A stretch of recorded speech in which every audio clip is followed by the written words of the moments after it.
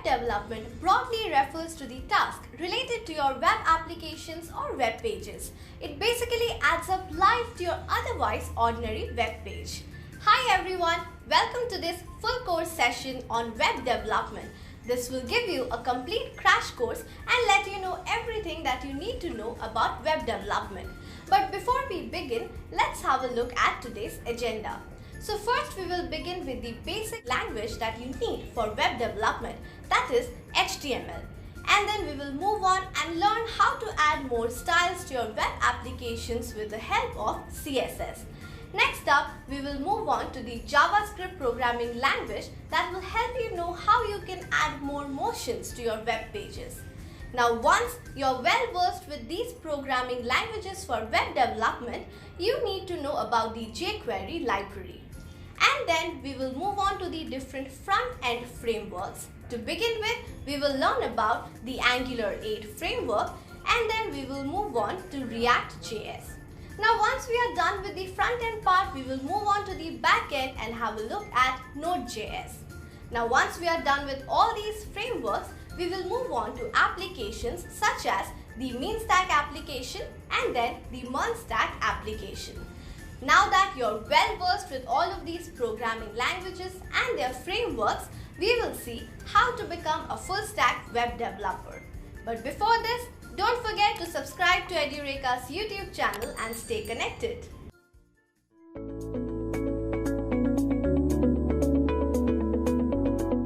Hi folks, my name is Arya and I welcome you all to this HTML tutorial. So today we are going to learn all about HTML, so without wasting much time, let's dive right in. So the idea behind HTML was a modest one. When Tim Berners-Lee was putting together his first elementary browsing and authoring system for the web, he created a quick little hypertext language that would serve his purposes. He imagined dozens or even hundreds of hypertext formats in the future and smart clients that could easily negotiate and translate documents from servers all across the internet. Now HTML stands for Hypertext Markup Language, and it is a standard markup language for creating web pages and web applications. It is used to describe the structure of the web pages using a process called markup. Now HTML mostly constitutes of elements, and these elements are the building blocks of any HTML page and are represented by tags. Now let me just give you a brief introduction to the structure of HTML. Now this is also called an HTML boilerplate. So firstly, an HTML boilerplate begins with the HTML tags, which tells the browser that this is an HTML page and this is where it begins from. Next comes the head tag, which contains most of the meta information about the document. The head tag normally also contains the link to the styling sheets, the fonts that you might be using on your web page, and even the JavaScript that you might be using. Now the head tag also has the title element, which specifies the title for the document and can be seen as a text on the tab that you open on a browser. Now next comes the body tag, which mostly contains the content that is visible to the viewer of your page. And these contains elements like h1 tags or paragraph tags, which are known by p tags, and they make up the mass of your content. Now to create an HTML page, there are a few steps. So firstly, you need to open any sort of text editor. It could be Notepad++, Notepad, Sublime Text, or even Visual Studio Code. You have the freedom to use whatever text editor you want. Next, you have to write up some HTML code that you want to show on your web page, and then you just save your file as a .html. And to open the file, all you have to do is just view it on your browser. Now let me just give you a quick demonstration on how that is actually done if you've still not understood that. So let us create a folder first. So let's call this folder HTML demo, and now we're just gonna use Sublime Text because that's my favorite text editor. Out here, all you have to do is create a new file, and I'm going to be saying that it's a HTML type. Then you just fit in your HTML boilerplate. I'm going to tell my title is going to be my first web page, and that is the title of our web page. Now let's put in some content into this. So it's going to have an h1 which says this is just some text. Let's save this. This is going to be saved into our HTML demo. So let's open it. Let's save it as index.html. Now once you've saved it, all you have to do to view it is go into your folder and just open it on your browser. So as you guys can see, the title is written out here on the tab, and this is our h1 that we just created. Okay, so that's how you basically create an HTML page. So let's move on. Now there are some elements that I want to tell you all about, which is very important. So first is the doc type element. So the doc type declaration represents that the file you're working is a document type and helps the browser to display web pages correctly. And it only appears once at the top of the page before any HTML tag, and the doc type declaration is not case sensitive. Okay, so this is what HTML actually looks like. Now before we move further with some HTML coding, I want to make you all aware that a web page is fundamentally made up of three constituents. The first is HTML, the second is CSS or cascading style sheets, and the third is JavaScript. Now HTML will only give the structure of the web page. It has nothing to do with the styling, while CSS is completely responsible for how beautiful your web page looks, what colors you're using as the background, how your images are actually lined up, and all those sorts of things. To learn more about CSS, you can always refer to our CSS tutorial on the same page of Edureka. And thirdly, JavaScript is for making your page much more dynamic. If you're clicking on a button, your posts are being actually submitted. That's all being done by JavaScript. And if you all want to learn about JavaScript, we also have tutorials for that, and you can surely check them out. Okay, so now let's go ahead and create some elements and see how they look like on an HTML page. So let's go back to our HTML page. So this is what an H1 looks like. So let me just copy this down now. And let me show you all the types of headings that HTML provides us. It's actually H1 through H6, so H2, H3, H4, H5, and H6. Let's also change them here. H6, H5, H4, H3, 2. Now let's save it. Let's go ahead and reload our page. So this is how the different types of headings look like. This is H1 being the biggest and H6 being the smallest. Okay, so that was about headings. Now we have some other tags also that I want to make you all aware of. So there's the P tag first. So P normally stands for paragraph. Now paragraph is basically what it looks like, and it normally contains random text or paragraphs of your web page. And this is what they look like. So this is what a paragraph looks like. Okay, so that was all about adding a paragraph. So how do you add images? So you can simply add image with the image tag, and all you have to say is a source. Now I already have a beautiful picture of a Pokemon that I really loved as a kid. So let me just copy that down into the folder. Okay, so now that we've copied down our image into our folder, all we have to do is give the source. Now this can be ninetales.png. That's the name of our image. Let's go back to our page. Let's reload it. Okay. Now you can also put in attributes like height, and you could say the height is going to be 7 or 500 pixels, and then you can also put in an attribute called width and say that's also going to be 500 pixels. Yeah, so that changes the height and width of your image. You can also make it smaller by saying something like 100 pixels. So let me just show you that. Save it, let's reload it, and yeah, now we have a much smaller Ninetales out there. Now suppose you don't have a picture, you can also put an alt tag. So this will say there was supposed to be an image here. So let's save that. Now you will not be able to see the alt tag because our image is working, but suppose I misspelled the name of my image, and now you'll see something like that out there. So there was supposed to be an image out here, so it's showing the alternate thing. Right, we can also have line breaks in our HTML. So you do that simply by saying /br, and then there will be a line break between this word Alamco and Laboris. So let's save that. Let's cancel this out. Okay, so now Alamco and Laboris are on different lines. We can also make stuff bold. So suppose you want to make this first word bold, so you can go B/B, and that'll make it bold. Yep, now lorem is bold. You can also, for making things bold, you can use a strong tag, and now let's say this is also bold, and now this is also bold, comes up right there. Then you can change the size of text. So let's just create some other text so that it doesn't get cluttered up. So we have tags like big, and we also have tags like small. So let me just show you the difference. This text is big while this is small. Let's do that. So this text is big while this is small. So let me just put a line break here. Save that. Let's also put a line break here, and now let's put back our image. Yeah, this text is big while this is small. Now you can also put in horizontal lines inside your HTML. All you have to say is HR, and that'll put in horizontal line out there, right like that. You can also put the width and height out here. So width, there's no reason to put a height because it's not there, and width is going to be something like 70%. You could say 70%. And you have a line that goes 70% through the screen.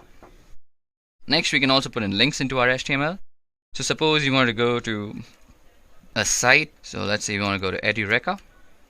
Now we can put some text like, say, this is a link to a website. Let's save that. Let's put it here. And now this will take us to edureka.co. Yep, so that's how it works. You can also put links on images. So suppose we were to remove this text out here, copy this image from here, and just put it out here. Now if we were to click on the image, it'll take us to edureka.co. Okay. You can also add lists into your HTML page. So there are two types of lists. One is an ordered list. So ordered lists are numbered lists, and you can put in list items like this. So let's put in a bunch of list items. Okay, so let's type in some text. So this is a random list. So list items are actually going to be the things that you're going to list out. So these could be anything that you're listing out. You could list out your favorite dogs, you could list out your favorite chocolates, or anything like that. Let me just show you what that looks like. Let's go back to our page. And this is what it looks like. So as you guys can see, we have a list out here which says this is a random list, this is a random list, and just to make it a little more creative, let's go and put in some stuff like that. So firstly, let's put an H2 out here. These are some of my favorite dogs. Let's say I love Samoyeds. I also love Corgis. I love Huskies. And I also love Golden Retrievers. So now we'll have an actually good list out here. So these are some of my favorite dogs. Now if I were to just make this an unordered list, so we could also have unordered lists. So this is how you create an unordered list. You just go UL and then you put in your list items. So I'm going to say, so let's put in H2 again, and these are some of my favorite heroes in Dota 2. So list item, this is going to be, let's see, I really love playing Shadow Fiend. Then let's put in some other heroes like Storm Spirit, Invoker, and let's say Templar Assassin. Let's save that and let's see. So these are some of my favorite heroes in Dota 2. Now if you see, our H2 is kind of indented. That is because we have put it inside our list. Now if you were to just cut it out and put it outside, let's reindent my lines and let's see. So now it's properly showing. So these are some of my favorite heroes in Dota 2. You can also put in images in these list items. So suppose we were to put in some images of Shadow Fiend, Storm Spirit, you would just put an image out here and you would put the source. Now I don't really have images, but you can also put in the URL of images. So let me just show you how to do that. So let's see, Shadow Fiend. Let's go into the images. Let's find something small, like let's say 300 x 300. Okay, so this looks like a nice cartoonish figure. So we open this image in a new tab and we copy down this link. So you can see the source is this link. Let's save it. Let's see if it shows up. Yep, and now this thing shows up just outside Shadow Fiend. You can also put in some styling or some attributes, like you'd say width is going to be 100 pixels and height is going to be 100 pixels. So let's save that now. And now it's a much smaller image of Shadow Fiend. Now we have other types of tags also. So these are called div tags. So div tag stands for division. So to divide your page into separate parts, you could say this will contain the footer. So footer tags are normally coming in the end. Now you could also have a div tag in the beginning. and this could contain the header. So these tags will contain the header. So let me just put in some header. So this is the header and this is the footer. So this is the header. Headers always come on top, and this is the footer. Now you can also create forms using HTML. So let's go ahead and create one. So our form is going to be called a registration form. Okay, so now let's put our form in a div first of all. So let's give our div an ID. So IDs and classes are actually used to select stuff on an HTML page when you're styling. So to understand more about IDs, check out our CSS tutorial. So let's give this ID form, or registration form rather. Then let's go into our div and create a form. Our form will always stay inside our form tags. Now that we have done that, let's understand the elements of a form. Firstly, we need an input. So first input will be of type text. Let's say its name is going to be first name, and we'll have a placeholder that sounds like this, say Arya, and we will always be requiring it. So if you say required, that means somebody will, if he's actually inputting stuff into the form, this is a mandatory field. Okay, so let's save that and see. So now we have a registration form called Arya. Okay, so we also need labels. So let's go ahead and create one. So label, so for first name, and this is going to say first name, and it's going to have a colon. So now there's a label called first name. Now we can do this for last name also. So let's Control C, Control V. So it's going to be last, this is going to be last, and this is also going to be last, and we want to put a placeholder for Paul, and this is also a required field. So now we have a last name with this placeholder. We can submit stuff into that. Now form also takes in two important attributes I forgot to mention. So one is the action and the other is the method. Now action is something that will happen when you submit this form, so you can run a script, something like script.php, but for now that's for another session. Okay, now there are other types of inputs. So let's see, let's create another div. Now suppose you want to input the gender also. So let's see, let's first create a label, and let's also create an input type. So input will be type of radio, and this is going to be called gender male, and let's also give us a value of choice 1. Save it. Now you want to label and you want to give it the attribute for, and you want to give it the name out here. So let's put in that. So gender male, save that, and let's write male out here. So let's save that now and let's see what it looks like. So now we have this thing called male. We can check it and we can uncheck it.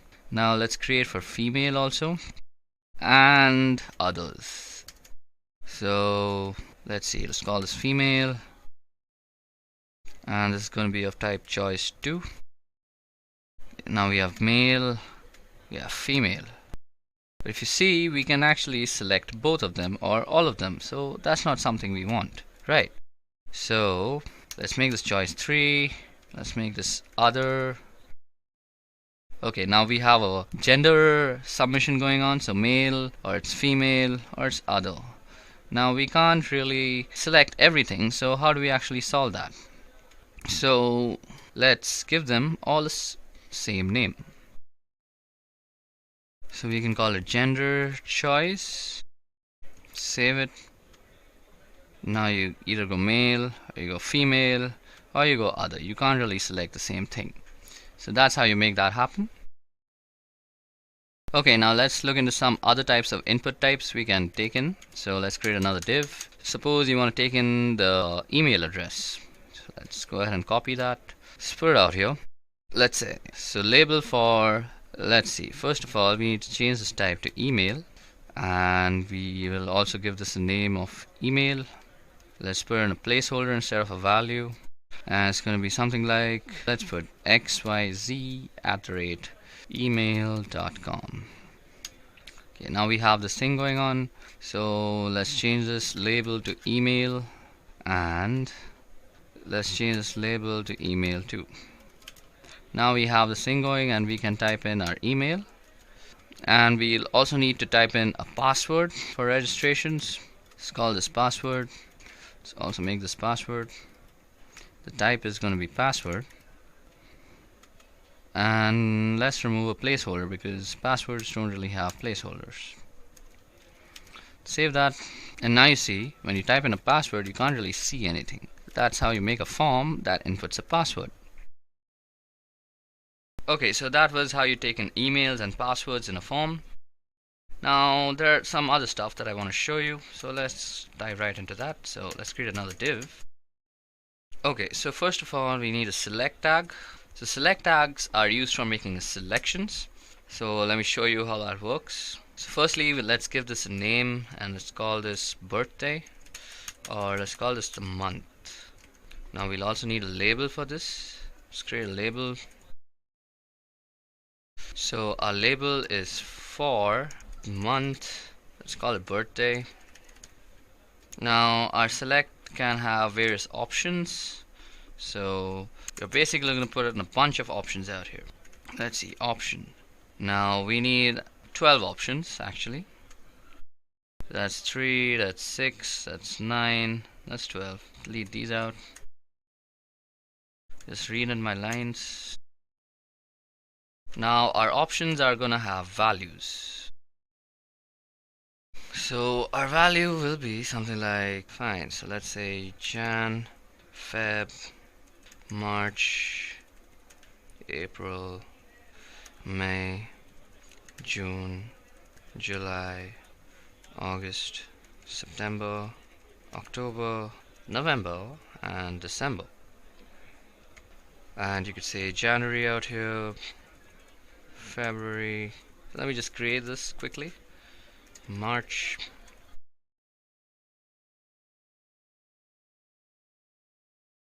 Let's save this. Now let's see what this looks like. So we have this birthday thing and it has all the months in there. Okay, now out here if you see, it already comes with a default value of January. Now you can also mitigate that by putting in another option called default. So let's put another option, or so now that we have an option, let's give this a value 0 and let's say selected disabled. Now if you reload this, there's nothing, but you get all these different values. Now instead of just making it blank, you could say that this could say month. So now this says month, and you could create something similar for days also. So for days you need to create 30 of these, and I hope you get the logic of creating this thing. Now our form also needs a button to submit, so let's go and create that. Also let me show you another type of input.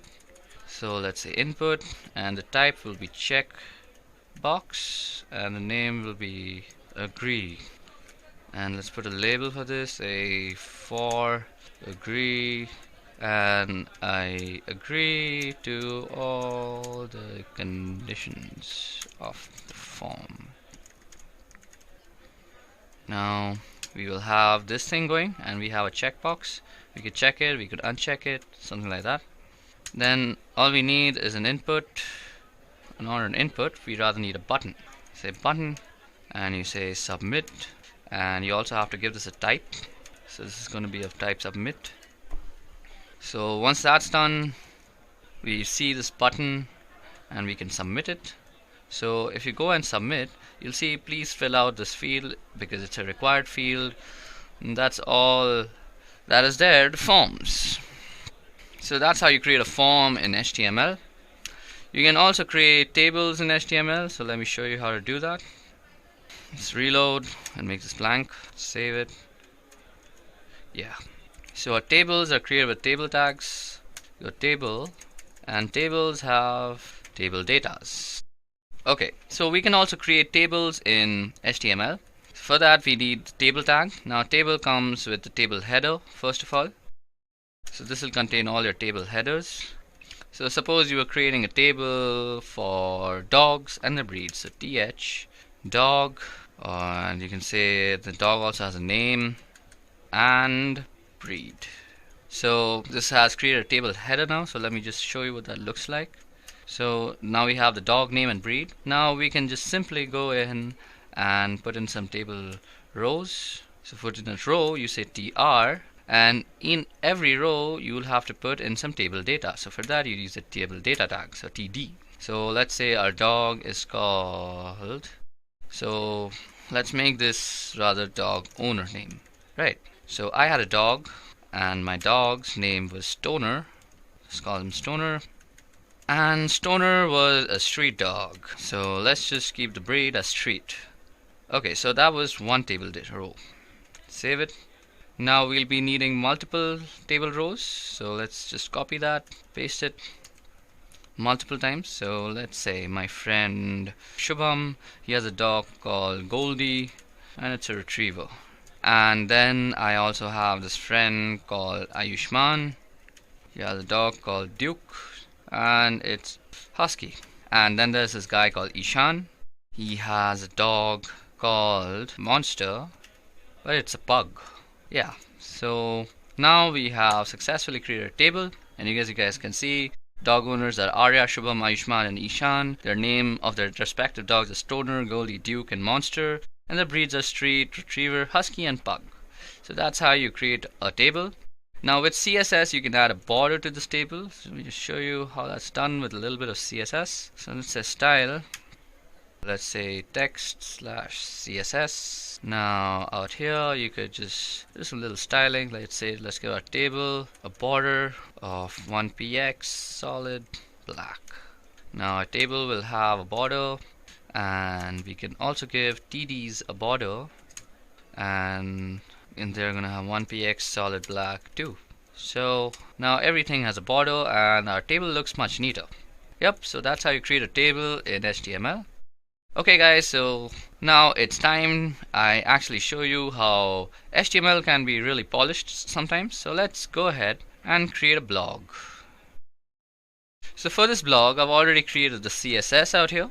So I'm not really going to be explaining the styling part, but we are going to be creating our blog. So let's go ahead and see how that looks like. So first of all, let's delete everything. Let's create a page now. So let's call this blog. Now we'll be linking our style sheet out here. So for linking our style sheet, all you have to say is something like this, and then we go ahead and copy my style sheets. The desktop, we're doing our stuff in HTML demo. Let's copy this here. Right. Now our blog.css is going to be here.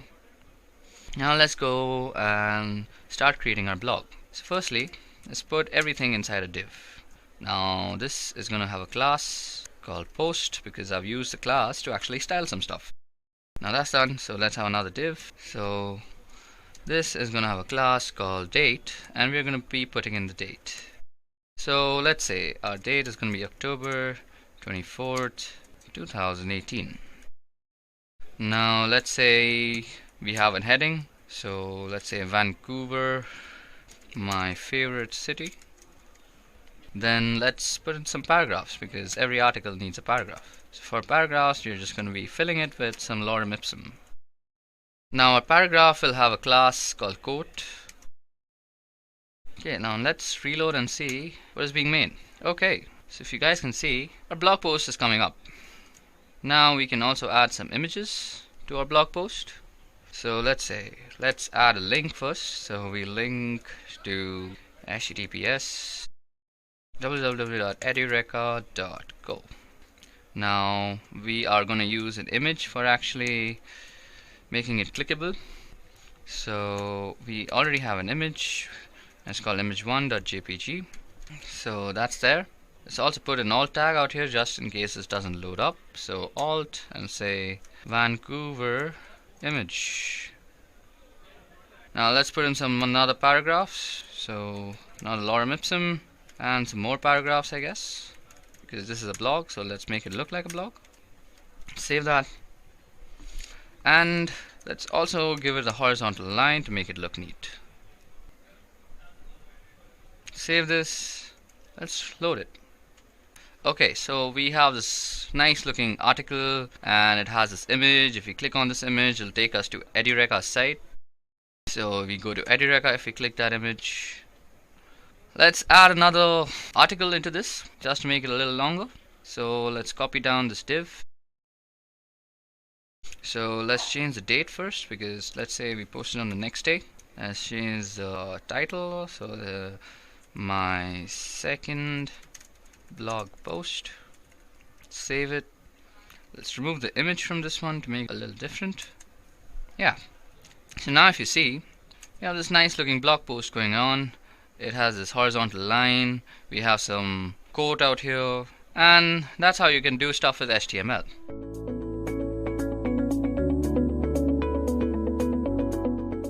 Hi guys, my name is Arya and I welcome you all to this CSS tutorial. In this tutorial, we'll be covering from the basics of CSS to some advanced CSS, which includes animation. Okay, so before we actually start with coding our own bit of CSS, let's go through some of the basics. So what exactly is CSS? Well, CSS stands for Cascading Style Sheets and is generally used to control how HTML tags and elements are displayed on your screen. So this means basic styling of your web page is controlled by CSS. Now, CSS was actually made to solve problems that were introduced in HTML 3.2. Now, HTML 3.2 got in some new attributes like font color, background color, which generally was pertaining to styling of an element on a web page. Now, while this did add some very needed functionality into HTML 3.2, it cluttered up your code as a developer and made your life pretty miserable. So to keep the structure of your web page, which is the HTML, and to make the styling a different aspect, CSS was made by W3C. So W3C stands for the World Wide Web Consortium, and CSS till date is still being maintained by the W3C developers. Okay, so that was a general introduction to CSS. Now let's move ahead. So this is the basic syntax of CSS. You basically have selectors, which selects or targets the place that you want to attach your styling to. Then you have basic properties and value pairs. Now you can include your CSS into your HTML with a link tag while putting the href attribute as the file name. Or you can do some inline CSS, but that's not actually recommended because that's the problem that we are actually trying to mitigate by putting CSS as a different file. Also, if you don't want to create another CSS file, you can do some internal CSS by putting in some style tags in your head tag and just writing some normal CSS to it. Okay, so now let's see the different types of CSS selectors. So these are all the different types of CSS selectors, and basically a selector is a way of targeting an element on a web page. So the star selector selects all the elements and applies the CSS that you would apply to it. And then if you would say div, then it would apply your CSS to all the divs. Now div comma p will apply to all the divs and paragraphs. Div space p will put your styling to all the paragraphs inside divs. Now going through all the CSS selectors is a pretty cumbersome job, so I recommend that you go through this page on W3 Schools, which has all the different types of selectors and the different types of pseudo selectors all listed out. So this will very much help you when you're doing your own CSS, so always keep this page open. Now just for basic sake, let me just tell you about pseudo selectors. So we also have pseudo selectors, which is defined something like this. So pseudo selectors include stuff like hover, active, visited, and stuff like that. Now suppose you were hovering over an A tag, so you can say there is supposed to be some specific styling when you're hovering over it. So how would you do that? You would just say A:hover, and then you would actually specify the styling that you want. Now you could also find all these types of pseudo selectors out here, and it's all listed out here. So A visited, like select all visited links, something like that. Now I also want to make you all aware of the box model that is very much used in CSS. Now box model has four things: the content, padding, border, and margin. So content is the basic content of the web page that you want to show to your general audience. Then the padding is the space between your border and the content itself. The border is a line that can be of any size, color, and width. And then there's a margin, which is the distance from the edge of the screen to the border. Okay. And now the box model looks something like this. So the content comes in between, then comes the padding, which is between the border and the content, and then there's the margin, which is between the screen and the border itself, the screen edge and the border, right? So that's how the box model works. Now the last bit of basics is the CSS units. So there are four kinds of units. Firstly, we have the pixel. So pixel represents any pixel on a device. So you could say something like font size is equals to 25 pixels, so it'll make it actually 25 pixels. Then there's also points, which is mostly used in print media. And all you need to remember to use points correctly, that 72 points equals 1 inch. Now the last two types of units are relative units. Now these are relative to your current font size. So 1 em or 100% is actually equals to your current font size. So if you want something to be double your font size, all you have to say is 2 em. So these are how relative units work in CSS. Okay, so that was all the basics of CSS and how you select stuff and all the units. Now let's get ahead and code some of our own CSS. So for this time, I've actually created a bunch of HTML pages, and we're going to style these HTML pages by adding some CSS into them, and this will stand as good practice for CSS alone. Okay, so for the first page, we have this page called page1.html, and it's a pretty basic page. Let me just open it up and show it to you guys. So this is what it looks like without any sort of CSS being attached to it. Now we're going to create some CSS, and we're going to try and practice, first of all, selecting stuff in different ways possible. Okay, so firstly, let's do some very random CSS. Okay, firstly, let's target all the divs in this HTML. So how would you actually do that? Well, you'd say div by going selectors, and let's actually save this as a CSS file first so that our syntax is colored properly. Okay, so that's a div. So that's how you select any element in CSS. Now suppose we were to say background color, or rather just background, it'll be purple, and the text or the color of the text will be white. So now everything inside a div will look like that. So now let's just save this as page1. As it's saved as page1.css, let's reload our page. And everything that is inside the div now has a white text, and it also has a purple background. Okay, now let's see how we actually select IDs. So we select IDs with the hash. So we have an ID called quote out here, if you go and see. So where is that thing gone? Okay, so this paragraph out here that you see has the ID called quote. So we're going to select that and put in some of our own CSS. So let's see. Now that we've selected our ID, we can say, suppose we want to change the font family. So we could say font family is Verdana, and you could also put in alternate font families just in case Verdana doesn't exist in your system, like Gill Sans. Fine. So that's how you set up your font family. Let's also set the color to be black. Let's see what changes now. So this is the quote that I was talking about. So that font should change now. Let's reload. Oh yes, now the font has become Verdana, and that's what we exactly wanted. And the text is also black now. Okay, so how do we select classes now? So if you go here and see, we should have a class called movies. Right. So all these have a class called movie, all these A tags. So let's select them. First of all, to select a class, you say dot, and then you say the class name. Now we could put in some random CSS into this again. So let's make the color, let's keep it white, and let's make the background steel blue. Let's see. So where are our movies?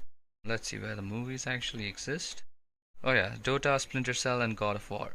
These are the movies, so these should now change. Let's save it. And now they have a background color of steel blue, and they have a text color of white. And that's exactly what we defined out here. Fine. Now let's try out some other kinds of selectors. So suppose in the span out here, we have this ID called author. So what if we only want to target that? What would we say? So we could say span and hashtag author. Now you could put any type of CSS. So let's say text transform. So this is how you transform any sort of text. And you could say uppercase. Now the author will be changed to uppercase out here, and this is the author, the Pope Alexander part. Now watch that. Now it's just uppercase, and we have selected it with this selector called span and hashtag author. We can also do some other kinds of selecting. Let me just show it to you. So we could select the LIs of the unordered list or the ordered list. So our skills is the ID. This is the ID of skills. So let's select them now. So we have skills, and we could go the ordered list and then the LI. And what we want to say out here is the color will be purple. We can do the same thing for the unordered list too. Let me just copy that down, put this here, say unordered list, and let's say we change the text color to white. Save that, let's reload our page. So wait, first of all, let me uncomment this. Now let's save it again, reload our page and see the differences. Now since we had given it a purple color, it's now all purple, and let me just put a background of white so that you can see it. Yeah, now these are purple and these are background white. We can do the same for the unordered list too. Let me just uncomment that. Let me also give it a background of purple, or actually let it be like that. Let's just make it blue. Now Sass and Hamel have turned into blue, as you see out here. This is the blue thing. Fine. Now that was selectors. Okay, now let's go ahead and select some other stuff. So what if we want to select all the paragraphs that are after the h3 tag? So if you remember, we can do that by saying h3 plus p, and let's say we want a background of black and some text color that is white. So color white. Not being very creative with my CSS at this moment because this is just about selecting. So let's see how that reloads. Yep, now we have a color of white and a background of black. And that only selected the paragraph just after the h3, which is my favorite video games. Okay, we can also select every paragraph that has a class by just saying something like p and class. We don't even need to specify the color, or I mean the class name. So you go background, let's say we want to give a gray background. Let's see all the paragraphs of the class. So this is the only paragraph with the class. Now you can do the same thing for IDs, just say ID out here, and let's see all the paragraphs with an ID. So this is the only paragraph with an ID. Okay, so now that we're done with selecting stuff, let's go and actually see how text can be transformed with the use of CSS. Fine. So first of all, I already have a page created for that. So this is going to be our page that we are going to use to see how text is transformed. If you see, I have an ordered list with all the types of text transformations or the text stylings that I want to show. And we also have a paragraph out here which will show the basics box elements like the borders, margins and padding. So I'm going to demonstrate that through this PID out here. Right, so let's get started. First of all, let's create our CSS file, and in the CSS file we're going to save it and we're going to call it page2.css. Right, then yeah, it's connected as page2. So let's get started. So first of all, let's target this ID with lorem. So lorem ipsum is just some Latin paragraph that is normally used in web development to fill in spaces with text, where you can always come back and delete that text and fill it with something more meaningful. So for now, we are going to be using this lorem ipsum thing. So it's in a paragraph tag with an ID of lorem. So let's go ahead and select it. So we're going to select it with the help of the ID. Call it lorem. Now, first of all, let me just show you what the page looks like without any CSS attached to it. So this is what the page looks like, right? So this is the part that we are going to target right now. First of all, let's give it a background of black. Let's make the color of the text white. Let me show you what that looks like. Okay, right. Now let's give it some borders and padding. So first of all, to give a border, we could say we use the border property, then we give 3 parameters: the type of the border, the size of the border, and then the color. And you do it something like this: 3px solid red. Now apart from solid, there are a lot of types of borders, and those include dashed, dotted, rigged, and many more. These are the ones that are just from the top of my head. So you can try them out, and you can find other types of CSS border just by going to Google and saying CSS border types. So these are all the types of borders that you get, and you can definitely check them out. It's impossible to show everything in one video like that, so let me just show you the solid type. So let's save it and let's see what kind of border we actually get. Let's close this down. Yeah, now we have this neat little border of 3 pixels in size and red in color. Now let me just show you how dotted would look like. So this is what dotted looks like, and this is what dashed looks like. Fine. And this is what dashed is. Okay. Now let's also give this thing some padding. Now padding exists between the content and the border. So I just explained the box model when we were discussing the basics of CSS, so I hope you remember that. So for padding, there are 4 parameters actually: the right, top, left, and bottom. So you can define your padding something like this. You could go 13 pixels, 13 pixels, 13 pixels, and 20 pixels. Now these are just very arbitrary numbers, but what I want to explain is that this first part will mean that there's 13 pixels of padding from the top, and then we move in a clockwise fashion. So this is on the right, this is in the bottom, so 13 pixels of padding in the bottom and 20 pixels of padding on the left. Now you could also say this really easily if you want to give equal amounts of padding, suppose. Now this means that there will be 13 pixels of padding on the top and bottom, and this second part would mean that there's 13 pixels of padding on the left and the right. And if you just put one digit, that means there's 13 pixels of padding all around it. Now let's go and put these different paddings around lorem ipsum. Now it looks much neater. We can also put a margin, so let's put a margin, and the margin also works in the same way. So suppose you were to say 5 pixels, that means it would give a 5 pixel margin all around your content. If you were to put say 10 pixels and 20 pixels, this means that 10 pixels of margin on the top and bottom and 20 pixels of margin on the left and right. And there's also another keyword that I want to make you aware of, and that is auto. So what auto does is it gives equal amounts of margin however you specify it. So out here it'll give 10 pixels of margin on the top and bottom and equal amounts of margin on the left and right. So let's see how that works. Yep, so that's how it changed it.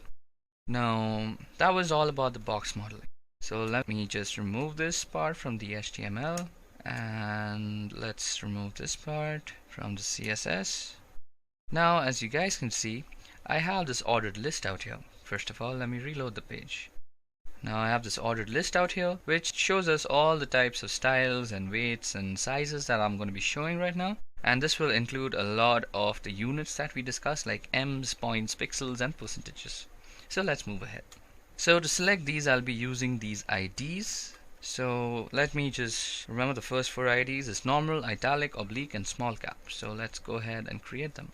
So firstly, let's select our normal ID and say what are we going to try and show here is font style. So all you have to say is font style is normal. So normal basically means that the font style will be normal instead of something bolded. Then I think we had italic, so you go font style italic. Then we also had oblique, so we go font style oblique, and we also had small caps. So let me just see that again. Yep, it's small cap. So you go small cap, and what are we trying to show in small cap is the font variant. So font variant small caps. So let me just reload and see how that changed stuff. Okay, so font style normal just stays normal, while italic and oblique are almost similar. Then in font variant small caps, this is how it would look like, where the first letter has a bigger font size and the rest have a smaller font size, but everything is in capital. And next is the font weight. So let's see the IDs. It's normal, bold, bolder. So let's go with that now. So firstly we have normal. So font size is the size, or weight, it's weight. So font weight will be normal.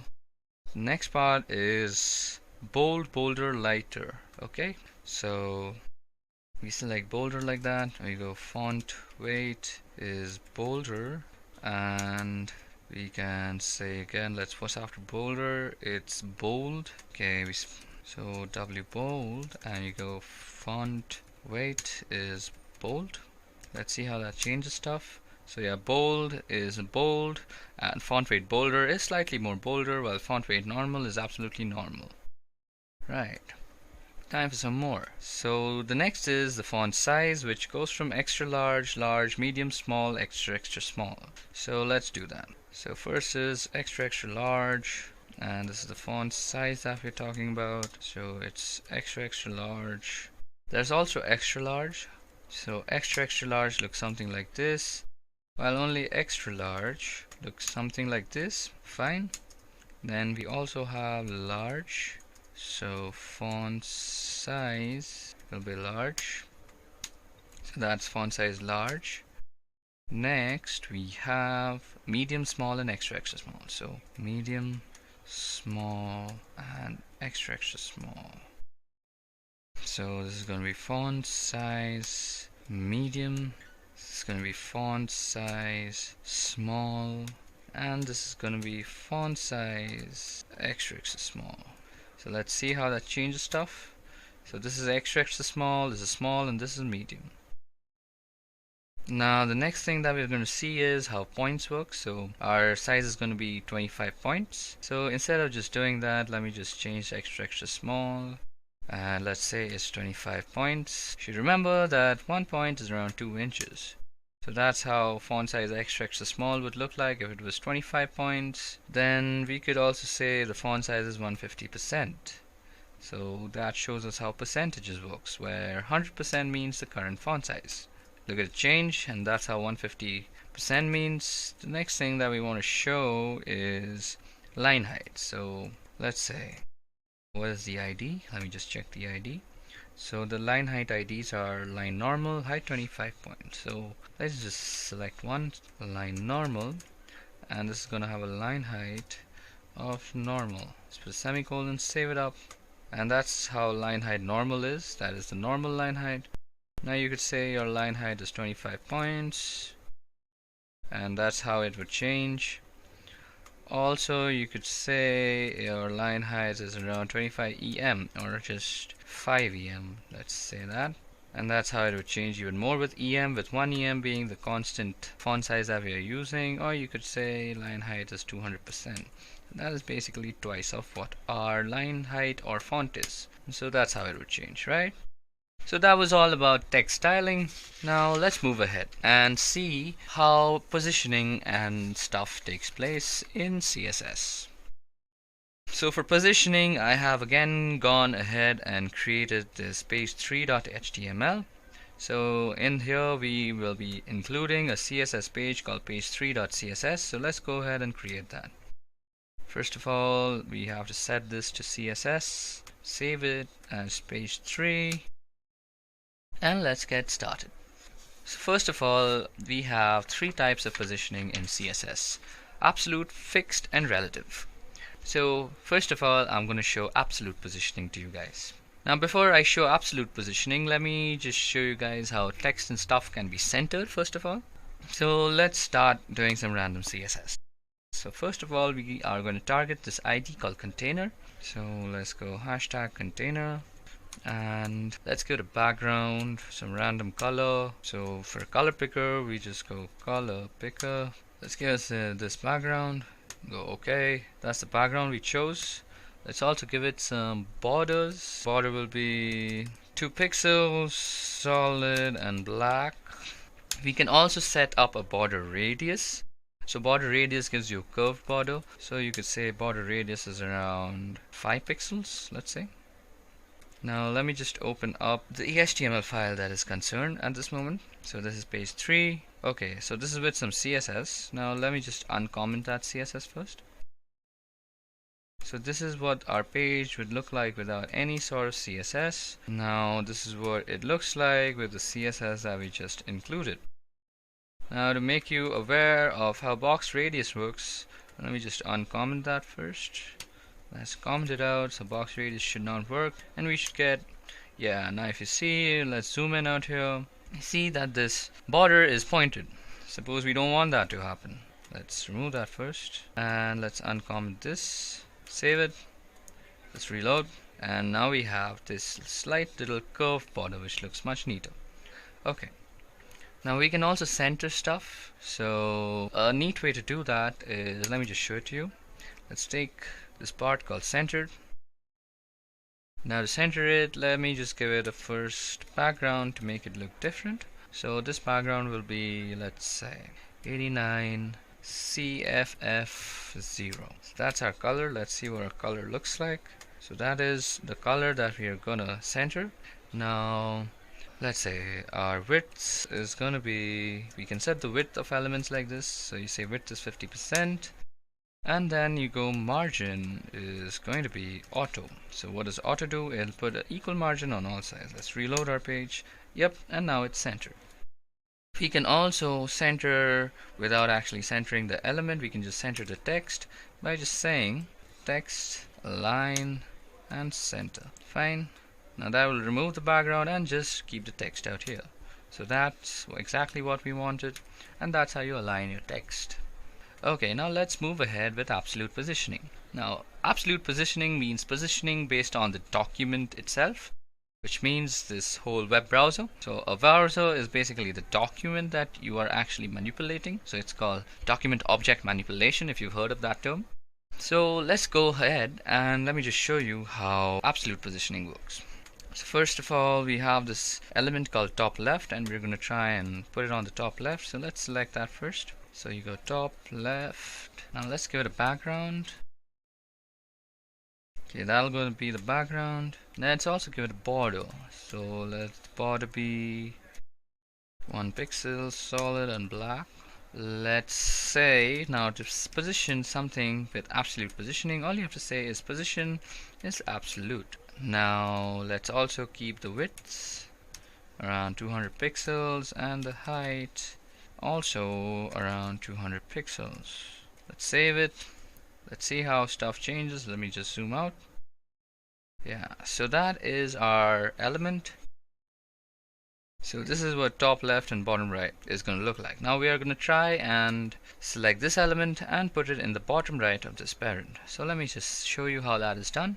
So to select that, I've already created an ID for it and it's called bottom right. Let me give it a background of white, and you say the position is absolute. Now we want to change the position to actually inside the element, so we have to say it's going to be 0 pixels from the bottom and also 0 pixels from the right. So since has absolute positioning, it's going to position this inside of this. So first of all, let's give it a background of white and also make the color black. Right. And now we have this right where we want it. Now there's also something called the z-index. So z-index is what comes first on your screen basically. So if you have multiple things that are stacked on top of each other with absolute positioning, the one with the most z-index will be the one that is shown on top. So you can set a z-index like this and say the z-index is 5. So anything with a z-index of 4 will actually come underneath this thing, right? So that was all about absolute positioning. Now let's go ahead and do some fixed positioning. So for fixed positioning, we have this ID called fixed, which contains a paragraph saying I'm staying right here. So let's select that first. Let me just remove all this stuff so that it's not cluttered anymore. Let me reload the page, save it, reload it, and that's all. So I'm staying here. First of all, this is what is going to change. Fixed positioning, right? Is that what we called it? Fixed position, okay. Now first of all you have to say is position is going to be fixed. Now let's make it more prominent by giving it a background of black and a text color of white. So let's see, this has become black and position is fixed. Whatever I do, if I'm scrolling, it just stays there. It doesn't really matter what I do to this thing. Okay, so that was all about fixed positioning. Now the next thing that we're going to see is relative positioning. So for that I already have 2 elements created. So let's say these are the divs, which says this is going to be relative. So relative positioning, as I was just saying, is positioning based on the relative position of the element. So let me just show you. So relative 1. Now let's give it a background first. So let's just select some color.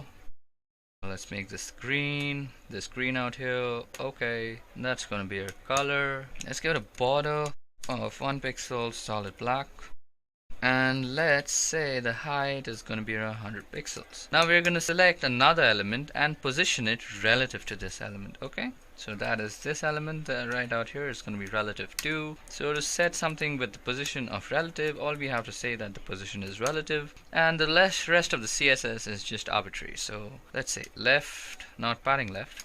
So you want to position it somewhere left of it, and the positioning is going to be relative. So 20 pixels from the original positions, 20 pixels to the left from the original position, I mean. And you could say from the top it would be around 30 pixels. You could also say negative 30 pixels to move it the other way around. Let's give it a background. I'm already given it the background. Okay, let's give it a background of yellow. So you say background equals yellow, and you could also give it a border and say 1px solid blue. Let's get a blue background. Okay, so this relative layout is going to be positioned relative to this thing. Fine, let's just reload and see. Yep, and that's how relative positioning works. Now this might just not look neat at this moment, but I'm trying to drive a point home. Fine? Okay. Now let me just see if I have dog.jpg. Okay, there's a PNG file called edureka. So let me just show you something cool. First of all, let me just remove everything from here.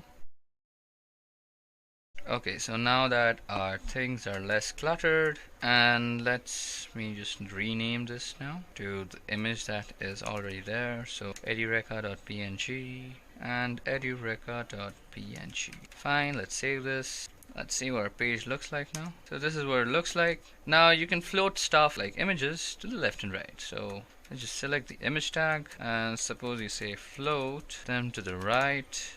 These will float everything to the right. Now that's how you position stuff or images with the float tag.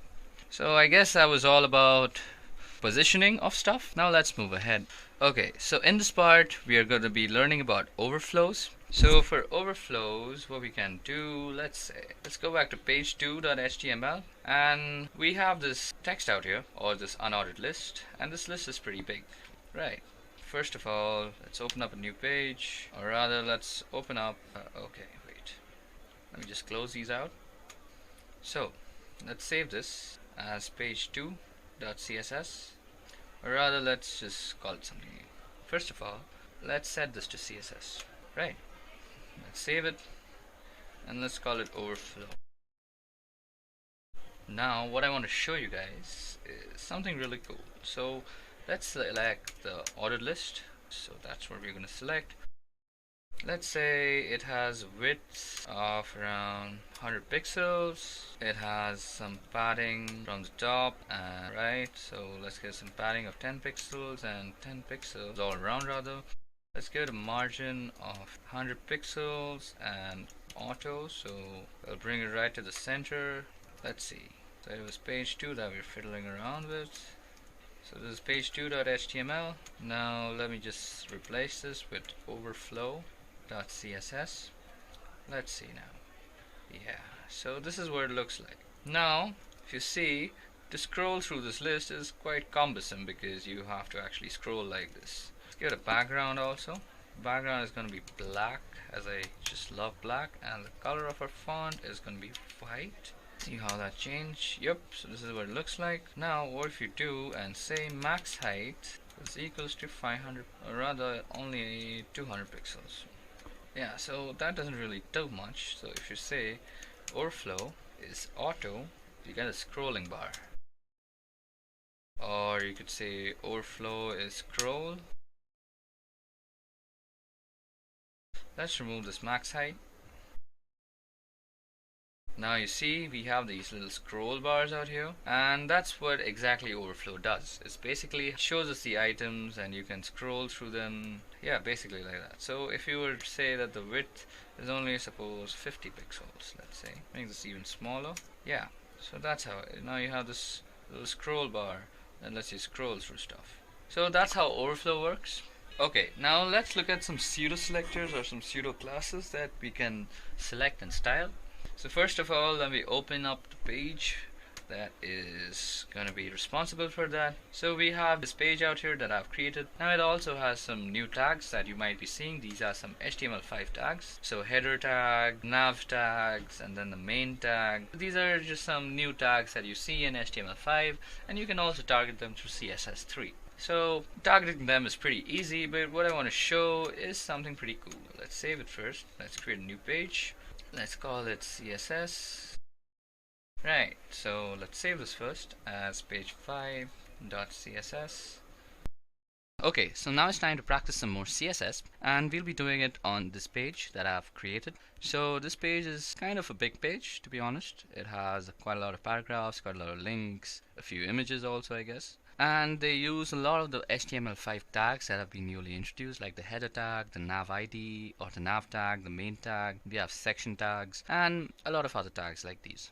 Now these tags can also be selected with the help of, let's say, CSS3. That's what we are learning. Okay, now let me just remove this part because we won't be needing that. Now let's go ahead and save our content, and let me just show you what this actually looks like on the web page. So let's go ahead and open up page 5, and this is what it looks like on a web browser rather, without any CSS attached to it. So let's transform this thing with the help of some CSS. So firstly, we've created this page called page5.css, and we've already attached it to this page out here with the link tag and the href attribute.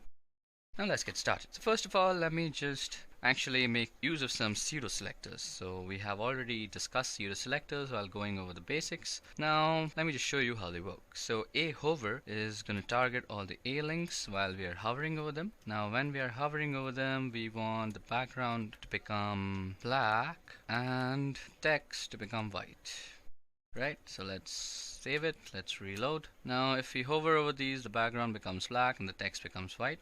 Right, now the same thing can be done with a lot of other selectors, like this is active. So when you click on a link, that means it's going to turn like that. So let's save it, let's reload our page first of all. Now you see when we hover nothing happens, but once we click it, it becomes that black and white kind of thing.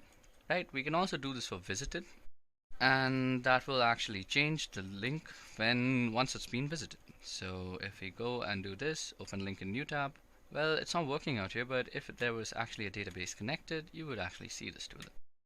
Now suppose we want to select our body. Let's give it a background first of all. Get out the color picker. Let's give it a nice green background. Okay, now that's going to be our background for the body. Now we also have a div with the ID of wrapper. So let's go ahead and select that first. So we say wrapper. Now let's give it some CSS. So we're going to say margin is going to be 0 and auto. Now whenever you say 0, you do not need to actually specify the units, so we can just do that. We'll give it a background color of white, then we'll give it a width of around 800 pixels. We'll give it a height of around 1000 pixels. Okay, now let's save that and let's see what it looks like now. So this is what it has turned to. Now we can also do some more stuff. So let's select some HTML5 elements like the header tag, and let me just show you that CSS still works as we want it to. So let's give it some simple padding around 0 pixels on the top, 0 pixels on the right, and we want to give some 10 pixels on the bottom and 0 pixels on the left too. See what changes. Now we got that little change. We can also select stuff like with the IDs as I just showed you. Now let's select the navigation, which has the ID of horse nav. Let me just check if I'm right.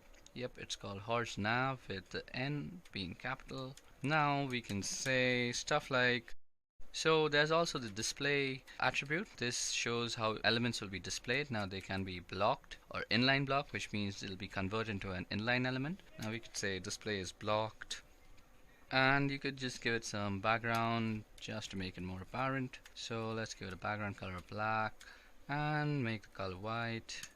Let's see. Yep, that's how it's selected. Now you can also give pseudo tags like this one out here, like visited, to IDs too. So let's say once we're hovering over the nav bar, we want this to happen. So let's save it. Now if we only hover over it, will the change happen? So that's how that works. Now let's go over and see some word spacing. Now word spacing is used for mostly specifying the words. So let me just remove some stuff from here. First of all, let's remove all this. Right, let's remove the header tags, and we just need this part where we have all these paragraphs. So I'll be targeting the first paragraph to show you all word spacing. So it's gonna be this one out here, right here. Fine, let's save it. Go ahead here, reload the page. Now this is what it looks like. Let's remove everything that we have already created, and let's just select para 1. I hope that's what it was called out here. So it is called para 1 indeed. Now we could go word spacing and just say, let's give it 10 pixels between the words. Right, so the spacing between these words in this paragraph should change now. Now that we've saved it, let's go ahead and reload. So yeah, now you can see that the word spacing for this out here is much more different. Now we can also do letter spacing the same way. So let's select paragraph 2 for that. So for letter spacing, all we have to say is letter spacing, and then we could say something like 10 pixels. Now this will specify the letters and how they're spaced. Now you can see this horrible thing is having 10 pixels of letter spacing. It also put some word spacing into this, so let's see how that looks like. Let's put a word spacing of 20 pixels and make this even more ugly. Yep, so that's what it would look like with word spacing and letter spacing. So that was just for experimentation purposes, and you can use that whenever you feel free to.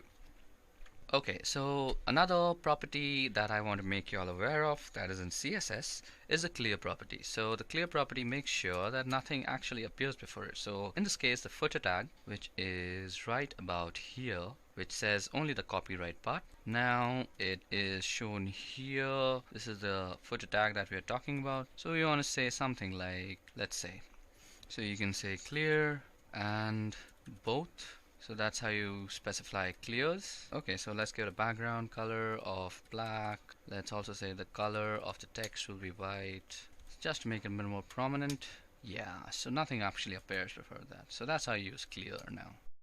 So there's also style types, also list style types. So let me just see. We have these lists out here, first of all, which says random 1, 2, 3, random 1, 2, 3.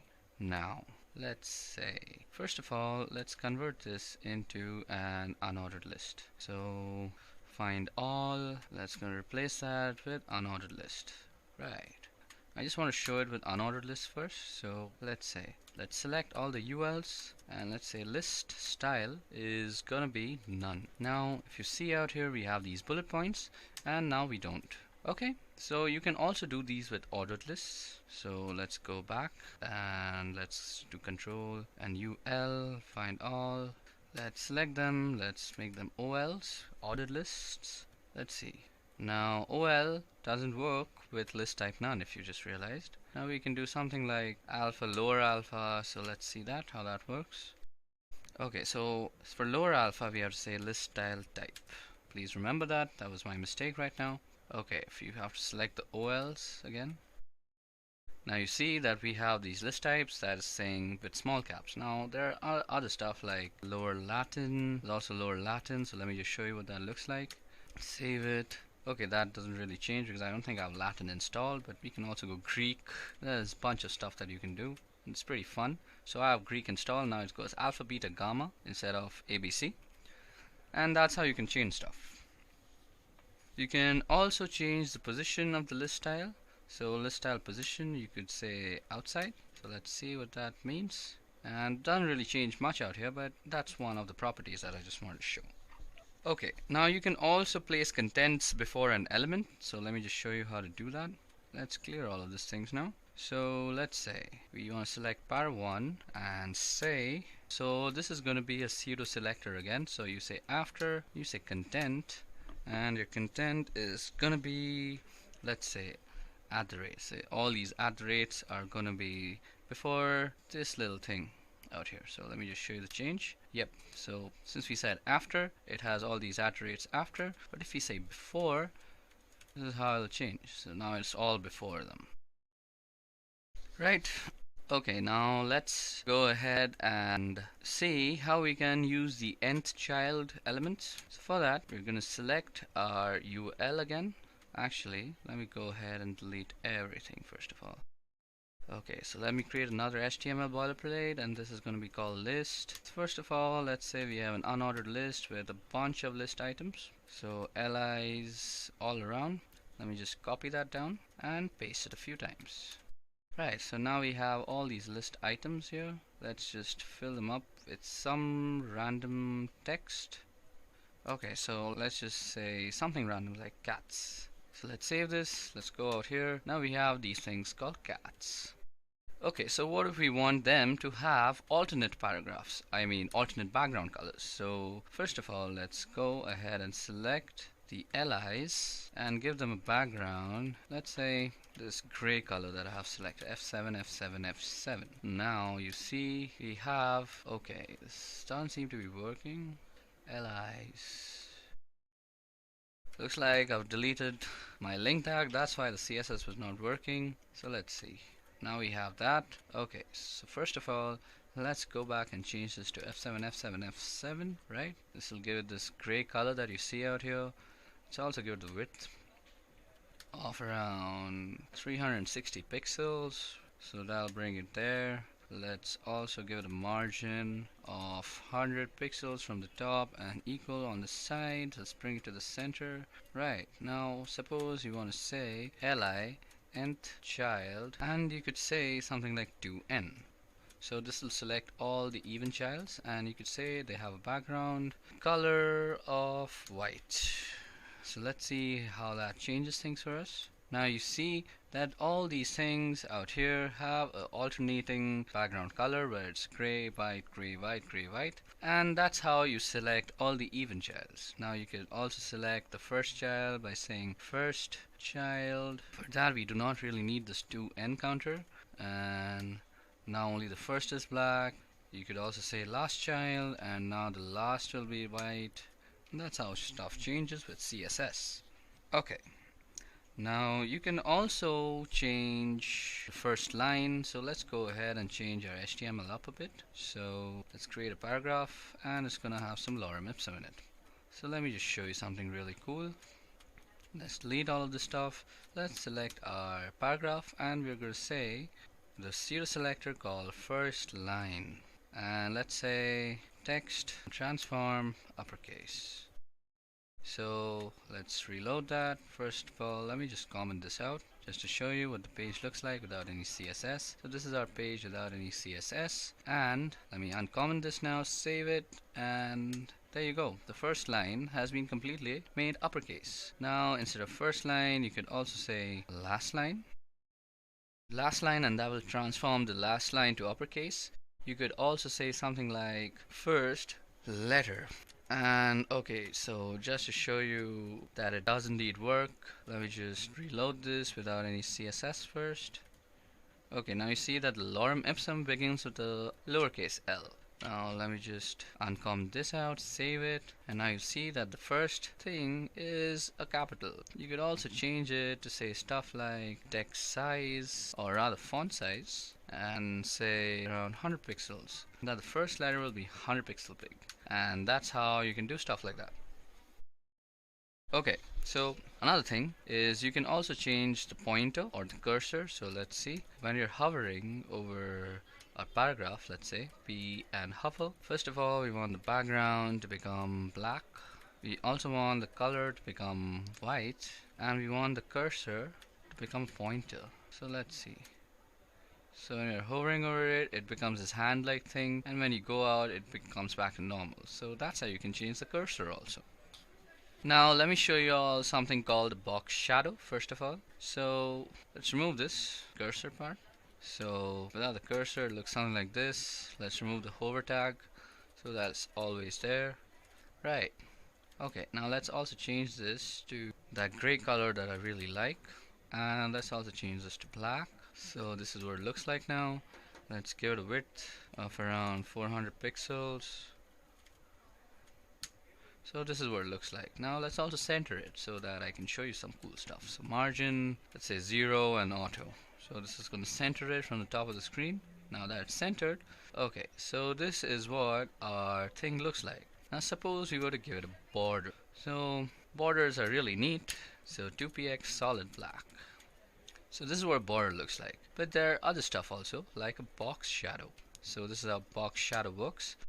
Takes 3 parameters, so one is z, x and y axis, and not really in that order, it's x, y and z axis, and then it also takes a color. So let me just show you how that happens. So suppose we say 0x, 0y, and let's say 3 pixels on the z axis, rather 5 pixels to make it more prominent, and then it takes an RGBA of 0. We want to make it really invisible, so 0.5. So that gives it a half opacity. Now you can see this really neat little shadow going all across our content. So that is what box shadow does. It's a neat little trick for when you don't want to use a border or something like that. Now other than borders, there's also outline. Let's say an outline is black in color. So outline completely negates our box shadow, and you could also say outline equals none. So let's remove that now because box shadow looks really neat. Yep. Okay, So now let's talk about text decorations. So since we have some text already going up, let's decorate it. Now there are a few kinds of text decoration that I want to show. So the text decoration, let's say. So first say is line through. Just put a line through all of the content. So now it's all strike through. You'd also say something like overline or underline. So let's see that. Underline will underline our text. Yep. And overline, as you might have guessed, will overline our text. Now everything has a line on top of it. Fine. Now we can also set the visibility of our text or any other tag, to be honest. Visibility. So let's check out all the other visibilities that are there. So to do that, always go on Google and type visibility and CSS. And let's see the visibility property and how it goes. So you must understand that knowing everything in CSS is kind of impossible. So you should always have a go-to or a backup. So my backup is normally W3 School, and they have everything regarding CSS and its properties. These are all the properties that you want to go through, and I'm mostly going through the most important ones in this tutorial that you may use in your day-to-day projects and topics.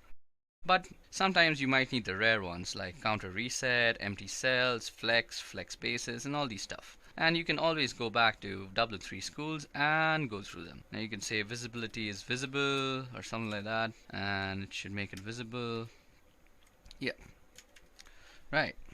So that was all about the miscellaneous types of CSS that we were handling. Now let's go ahead and see some gradients and how we can create some beautiful gradients using CSS.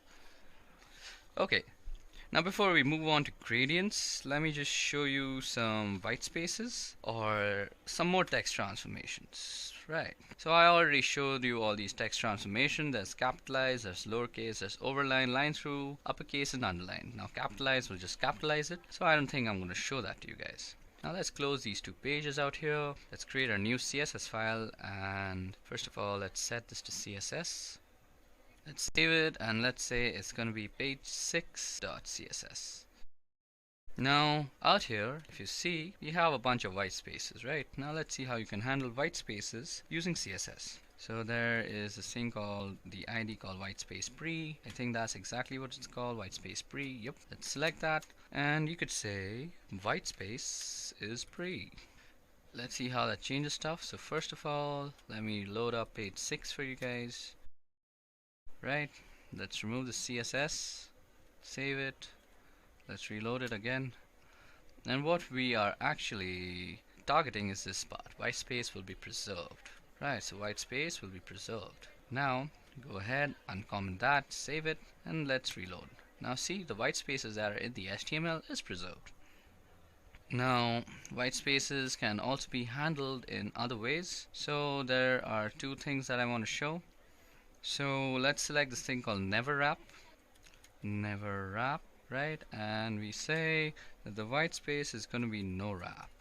So let's see how that works. So first of all, this is what we are actually targeting, this lorem ipsum part out here, and it's somewhat like this, and let's see how it changes now.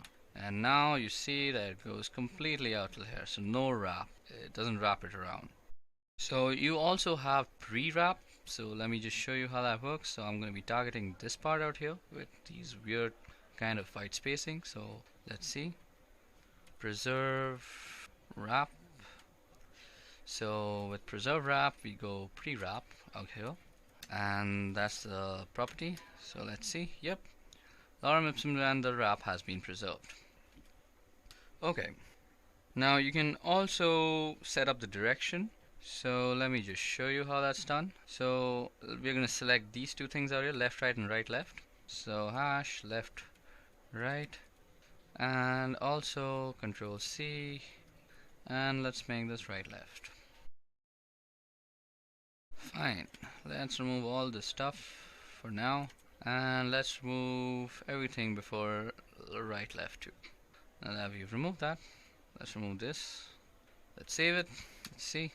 Okay, so this is what it looks like right now, and all you have to say is direction is L to R, so that means left to right. Now here you say direction is RTL. Let's see how that changes stuff. So I prefer right to left, and I prefer left to right, so that's how it's working. Fine. So that was all about white spacing and directions. Now let's move on to gradients and animations. So this is going to be the last part and the most interesting part in my opinion. So gradients are those beautiful backgrounds you see on most websites, and to generate your gradient you can always use this thing called a gradient generator. So this gradient generator out here is a really nice gradient generator. You have to select the direction and you select the ending colors. So I've already selected a gradient out here. It's going to create this gradient. Now let's see, go to page 7. Right, now let's select the body tag. Let's close this off. Let's close this off. I want to save this and let's create a new page first of all, and this is going to be our CSS. So we have to save it and say page 7. Right, now we select our body and just paste in. So let me just explain how this happens. So there's a linear gradient and there's also another thing called radial gradient. So I'll just show you that. Now this takes in a few parameters. The first is to the right, that's the direction, and this is how the colors will change. So let's just see how that works. So first of all, let me comment this out. Let me just open page 7 for you. Now if you see, it's going to be a blank page. Okay, this is a gradient. I'm sorry. Let me save that. Right, so this is what it looks without a gradient, and you already saw what it looks with a gradient, but let me just show it to you again. This is what it looks with a gradient. Now you can also set the background with other stuff like image. So for that you go URL and you can paste in the URL. So let's go and search for a beautiful image. I really like Dragon Ball Z, so Goku Super Saiyan 3. So that should be a good image to save as a background. So let's see, this looks like a really nice image. So you go here. Let me just save this image as. So this is going to be Goku, and it's going to be saved in desktop and CSS tutorial. It's going to be goku.jpeg. Right, so you could say goku.jpeg. Right, now that's saved, let's go back to our page and it should have a picture of Goku. Okay, so that didn't work. I think I got something wrong. Let's go and analyze that. So open up our CSS tutorial. Okay, so it's a JPG file and not JPEG, so that was our mistake. Small mistake nonetheless. And now we have this picture of Goku. Now you can also set the background repeat. Let's close this off. Say background repeat, and you could say no repeat, and it will not repeat the background anymore. Or you could say background repeat is gonna be, let's check out all the background repeats that are actually available. Now background and repeat. So if you go into background repeat and see the properties, you can just try it yourself. So you can repeat it according to the y-axis, you can repeat it according to the x-axis. So let's see how that works. So repeat x. So if we say that, I think it should repeat it on the x-axis like it was, or you could repeat it on the y-axis. I don't think that'll show up out here, but let's see. Yep, it's now repeating on the y-axis. So that's how background repeat also works. So we've covered that too. Now we've also covered the gradients. Now it's time we do some radial gradient. Now if you remember, let me just go back to the gradient part.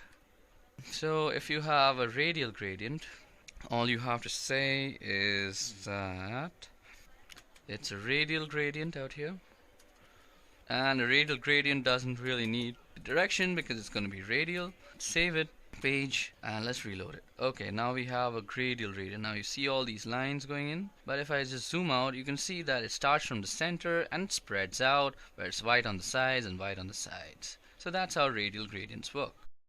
Okay, so now that we've covered the gradients, let's go into animation. So I think animation is the most interesting thing that you can do with CSS. So we have selected the div. So first of all, let's give the div a border. So this border is going to be 2 pixels, solid and black. Now let's give it a background to begin with. Let's say it's going to be of red. Now this is how you do animations in CSS. Okay, so before animations actually, let me show you how you can move this thing around. Fine, so there's some stuff that I want to show you guys. So let this be. Let me just show you what this looks like. So let me give this a width. First, it's going to be around 100 pixels or rather 200 pixels. and the height will also be 200 pixels. Now let's see. Okay, we have this div out here. Let's make it a little bigger. Give it 500 and 500. Save it. Yep. Let's also make this much more prominent. Let's give it a 10 pixel background. I mean a 10 pixel border. And now you see we have a really prominent square out there. Now let's try some really interesting stuff. So let's say div, and when we hover over the div, you want to scale this. So scale, and let's say we want to scale. Okay, so that's not how you scale. First you say transform, and how do you want to transform? You want to scale it, and you want to scale it twice. So when we hover over it, it should scale twice. Let's reload, and as you see, it's scaling twice. Now we can also transform some other stuff like this. So we can rotate. So we can say rotate 45 degrees. Let's see. When I hover, it's rotating 45 degrees. You can also skew it. So skewing is how it works. Let's see. You can skew it 20 degrees to the x-axis and 10 degrees to the y-axis. Save it, and this is how it gets skewed. This is how skewing works. You can also translate stuff. So let me show you how translation works. So translate, and let's see, you want to translate at 20 pixels and 20 pixels. So let's see. Hover over it and it translates a little. Let's translate it around 120 pixels just to make it more clear. 120 and 120. Let's save that. Let's reload this, and you see that now it's translating so much, right? So that's how translate works. Okay, now that I've showed you scale, rotation, skewing, and translate, let's see, we can also set up the transitions. So with transitions you can set up a lot of stuff. So now that we're done with transitions, let's go ahead and see some animation. So for animation, I'm going to be actually targeting this div out here. So let's actually style this div. I've given it the width of 100 pixels and a height of 100 pixels, and a background of red, and a border of 3 pixels, solid, and black, let's say, right? Let's see what that looks like. Now that's what it looks like. Fine. Let's zoom in a bit. Now all we need to do is actually set up some keyframes. So we do that by saying keyframes. Now we name our keyframes. Let's call it anime, and we have to set up actually what it will look like at different points in time. So we do that by saying 0%, and it'll have, let's say, a background color of red, and then it'll move. So we want to move it in the square. So let's say it'll be not padding, rather it'll be 0 pixels from the left, and from the top it's gonna be 0 pixels. Let's save that, copy that down. Let's paste that a bunch of times. Now what I want to say is this is gonna be 25, it's gonna be 50, it's gonna be 75, and this is gonna be 100. Let's save that. Let's change their colors. So this is gonna be yellow first, then changes to green, some pretty basic colors, blue then, and in the end we'll change it to red. So that brings us back to the original position. Let's first also move it by 300 pixels, then let's move it 300 pixels both ways. Now it's only going to move 300 pixels this way, and in the end it comes back to the original position. Now to use this keyframes animation, we have to give this animation name. It's going to be using the animation with the keyframes name anime. Now we can say the animation delay is going to be 2 seconds. You can also say how many times it's going to be iterating. So you can say that by 100. Let's save that. Okay, so our animation is not working because we haven't set the positioning. So now let us just save this, and let's say our position is gonna be relative. Let's save that. Let's uncomment our animation.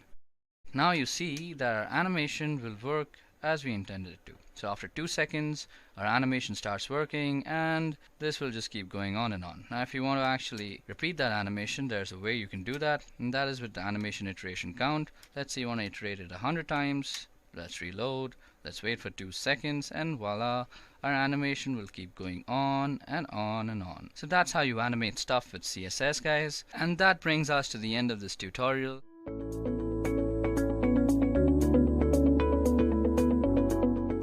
Hi everyone, this is Zulekha from Edureka.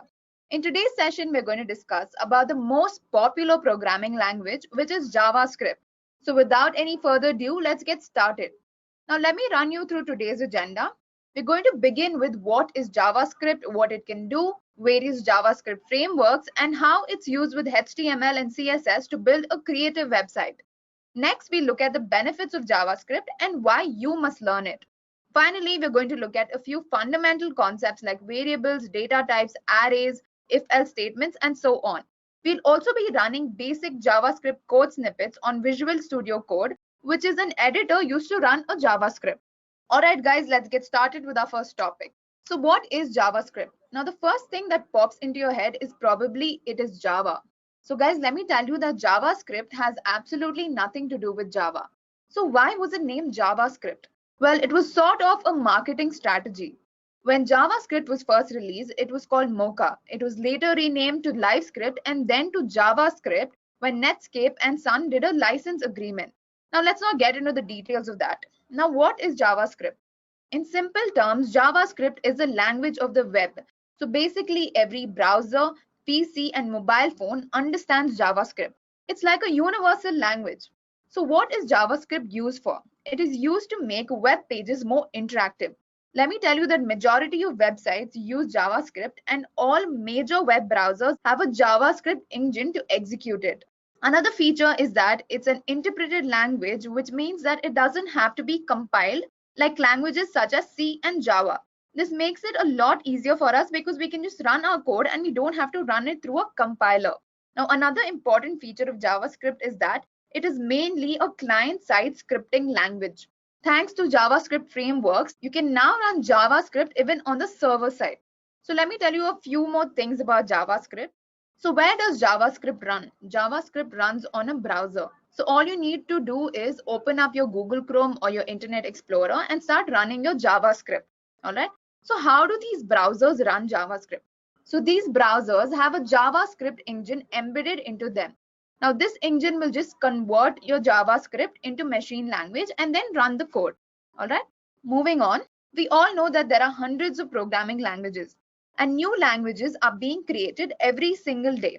And among these, there are very few powerful programming languages that bring about big changes in the market. And let me tell you that JavaScript is definitely one of them. JavaScript has always been in the list of popular programming languages and developers are falling in love with this language. They practically use it everywhere. They use it on the web, mobile servers, applications, and even in IoT. Now, this is probably why it's the most popular language in the world. According to Stack Overflow, for the 6th year in a row, JavaScript has remained the most popular and commonly used programming language. Now let's look at a few common applications of JavaScript. So what can JavaScript do? JavaScript is known mainly for creating beautiful web pages and web applications. An example of this is Google Maps. So if you want to explore a region or a specific area in Google Maps, all you have to do is click and drag with the mouse. And what sort of language could do that? You guessed it, it's JavaScript. Next, JavaScript is also used in smartwatches. An example of this is the popular smartwatch maker called Pebble.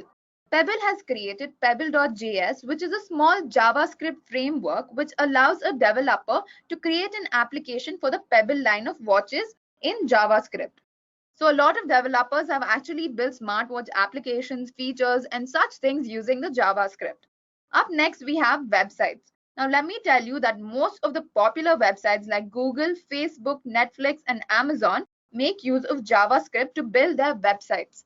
I think that's enough proof for why you should be learning JavaScript. Now, among other things like mobile applications, digital art, web servers, and server applications, JavaScript is also used to make games. Isn't that amazing?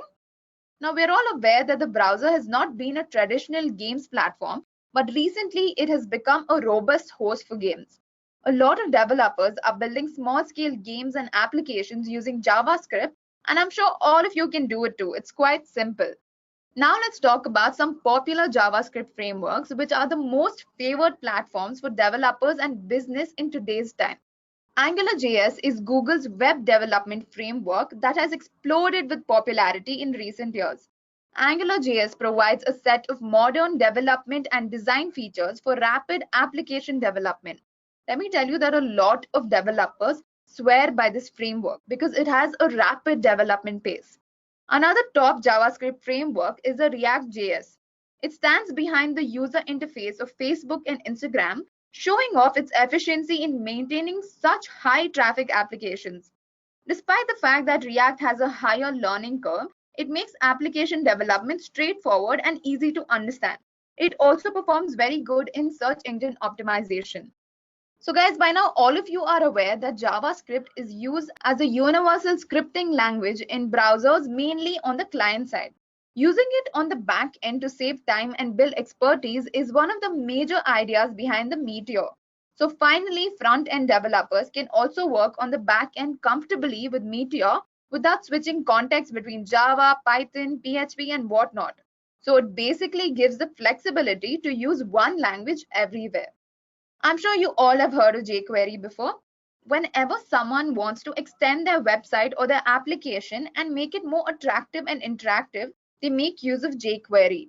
Now, this library transforms the whole web into an entertaining experience. A fun fact about jQuery is that over 70% of the world's leading websites have something to do with jQuery. Companies like WordPress, Google, and IBM rely on jQuery to provide a one-of-a-kind web browsing experience. Now, anybody who's heard of JavaScript knows that it has something to do with HTML and CSS. So what is this relationship between these three? Now, let me put it down to you in simple words. Now, think of HTML, which stands for Hypertext Markup Language, as a skeleton of the web. So basically, HTML is used for displaying the web. Next, CSS is like our clothes. We put on fashionable clothes to look better. Similarly, the web is quite stylish. It uses CSS, which stands for Cascading Style Sheets, to look better or for styling purpose. Then there is JavaScript. Now, JavaScript puts life into a web page. Just like how kids move around using the skateboard, the web also motions with the help of JavaScript. So JavaScript is basically for interacting with the web. Now, before getting into the advantages of JavaScript, let's look at a few common websites that are built using the JavaScript and JavaScript frameworks. So we have Amazon, which is an e-commerce website. I'm sure all of you have shopped from here. Then there's PayPal, there is YouTube. We all are addicted to YouTube. There's eBay, Netflix, and Reddit. So guys, this is enough proof that JavaScript is a very important language.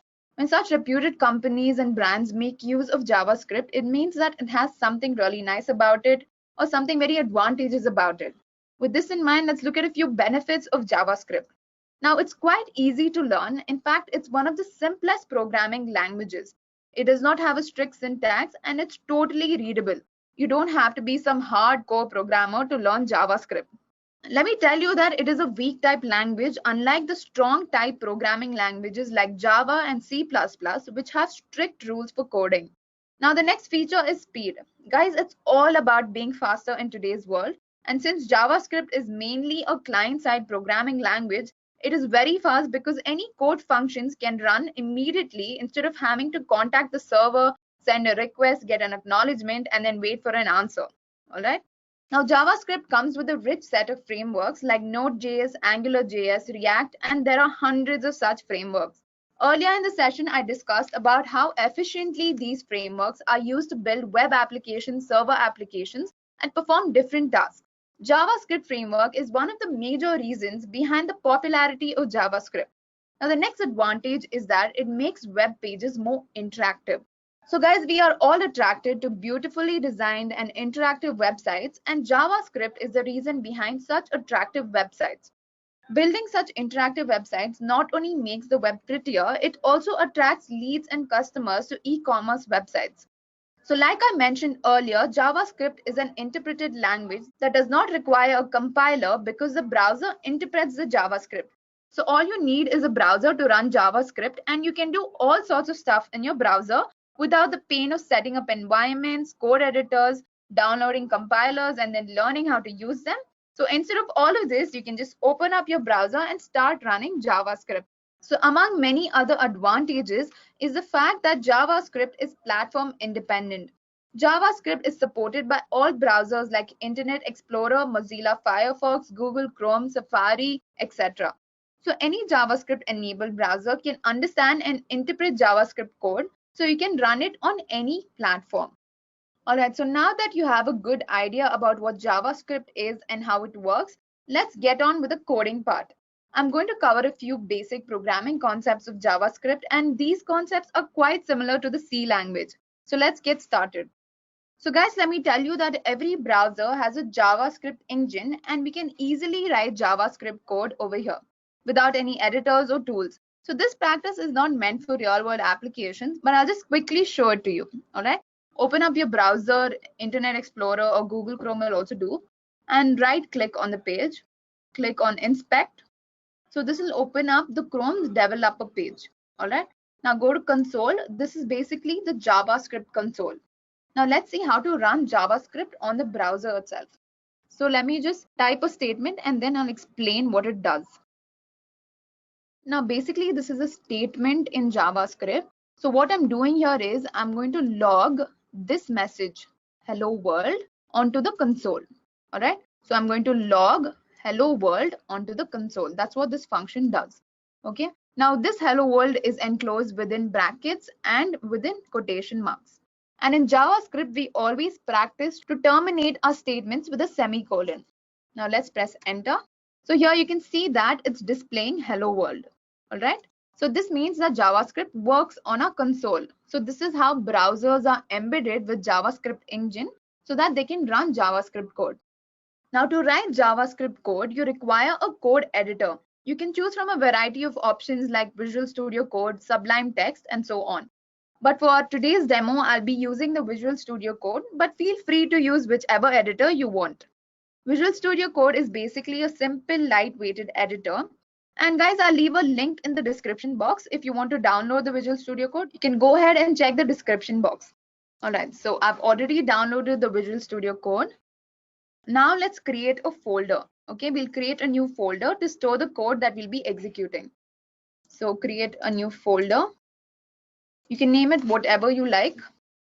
Now just drag this folder and drop it over here. All right. So here you can see the folder is created. Now we've got the folder open.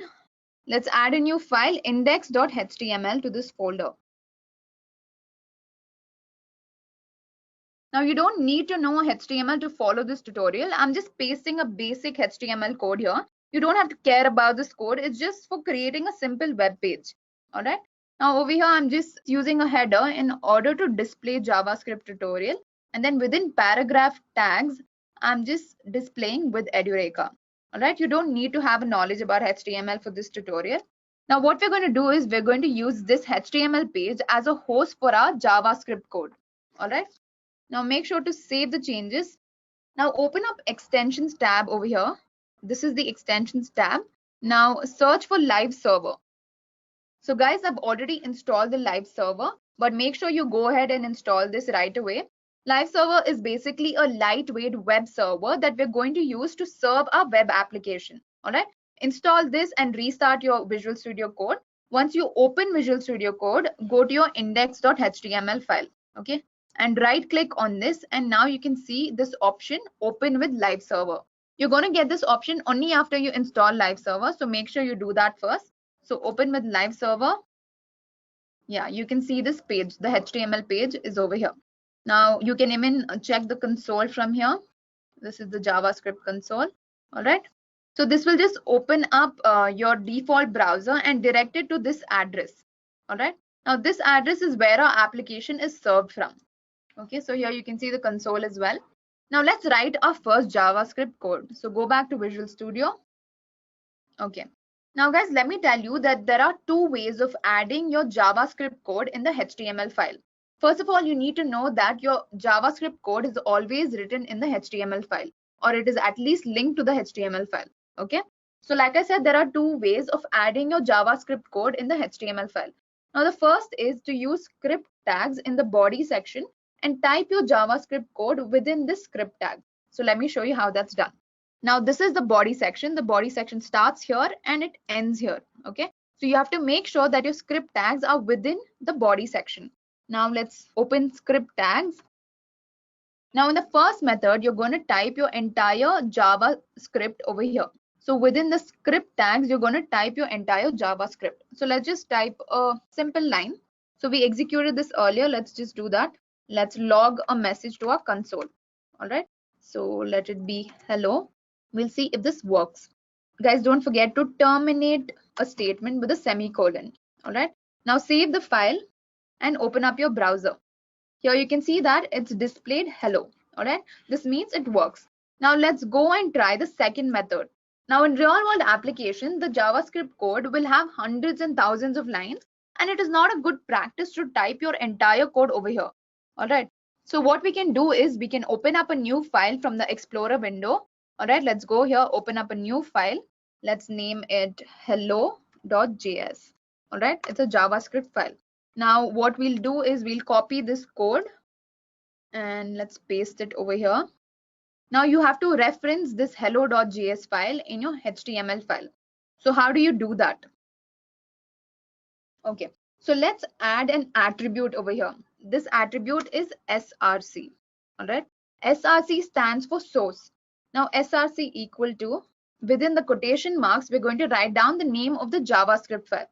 So hello.js is the name of my JavaScript file. Let's close the tags.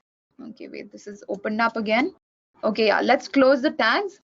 And this is the second way. So we're basically referencing hello.js from the HTML file. Okay, now let's save the changes here. And now let's check our browser. Yeah, you can see that it's printing hello. So both the methods work. So I hope you understood that there are two ways of adding your JavaScript code to your HTML file. The first way is to write the entire code within script tags. And the second way is to reference a JavaScript file in your HTML file. So guys, I hope you have a brief idea about how JavaScript works and how you can use your browser to run JavaScript. Okay, so now let's get on with our JavaScript fundamentals. I'm going to discuss variables, constants, and a few other concepts over here. Okay, so what are variables? Variable is a name given to a memory location which acts as a container for storing data. Now, what does this mean? Let's say that I want to define a variable called name and I want to store a name in it. Let's say the name is Edureka. Okay, so I'm going to declare a variable called name and I'm going to store Edureka in that variable. So name is the name of the variable and Edureka is the value of this variable. Okay, so what's happening here is a temporary memory location is assigned to the name variable, and this name variable is going to contain a value which is Edureka. Okay, now let's perform this practically so that you understand it better, which is constants. So what are constants? Constants are fixed values that do not change during execution time. Now, there are times when we don't want the value of a variable to change because it might disrupt the whole workflow. In such situations, we make use of constants instead of variables. Okay, now here you can see the syntax of constants. Now, in order to declare a constant, you use the keyword const. All right, you use this keyword. Now let's practically do this and see how it works. All right, so I'm going to create a new file to do this. I'll name it constant. Okay, now let's declare a variable. So for declaring a constant variable, make sure that you use const keyword. Okay, so I'm declaring a constant variable here. Now let's say it's pi. Okay, I'm going to assign a value to pi, 3.14. Now, what happens if you try to change the value of a constant variable? Let's try to do that. Okay, we change the value. Now let's log this to the console. Save the changes and make sure you change the path in the HTML file. So here it's still linked to variable.js. Change it to constant.js if you're creating a new file, that is. All right, now save the changes here as well. Now open up your browser. Here you can see type error assignment to constant variable. All right, this error is because we tried to change the value of the constant variable. It was declared as constant using the value 3.14 and then we try to change it to 3.12. That's why we have the error. So guys, you use constant variables only when you want to keep the value of a certain variable fixed. All right, it cannot change. So that's when you use constants. Okay, I hope you all are clear. Let's get on with our next topic. Okay, primitive data type. Now guys, there are different types of values that you can assign to a variable. All right, now in JavaScript we have two categories of data types. One is primitive data type and the other is reference data types. Now primitive data types include numbers, strings, boolean, null and undefined. Reference data type on the other hand includes objects, arrays and functions. All right, so now let's look at these primitive data types from Visual Studio Code. So I'm going to create a new file again. Give it any name you like. All right. So for this, you'll have to define a variable. Now to define a variable, you use the let keyword. This is the name of my variable. Now in this, I'm going to store the value Harry Potter. All right. Terminated with a semicolon. So guys, here it's a string because we are using quotation marks. We're enclosing the value within quotation marks. So the computer is going to consider this as a string. So even if I had, let's say if I have something like this, what do you think this is? Do you think this is a string or do you think it is a number? Okay, let's check. All right. Now let's log this on our console and see. Let's log age as well as let's log name. Save the changes. Make sure you change the reference over here. All right. So it's constant. Let's change it to primitive. Save the changes here as well. Open up your browser. So it's displaying the two values. Okay. Now let's check the type of these variables. Type of age. It's a string. Even though it is 1 over here, it's still a string. Why is that? That is because we enclose this 1 within quotations. So whatever is enclosed within quotations is going to be considered as a string. All right, so we discussed numbers and strings so far. Let's look at Boolean. Let's define a variable called option. Okay, so basically guys, a Boolean is used whenever there is a logical situation or a logic code that needs to be executed. So if a particular condition is met or if a particular condition is true, then the following code will be executed. In such situations, you make use of Boolean. And Boolean can have only two values, true or false. So this is a Boolean. Now the next type of data type is undefined. Now what is undefined? I'll show you. Let's define a variable height. Now let's log both of these variables and we'll see the type of these variables. Okay, so option.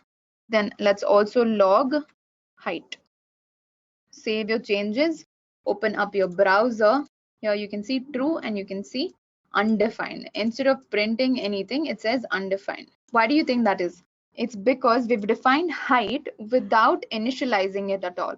So we've not set it to any number or any value. That's why it's undefined. So this is an undefined data type. So if you don't initialize a data type, it's called undefined. Okay. Now the last one is null. Now let me show you an example. All right. So here I'm just defining a variable called iColor and I'm setting it to null. Now we use null whenever we want to explicitly clear the value of a variable. Okay, that's when we use null. So I hope you guys are clear with the primitive data types. Now let's move on to our next topic, arrays. So what are arrays? Arrays are basically used to store multiple values in a single variable. So if you have a list of items, let's say that you went shopping for some art supplies and you got a paintbrush, you got a canvas, you got some palette, you got pencils, and you got spray paint. Now you want to list these down in one variable. Now to understand this better, let's go to Visual Studio Code and let's execute some code. So add a new file called array. I'm going to define an array called shopping. All right. Now, in order to define a variable, you'll have to use the let keyword and you'll have to use this square brackets over here. This is how you define an array. Okay. Now, square brackets are because you have to store multiple values in an array. So an array is basically used to store multiple values of a single variable. Okay. So shopping is a variable. It has multiple values. Now let's define the values in the shopping variable. So the first value, let's say it's paintbrush. Now I'm going to add a comma and add another value. A comma is needed to separate two values. Okay, let's add color palette, add canvas. Okay, so we have 3 items in our shopping list. Now let's just log this on the console. Save your changes. Make sure you change the path in the HTML file. Array. All right. Save it. Open up your browser. Now here you can see that it's displaying the entire array. Now guys, let me tell you that arrays are numbered from 0. So 0 is the first element, 1 is the second element, 2 is the third element. Even though there are 3 elements in the array, the number of the last element is 2. That's because you start numbering an array from 0. Okay. So guys, now how do you access an array element? Let's say you want to access color palette. You want to display color palette. How are you going to do that? Now, in order to do that, you are going to write the name of the array, and within square brackets, you're going to put the number of the array element. So if you want to display color palette, the number of color palette is 1. So you're going to type 1 over here. Okay, close the parenthesis, semicolon, enter. See, it displays color palette. So this is how you access array elements. Okay, so if you want to access only one element, then just mention the number of that element and that element will get displayed. Now let's just play a little bit with arrays. Let's define a few other arrays. Let's see what else arrays can do. So let me show you another example. Now I'm defining an array called numbers. So guys, this is how you declare an array. You use the let keyword, name of the array equal to square brackets, and you terminate it with a semicolon. Okay. Now let's add array elements. So I'm going to randomly add some numbers. All right, these are my array elements. Now let's add two numbers and display them on the console. Okay, so how do you do that? So let's add one. Let's add this element and this element. All right, so how do you access this element?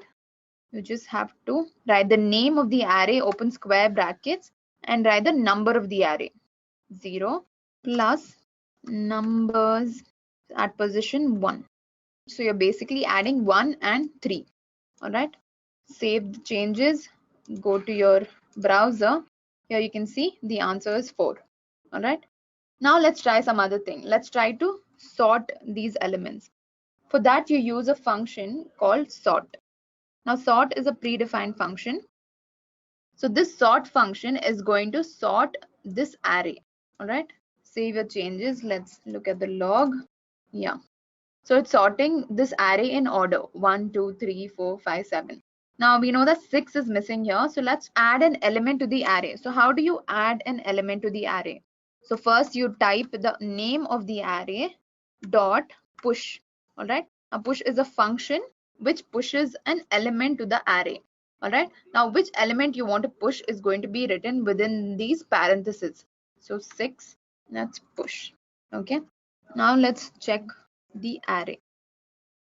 Save your changes, go to your browser. Now there are 7 elements. All right, so you can see 6 over here. Now guys, let me show you another example. Now with arrays in JavaScript, you can have variables with different data types in one array itself.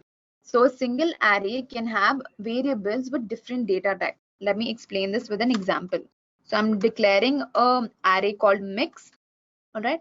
Now let's list out the elements of mix. So first I'm going to list out a string. Okay. Then a number. Then again a string. Okay. Now let's log this to our console and see what happens. Okay. So this is the mix array. So here you can see that it has 4 elements. Let's check the type of the first element. How do you do that? So you write the name of the array and you open up brackets and you write the number of the array, which is 0. So this is a string, correct? Now similarly, let's check the type of the second element. This is a number. So now we know that within an array, we can have variables of different data types. Okay. All right, guys, with this, we are done with arrays. Now let's look at our next topic. Now our next topic is objects. Now what is an object? An object in JavaScript is a lot like an object in real life. For example, let's consider a girl. Okay. Now this girl has a name, she has an age, she has eye color. Let's say her name is Emily, her age is 15 years old and she has brown eyes. So what did I just do? I basically declared an object, which was a girl, and I list down her properties, which is her name, her age, and her eye color. So girl is the object, name, age, eye color are her properties. So this is how an object works. Okay. Now what are objects? Objects are variables too, but they contain many values or many properties. Okay. And each property will have some value.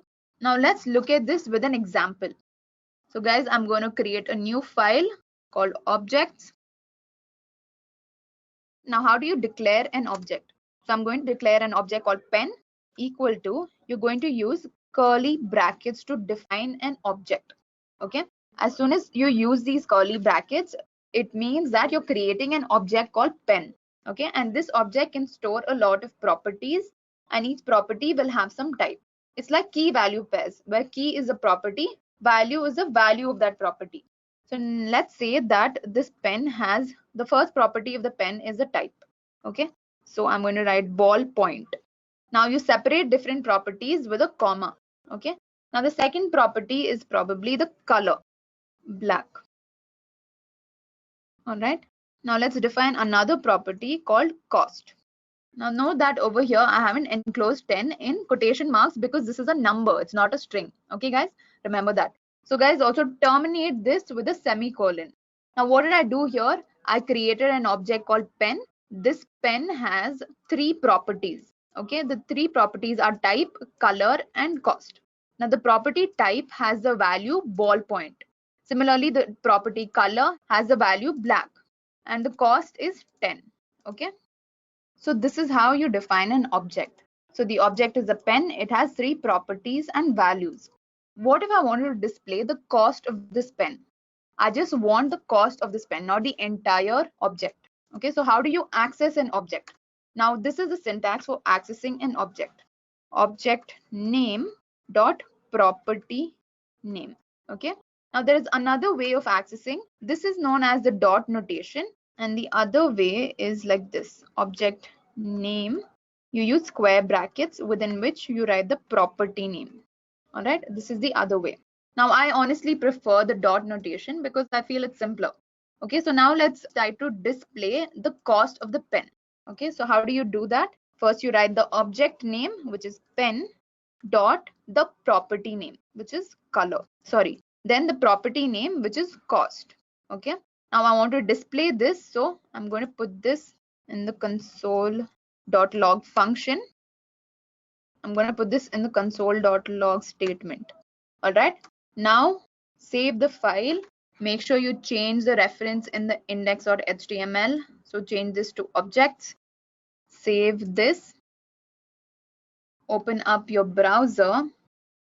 Here you can see it's displaying 10. Okay, so that's how you access object properties. Okay, now let me show you another example of objects. Okay, so now let's define an object called Emily. Okay, now this object has a few properties. So properties and the value of those properties. Because it's a number, I'm not putting it in quotation marks. Then let's define cool, which is another property. Say she goes to DPS. Then there is class, let's say 10th standard. All right. Now the next property is subjects. Now I have more than one subject. That means I have more than one value to this variable. Now how do I store more than one value in this variable? So guys, do you remember I spoke about arrays? Arrays are used to store multiple values of the same variable. So let's define this as an array. So this is how we define an array. Let's add physics. Now add comma after every value. So physics, then chemistry. Let's add biology. Let's add maths. So don't forget to terminate this over here. Now, I've typed out the wrong spelling for physics. Okay. So guys, let's say I want to display chemistry. How would I do that?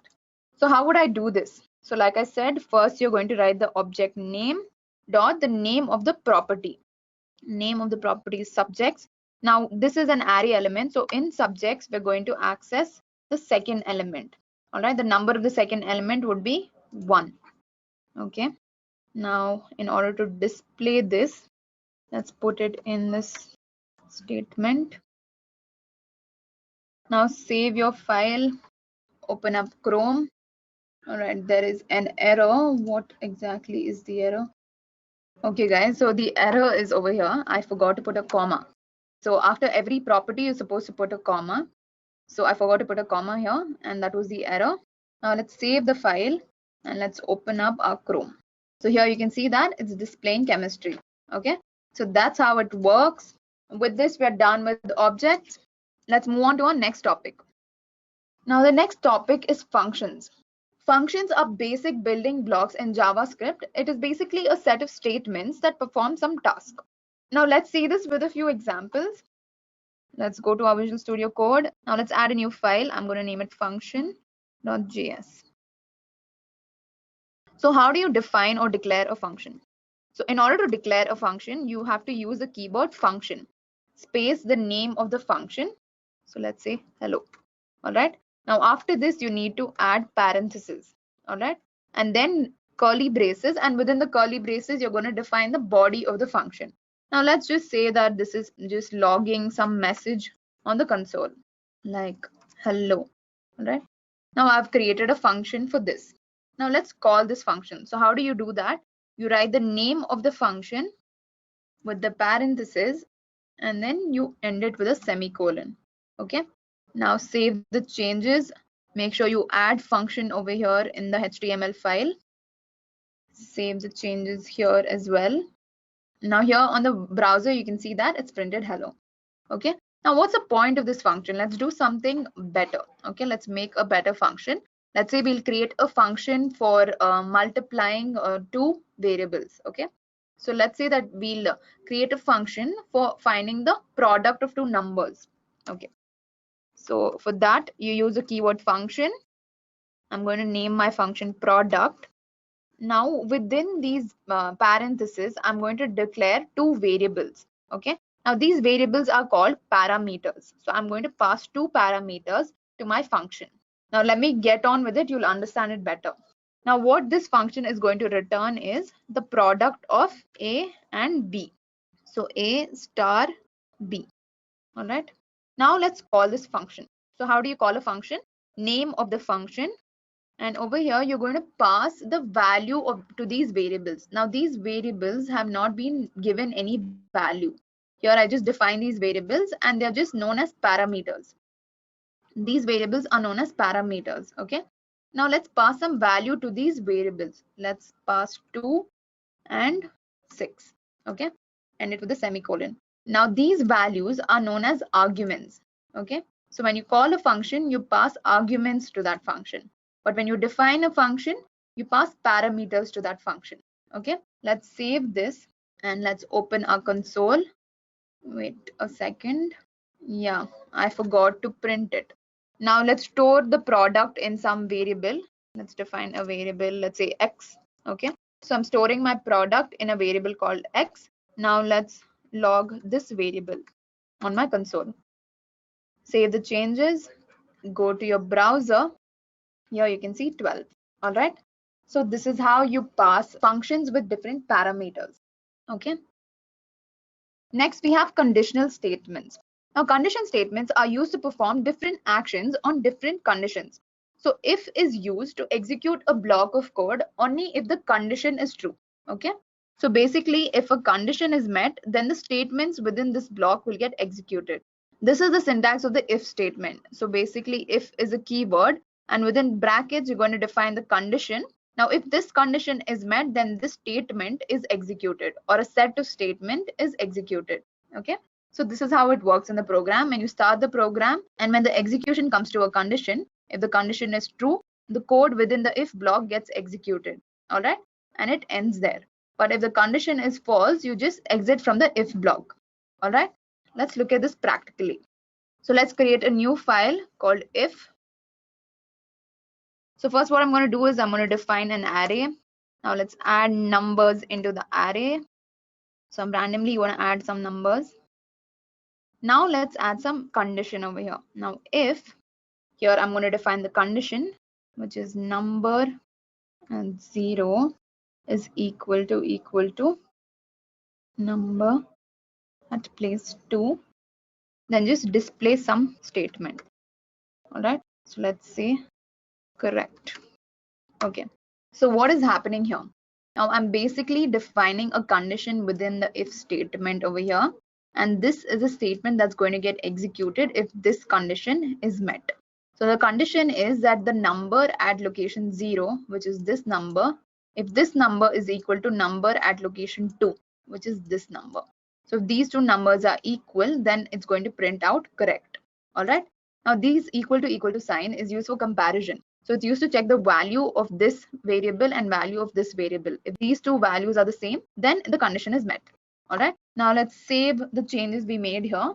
Also remember to go to your HTML file, change the reference to if.js. Okay. Save the changes, go to your browser. Here you can see that it's displaying correct. Now this was the if conditional statement. Now where do I use the else statement? Now else is used to execute a block of code if the same condition is false. Okay, so this is the syntax of if else. So if there's some condition there, if that condition is met, then this statement is executed. Now if this condition is not met, then if you want to do something else, you use the else statement. So when this is false, this will happen. Okay, so instead of exiting, you're going to perform another operation. Let's look at the flow chart. When you're executing the condition, and if the condition is true, you're going to execute the block of code within the if block. Okay. Now, if the condition is false, you're not going to exit. Instead, you're going to execute another block of code, which is in the else if block. Okay. Now, let's look at this practically. Now, within the same file itself, I'm going to show you how this is done. Now, let's define a condition if numbers at this place is equal to, then it's going to print correct. Otherwise, now if this condition is false, then it's going to print this console.log wrong, try again.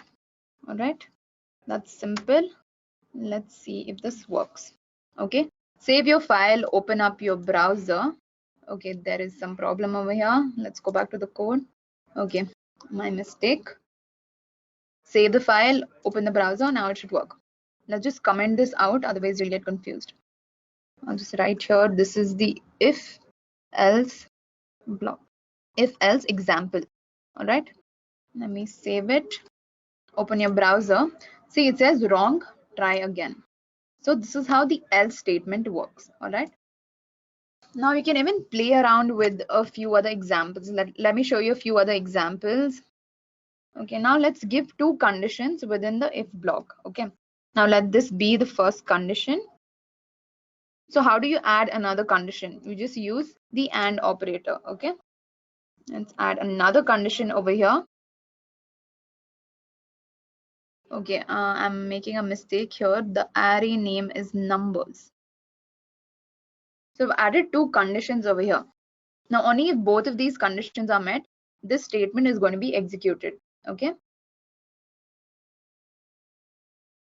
else we are going to,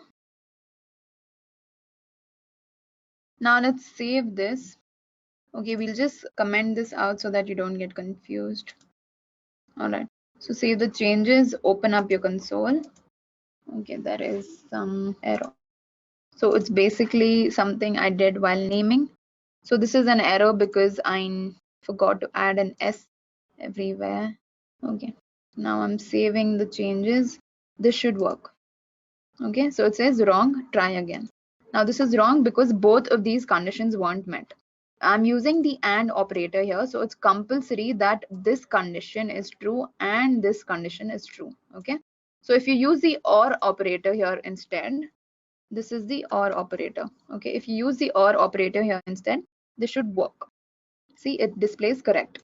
Okay, OR means that even if one of these statements or one of these conditions is true, then this is correct. Okay, so guys, with that we are done with if else statements. Now let's move on to loops. So what are loops? Loops are basically used when you want to run the same code over again each time with a different value. So that's when loops are used. Now loops are of three kinds. There is for loop, there is while loop, and there is do while loop. Okay, now let's look at each loop one by one. So first we have the while loop. Now what happens here is while basically loops through a block of code as long as the specified condition is true. Okay, so while this condition is true, this loop code is executed. When you execute the condition, and if the condition is true, the conditional code will get executed. Otherwise, if the condition is false, you're just going to end or you're going to exit from the loop. Okay, now let's look at a practical example of this. So create a new file called while.js. So guys, before moving on to an example, let's discuss the do while loops also. Basically, do while is just a variant of the while loop. Now this loop will execute the code block once before checking if the condition is true. Then it will repeat the loop as long as the condition is true. Okay, so over here you can see the syntax. Within the do loop you have some code. Now this code is executed once, and only after that the condition is checked. Now if the condition is true, then you're going to execute it again, but if the condition is false, you're not going to execute it. But this code is definitely executed at least once. Okay, that's the difference between do while and while. So the loop code is executed at least once in the do while loop. Okay, now let's do this practically. Now let's define a variable I and initialize it to 0. Okay, now within my while loop I'm going to define a condition, which is while I is less than 5, it has to do this. Now the statement here is it has to display this. The number is, and it has to display I. Okay, so plus I, and let's increment the value of I. Okay, now let's save this. Now let's look at the while loop. Now within the while loop, I've defined a condition which says while I is less than 5, it has to perform the following code. First, I've set I to 0. So then I is less than 5, meaning 0 is less than 5. Now this is true, so it's going to execute these two statements. So it's just going to print the number is 0, and then it's going to increment the value of I. So now I will become 1 over here. It'll go back to this loop and it'll check if 1 is less than 5, which is true. So it'll execute these two commands. Similarly, it'll keep going till I is equal to 4. I is equal to 4, it'll execute this. But when I becomes 5, 5 is not less than 5. So this will not be executed. Okay. Now let's just save this and let's change our path in the index.html to while. Save this as well. Open up your browser. See, it prints till number 4. 0, 1, 2, 3, 4. Okay. It does not print number 5 because 5 is not less than 5. Okay. Now let's do the same thing using the do while loop. Now for the do while loop, first you're going to define the do block. Now over here, let's copy paste this code over here. Okay. Now after the do loop, you're going to put the while condition. Okay. So let's give the condition as I greater than 5. Let's see what happens. Okay. So what is going to happen here is first it's going to execute these two statements. Okay. It's going to print the number is 0 over here because we've initialized I to 0 over here. Okay. Then it's going to increment I to 1. Okay. Then it's going to come out of the loop and then it's going to check the condition. Is 1 greater than 5? Now that is false. So it's going to end over here itself. Okay. Now let's just comment this out so that you don't get confused. Okay. We'll comment this whole thing out. Now save the changes, open up your browser. See, the number is 0. It's printed only once. Okay. Now that's the difference between while and do while loop. Now next we have for loop. Let's look at for loop. So what is for loop? So for loop basically repeatedly executes the loop code while a given condition is true. So it tests the conditions before executing the loop body. Now here you can see the syntax of for loop. Within the for loop, there is a condition which is begin separated with a semicolon. Then there is condition, semicolon, and this step. And then there is loop code. Okay. Now this begin statement is executed one time before the execution of this code block. Okay. So before this loop code is executed, this condition will be executed once. Okay. Now let's look at the syntax for the for loop. Now this for loop has 3 statements within the parentheses. Okay. Now begin is executed one time before the execution of this code. Okay. Now this condition defines a condition for executing this loop code. The next is the step. This is executed every time after the code block has been executed. Okay. So after this is being executed, this is executed. So guys, I know this is sort of confusing. Let's practically do this. You'll understand it better. So now I'm going to create a new file called for. Now let's declare a for loop. So use the keyword for, and then you put the first statement or the first condition, which is I is equal to 0. Okay. Now the next one is I is less than 5. Next one is I plus plus. make sure you separate these conditions or these statements with a semicolon. Okay, you have to put a semicolon over here. Now open up your loop code. Now within the loop code, just let's perform the same thing that we did in the while loop. All right, so the number is, oh, we've actually forgotten to declare I over here. So let's declare I first. Let I, so yeah, I've declared I over here. So guys, you don't have to declare it over here specifically. You can do that, of course, but you can just declare I over here itself. Let I is equal to 0. You're initializing I and you're declaring it. Okay. So what happens here is, first I is equal to 0. You're defining a variable I and you're initializing it to 0. Once you initialize I to 0, it's going to execute this statement once. Okay. So it's going to execute this statement once. After that, it'll go to this condition.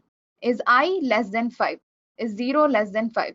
Which is true, so it's going to execute this statement. Okay, now after this is executed, it's going to execute this third statement, which is I plus plus. Okay, so the value of I is going to become 1, and the same thing is going to happen again and again. Let me explain this one more time.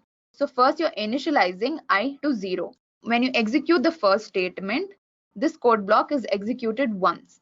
All right, after this, it checks this condition: is I less than 5? If the condition and only if the condition is true, this statement will get executed. Now, after this statement is executed, this third statement over here will get executed. All right. I hope that is clear. Let's save the changes and let's also change the reference over here. All right. Save the changes here as well. Yeah, here you can see that it's displaying it 5 times. Okay. So that is how for loop works. Okay. Now you can do a lot of things with for loop. So let's say that your teacher has punished you because you talk too much in class and she's asked you to write I'm sorry 50 times. So can you use for loop to do that? Well, you can definitely use for loop to do that. Let's try and see how that works. Okay. Now we're going to do the same thing, set I to 0, then I is less than 50. Well, only if your teacher is kind enough, she'll ask you to write it 50 times. Otherwise, 100 times is the minimum.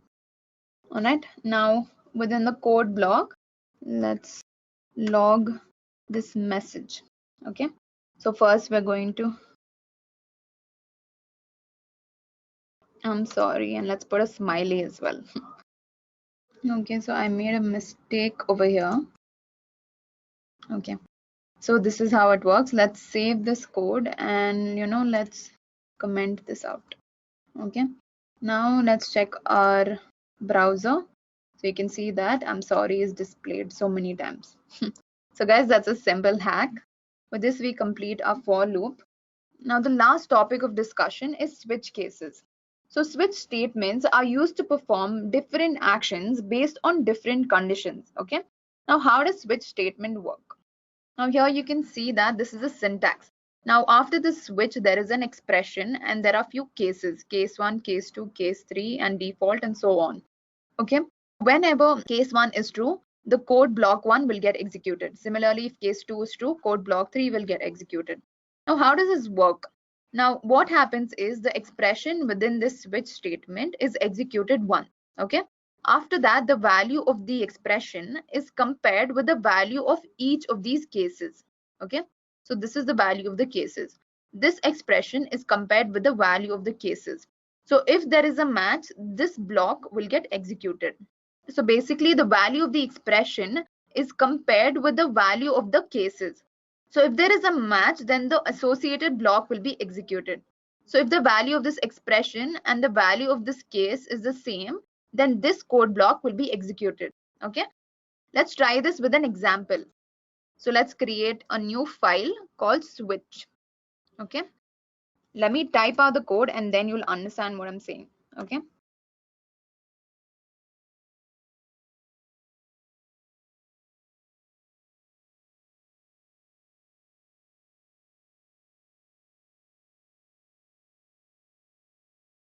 Okay, so that's a long code, but this is very simple. Now what I've done here is I've defined a variable called games and the value of that variable is football. Okay, now I'm passing this variable into the switch statement. So basically the value of games is football over here. Now, if the value of this expression matches with any case, then that block will get executed. Now, here the value of games is football, correct? So you're going to look for football. Now, the case over here is football. So basically, this is going to get executed. Okay, now let's just save and let's run the code. You'll understand what I'm talking about. So guys, make sure to change the reference over here. Save it and let's check the logs. See, it prints I love football. So why did it do this exactly? Now, it did this because the value of this expression matched with this case.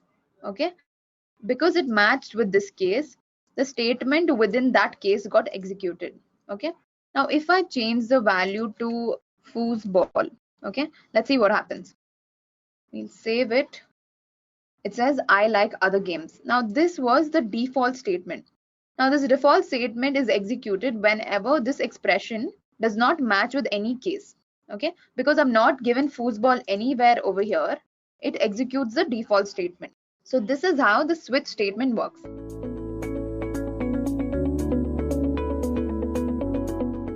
Hi everyone, this is Zulekha from Edureka. In today's session, we're going to discuss about jQuery, which is the most popular and the most used JavaScript library. So without any further ado, let's get started.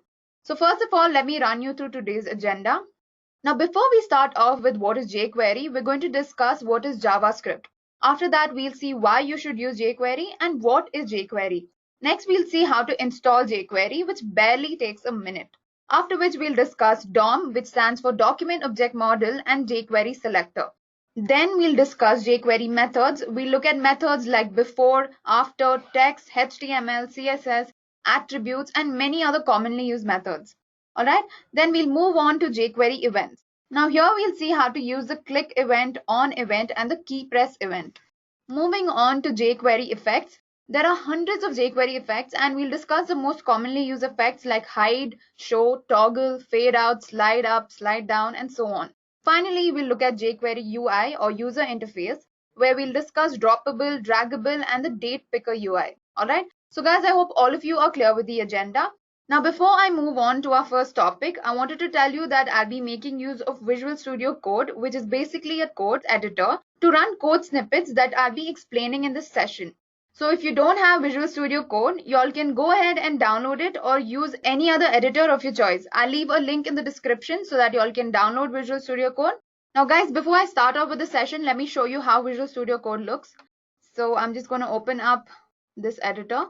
Now guys, this is a very simple editor and I think it's my most favorite editor. You can use Sublime Text or any other editor that you are comfortable with. Alright, so this is how it looks. Now what I've done is I've already copied a folder called jQuery. All you have to do is create a folder on your desktop and then drag it and paste it over here. Okay, so I've already created a folder because I think it's a good practice to have a folder that contains all your code snippets. Alright, now guys, if you downloaded Visual Studio Code, you need to make sure that you have installed an extension called Live Server. Alright, so I've already installed this Live Server. Now this will basically host our web page. So whatever we type out or whatever code we have over here, it'll get hosted using this Live Server. So make sure you install the Live Server in order to host your web page or whatever you create. Okay, so that's about Visual Studio Code. Now, without any further ado, let's get started with our first topic. So what is JavaScript? Now, in simple words, JavaScript is a universal language of the web which every PC, every mobile phone and browser understands. Now, JavaScript is mainly used to make a web page or an application look more alive and interactive. So every time you see a really cool web page with a lot of motions and graphics, it's because JavaScript was used to design it. Now, another important feature of JavaScript is that it is an interpreted language, unlike the high-level languages such as C, C++, and Java. Now, these high-level languages require a compiler. Now, when it comes to JavaScript, you don't need a compiler because JavaScript runs on the web and most of the web browsers like Google Chrome, Safari, Internet Explorer, Mozilla Firefox already have a JavaScript engine embedded into them. Apart from that, JavaScript is mainly a client-side scripting language. So guys, I hope with this you're clear with what is JavaScript. I hope you have a brief idea about JavaScript. Now, if you want to learn more about JavaScript, I'm going to leave a link in the description. You can check out our content on JavaScript so you can learn more about it. Alright. So why use jQuery?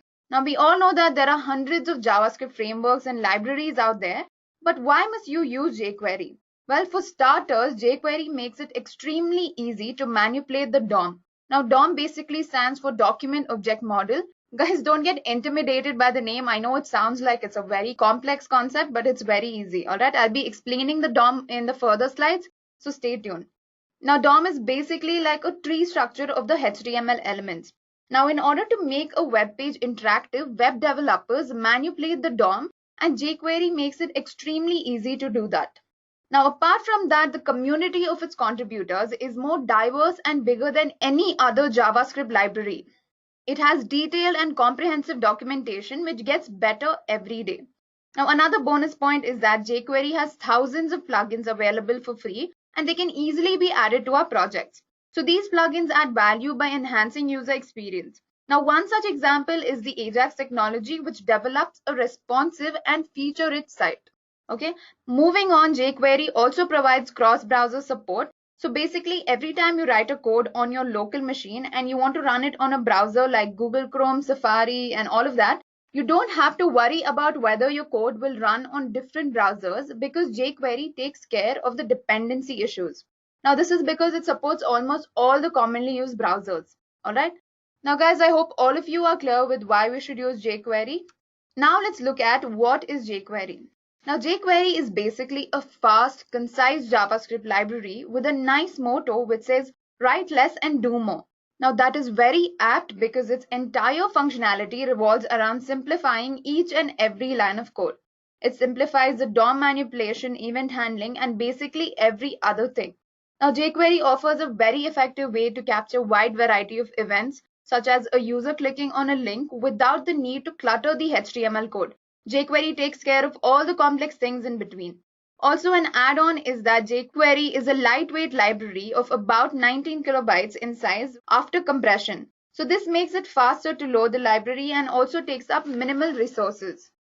Now jQuery also comes with hundreds of built-in animation effects which you can use in your website to make it more interactive.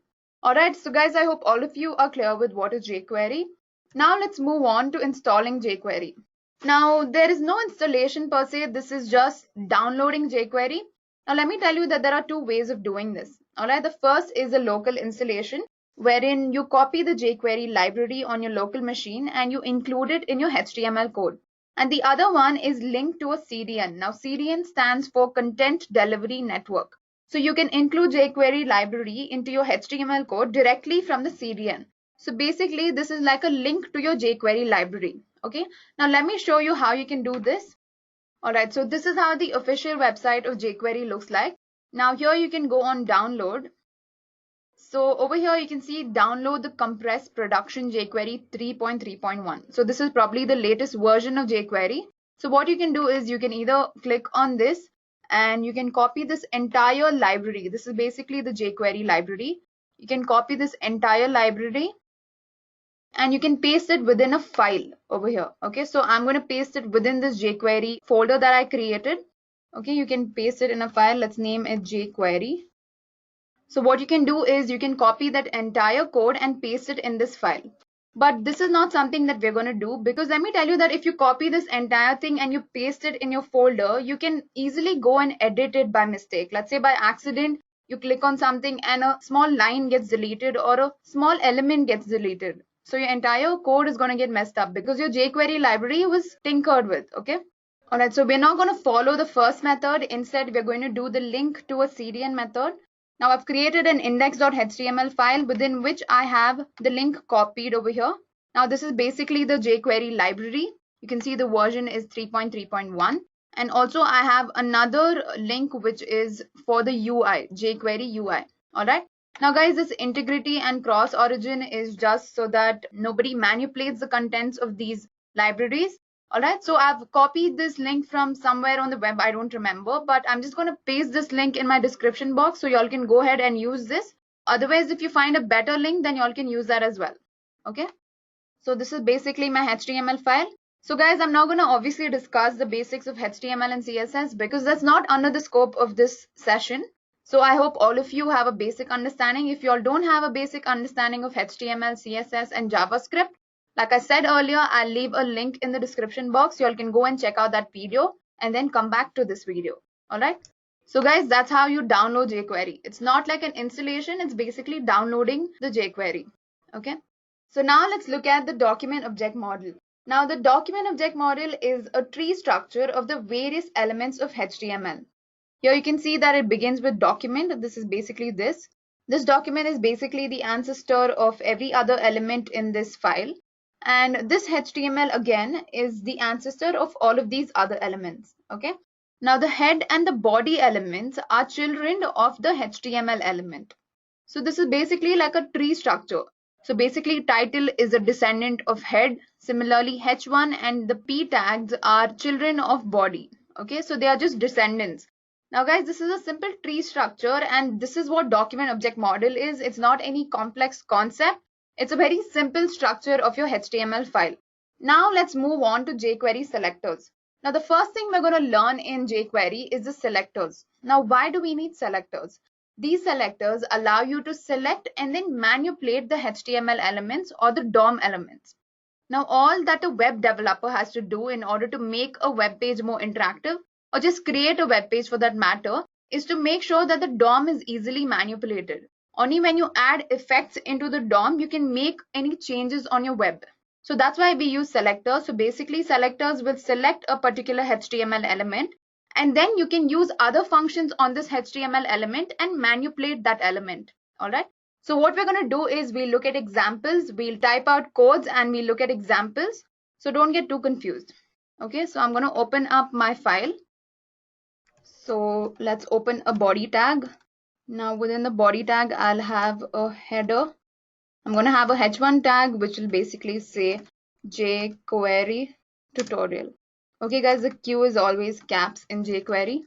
So we'll have a header which says jQuery tutorial, and let's have a simple paragraph by Edureka.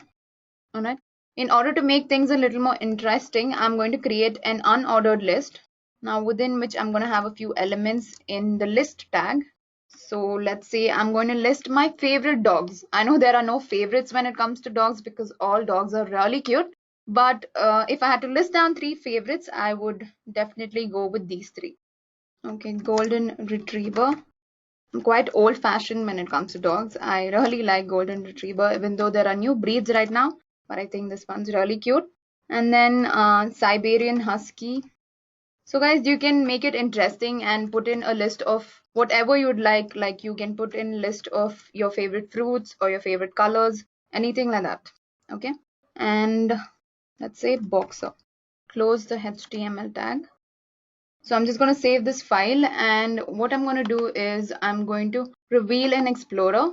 So basically this is how our web page looks. Now, like I mentioned earlier, most of the browsers like Google Chrome, Safari, Internet Explorer have a JavaScript engine embedded into them. So this is a Google Chrome browser, like y'all can see.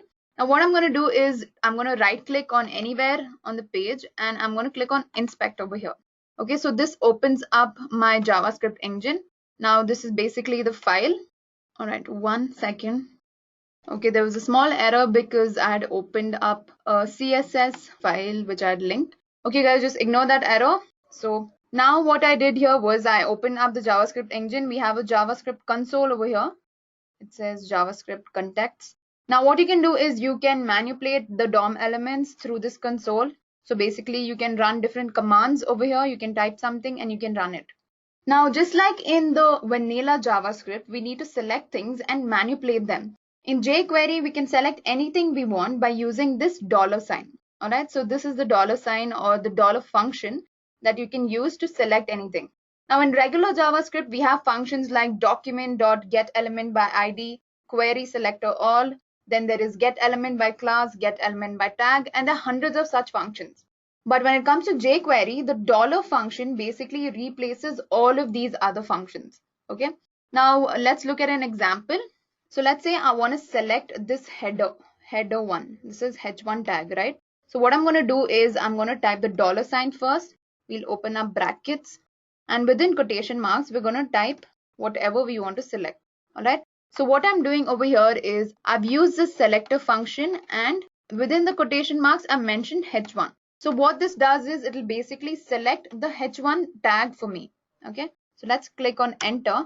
Now, when I click on H1, you can see that it highlights my header 1 tag. Okay, it also shows me the dimensions of the tag, and this is how the selector basically works. Now let's try selecting the body. Now that I've selected the body, you can see that it highlights the entire body and it shows me the dimensions of the body as well. Okay, so guys, this is how the selector works. Now let's make things a little more interesting. Okay, let's just go back to our Visual Studio Code. Now what I'm going to do here is within my first list element, I'm going to add an anchor tag. Okay, let's say we randomly add an anchor tag and we're basically directing this to google.com and let's call it Google. So guys, I hope you all understand basic HTML because I'm not going to explain the HTML. It's going to be a very lengthy video if I sit and explain HTML to y'all. So for that, I told y'all that I'm going to leave a link in the description. Y'all can refer that link and y'all can understand HTML. So I saved the file. Now I'm just going to refresh. Okay, so here you can see the anchor tag, which is Google.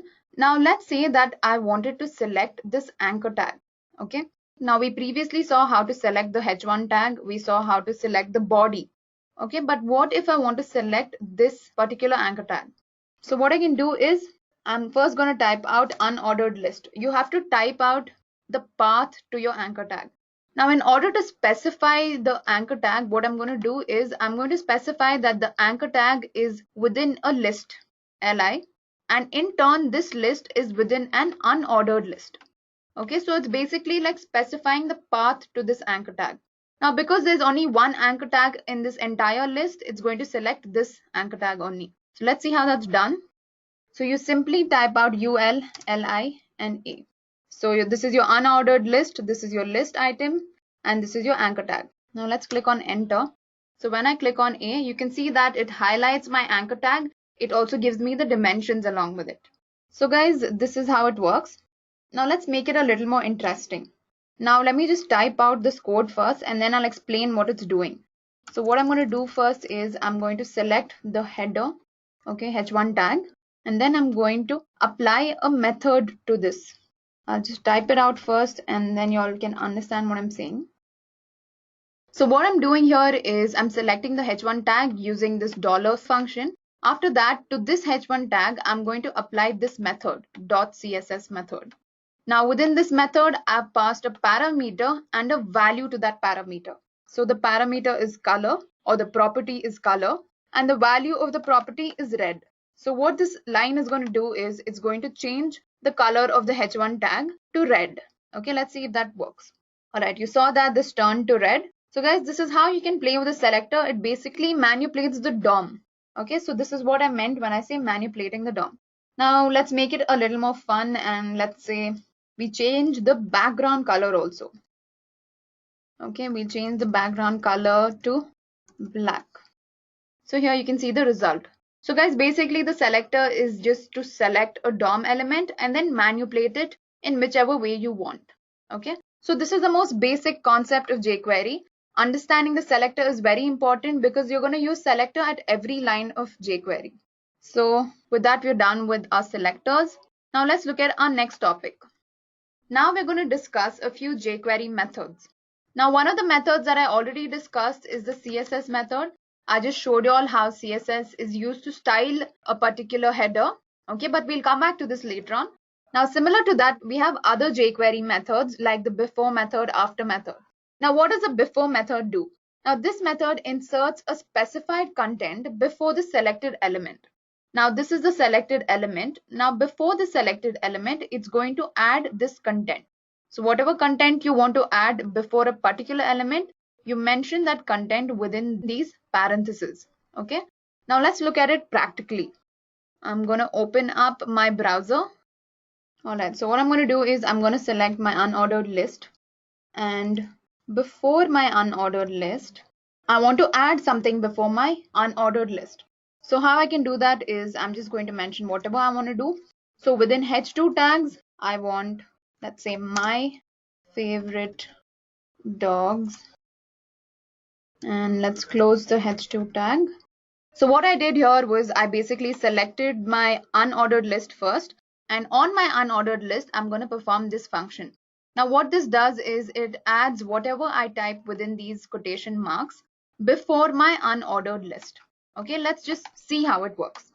So here you can see that right before my unordered list, I have my favorite dogs. Now similar to this is the after method. Okay, let's go back to the slides.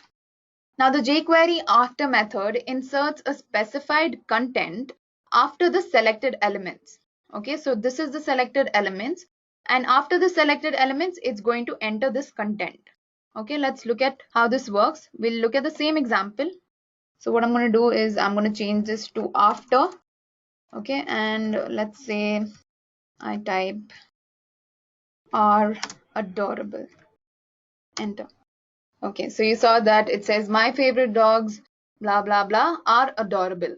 Okay, so guys, this is how before and after functions work. So these are just simple examples of how before and after work. So up next, we have text. Now a text function is used to set or return the text contents of the selected element. So let's say we have a selected element over here, and if we pass this text method on that selected element, it's just going to return the text of this element. You can also set or replace the text of a particular element by using the text function.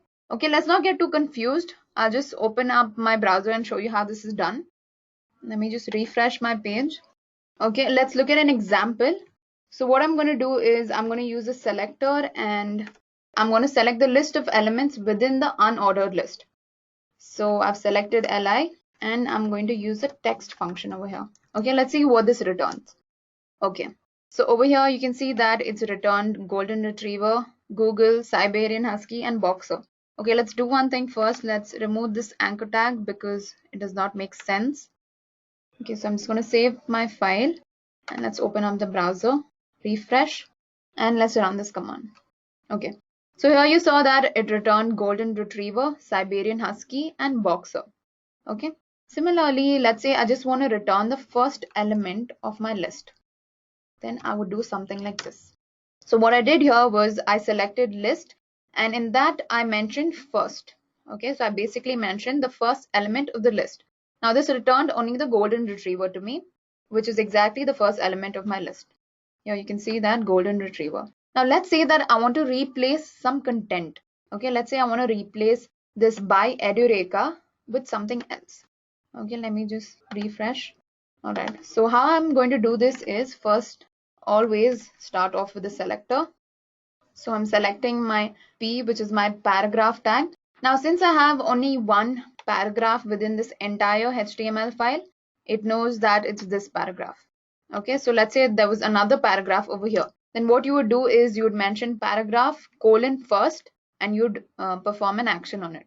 Okay, so yeah, let's coming back to this. I'm going to say text, welcome to this fun tutorial. So what I've done here is I've selected the paragraph tag, and then I've applied the dot text function on this tag.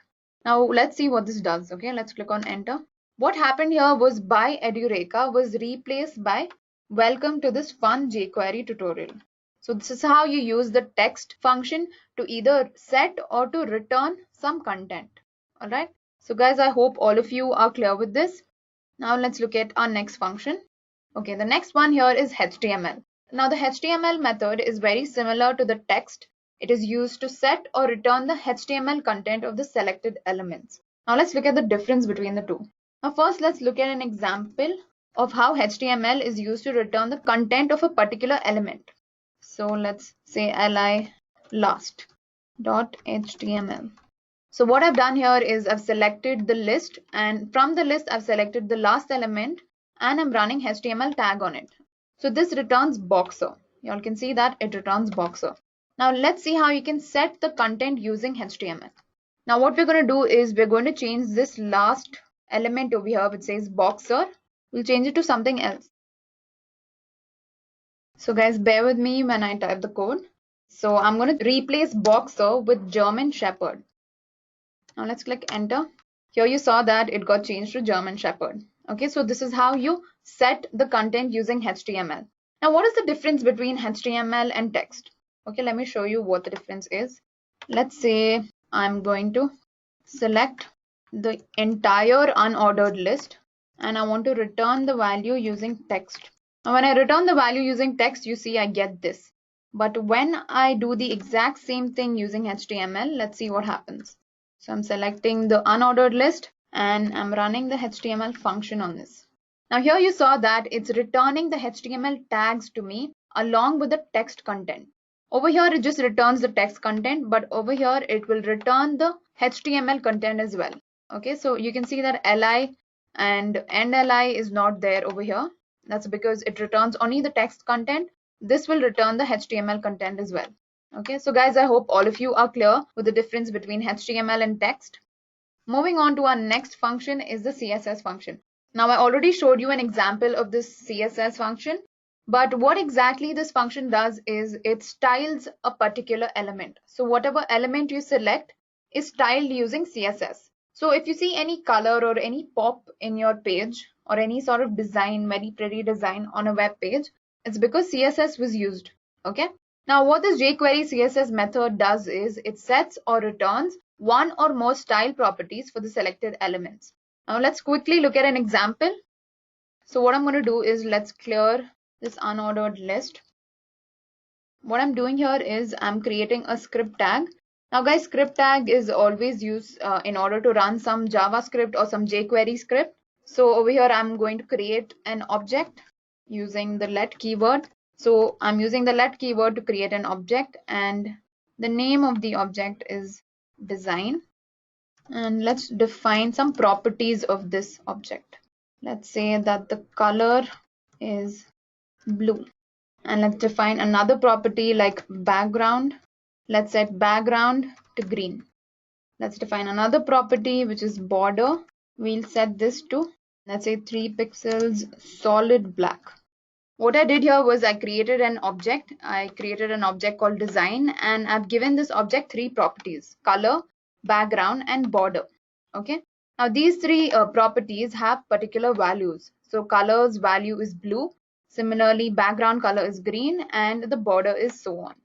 Now let's just save this file. I know y'all are confused, wondering why I'm doing this, but just give me a second. So what I did was I saved this file. Now let's open up our terminal and we'll select, let's say we'll select the header1 tag. Sorry, I forgot to add the selector function. So we've selected the header1 tag, and on this we're going to apply a CSS function. And what we're going to do is we're going to pass an argument to this CSS function. Now what we're going to pass is we're going to pass the object that we just defined. So we created an object called design, wherein we had 3 different set of properties which had different values. So we're just going to apply these values and properties to this h1 tag. So let's click on enter and see what happens. So you saw that the background color, the font color, and a border was added to this. Now this happened because we had created an object with color, background color, and border. So we just applied all of these properties to our h1 tag. Okay, it's as simple as that. So guys, this is how the CSS function works. It's basically for styling your web page. Okay, so your web page looks more prettier with the help of CSS. Now let's look at our next topic, which is attributes. Alright, now the attribute method is used to set or return attribute values of the selected element. So let's say you select a HTML element, and that HTML element may have hundreds of attributes. So you're going to select a particular attribute of that HTML element, and you can return it using the attribute function. You can also use this attribute function to set an attribute to the element that you selected. So let's not get too confused with definitions over here. Let's just execute this and see how it works. Alright, let's go back to the Visual Studio Code. Now in order to make it a little more interesting, let me just clear this entire thing. So what I'm going to do is I'm going to display pictures of 3 puppies, and we're going to work on those 3 puppies. Okay, we're going to work on the images. We're going to try and add borders to those images. Okay. Alright, so first thing what I've done is I've created a folder called puppy, where I have 3 cute pictures of a golden retriever, a boxer, and a husky.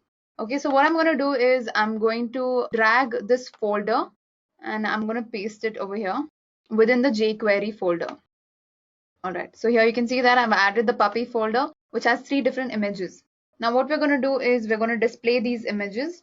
Now in order to do that, I'm creating a div and I'm assigning a class to this.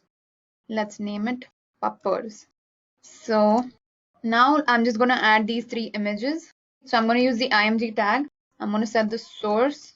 So the name of the folder is puppy slash, let's say, goldie.jpg. It's a jpg image. So let me just copy paste this. And similarly, I'm going to add the other two images also. So the other image is husky. And then there is a boxer as well. Now let's go ahead and save this first. And okay, so what I've done is I've moved this to the root folder. So let's just save this and let's refresh. Alright, so guys, I was facing a problem. It wasn't loading for some reason. So I just opened my jQuery folder on my computer and I just copied the puppy folder into that. Okay, so this is basically the index.html file we're writing. And I've also copied the puppy folder within this, which has 3 images. Okay, now this should work. So here you can see that within jQuery folder, I have a puppy folder and I have the HTML file. Okay, let's save this. Now this should definitely run. Let's reveal an explorer. So now you see that we get 3 cute puppies. Guys, how adorable are they? To make it look a little more presentable, I'm just going to align these images horizontally, okay, so that it's clearly visible. So in order to align them to the left, and also I'm going to set their width and their dimension. So what I'm going to do is I'll open another file. So guys, like I told you all earlier, that CSS is used for styling purpose. So I'm going to open a CSS file over here. Okay, so this is the symbol. This means that it's a CSS file. So what I'm going to do is I'm going to select the class puppers, and within this class I'm going to say float left. So what I did was I selected the puppers class, which I had defined within the HTML file. So here you can see that the class of the div was puppers. So I'm just selecting this entire div and I'm just floating it to the left, meaning that I'm going to align it to the left. And also let's set the dimension of the images. So I'm going to mention the image tag over here. I'll set the width. Let's set it to 300 pixels and also the height. All right, let's say 250. So let's save this file and we need to link this CSS file in our HTML file. So guys, don't forget to do that. A lot of people miss out on this step and then they wonder why their code is not working. Okay. All right. So I'm just going to add a link of my CSS over here. So it is a style sheet. So for those of you who don't know, CSS stands for cascading style sheet. I'm also going to write the type. It's a good practice to mention the type. So it is text /CSS, and also let's mention the path. So the name of my file is index.css, correct? So that's about it. Now let's save this file and let's open it up. All right, so guys, now you can see that they're beautifully aligned to the left and they all look so adorable. So guys, don't get distracted. Let's focus on our task over here. Now what I'm going to do is I'm going to open up the console over here. So let's apply this attribute function to these images. Now, first of all, let's select these images. For that, you're going to use the selector function, and within the quotations, I'm going to write img dot attribute function. So what I've done here is I've selected all of these images and I'm applying the attribute function with the following properties. The attribute that I'm going to change is the border. So I'm adding a border and I am setting the border to this value. So it's a 5 pixel solid black border. Okay, so guys, this is how the attribute works. Now let's click on enter. Let's see what happens. So here you can clearly see that I have added a black border. One second, let me make it more visible. Yeah, see, it looks much better. So what I've done is I've added a border, black border of 5 pixels and a solid border. Okay, so guys, this is how the attribute function works. Now let's go back to our next method. All right, so our next method is the value method. Now this is basically used to set or return the values of the selected elements. Okay, so here you're just going to return the value. You're not going to return the attribute, or you're just specifying the value of the attribute and you're going to return this. So we're going to try something different over here. So in order to run a code on this val method, I'll have to tell you what is a click function. Okay, so what is a click event? So let's go to the click slide. All right, so here is the jQuery events list and the first one is a click event. Now this event is executed when the user clicks on the HTML element. Okay, so you basically select an element using the dollar function, and then when you click on this element, some function is performed. So I'm briefly telling you what this does because I'm going to be using the click function. Now let's open up our file. So we're going to type in something different over here. Okay, so what I'm going to do is I'm going to clear this entire thing. Let's clear the div element, and I'm just going to add script over here. Now script tag is used to add your jQuery or your JavaScript code. So I've just opened up my script tag. Now over here I'm going to type a function. Alright, so what I'm doing is I'm selecting the entire document dot ready, and then there's a function over here. Alright, so guys, before moving on, let me tell you what this document dot ready function does. Now it's a very good practice to have this function in every file of yours, but I forgot to mention it earlier. So it's a very good practice. Now a page cannot be manipulated safely until the entire document is ready. So basically what jQuery does is it detects the state of readiness. Now whatever code you include inside this document.ready function, so whatever code I'm going to type over here, basically in these lines, it will run only once the page is ready. Okay, so basically the code that you include within this function, so let's say I type something over here. Okay, whatever code I'm typing over here, all of this code will be executed only after all of this is executed. So only after loading all of these jQuery libraries and frameworks, only after that, whatever is mentioned within this document.ready function will get executed. Because let's say that I wanted to run a jQuery function over here, okay, some jQuery function, and I just ignored this line and I didn't have a document.ready function. Now what happened was, let's say that for some reason this library took a lot of time to load, and by the time it loaded, this jQuery function was already executed. Now obviously that's going to return an error because it's going to say that there is no jQuery library or something like that, because this library was not entirely loaded. Okay, so that's why you need a document.ready function. Okay, so guys, I hope you all are clear. Now this is a good practice to include. It's not mandatory, of course, but it's always good to have document.ready function at the beginning itself. Okay, so after your title, after you load the libraries, you should always add in this document.ready function. It's a good practice.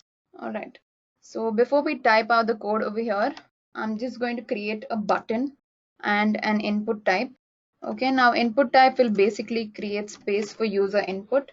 So my input type is going to be text. So the people who are familiar with HTML, CSS know what I'm doing exactly. So I'm giving some ID to this input, and also let's give it some value. Okay, it's blank value. So whatever you enter here is going to be saved. Okay, so I created an input type over here. Now also I'm going to create a button. Okay, so you use the simple keyword button and you just type the name of the button. Let's say submit. Now let's come back to this function. Now what I'm going to type here is I'm going to start off with selecting the button. Okay, so it's selecting the button, and now I'm adding the click function over here. So guys, pay close attention to what I'm doing here. Okay, so basically I'm selecting the button using the dollar function. What I'm saying is when you click this button, a particular function will get executed. Now let's type out the function that gets executed on the click of the button. So click is basically an event. So on executing this click function, some event occurs, and that event I'm going to type over here. Okay, so what it's going to do on the click of a button is it's going to give out an alert with the value dot val. So this is where I'm using the value function. All right, now let's close. All right, so what I'm doing here is on the click of the button, this event is going to occur. Okay, so you're going to get an alert saying value, and wherein the value is going to be this some text identifier. So whatever value the user types in is going to get passed over here. Okay, and then this dot value function is going to return that value to you. Now don't get too confused. Let's save this and we'll run this and you'll understand exactly what I'm saying. All right, so what I'm going to do here is, see, this is the input wherein the user types input, and this is the submit button that we created. So let's say hello. Now let's click on submit. Okay, So when I clicked on submit, this is what happens using the click event. So basically an alert is shown wherein the value is returned. So whatever input is given by the user is returned using the val function over here. Okay, so you see it says hello. Let's say Edureka, how are you doing? Okay, submit. So this is just returning the value that I'm typing in the input. So guys, this is how the value function works. All right, it's very simple. It just returns the value. Similarly, you can set the value as well. So I want you all to try something with setting the value, and please comment down whatever you've tried or any new program that you've run using the val function or any other function.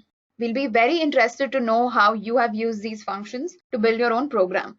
Now the next function I'm going to talk about is the add class method. Now this basically adds one or more class to the selected elements. So you're going to select an element using the dollar function, and whatever element you select, you're going to add a class to it by simply using the add class method. Now let's look at this through an example. So first of all, let's just clear this entire thing. Okay, so now similar to the previous example, we're going to load the images of all the puppies. So it has a class called puppers. Okay, and we're going to add all the images. Okay, so puppy, Goldie. Okay, similarly I'm going to have the other two images over here. Okay, and the last image, which is a boxer. I'm selecting the puppy folder and then the boxer image. All right, so I created a div similar to what we did in the previous examples. Now I'm going to open a script tag.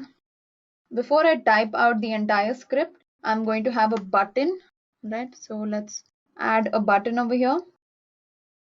Okay, let's name it try add class.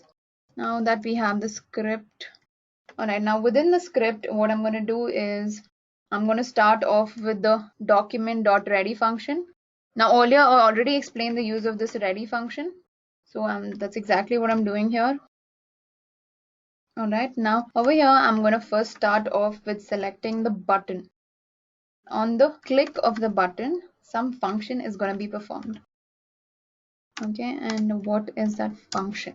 So basically on the click of a button, an event is going to occur, and I'm going to type out that event over here. Okay, now before I type out the event, let's define a style class. Okay, now the style tag is used if you want to specify some CSS code. Now you can obviously open another file called CSS and enter the entire thing, but it's a small code, so I'm just going to type it over here itself. So I'm creating a class called style class. All right, and what I'm going to do is I'm going to define some property called border, and I'm going to assign a value to this property. Let's say 5px solid green. So this is what is there in the style tag. Okay, now coming back to this function. So on the click of this button, an event has to occur, and I'm going to type out that event over here. So what I'm doing is I'm selecting all the images first, and then I'm using the add class method, and I'm passing this style class function that we just created. Okay, all right, now let's close our parenthesis over here. So what I'm doing here is on the click of this button, and on these images you're going to run the add class method.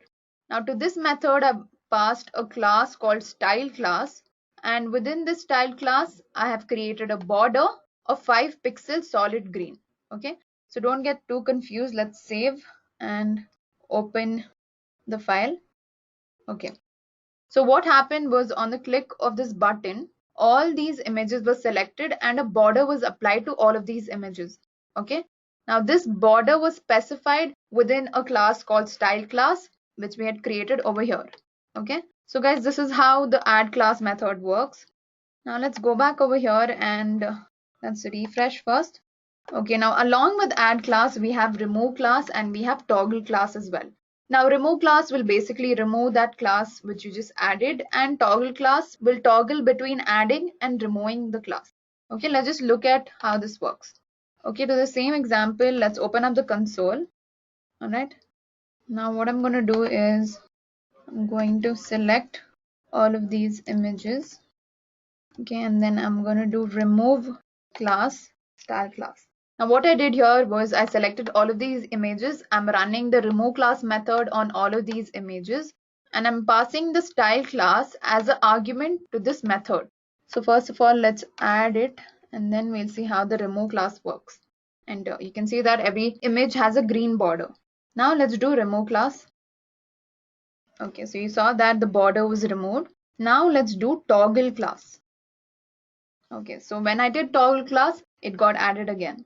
Okay, so if I do toggle again, it will remove the border. Similarly, again it will add, remove. Okay, so guys, this is how add class, remove class, and toggle class works. Now let's get back to our next topic, which is jQuery events. Okay, now I've already explained the click event to you, but we're still going to run a program and see how this works.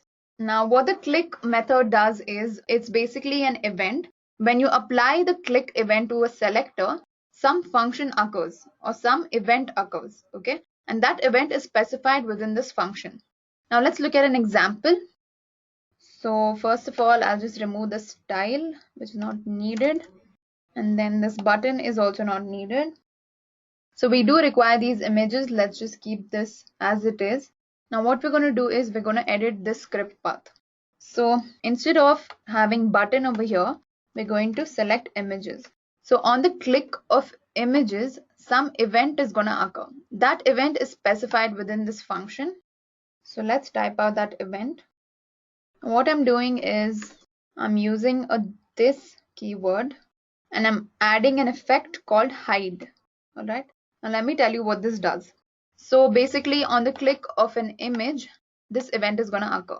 Now this basically denotes whatever element you're currently selecting, and that element will be hidden using the hide effect. Now hide is basically a jQuery effect. Now this is used to hide a particular element. So whichever element you've selected over here is going to get hidden using this hide effect. Now I'll be explaining hide, show, and all of these other effects in my further slides. So for basic understanding, just know that this hide effect is just going to hide a particular element that you've selected. Okay, so I've saved the file. Now let's just open it up. So what I'm going to do is let's click on each of these images because we've added an event on each of these images, right? So let's click on this image. So you saw that it got hidden. Similarly, the other two images also get hidden. Now this is happening because on the click of an image, I'm going to hide that image. Okay, now this is just used to record my current event. So basically on the click of the images, those images are going to get hidden. Okay, that's exactly what we did here. Let me show it to you once again. So I'm clicking this image, it gets hidden. Similarly this and this. So guys, I hope all of you are clear with the click event. Now similarly we have on. Okay, now this method attaches one or more event handlers to the selected elements. Now whenever you have on, a lot of people get confused between click and the on event. Now on is used to specify other event handlers. So you can use on along with click and along with key press. Now key press is the next method that I'm going to discuss. So I'm going to be running an example where I'll show you how to use key press and how to use the on event as well. Now key press basically executes whenever a character is entered. So basically whenever you press a key on the keyboard, some event is going to occur with the help of key press. Okay, so guys, it's quite explainable. If you just read the name of the event itself, you'll understand what it says. Okay, now key press is a combination of key down and key up. Let's not get into too much detail. So I'm just going to create an example where I'll be showing you how to use key press and how to use this on event. Okay, so let's open up our Visual Studio Code. Okay, so what I'm going to do is let's clear this entire div. We do not require this for this example. Okay, so what we're going to do is we're going to create an input. We're going to give it an ID. Let's say press. All right, and also it'll have a type. Okay, and the type is text. And we'll also set some size to this. Okay, let's say 10. All right, now here we have a script. Now within the script, instead of selecting images, we're going to select the input. First of all, let's clear this entire block. So we have the document.ready function. Now after this, let's select the input. So here we're selecting the input using the $function, and I'm going to add the on event here. So here I'm also going to add the key press event, and some function is going to be performed. Okay, so guys, let me just type this out. Don't worry, I'll explain what I'm doing. p.height. So what is happening here is on key press. So as soon as you start typing on this input, some function is going to get performed. This p is going to get hidden. So let's create a paragraph, another paragraph. Let's call it, let's enter this code here, start typing. Okay, now there are two paragraphs here, so I want to edit this paragraph. So I'm going to pass in a parameter called last. Okay, so this is basically going to select the last paragraph, which is this one. Okay, now guys, I know this is sort of confusing. Okay, there's a small error somewhere over here. Okay, so I haven't closed this. Now let's just save the file. I'll show you what's happening, so don't worry if you haven't understood anything. Okay, now basically I define an input there, and what I'm going to do is when I start typing, so when I start typing, this paragraph is going to get hidden. So let's see how that works. Let's say hello. Yeah, see, as soon as I press the first character, the whole paragraph got hidden. Now how does that happen? That happens because we use the key press function. So on the press of a particular character on your keyboard, this last paragraph will get hidden. So guys, this is how the on and the key press work. Now on is used to specify other events as well. So on is an event and key press is also an event. Okay, so this is how on works, and this is the difference between click and on. So with this, we're done with events. Now we have to discuss jQuery effects. Alright guys, so now let's discuss the hide effects. Now there are a lot of effects over here. We have hide, we have show, toggle, fade out, fade in, fade toggle, and similarly we have a few other effects. Now like the name says, it's sort of an effect. So basically hide is like an effect. So it'll select a particular element and it'll hide it. Okay, you can have parameters for how long you want to hide an element or for how long you want to fade an element. Now we've already seen several examples of hide. So let me just show you a basic example wherein we'll discuss hide, we'll discuss show, we'll discuss toggle. Okay, now show will just make that particular element visible, and toggle will toggle between hide and show. So don't get too confused. Let's just open up our Visual Studio Code. So what I'm going to do is I'll just clear this entire thing. Okay, so we'll remove any sort of confusion. Now within the body, I'm going to have two buttons over here. Now each of these buttons will have a class called button, and I'm going to give an ID to each of these buttons. So the first ID is hide, and the name of this button is also hide. Okay, now let's just copy this entire thing, and we're going to create another button, and we're going to give it an ID called show, and let's name the button show. All right, so here I've just created two buttons and I've given a different ID to each of these buttons. Now what I'm going to do is let's load a single image. Okay, so let's not waste time and load 3 images. So we're just going to load the same puppy images. So the name of the class is puppers. All right, and let's add an image. Okay, so puppy, and let's select anyone. Let's say Goldie. Okay, so yeah, let's close this. And this is our div section. Okay, so now let's add a script tag. Now over here, we're going to begin with the document.ready function. Okay, so let's select the document. I've already explained what this does. Now within this, let's define some code. Now first what I'm going to do is I'm going to select the ID hide. So wait, sorry, I forgot to put this in quotation marks. So what I'm doing here is I'm selecting this hide identifier. So basically this button hide. Okay, so we have two buttons here. That's why I've given each of them an identifier so that you can differentiate between these two buttons. So basically this is selecting the hide button. Okay, I'm selecting the hide button, and on click of this hide button, some event is going to occur. Now that event I'm going to specify in this function. So what is going to happen is I'm going to select the image over here first. Now I've selected the image and I'm just going to hide that image. So on clicking the hide button, the image gets hidden. Now let's close this. Now similarly for show, we're going to do the exact same thing. Okay, let me just copy paste this. It's going to be easier. So instead of selecting the hide button, we're going to select the show button, and on click of the show button, the image will get visible. So we're using the show function over here. So guys, it's as simple as that. All right, so I hope all of you understood what I'm doing here. So let me just run you through what I did. So first of all, I created two buttons. I gave a different identifier to each of these buttons, hide and show. Okay, and then I'm displaying this image, a single image.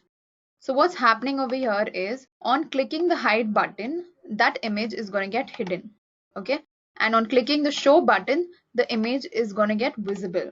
All right, let's save and let's just run it and see how this works.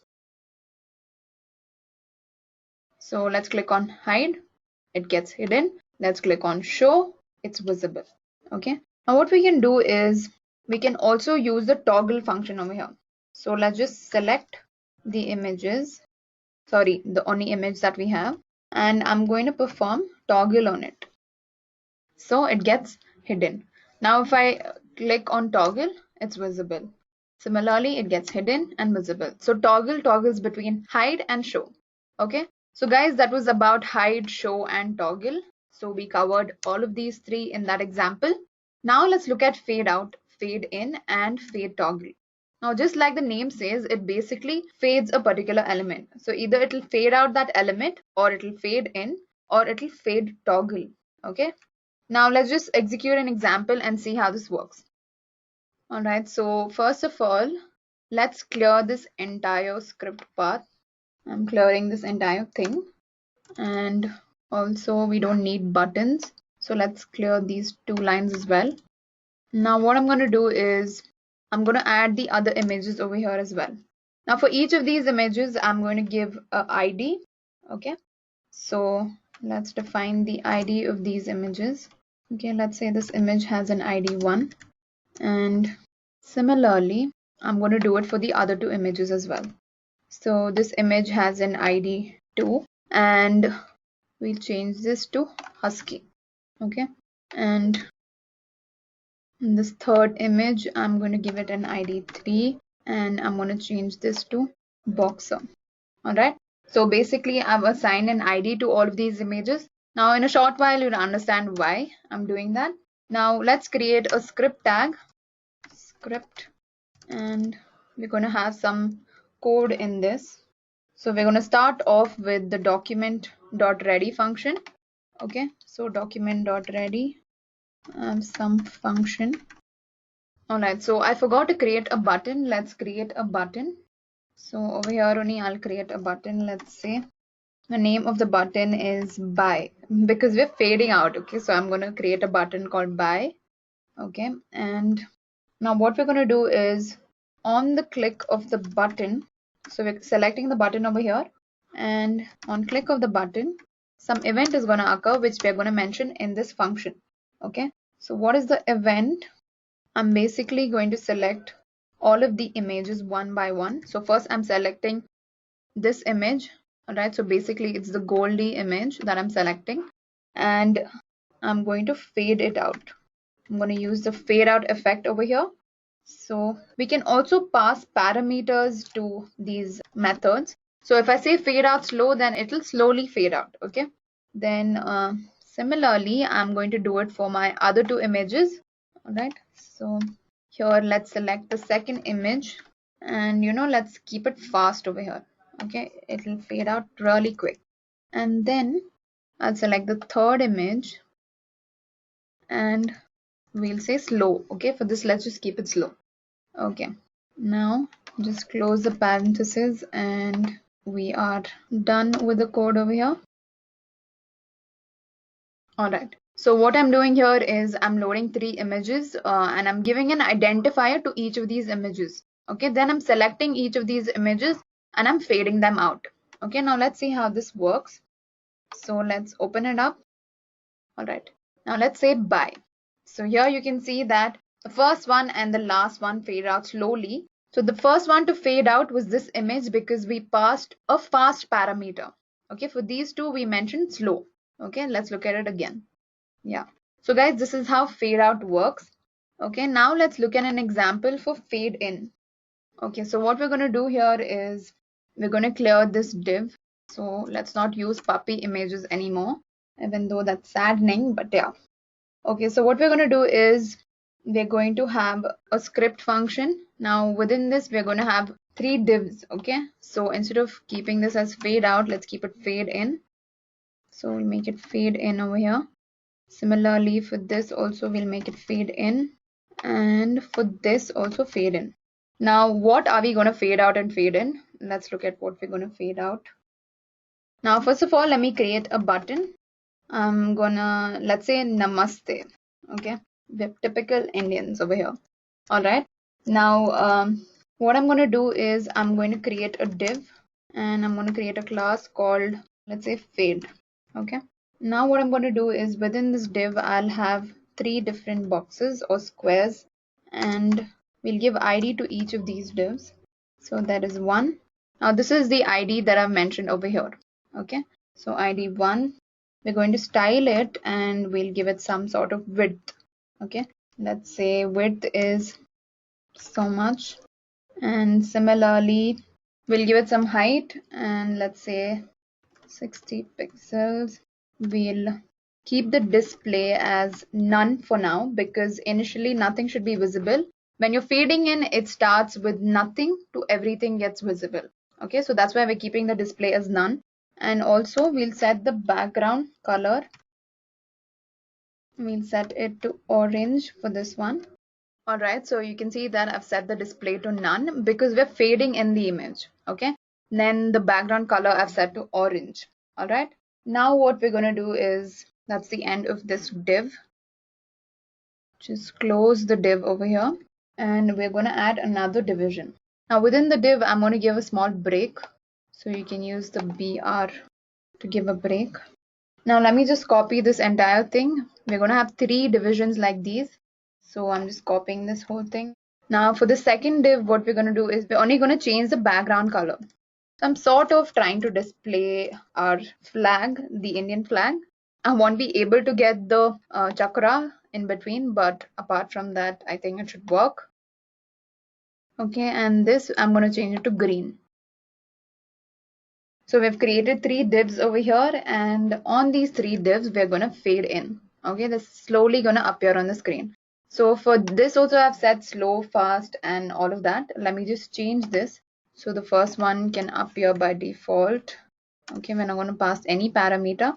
The second one, we'll put slow. And the third one, let's actually give it some value. Okay, so this is basically time in terms of milliseconds. So I'm going to give this value. Let's save the file and let's see how this runs. Okay, so I forgot to remove the buy button. Let's take that off. Okay, we have the Namaste button. Let's save the file and now let's check. Okay, let's say Namaste. So I made a stupid mistake over here. I forgot to change the ID. So this is 2 and this is 3. Okay, so now it should definitely work. Let's save the changes and I'm just going to open up my browser. Right, let's refresh. Okay, so here you can't see the white one because it's totally white, it's not visible. But here you can see that there is, this sort of looks like the Indian flag. So obviously I couldn't get the chakra over here, but yeah, so this is how it works. So guys, that was about fade in and fade out. So I hope all of you understood how fade in, fade out works. Okay, now let's move on to our next topic, which is slide down, slide up. And similarly, we're going to do slide toggle as well. Now, just like the name says, this effect is used to slide down a selected element, and it similarly has a speed and a callback parameter. Similar to that is slide up, wherein the selected element slides up. And then we have slide toggle, which toggles between slide up and slide down. So let's look at an example. Okay, so first of all, let me just clear this entire thing. Okay, I'm going to clear this whole thing, and so I'm going to start off with having a button. So let's say the name of the button is, we can name it slide. All right, and then we can, what we're going to do is we're going to add a div over here. Okay, a division. We're going to have an ID for that. Let's call it div1. Okay, this is not necessary, but it's a good practice to have an ID. Over here, it's not necessary because there's going to be only one div. So we're going to style it. Let's say we have the width. We'll set the width to 90 pixels. Okay, similarly, we'll have height parameter and we'll set that to 60. And we'll also give it a good background color. We'll give it pink. Okay, and okay, I have misspelled background. So basically this is the div. Let's close the div. It ends over here. Alright, so we basically created a div over here. It's basically a small square or a rectangle, okay, of color pink. Now let's have a script tag. Now within the script tag, what I'm going to do is I'm going to select the button over here, and we're also going to add on event over here, and let's also add click. Okay, so on click, an event is going to occur, and that event is defined within this function. Now what we're going to do is we'll select the div, okay, using the identifier that we gave it, div1. Okay, and we're going to apply the slide up or the slide down function to this. Okay, let's apply slide up first. Okay, we can also pass a parameter, say slow. Let's close this up and this should work. Okay, let's save. So what I did here was I created a small rectangle using this div and I styled it. Okay, so I created a small rectangle over here and I have a button called slide. And on click of that button, this square is going to slide up slowly. Okay, so let's see how it works. Okay, let's say slide. So let's see it again. So it's slowly sliding up. Okay, so guys, this is how slide up works. Now for it to slide down, what we're going to do is, if it has to slide down, then initially the display has to be none. So we're going to set the display to none. And we're going to change this to slide down. Okay, let's save and let's see if this works. Okay, let's click on slide. See, it's sliding down slowly. So guys, this is how slide up and slide down works. Okay, you can also toggle it in the same manner. Okay, so if you toggle this, it will either slide up or slide down. Okay, so guys, with that, we are done with jQuery effects. Now let's finally move on to our last topic, which is jQuery user interface. Okay, this is just the UI. Now I'm just going to discuss three functions over here, which is draggable, droppable, and date picker. Now, like the name suggests, you can drag any selected element using the draggable method. And similarly, the droppable method is used to drop the selected element at a specified target. This is how draggable and droppable work.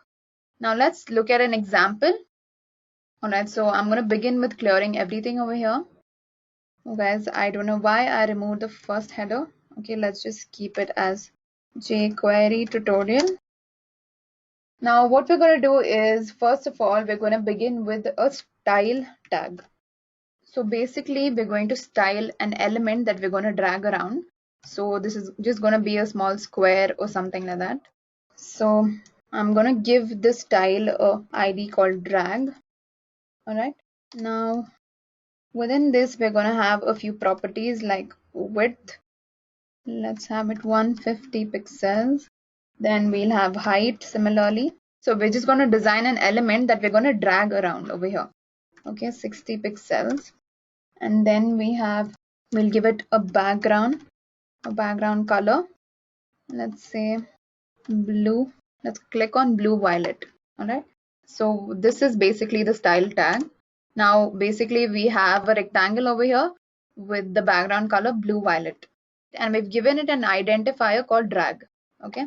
So guys, one thing I forgot to mention was, if you know CSS, then you know that when you use a hash, it's basically for an identifier.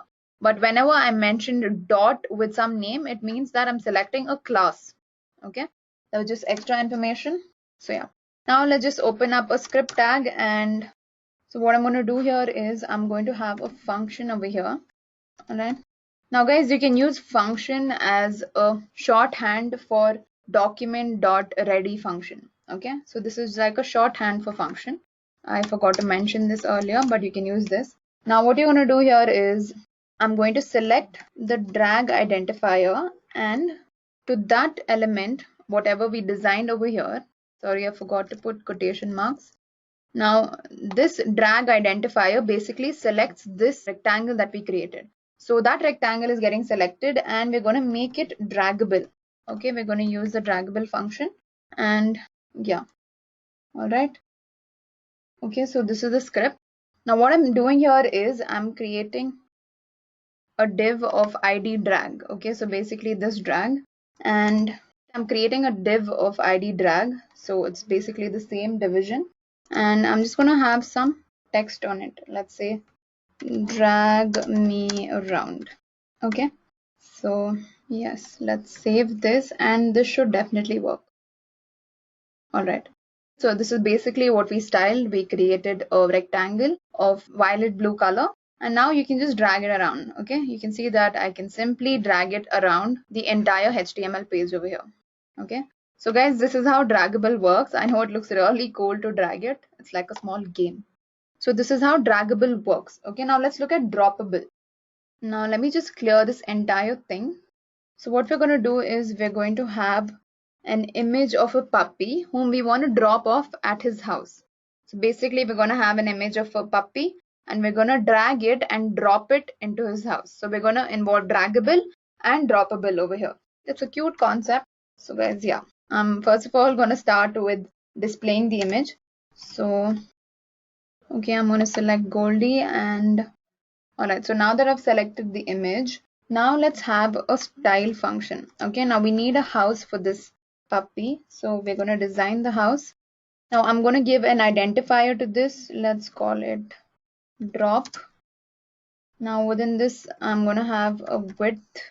Okay, we'll set it to 400 pixels. Similarly, height 400, and we'll make it float to the right because I'll tell you why. Alright, so when I display this, you'll understand why I'm floating it to the right. Background color as, let's give it aquamarine. Okay, so this is the end of style. So what we did here is we basically created a square of the color aquamarine. Now let's add the script tag over here where all the work happens. Now over here I'm going to begin with function. All right, now I'm going to start off by selecting the image. There's only one image here. You can either say image or you can give the identifier of the image. It's the same thing. And this image should be draggable. Okay, draggable. All right, now I'm going to select this square that we created, which has an identifier called drop. So I'm going to select that square and I'm going to make it droppable. All right, let's just close the parenthesis over here. All right, so this is it for script. Now let's also add a small text over here. So I'm creating a div with the id drop. Okay, within this div let's have a small paragraph which says my home. All right, okay, so what we did here was we started off by displaying this image, and then we created a square with the following properties. After that, we're going to assign the draggable method to the image and the droppable method to this square that we created over here. Okay, now let's just look at the output. You'll understand it much better. All right, so basically this guy wants to go home. All right, give me a second. Okay, so the reason it wasn't getting dragged was because I did not mention a hash over here. When you give an identifier, you have to mention hashtag over here. Okay, so let's save this and let's open that up. It should work. Refresh. Now see, it's draggable. So this guy wants to go home and this is his house. So it's droppable over here. Okay, it does not move around or go back. It's droppable. So his house is droppable. So we're just taking him to his house. I know this is silly, but this was a good way of showing you how draggable and droppable works. All right. So I hope you all understood draggable, droppable. Now lastly, we're going to look at date picker. So guys, this is an inbuilt function. It's an inbuilt widget in jQuery wherein you can enter a date and then you can easily visualize the date. We're not going to go into detail with this. I'm just going to show you a simple example of how the date picker works. Okay, let me just start off by clearing this entire thing. Okay, right up to here. Okay, now what I'm going to do is I'm going to have an input wherein the user will enter the date. Let's give it an ID. Let's say date is the ID and the type is text. We'll also assign it some size. Okay, say 10. All right, now what we're going to do is we're going to open up a script tag. Now within the script tag, it's very simple, guys. What I'm going to do is I'm going to select the input. So I'm typing the input ID over here, and on that we're going to call the date picker widget. Okay, so let's save this. So guys, this is all right. So I'm just creating an input, and as soon as you type the input, you're going to get a date picker. Okay, so this is an inbuilt widget. There's not much to code over here. All right, so as soon as I clicked on it, the date picker got visible. So let's say I give some date. You can give some date randomly, or if you select on some particular date, that date is visible over here. Okay, so it just works normally like this. All right, so guys, I hope all of you are clear with the date picker.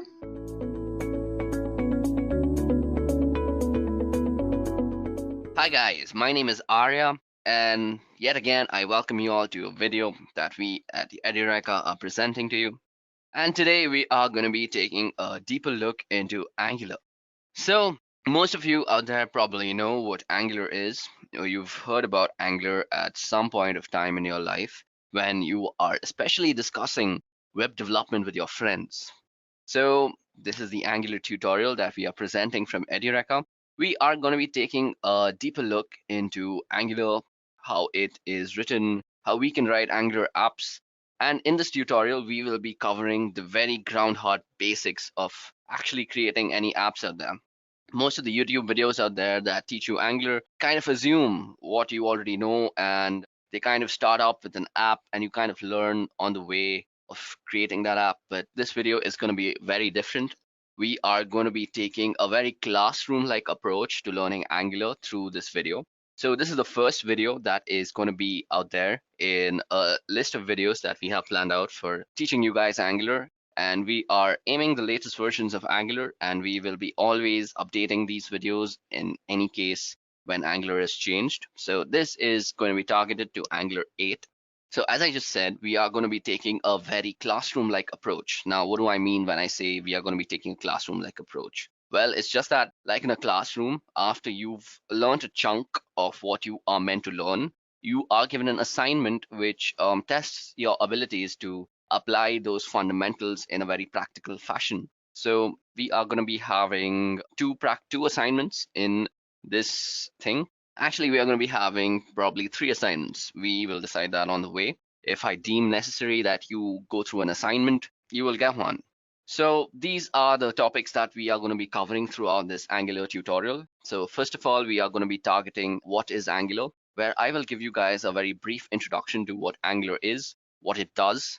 We are also be going to look into what's new in Angular 8. So this is Angular 8, and some of you guys might be thinking that, I've missed out on a lot of things. How am I going to catch up?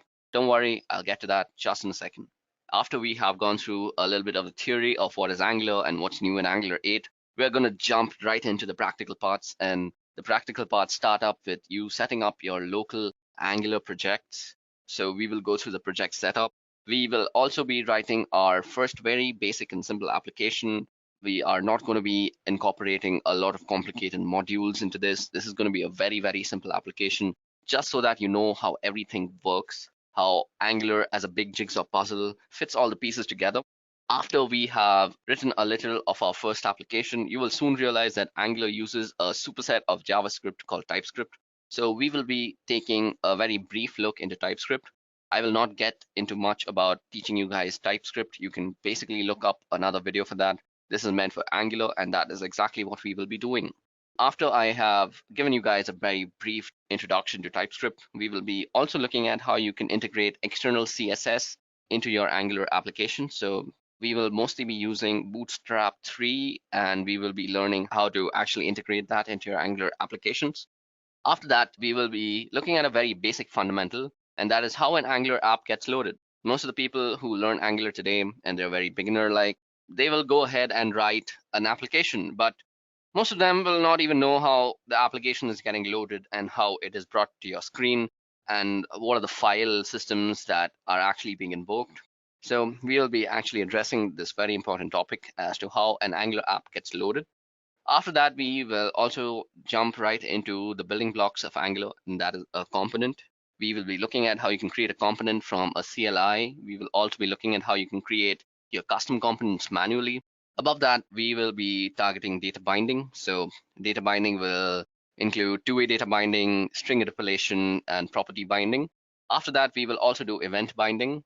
We will be looking at directives, what they are, how they do it, but we will be not looking into how you can write your own custom directives. So if you are here on this video expecting to learn about custom directives and how you can write them, well, this is not the video meant for you. We will be releasing a video on how you can build your custom directives. In fact, we will be releasing a video on all these topics separately. That is components, where we take a much deeper look into what a component is, how it is made, every piece of code that goes into a component.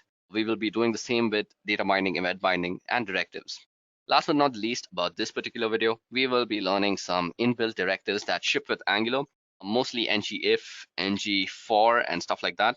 So those are pretty useful stuff, and we will be creating some really simple stuff.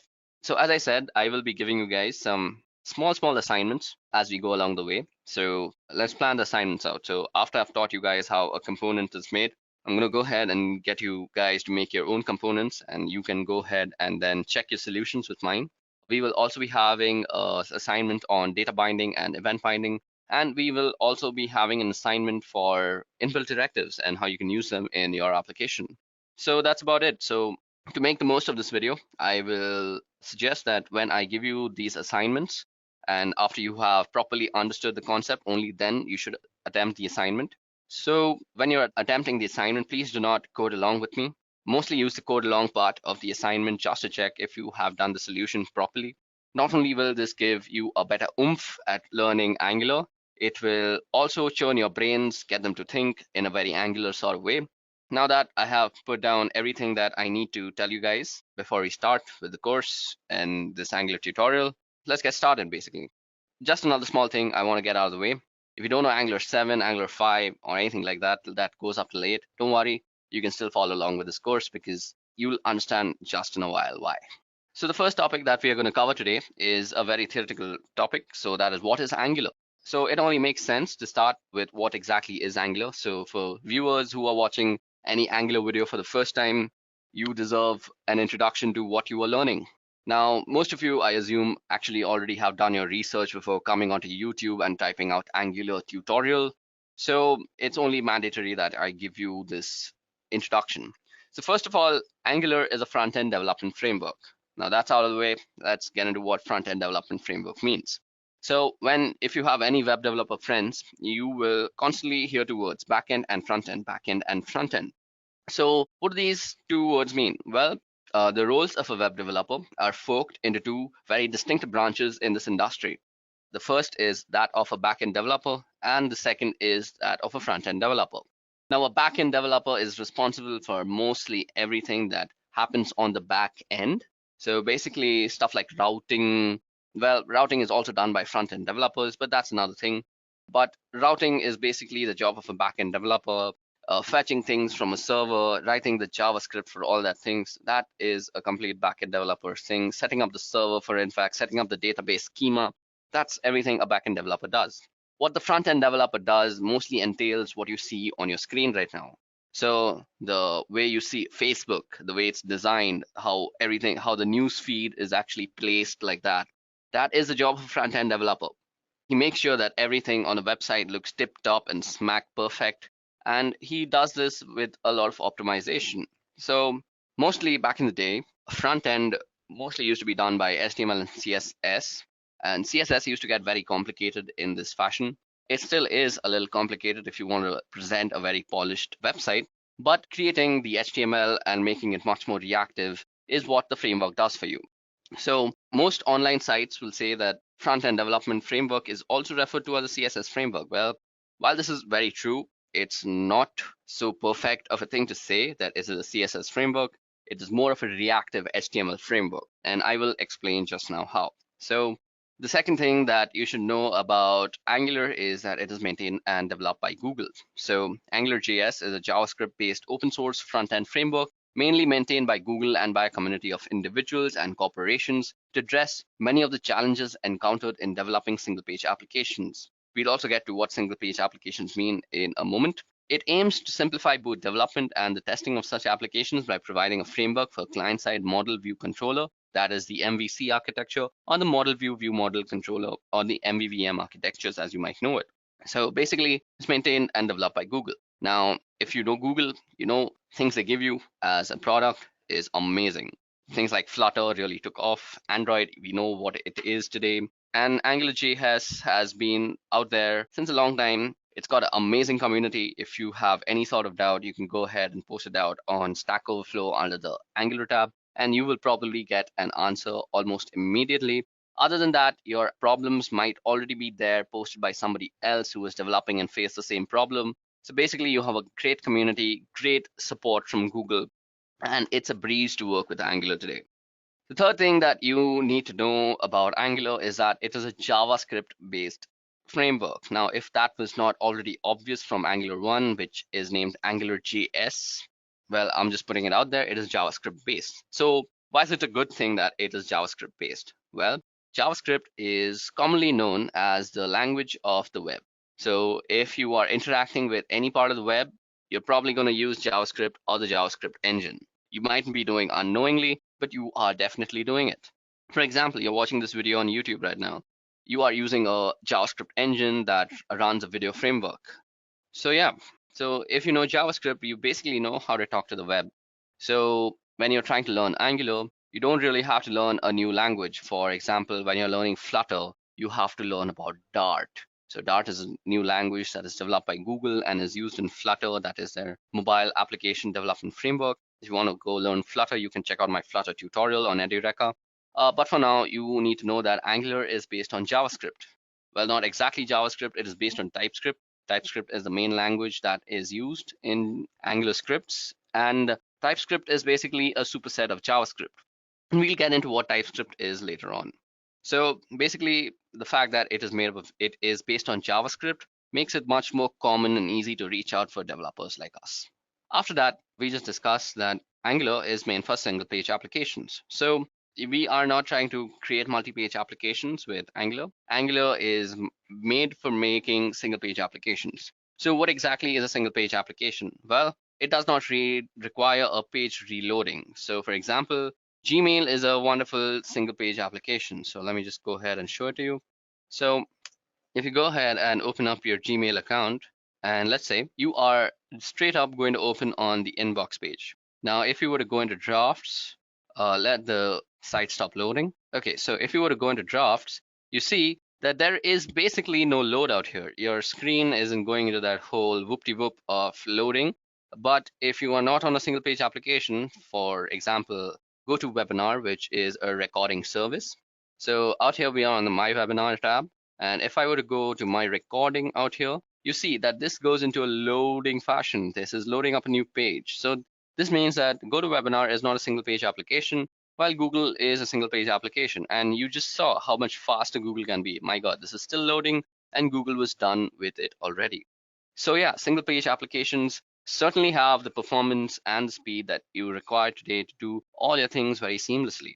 So it's great to have a framework that lets you create single page applications with so much ease. Okay, so that was all about Angular and what you need to know about it to actually go ahead and start developing apps using Angular. Now, another elephant in the room is Angular 8. Most people I actually teach Angular are very flustered with the fact that Angular is on version 8 at this moment. They are mostly flustered because they think they have to go through everything from version 2 to version 7 and then learn 8. Well, that is not the case. First of all, Angular was released as AngularJS, and AngularJS was the very first release, and everything changed with Angular 2 itself. The whole engine changed, how Angular written is changed. So basically the major overhaul was done in Angular 2. And since Angular 2, after every 6 months, Google actually releases an update to Angular. And since then, it's been like Angular 2, 3, 4, 5, 6, 7, and now we're at 8. So those many half years that have gone. So it's basically been 4 years, I guess, if my math is correct. So now we're at Angular 8, and every update that they make out there is basically backwards compatible. So think you've learned Angular 5, well, you can still work with Angular 8 because most of the stuff that's been changed are backwards compatible. So now that being out of the way, let's go ahead and see what is new in Angular 8. Now, if you're a beginner to Angular, most of this will not exactly make sense to you, so I recommend you skip it. Please use the timestamps that are there in the description to skip to the next topic, and that is the project setup, and that'll be way more interesting for you. But if you're a guy who is tech savvy and likes to know what he's working with, what's new in that version, well, this part's for you. So Angular 8 came with a few changes and one breaking change.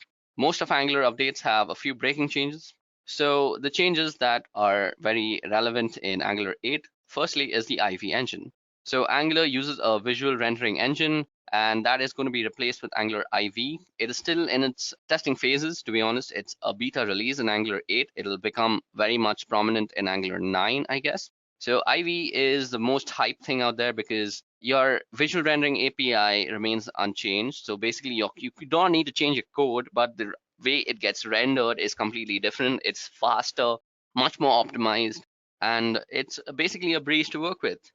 The next thing that's new in Angular is the Bazel engine. So Bazel is your way of orchestrating how your dependencies are there. So basically, it's like Webpack, but don't get this confused. It's not going to be replacing Webpack. Webpack is the god out there, but it is going to make Webpack's job a lot more easier. It's going to orchestrate and really serialize out what dependency you need to actually build your projects. So the coolest feature of Bazel is that it has a very smart algorithm for determining the build dependencies and injecting them into your project. Another thing that is cool about Angular 8 is differential loading. So this is just to make sure that there is a different type of loading for legacy browsers and the modern browsers out there. So basically, the modern browsers use modern JavaScript and the legacy ones use legacy JavaScript. So basically, there is a load time difference, and when you are using legacy JavaScript, it tends to be a little slower, while modern ones are way faster. They're much more quick to even write as a developer's perspective. So differential loading, the Bazel engine, and IE. So these are the three changes that are there in Angular 8. There is also a very breaking change in Angular 8. I have not listed that out here. Well, that has to do with the HTTP library. So to invoke the HTTP library, you would mostly have to import Angular/HTTP, but that has been changed, and that is the most breaking change. And that to now use the HTTP libraries, you have to import @Angular/common/HTTP. And if you've used HTTP before, you know what I'm talking about. So with that out of the way, this is all the theory part. Let's go ahead and start up with our own Angular project. So the first thing that you need to do is to start up with Angular is go ahead to your browser, open up a new tab, and search for Node.js. Now, I am assuming that you don't have Node.js installed on your computer, so click on the first link and go ahead and download the one that is recommended for most users. After you download it, you'll get a setup file. Go ahead, click the setup file, and just follow the instructions. It's a pretty easy install, and I don't think there should be much problems with it. But just in case out there you get a problem with it, some configuration problem goes wrong, please go ahead and check out another video that actually explains how to install Node.js on your computer, because this video is meant for Angular. I have a lot to do, and I can't waste time with stuff like how to install Node. There are a lot of videos out there, including Edurekas itself, and you can go ahead and check them out. Now, once you have installed Node on your computer, you can go ahead and check if Node is installed by just typing Node on your command prompt, and this should open up a JavaScript console. You can say stuff like print, or let's say var x equals 5, and if you just call x, it'll say 5 out there. I know my text isn't very clear because I have this weird blue background in my command prompt, but yeah, if you can open up a JavaScript console with just typing Node, you have installed Node in proper fashion. Now to exit from this console, you can just type .exit, and that will exit you from that console. So now let's go ahead and clear up our command prompt. And the next thing that we are going to do is install Angular on our computer. So to install Angular, let's see what we have to do. So the best place that you have for any doubts of this sort is the Angular documentation. So go ahead and search for the Angular docs. So this will open up the Angular docs. It's at angular.io/docs. Go ahead and check the setup part. So out here, you see that you need Node.js. Now that you have done it, you can go ahead and install Angular through an npm command. So npm is the node package manager, and all you have to say to npm is that you need to install. So install, or you can just simply say I and then -g, which basically means that it is going to be a global install and not pertaining to any particular folder or any project setup. So we are going to be installing this globally so that you can access the Angular CLI from almost anywhere on your computer. So after that, all you have to say is Angular/CLI, if I'm correct. Okay, it's @Angular.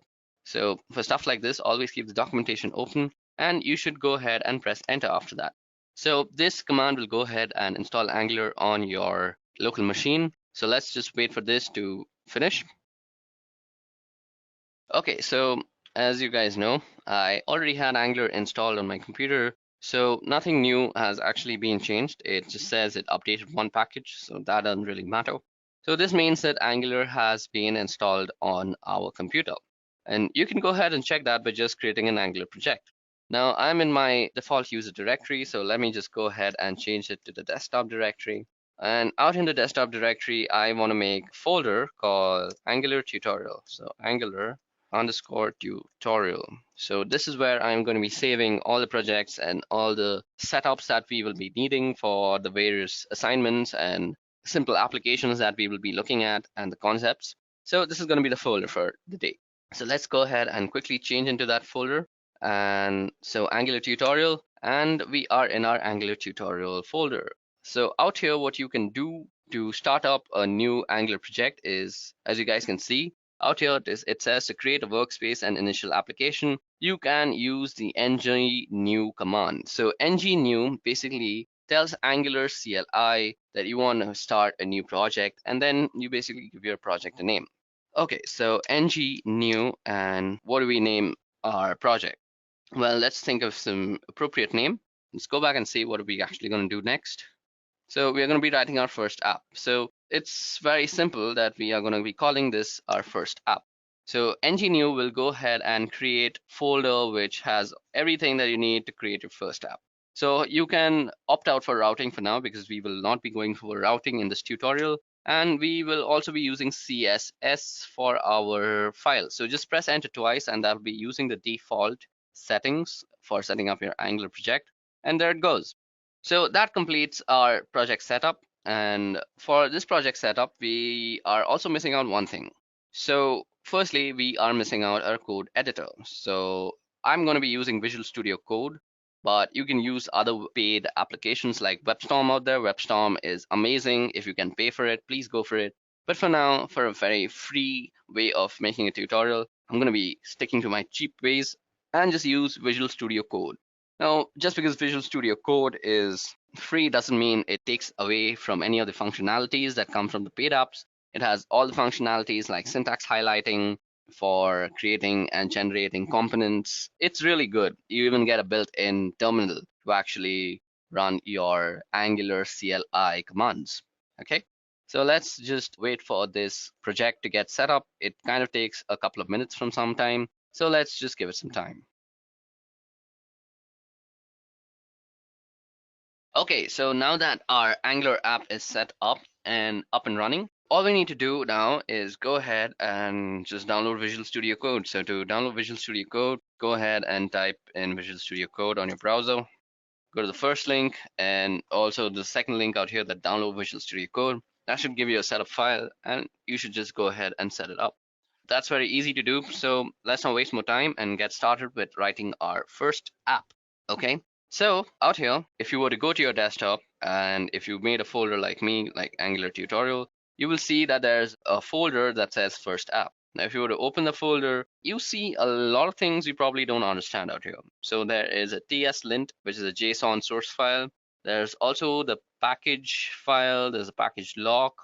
There's also this very important angular.json file, which basically includes all your dependencies. Now, this E2E file is not really going to be useful for us in this Angular tutorial. E2E basically means end-to-end, and this is made for end-to-end testing of Angular apps. What we are going to be interested in is mostly the node modules and the SRC. So out here in SRC, you see that there is this index page. There is an index page, which is your HTML file. There's also this style sheet, which is your basic styling of the web app that comes built in when you basically make any Angular app. So first of all, let's go back and let's open this folder particularly with Visual Studio Code. So as you guys can see, I have opened up our first app and we can go into our SRC and we can see that there's an app folder and we get a lot of files out here. So we have an app component.css file, we have an app component.html file, we have an app component.spec.ts file. So all of these .spec.ts files are basically used for testing purposes. We're not going to be concentrating on testing, but rather more on developing an app. So this is none of our concern for now. You can feel free to actually go ahead and delete it. Now, if you go ahead and open up app.component.ts, you can go ahead and see that there is a bit of code written out here. So there's an import line from the first thing. We can see that it's importing something called components from a library called Angular/core. There's also this decorator out here that tells Angular that this is a component. It has a selector, it has a template URLs, it has styles URLs. And in the class, you can see that there is a variable that says title and it says first app. Now, this really doesn't make sense to a beginner, but just wait on when we will know what all of these things mean, from components to a class and everything else. So first of all, let's go ahead and see what this app that Angular ships with looks like. So to do that, go ahead and open up your terminal. You can simply do that by dragging it up and down. And out here, what you want to say is ng -- open, which basically makes your default browser open up. And all you want to say is serve. So this command basically serves the app that is in the development mode right now, and it will serve it on a local host at port number 4200. So it's compiling at the moment. So let's go ahead and see what it actually looks like. Let's give it some time to compile and it should open up the app for us automatically. Let's close off this one. Let's keep the documentation open. Let's close off the Node.js. Let's close off my mail. Okay, so this is the first app. Okay, so as you guys can see, we are greeted with a welcome screen. As you guys can also see, it's on a local server. This is not hosted at a global scale. This is just for your testing purposes as a developer. So you can see that it says welcome to the first app. Now, if you go ahead and see out here, it says title equals first app. Now, if you go ahead in the HTML part, you can also see that there is this little place where title is referenced back again. So as a developer, I think you can make some sense that these three files, the app-component.ts, the app-component.html, and the app-component.css, is kind of interconnected with each other. So yeah, this is basically what an Angular app looks like.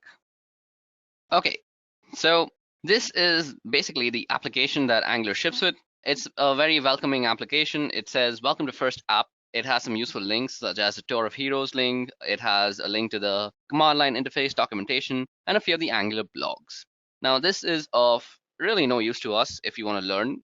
So let's go ahead and actually fiddle around with this file that comes along with Angular when you create your app. So if you go ahead and look at the app component.html page, it looks deceivingly similar to what we see on our screen out here with this app that Angular ships with. So as you guys can see, it has an H1 that says welcome to and title, and out here you can see welcome to first app. So basically we can say that the title out here, which we saw in the TypeScript file, which is said title equals to first app, and that gets converted out here. Above that, we also have a few links, and basically it's an unordered list. And also, if necessary, there is some styling that goes along too. But at this moment, there is no styling that is available. So let's go ahead and tinker around with this application just to give you an idea how Angular actually works. So Angular is basically divided into components, an Angular app. So out here, what you see is the app component. So every component has three files. It's basically, it's a template. So it has its own styling. So that is app.component.css. It also has its template. So the styling is CSS. The template is app.component.html. And the logic, the business logic that goes inside this thing is in the app.component.ts file. Now, there is also this app.module.ts file, and I'll get to that just in a moment. But for now, what you want to do is go ahead and just delete all the stuff that is there in the app.component.html file. Now, don't forget to keep your terminal running, which is serving this application. So every time you go ahead and save, it basically saves it, and you can go ahead and see that it has reloaded it, and we have nothing out here, to be honest. So let's make this page a little more interesting. So firstly, let's give this just an input, let's say. So we want a div, and in this div, we are going to have an input of type text. Now, every input should also go with a label, and this label is for name. So we can give this type name equals name out here. Right, so let's make this a little less confusing for you guys. Let's call this first name, right?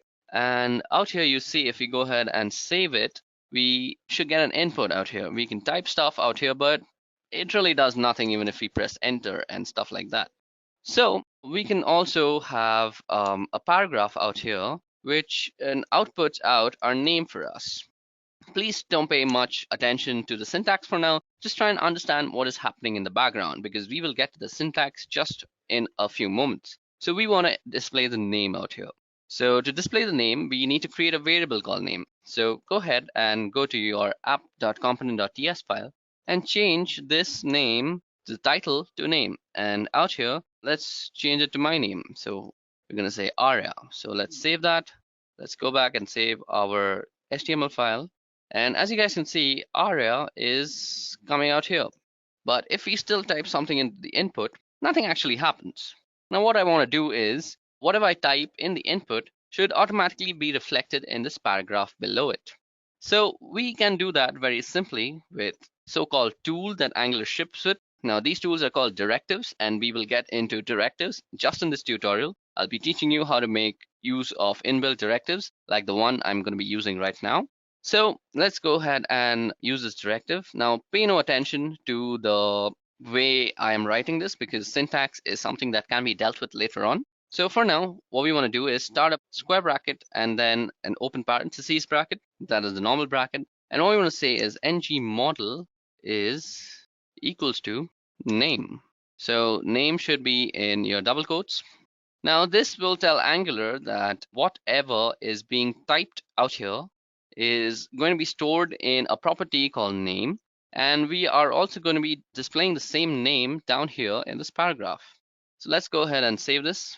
And let's go ahead and reload our file. And you surprisingly see that the input part that we had has suddenly disappeared.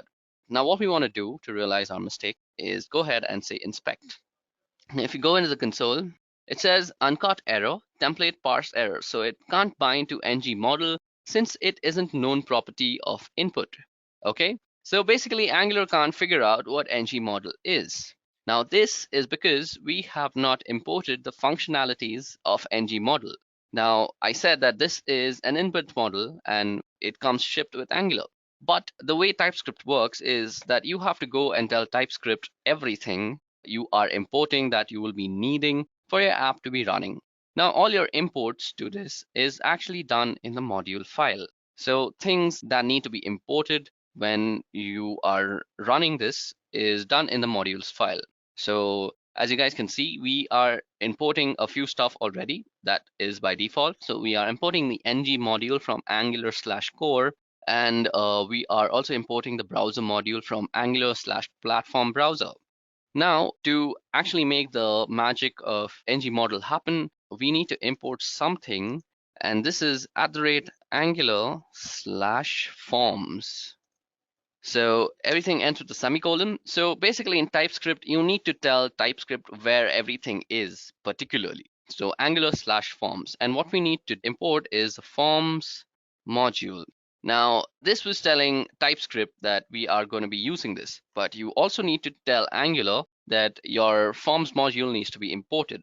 So you can do that by just copying this name and putting it in the imports array out here. So put a comma, press enter, and type in forms module. Go ahead and save your HTML page also, just in case. And now what we see out here is we do not get any error, first of all, and we have this nice little input box. So let's close this. We also have this nice little input box. It says Arya in the paragraph. It also says Arya in the input box. Now, if I were to delete that, everything in the paragraph also automatically gets deleted. So if this was not a single page application, for example, reflecting the changes you made to the input would probably take you to reload the page. But that is not with Angular. You can go ahead and simply type your name and everything will happen like it's magic and it'll appear down in the paragraph below. So that was all about installing Angular, setting up your project, and we set up a project. We saw how the shipping app actually looks like, and then we kind of fiddled with it. And this is how an Angular app basically works. You have components, and then you also have modules. So modules are like sub packages, like any app would be divided into sub packages. An Angular app is divided into modules. Now, modules contain components, and this is the component out here that we worked with just now. It is called the app component. Also, another thing that I want to bring to your notice is if we go ahead and open up the source code, what you see out here is it's basically an HTML page, but there's this weird app root element out here. It almost seems like we have built our own custom element. Below that, what you see is a bunch of script imports that Angular does for you so that Angular works properly. But the main interesting part is this app root element. Now, if you remember, we had seen this app root element in our app.component.ts file, and we see that we have a selector called app root. Now, the page that gets loaded into the browser is actually this index.html page. Now, out there, you see that we have created this app root thing. So basically, app root out here is like a selector. So basically, this will help you understand how an Angular app gets loaded when we get to that. So index.html is basically the file or the source code that you see out here. It also happens to have this app root custom element. Now, we built this custom element using our components, and we told our component that the selector for this custom element will be app root. And the template of that component is stored in app.component.html, which is basically this file. And also the component has some styling, which it at the moment doesn't have any. If it would have any styling, it would be in this app.component.css file. And basically that's it. And we have our app.component.ts file, which makes sure of the logic that is working properly. So basically this is how Angular works. It's a bunch of components. Now let's go ahead, and this was our first app that we created. Now let's go ahead with our next topic, and that is what is TypeScript. Now, you really saw that we are using something a little different from JavaScript. It's basically not JavaScript, it's TypeScript. So what exactly is TypeScript? Well, TypeScript is just a superset of JavaScript. It is a strongly typed, object-oriented compiled language. It was designed by Microsoft, and it is basically a superset to JavaScript. So anything that is included in JavaScript is definitely included in TypeScript, but the reverse can't be actually said. So everything in JavaScript is there in TypeScript because it is a superset, but everything in TypeScript is not there in JavaScript. So TypeScript is basically used when you want to create a JavaScript-based application that can actually scale at an industrial level. Because when we're talking about TypeScript, it basically compiles down to JavaScript, and this compilation is done by the Angular CLI. So if you want to go ahead and learn the nitty-gritties of TypeScript, you can go ahead and check out TypeScript tutorial out there on the web. There are plenty of them. TypeScript is really easy to learn.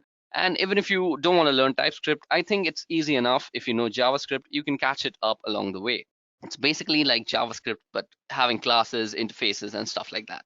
So with that out of the way, we can move ahead to our next topic, and that is integrating external CSS into our Angular application.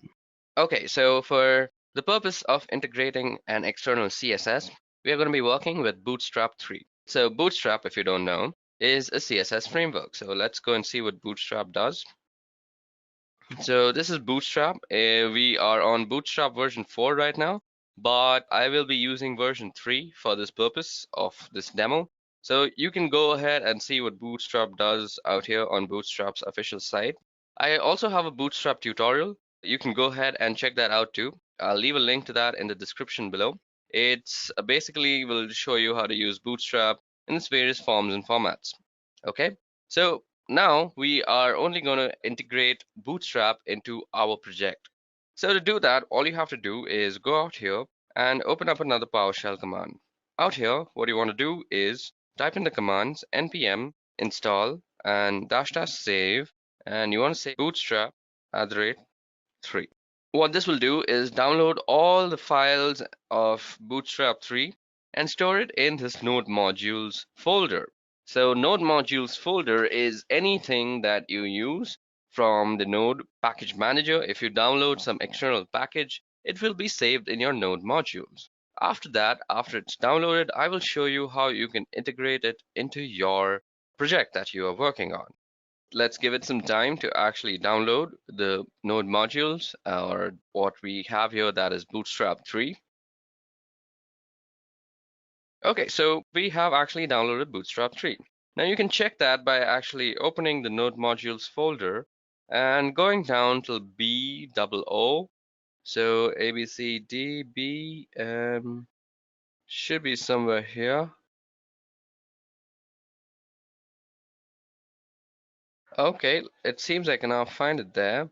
Let's go ahead and check it out on our desktop. So we have Angular tutorial, first app, Node modules, and there should be a Bootstrap out here. Yep, below Bonjour. So it should be below Bonjour. So let's go ahead and find Bonjour out here. So this is our Bootstrap folder that we had just downloaded. Now out here we have a few folders. So under this Bootstrap folder, go into the dist folder, that stands for distribution, go to CSS, and all you have to do is copy this, right click on it, and copy the relative path. Now all you have to do is go into, let's minimize this a little so that it becomes easier to work with. Now all you have to do is go out here, go into styles. This is the angular.json file. On almost line number 27, you will see that there is a styles array. So out here, all you do is put a comma, press enter, and put in the address of the bootstrap.css file. Now beware that when you copy the relative path, you have to actually go ahead and change this all to a backslash. So just change all of these to backslashes and you should be ready to go. So let me just show you guys. This is without actually having Bootstrap installed. So this is the app that we have created. Now if we were to just go ahead and inspect, we can go ahead and see that in the head part there is only one styles, that it says text/CSS. This other styles is just a way of telling Angular that there's a source mapping of all the CSS styles. Now at this moment you can see that this is the global styles to this file. Now once we actually go ahead and save our angular.json file, and then what we have to do is actually go ahead on Node where we were actually serving, hit Control C, and then what you want to do again is serve it again. So basically save your angular.json file, stop serving your application onto the server, and then save all your files, and then start up a new fresh serve process again. So to start a new fresh serving process, all you have to do is go ahead and type ng new, or you can just say n. Oh wait, we're not creating a new component. All we want to do is say ng-o and serve. So remember, this has only one style at this moment. So now let's see how we can actually integrate Bootstrap, if we actually could integrate Bootstrap into our project. Okay, so our application has actually compiled, and let's go ahead and see. Let's go ahead and inspect our page. And if you go into your head part, you will see that there is a new style that has been added. So this says that Bootstrap version 3.4.1 has been added, and now you can use all the styling that comes along with Bootstrap. For example, if I were to put this division inside a class called Jumbotron, this would give it a specific type of styling. A Jumbotron is not exactly meant to be used like that, so let's go ahead and change it to a container. Now, if you want to know about all these Bootstrap classes that I'm using, you can very well go ahead and check out my Bootstrap tutorial that I have up on Edureka's site. Okay, so let's remove this. We are not doing the styling properly at this moment. Let's get back to this. Okay, looks like we have actually broken something, but what I wanted to show you is that we actually have Bootstrap going on, and our Bootstrap is completely working. So this is Bootstrap version 3.4.1 for us. So that is, guys, how you would add an external CSS file to your project. Okay, so our next topic for today is how Angular actually loads. So if we go back to our code editor and we analyze all the files that we've seen. So first of all, you have three component files. That is the component styling file, the component template file, and the component TypeScript file. Now, if you were to go back to your page where your application is loaded and you were to inspect it, or to be honest, you have to go and see the source. So in the source, you see that there is this app root element. Now, how does the app root element know that it has to insert an input box and a paragraph out here? Well, let me just explain that first, because this is a very important concept. This will help you in learning Angular, because you're getting to the root and fundamentals of how Angular is working. So firstly, the page that is getting served by the ng-serve process is this index.html file. Now, in this index.html file, we have somewhat of a custom element with the selector of app-root. Now, if you were to realize, we have tied in this app-root selector out here in this app.component.ts file. In this app.component.ts file, we have a decorator method. We have a decorator class, and in this decorator class, we have said that the selector is going to be app-root. Basically, it saves a string as a selector, and it gives it a value that this is going to be used for recognizing an element on an HTML page. We have then also said that the element will have its templating in an app.component.html file. So very basically, when an app-root component is present on your HTML file, Angular knows that it has to serve these three files out here. These three files out here, the app component files, it knows because it's tied in with the selector. Now, if you go ahead and see it out here, there is a module file also. Now, before we get to the module file, I'd like to tell you that the first piece of code that is actually run is always the main file. So out here, the main file is the main.ts file, and out here you see this line out here. So out here in this file, basically there are a few imports. One is to enable production mode for development purposes, but the most important line out here is platform browser dynamic, and it's a bootstrap module. So in this bootstrap module, we are passing in the app module as an argument. So since the app module is being passed as an argument, the app module part is actually invoked out here. And out here you see it has another bootstrap array. So this bootstrap doesn't actually refer to our bootstrap CSS framework we just included. Bootstrap means what should be run first when you are actually running an application. So out here we are saying that we want to run the app component, and the app component here happens to have this HTML file, the CSS file, and this TypeScript file, which are also tied into the index.html, which is app-root selector. So whenever this app-root selector is found on this HTML page, it is going to actually serve these three files, and that is exactly how an Angular app is loaded onto your screen. So this workflow is very important for you to understand, such that you know where you are going wrong, just in case in future debugging processes.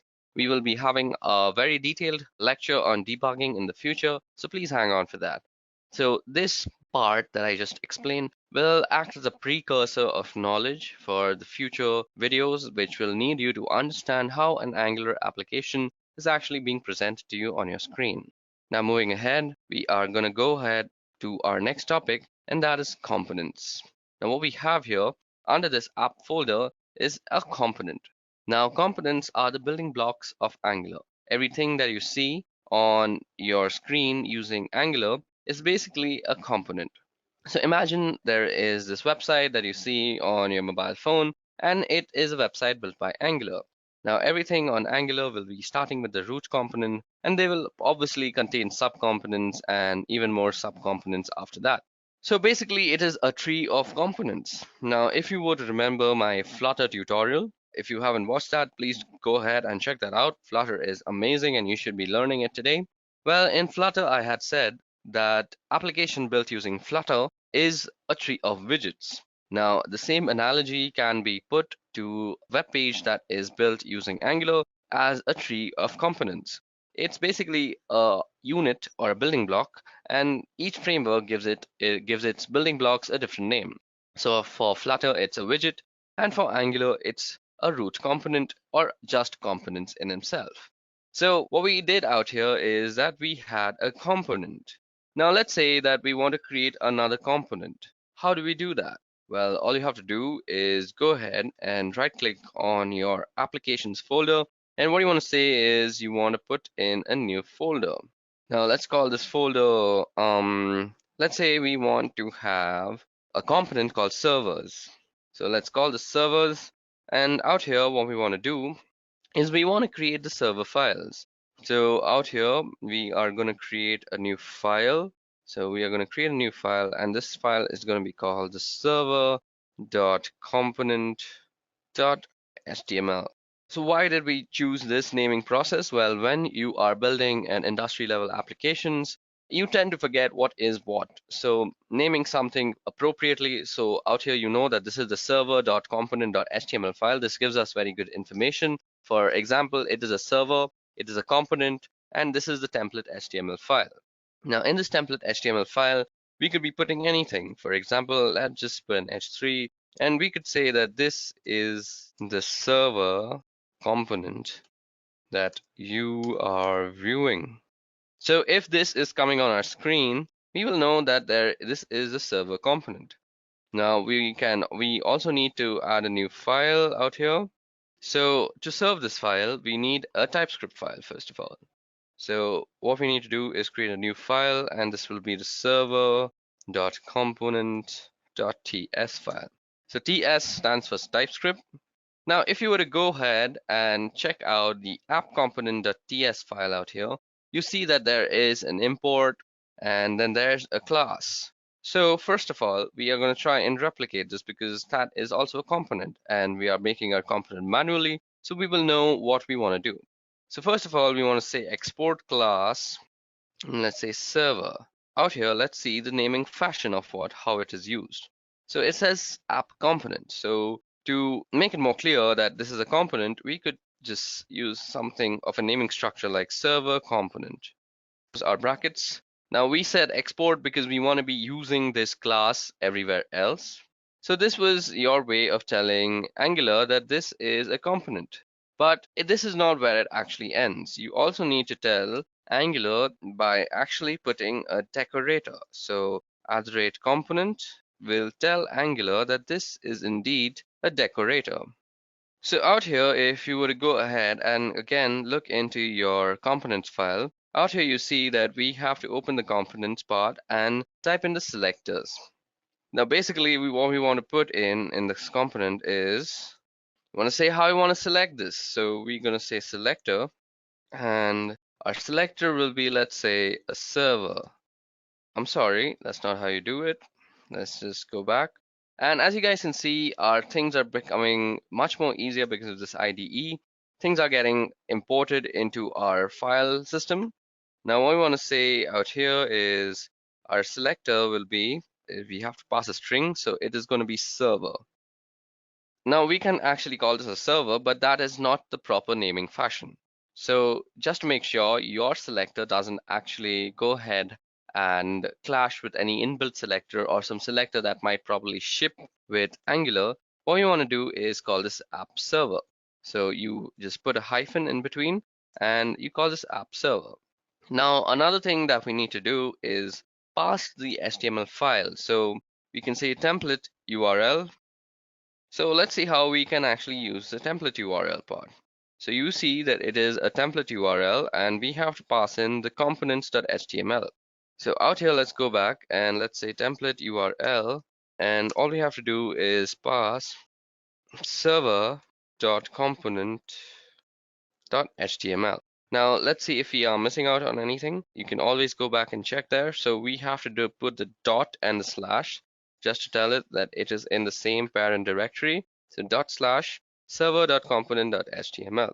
And for now, we can skip on the styling because there is no styling involved.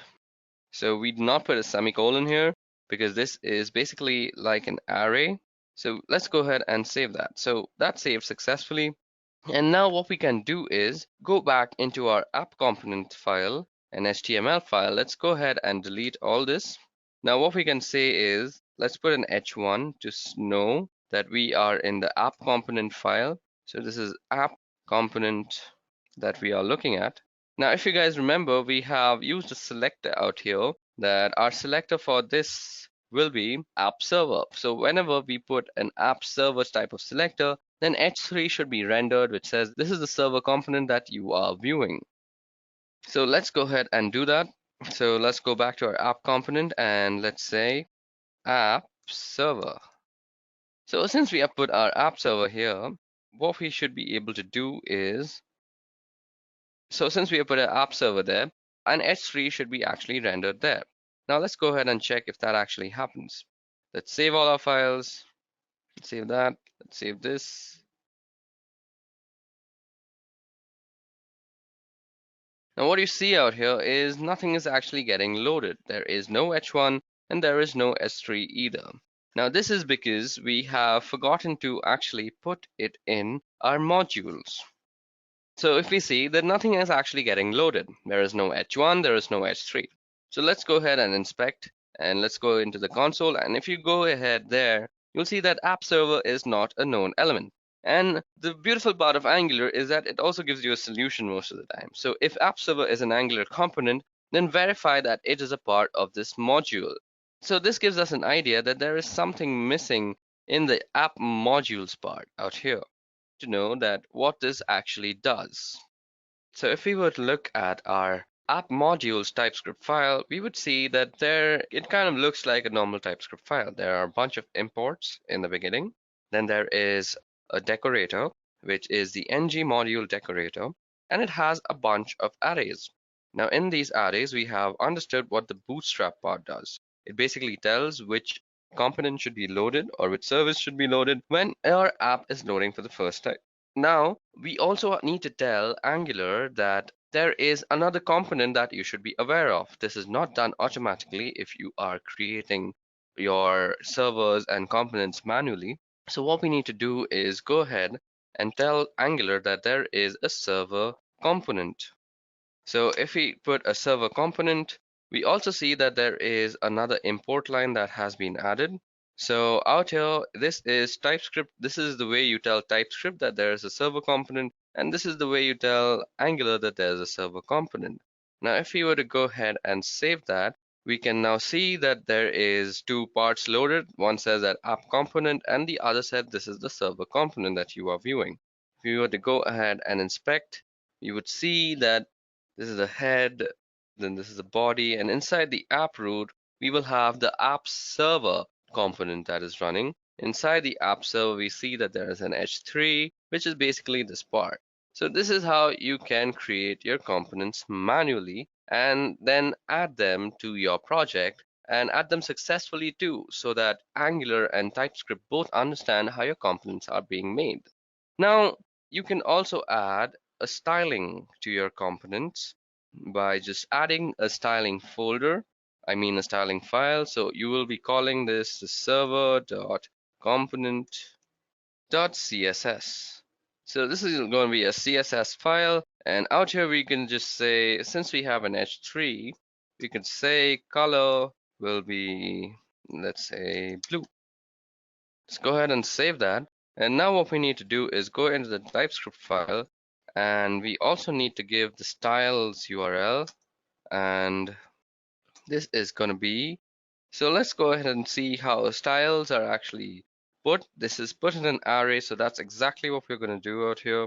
So what we want to say is, let's just copy this out because it's going to be the CSS file in the similar fashion. Just go ahead and paste that in and just change this to CSS. Let's go ahead and save that. And now if we go ahead and load it, we will see that our styling has also been applied to our component. So this is the server component, this is the app component, which makes it very clear. Now, if you are actually a guy who likes things to be much more automatic and seamless like me, worry not, because Angular gives you the power to create components and not worry about if they're included in your module and everything, just through the CLI. So if we were to go to our PowerShell part and we were to actually run a command that says ng generate component, and we could say, let's say, so we have a server, so we need somebody to, let's say, sub server. So sub server. Now what the CLI will do is it will go ahead and create everything that you need for your component. So we see we have a sub server folder out here. This sub server has a subserver.css file, and this also has a subserver.component file. Now only we can go and put this. So it has a component file, has a paragraph that says subserver works. There's also the testing file which we didn't create. There's also the components file out here. I mean the TypeScript file, and as you guys can see, it says app sub server. So that is a selector that you use it with. So let's go ahead and use this. So we go ahead and put this into our server's HTML file, and we can just say app sub server. Let's go ahead and save that. And now what you should see is that there is a sub server works out here. So basically what you did was you created a component through the CLI and you basically just used it. This is how you are going to be using most of your components, creating most of your components, and that is through the CLI. I just wanted to show you how you can do it manually too, just so that you know how a server is written, I mean how a component is written, and what each line of code means when a component is also written. Now, if you were to go ahead and compare this, there is a constructor function and there is this ng on init. We will get to these parts later in our playlist. Because for now, if I were to go into the nuances of ng on init and a constructor, it would only create chaos and confusion in your mind. So that was about components for now. So it's time for our first assignment.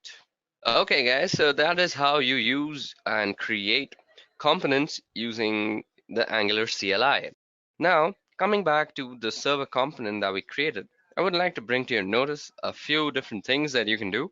So first of all, let's go ahead and analyze the selector part.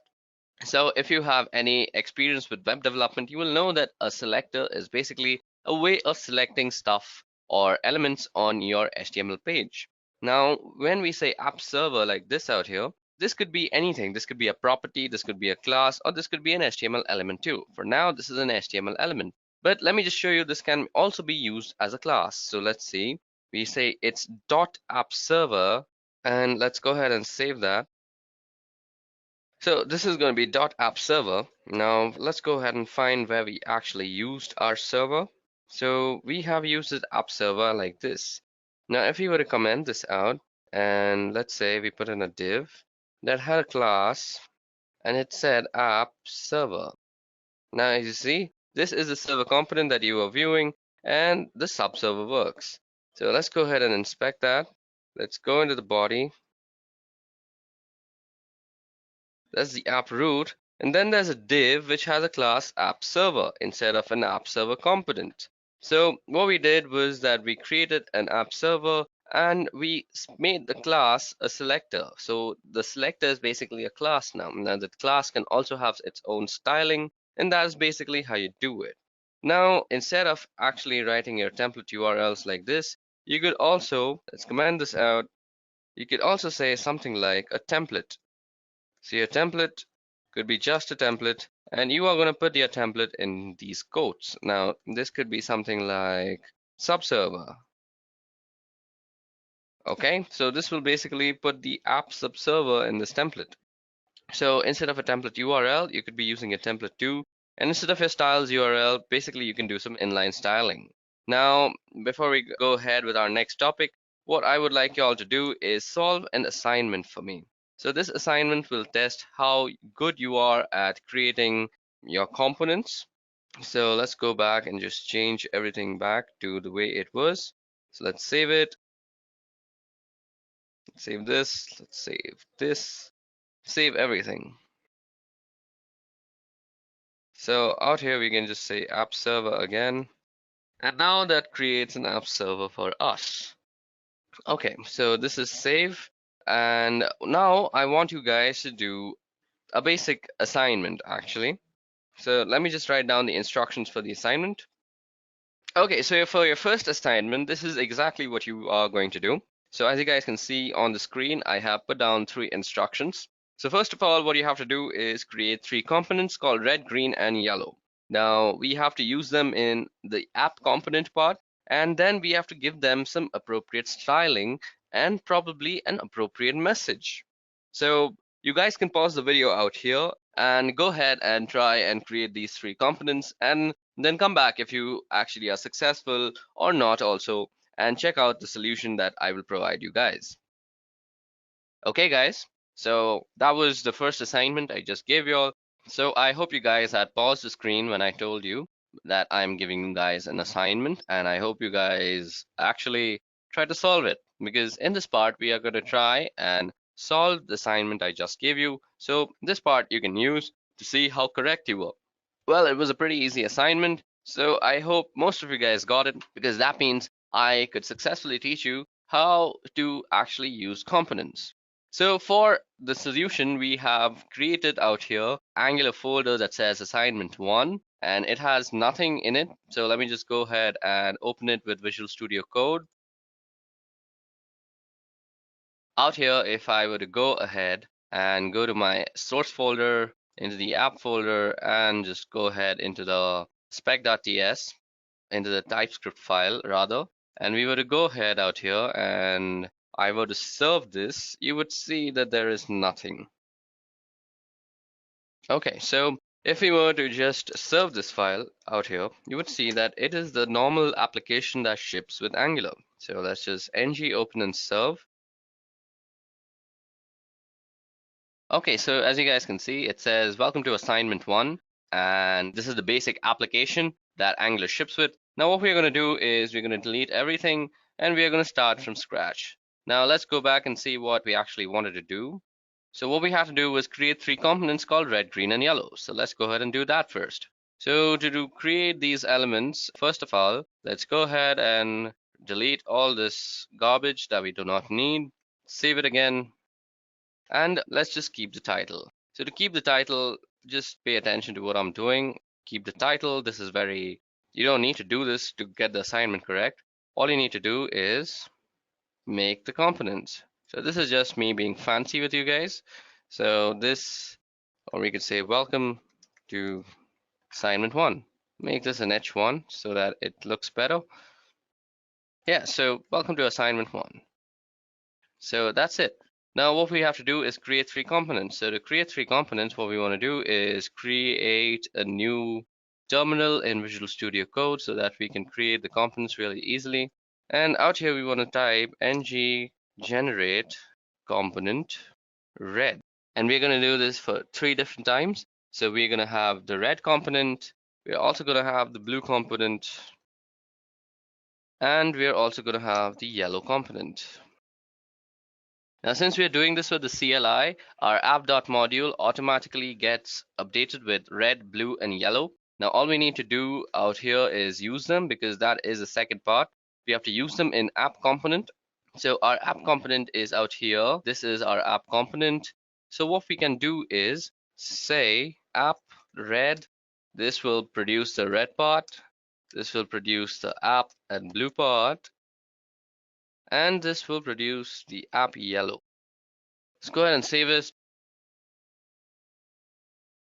Now what we see is red works, blue works, yellow works. So we have successfully created 3 components and we have put them in our app component part.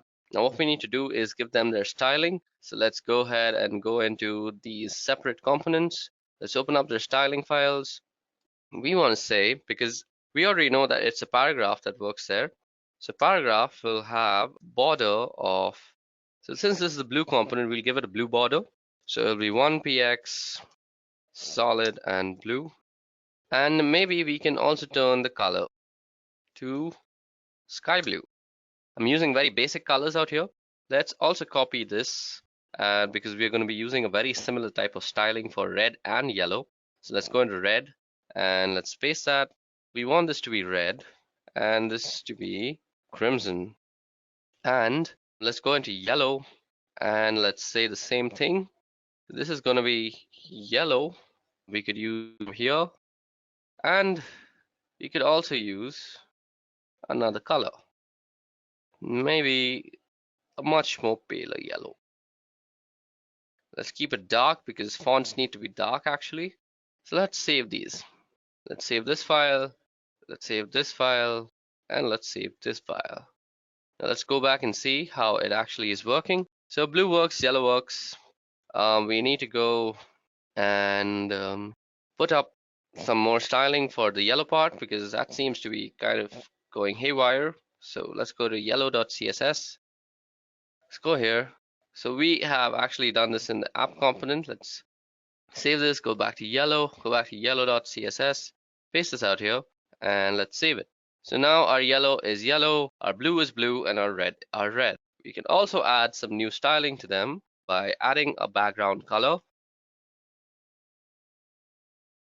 So this is also going to be a yellow, or we can rather choose some different yellow maybe. Let's make it much paler on the yellow side. Let's copy this line, put in red component.css.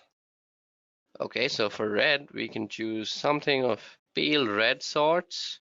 That makes it like that. And in blue, we can choose something of a blue sort.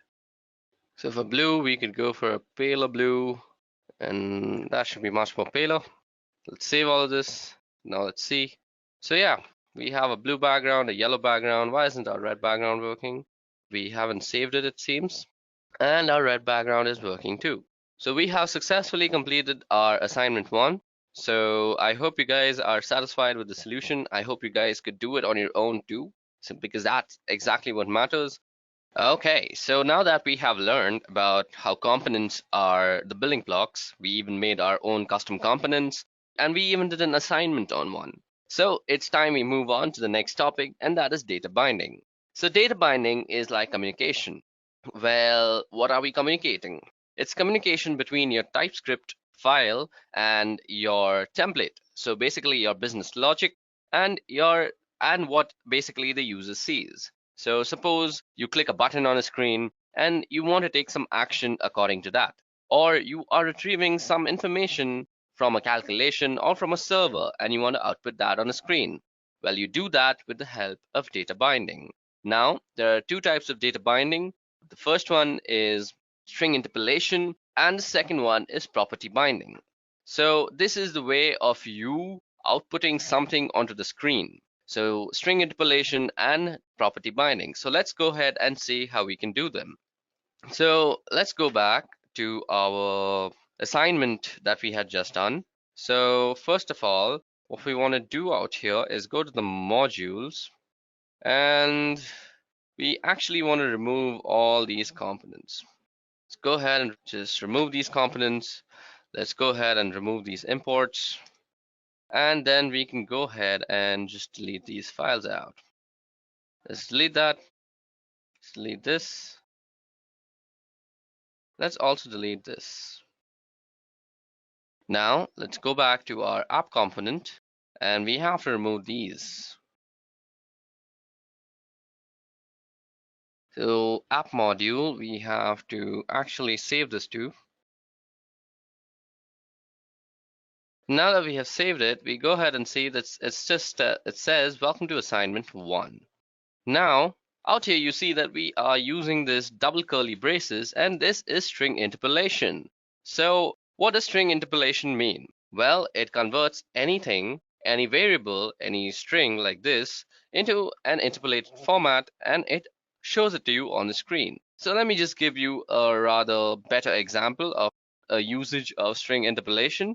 So let's go back to our app component.html, and out here we want to say there is a paragraph, and in this paragraph we are outputting some server status. So let's say server is server with PID is offline. So we want to actually put out something like this. So at this moment, it'll just simply say server with PID is offline, right? But what if our server had a certain name? So server name, let's say dash dash dash with PID dash dash dash is at a status of dash dash dash. Let's see. Now what we need to do is go ahead and go into our app component.ts file. So that is our TypeScript file. And now what we're going to do is create a few of these variables that we need. So first of all is server name.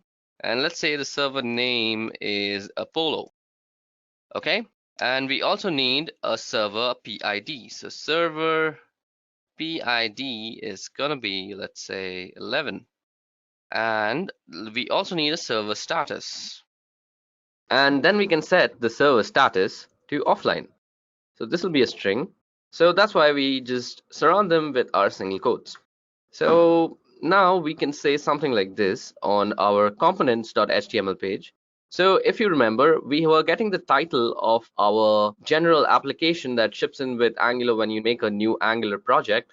You see that it says, welcome to so-and-so application. So that was done with string interpolation. If you remember, it was the curly braces that held something like title in there, right?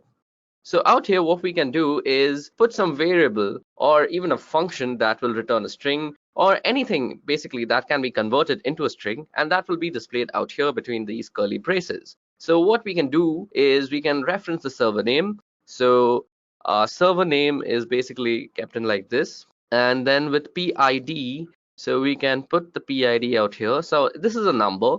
So the number can also be converted into a string. So therefore, string interpolation will work in this process. And we can also put in the server status, of course.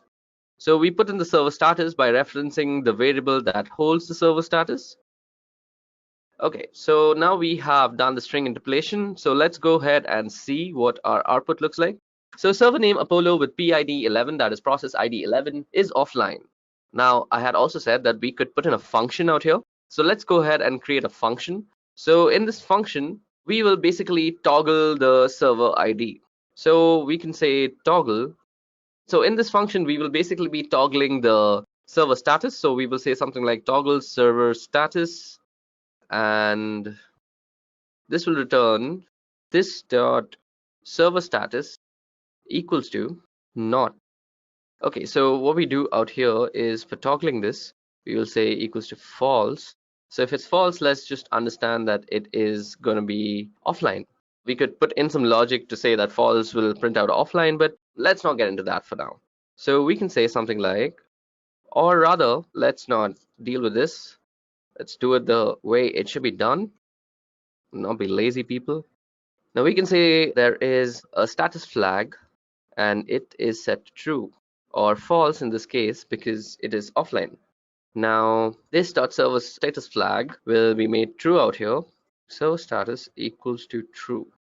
So we're going to make it true, or rather we could make it not of this .server status flag and status flag.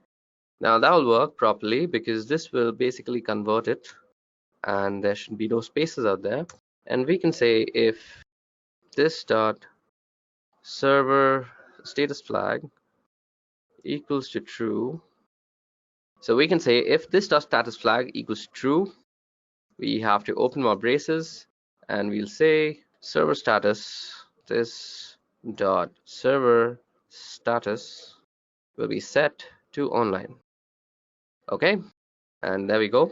And after this has been done, we can just return this dot server status, right? So basically what is happening out here is we have set a flag. Okay, missing white space, quick fix. So we can put in a triple equals just to make sure it's exactly true, and not only check the equivalence, that is, and also check the value. So out here what we are doing is we are setting a status flag to false, and according to that status flag we are changing the server status to online or offline. Okay, so now that we have put in this function, we can use that function by calling it in our string interpolation method. So just instead of putting our variable, we can put in the function, and this will change the server status to online. Now basically what we are doing here is really simple, is it's returning a string and it's being converted into a string. Okay, so now that we have toggled the server status to online, and we did that through passing a function in the string interpolation, so now let's understand how we can do property binding. So every HTML element has some property or the other. These properties list can be easily found on MDN, that is the Mozilla Developer Network. So let me just give you an example of a property. So let's say we had a button to toggle the server status further from offline to online again and again, instead of just being toggled from offline to online hard coded into the code. So let's say we had a button, and let's say this said toggle server status, right? So if we had something like a button like toggle server status, so we have a button like this out here, but it really doesn't do much at this moment. But let's say, just for the sake of showing property binding, let's say the button was disabled, and you wanted this button to be actually enabled after 2 seconds that your website has loaded up, just so that there are no discrepancies in the button press. Okay, so we can achieve that by writing a constructor function in our class component. So out here you can make a constructor. So we can say set timeout. So we have to first give the time after which it will be enabled. So let's say 2.5 seconds. So it's 2.5 seconds, and now we have to put in a logic of actually turning this button to be enabled. So let's say we have a variable called button state. So button state at this moment should be true because our button is disabled. First it should stay disabled, and then it should get enabled. So we have to say this dot button state equals to false, right? So now that we have done that, all we have to do is go ahead and bind this property. So we do property binding by putting the property in between this square bracket and then binding it to the outcome of a variable or a function. So out here we can say we are going to bind it to button state. Okay, we need double quotes for this. I'm sorry, not single quotes. So button state. Now what is happening out here, after the constructor is going to get executed, our button state is going to become false. So disabled will become false, and first of all it will be true because of button state being true for the first 2.5 seconds. And actually let's see this in action. So our page is loading, and after 2.5 seconds our button becomes active. So let me just show that to you again. It's inactive for 2.5 seconds, and then it suddenly becomes active. So this is how you perform property binding. So what we just saw here is we saw string interpolation in action. We passed a string interpolation arguments with variable names, and we even did a function. Then following that, we did property binding. So for property binding, we first created a button so that we can toggle the server status, but we haven't really added that functionality yet. We are yet to do that. But what we did was we binded the disabled property of the button to a certain variable. Now this could have also been a function, and it will be the same way. You just pass in the function with the brackets and it'll work. And now what we will see is something that is our next topic, and that is event binding. So event binding is basically binding DOM events to certain logic that will reside in your TypeScript. So we want to bind our toggle server status that we had created out here, because we are basically toggling the server status and then returning the server status. So we can basically do that by passing an event. So every button has an event called click, and to click we will pass the event toggle server status with the brackets. Now this will become active after 2.5 seconds, and basically it's not working as we wanted it to. So let's go ahead and inspect it. Okay, so it's not working because we are toggling the server status out here, and what we want to do is return the server status. So it should actually work, to be honest. So this dot server status. So if we were to just output the server status out here, okay, so we do not have a logic out here. So to make it back to go offline, so else we can just add something like else this dot server status equals offline. So now that we have set up our function to even display offline, and because we were first changing it back to online and there was no real logic to change it back to offline again, so now let's do that. And now we can have a toggling happening out here. So we can change it to online, we can change it offline. So now we have a button that can actually toggle our server status from online to offline and so forth and so on. So that was event binding and property binding. And we also saw string interpolation. So with the help of event binding and property binding, now we have a button that can actually make it offline and online. But there's another way that we can do this, and that is two-way binding. So for two-way binding, what we're going to see is basically we are going to combine property binding and event binding. So let's try and do that. So for event binding, let's go back to our code editor, and out here, let's go to our HTML page. And what we want to say out here, okay, so let's remove all this. So we can make this server information. So first of all, we can have a form. So basically we can have an input of type text, and this will take in, let's say, let's put a placeholder, and let's put in server name. Let's also put a button below this, and this will be a submit button. Or rather, instead of a button, what we can do to show two-way binding is put in a paragraph, and we are going to type out our server name out here, and we are going to put in the server name here. So server name is going to be here. So this is basically string interpolation, and what I am interpolating is the server name that we had created. Okay, so this has a capital S, so let's not forget that. So our capital S should be out here. And what we are going to do is basically use ng model. So to use ng model, what you need to do is go into your app module out here. So in your app module, what you need to import is basically the forms module. So to import the forms module, you have to say import forms module from @angular/forms. So that's it, and we have to put this in single quotes. And out here, what we need to do is let's go ahead and see what is saying. Disable rule import spacing. So we basically imported the forms module, and this forms module will have a functionality called ng model. So ng model will let us bind whatever is being typed to be actually binded to a certain variable. So we can put that ng model property to our input. So this ng model will be binded as an event and also as a property. So we need to pass in the server name. So let's see, we have a server name called Apollo out here. So it's already pre-filled with Apollo. And let's say we want to name our server something else. So let's call it the Jigsaw. So Jigsaw could be the name of a server. And as you guys can see, it is being automatically updated out here. So that is two-way binding. So just to give you guys the difference between two-way binding and one-way binding, what we can do out here is say put a placeholder.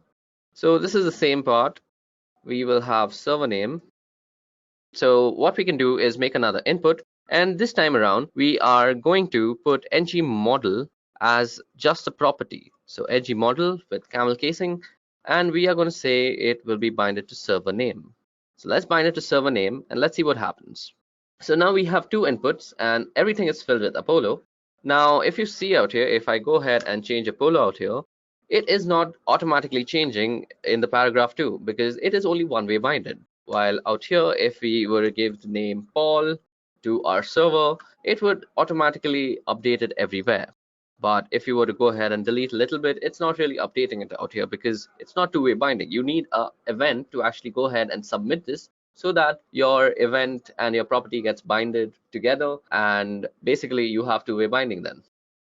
Okay, so that does it. And just to make this a little more interesting, let's make this something like h1. So we can put an h2 and let's say input server information. Okay, so once we have that ready, so we can say server name and the server ID will be the PID basically. So we have an input server name part, and then we can display server information out here. So display server information. What we can do is let's just copy this out.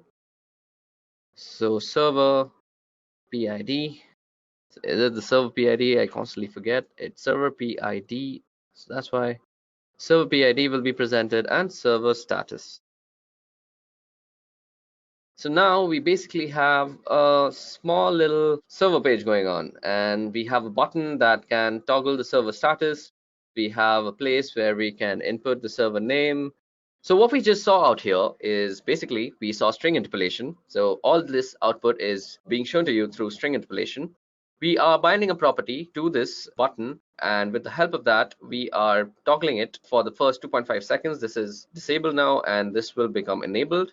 Then we saw event binding, where we actually toggle the server status with the help of a button. And then we also saw two-way event binding, where we put in an input method or an input element, and we are constantly displaying what is there in the input with the help of two-way binding. So this brings us to our second assignment for today. And in this video, I would like to say that again, please try and solve the assignment on your own. And these are the instructions for your second assignment. So for assignment 2, what you have to do is create a page that can take the input of a first name using two-way data binding, and you have to output the name using string interpolation. So again, for using two-way data binding, remember you have to use ngModel, and to use ngModel, you have to go and import the forms module into your apps.module.ts file. And in that apps.module.ts file, you will also have to declare it out there. So don't forget to do all that. And in the output, you have to actually use string interpolation. Then you have to add a button to reset the name to a blank string. So this should be something like property binding, I guess. I won't know until I solve it myself. And again, this button should be disabled if the name field is currently empty. So I would suggest that you pause the video right here and you go ahead and solve this. And if you can't solve it, you can always follow along with me, because I will be coding to the solution of this assignment right now. So let's go back to our code editor, and what we're going to do now is try and solve assignment number 2. So I'm going to keep on editing the assignment project that we had made. I'm not going to make new assignment project. So what we're going to do is basically remove everything from here. Let's remove everything. We will also be needing some new logic. So this is not going to work for us. So let's go ahead and remove that. We also don't need a constructor function. We don't need anything. We just need the class to be there. And that's all. At this moment, I will also let ngModule be there in our apps.module, because we will be needing it. So I'm not going to edit this out. So let me just say that I have saved everything, and now all we have is a blank canvas that we can start developing on. So our first instruction says that we have to create a page that can take the input of a first name using two-way data binding. So let's see. We want the user to know that he is inputting his first name. So label, and this will be going to be for, so going to be for first name. So we can say f name, something like this. And then we can say first name. And out here, what we can do is put an input that has type text, and it also has a name of f name. So the label is now binded to our input. This is how you should properly always code. We also should put in a placeholder even though we have a label, because that is just good practice. So we are going to say first name in the placeholder, and now we have a place that we can put in our first name in. So we can also put in a space out here. First name is going to be here, right? And we also need to input our first name in a paragraph according to the second instruction. So we can put it out in a paragraph, and we can use string interpolation for this, and we can just use a variable called name, because we are only dealing with one name. There's no last name, so we can just create a variable called name.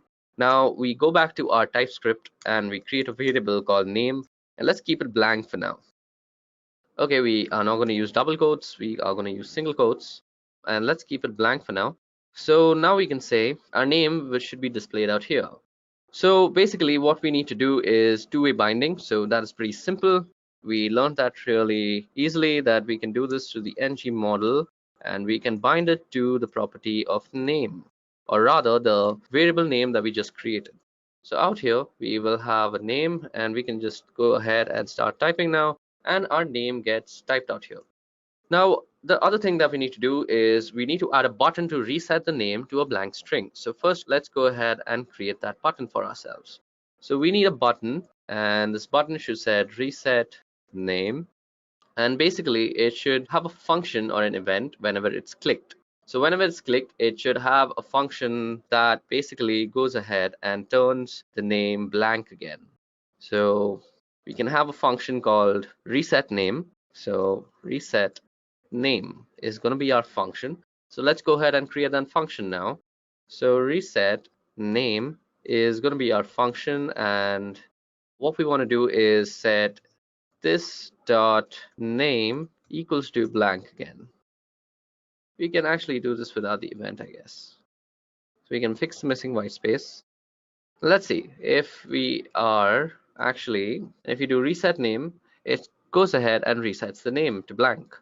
So we have binded it to an event, and that is the click event, and we need reset name out here. We are not passing anything because it is directly being binded to the property, or rather the event out here. So now we need to bind it to a property. So the property that we are going to bind it to is disabled. So the disabled property is going to now check a function basically to see if the name has any value or not. So this can be really easily done by actually saying something like name.length 0, but we are not going to try and add code out here, so let's just stick to the functions. Actually, we could actually have done a tertiary operation and basically done it in one line, but why do that? So let's see, check name. So check name is either going to return true or false. So now we have check name, and what we can say is if this dot name equals to, and we can also set state. So state is true. We are going to need the state variable to actually handle the disabled functionality. So if this dot name is equals to blank, what we want to say is this dot state will remain true. Or what we can do is if it is unequals to this, what we can do is say this dot state equals to. So let's go over our logic again. So if our state is true, and if it is not an empty string, rather, we are going to turn our disable to false. So if it is false out there, what we need to do out here is say check name. Okay, so we made a mistake. We can't do that. Let's see, inspect console and template. Can't bind to disable since it isn't a known property of button. Okay, so disable is not the known property because it's disabled. So that was the silly error that we had made. Now let's see, let's go ahead and load it. Okay, so check name is not a function. Okay, so let's go ahead and use check name. We actually forgotten to save this out here. Go ahead and put the white space there. So now we have a button that can actually set the string to a blank string again. But according to our assignment, it says that this button should be disabled if the name is empty. So this way we can actually practice our property binding. So basically we have to bind the property disabled to a function that will basically return the state. So let's say it is a function that is called check name. And now let's go ahead and create this function. So check name is going to be our function, and put that in double quotes. Now let's go back to our app module out here. So let's create a state first. Now the state is going to be false first of all, and let's say we are going to have another function called check name, and in check name what we want to do is check whether, so we can do the checking part with an if statement. So this dot name, we are checking for the name if it is empty string, and if it is an empty string, what we want to do is make our button disabled, and that can be done by just returning true in our state variable. So we're going to set it to true and we are going to return it. So return this dot state. So if we return this dot state out here, we are going to have a button now that is basically disabled. Okay, first of all, we need to go ahead and check what we have done wrong. So we need to go ahead and save this. So check name is actually being passed. Now let's go ahead and reload that. So now we see that we have a button that is disabled, but as soon as we start typing, the button gets enabled and we can click it to basically put it back into disabled state, and also making the first name string into a blank string. So this is the solution to assignment number 2. I hope you guys had followed along with me, and if you had any doubts when solving it on your own, the doubts have been cleared now. Now let's move ahead and let's look at the last topic for our Angular basics today, and that is directives. So what exactly are directives? Well, let's head over to Angular's site and let's see what they are saying about directives. Well, it says that there are two kinds of directives out here. So one is attribute directive and one is a structural directive. So an attribute directive changes the appearance or behavior of a DOM element. So in short, a directive is basically an instruction to the DOM. Now this instruction may be to change the DOM due to some attribute, or it could structurally change the DOM too. So that is a structural directive. So structural directives are basically used in places where you want to input a certain, let's say a division, like out here, a division is being used with the directive ngIf, and we are outputting hero.name out here. So what this is basically there is an if statement, and we will get to what ngIf means just in a moment. But this is a directive, and this has instructions written in a module, which we will also get into future lectures about directives, where we take a much deeper look into what directives are and how custom directives can be built by you. But for now, we are just going to understand what a directive does. So in short, a directive is a structure, and this structure gives instructions to the DOM. So let's look what a directive looks like and how directives can be made by just reading the documentation. So to build a directive, what we have to say is, let's say we give a directive as app highlight. So we have to create a directive, say ng generate directive. So this is a CLI command out here. So we can generate directives like that. But for now, what we are going to do is we are going to use some built-in directives to understand how attribute directives and how structural directives are actually working. So the directives that we are going to be using are ngIf, ngElse, so basically if and else, and ngFor. So these are the three directives that we are going to be using today. And after I show you how to use these directives, I will also be giving you an assignment, and that will be your last assignment for this Angular tutorial, and we will wrap it up after that.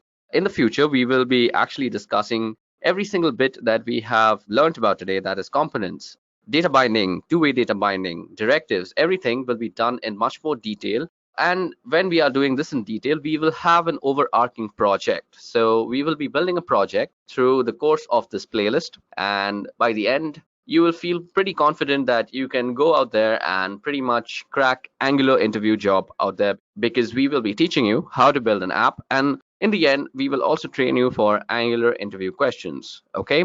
But for now, let's just focus on how to use the built-in directives that ship with Angular. So to use the built-in directives, let's see what we can do. So the first directive that we want to use is basically an ngIf directive. So let's see what we can do to show ngIf. So ngIf is basically to show something structurally. Let's put up an h1 that says this is an example of ngIf. Now we want to show something if a variable is true, and we want to show something else if it is false, right? So we can do that by simply saying p. So we will show a paragraph, and let's say ngIf. So we are going to tie it up to an expression, and we are going to call this expression a flag, and we are going to say flag is true, and we are going to say flag is false otherwise. So out here, to show flag is false otherwise, we are going to use something called a local reference. So a local reference is used within the ng template. So for the ng template, we have to give a local reference name. So let's call it the else block. And in the else block, we want to put out a paragraph that says flag is false. Now we need some way to actually toggle this flag. So let's create a button. So we are going to say something like toggle flag, and out here for toggling flag, we are going to put an event, and we are going to bind this event to a function that toggles our flag. So we are going to call this function toggle flag. Okay, so we have our template created. Now all we need to do is add the business logic for this. So for all the logic that we need to do is create a variable called flag first of all. So let's go ahead and delete all this that we don't need. So we are going to have a variable called flag, and flag will be first of all set to true. Now there is also going to be a function called toggle flag, and in this function what we are going to do is we are just going to toggle it. Now to toggle this, all we can do is this dot flag equals to not of this dot flag. So this is a really easy way to toggle a variable, and just now we can just return this dot flag. So since we're doing that, so now what we can do is save this and let's see how that actually works. So it says flag is true and flag is false. So flag is false is actually not being displayed because we have not referenced this local reference that we have created. So we have a local reference and we need to create it, and we do that by saying else we create the else block. Now let's go ahead and save that. Let's see, flag is true and now flag is false. Flag is true, flag is false. So to make sure that we are actually putting up two different paragraphs, so let's go ahead and inspect this. Let's go into our body, let's go into uproot, and let's see this button. So this has a paragraph created out here, so let's toggle this, and a new paragraph gets created which says flag is false. Now flag is true, flag is false, flag is true, flag is false. So this is a brilliant way to actually show something very conditionally. Now I can show you this is other block that we are actually showing. Instead of one block being constantly just modified, it is a separate block in itself. So that is a very important thing to note. So let's go ahead and do that again. So let's save it. And now let's go ahead and see what we can get. So in our head, or rather in the body, we have the uproot. And now we have paragraph that says flag is true. And now there is another paragraph with the ID flas, which is a very wrong way to spell false, but it proves the point that this is a new block in itself. So this is how you can use ngIf. Now let's look at another interesting inbuilt directive that ships with Angular, and that is ngStyle. So with ngStyle, what you can do is you can give dynamic styling depending on a certain condition. Now, if you analyze what we have out here, we do have a certain condition, which is whether flag is true or flag is false. Now, what we want to do is we want to color this. This is an example of ngIf into red or green if flag is true or false, respectively. So we can do that very easily with the help of something called ngStyle. So with ngStyle, what we do is we give a property. Now, this property may not be in single quotation marks. So you can say color, and what you can do is you can put an expression. Now you can say something like a function that is get color, and you could execute that. Now what we need to do is we need to go ahead and create this function called get color. So we are going to get the color, and we are going to return a color that is probably a string according to the flag. So what we want to say is if this dot flag is equals to true, we want to return green, and if it is false, we want to return red. So let's go ahead and see. So as you guys can see, this is green right now, and this turns red and then turns green and red again. So what we did, basically, we passed an expression, and in this expression we are putting in a color, and the get color method is returning a string which either says red or green. So this is how you can dynamically add styles to your elements on your HTML page. Now another way to do dynamic styling is with the help of ngClass. So what we can do out here is we can add a class to an element dynamically. So let's say we have another h2, and let's say this is just an example of ngClass. Now what I want to do is we want to turn this. So the class we want to add is basically, let's call it white, and we want to add this when get color returns true, let's say. So we just want to go ahead and paste that logic out there. And now what we have to do is go into the app component CSS file and create a class called white. And this class will basically put a black border 1px solid black. It will, rather, let's make it a red, and then we want a background color of, let's say, black, and we want the font color to go white. So this is a bunch of styling that we are adding, which is basically the real reason you use classes in CSS, so that you can use a bunch of styling together. Now that we have created the class, let's go ahead and save all our files. And let's go ahead and see what it looks like. So this is what it looks like. This is just an example of ng class. Now when this is set to false, the class is removed. Let me just show that to you. So if we go ahead in the body part and go into AppRoot and just look at this class that will be added. So we add a class called white, and then we remove a class called white. And this is how ng class can be used to put in all sorts of dynamic styling into your HTML elements with the help of ng class. Okay, so the next directive that we are going to have a look at is called ng-for. So let me just give you guys a quick example of how to use ng-for before I dive into the last assignment of this tutorial. So ng-for is used when you actually want to iterate through an array. So let me just show you what I mean. So let's say you had a bunch of names, or let's make something very viable. So first of all, let's call this something like the student roster. So h1, so this is called the student roster. Now suppose you had a method, so input, and what we are going to say is placeholder is name, and out here we also want to display the name. So all the name of the students we will want to display. So student roster, and there will be a button to say submit. So this will say submit student name, and this will have a function. So whenever we click it, we want to add the name that we just entered into, let's say, an array. So we can say add is the name of the function. Now what we want to do is go ahead and first of all create a student roster. So student roster is equals to, let's add some pre-built students, so Arya, and let's say Rohit, and let's say Upasana. Now what we want to do is, let me just fix these white spaces up. Now what we want to do is we want to display the student roster, and then we also want to add to the student roster every time the button is clicked. So we have a function for that, and it's called add. And basically what we want to do is we want to push an element. So that could be a current name. So current name could be blank for now, and let's leave it like that. And what we want to say is this dot student roster dot push, we want to push in this dot current name.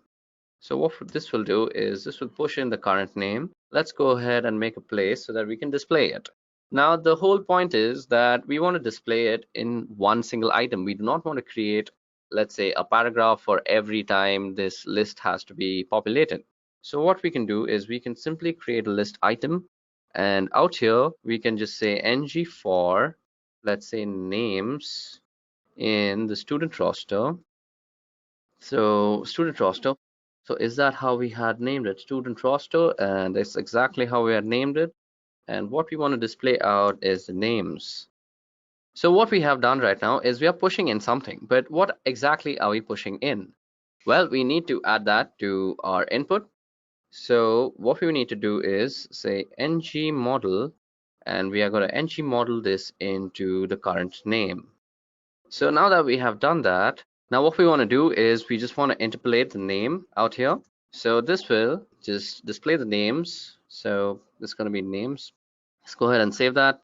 Let's see that if it displays the names. So we have the names Arya, Rohit, and Upasana. So let's say someone like Rahul also joins the class, and we can say submit student, and Rahul is now added to the student roster. Okay, so this is how you can basically use ng-for. We have one list item, and basically it is going around and circulating through everything that is there in this array just out here.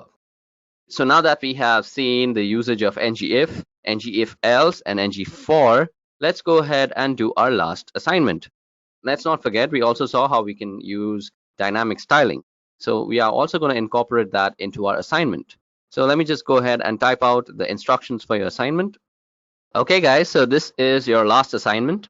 I will again remind you that for assignments, you have to pause the screen and try and do the assignment on your own. And then you can compare your solution with the code along part that comes after the assignment. So for assignment number 3, we have create a button to toggle a paragraph display. The paragraph could be saying anything. So after that, we have to log the number of times the button was clicked. Okay, so it says button out here, but its button was clicked. And after the 5th click, we have to give some specific style to the log. Okay, so this seems like a pretty easy thing to do. What we have to do out here is basically get rid of everything that is here. And let's first create a button that says toggle display. And then we can add a paragraph that says lorem ipsum. So lorem ipsum is just a random paragraph. So let's go ahead and see this. So this says toggle display, but toggle display at this moment does nothing. So we have to put a functionality into the click. So click will basically return true or false.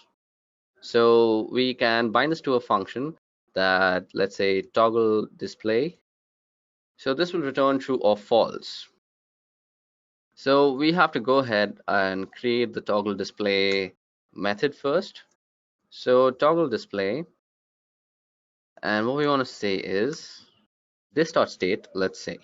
So let's create a state variable first. So state is going to be true, and toggling is basically what we had learned, that we have to turn it into something that it is not. So this.state equals to not of this.state, and that should do it for us. So this will toggle the display. So now that we have toggled the display, now all we have to do is bind this logic. So we say ngIf, and we only want to show this if state is equals to true. So if that is what we have done correctly, we are toggling the display and this is true. Now what we need to do, another thing is, according to the instructions of the assignment, is that we have to log the number of times the button was clicked. So what we need is basically a counter to count the number of times we have clicked the button. Now every time the button is clicked, we want to actually increase the counter, and we can simply do that with an incremental statement. So this dot counter. Now what we want to do is we want to say out here we want to create a paragraph, and this will have ng for, and so click of clicks, so rather counter. So for ng for, this needs to be pushed into an array. So we are going to say button click. Okay, so there's another way to do this. We don't really need a counter, or rather we can make counter into an array itself. And when this is clicked, all we need to do is say this dot counter dot push a counter dot length plus 1.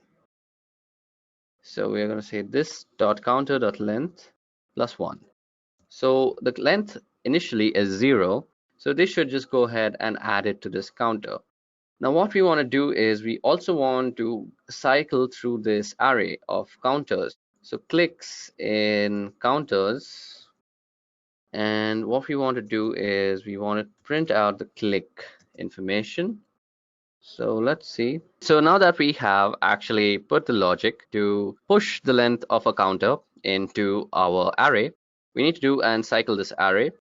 So to cycle the array, we are going to create a paragraph, and we're going to say ng for, and we're going to say clicks of counter. And what we are going to try and interpolate out here is the counter, or rather the clicks, and let's see if that works. So out here we have our display. We're going to click it once, click it twice, and we can see it goes on and on and on. And we have kind of created a counter, and this is kind of logging it all down.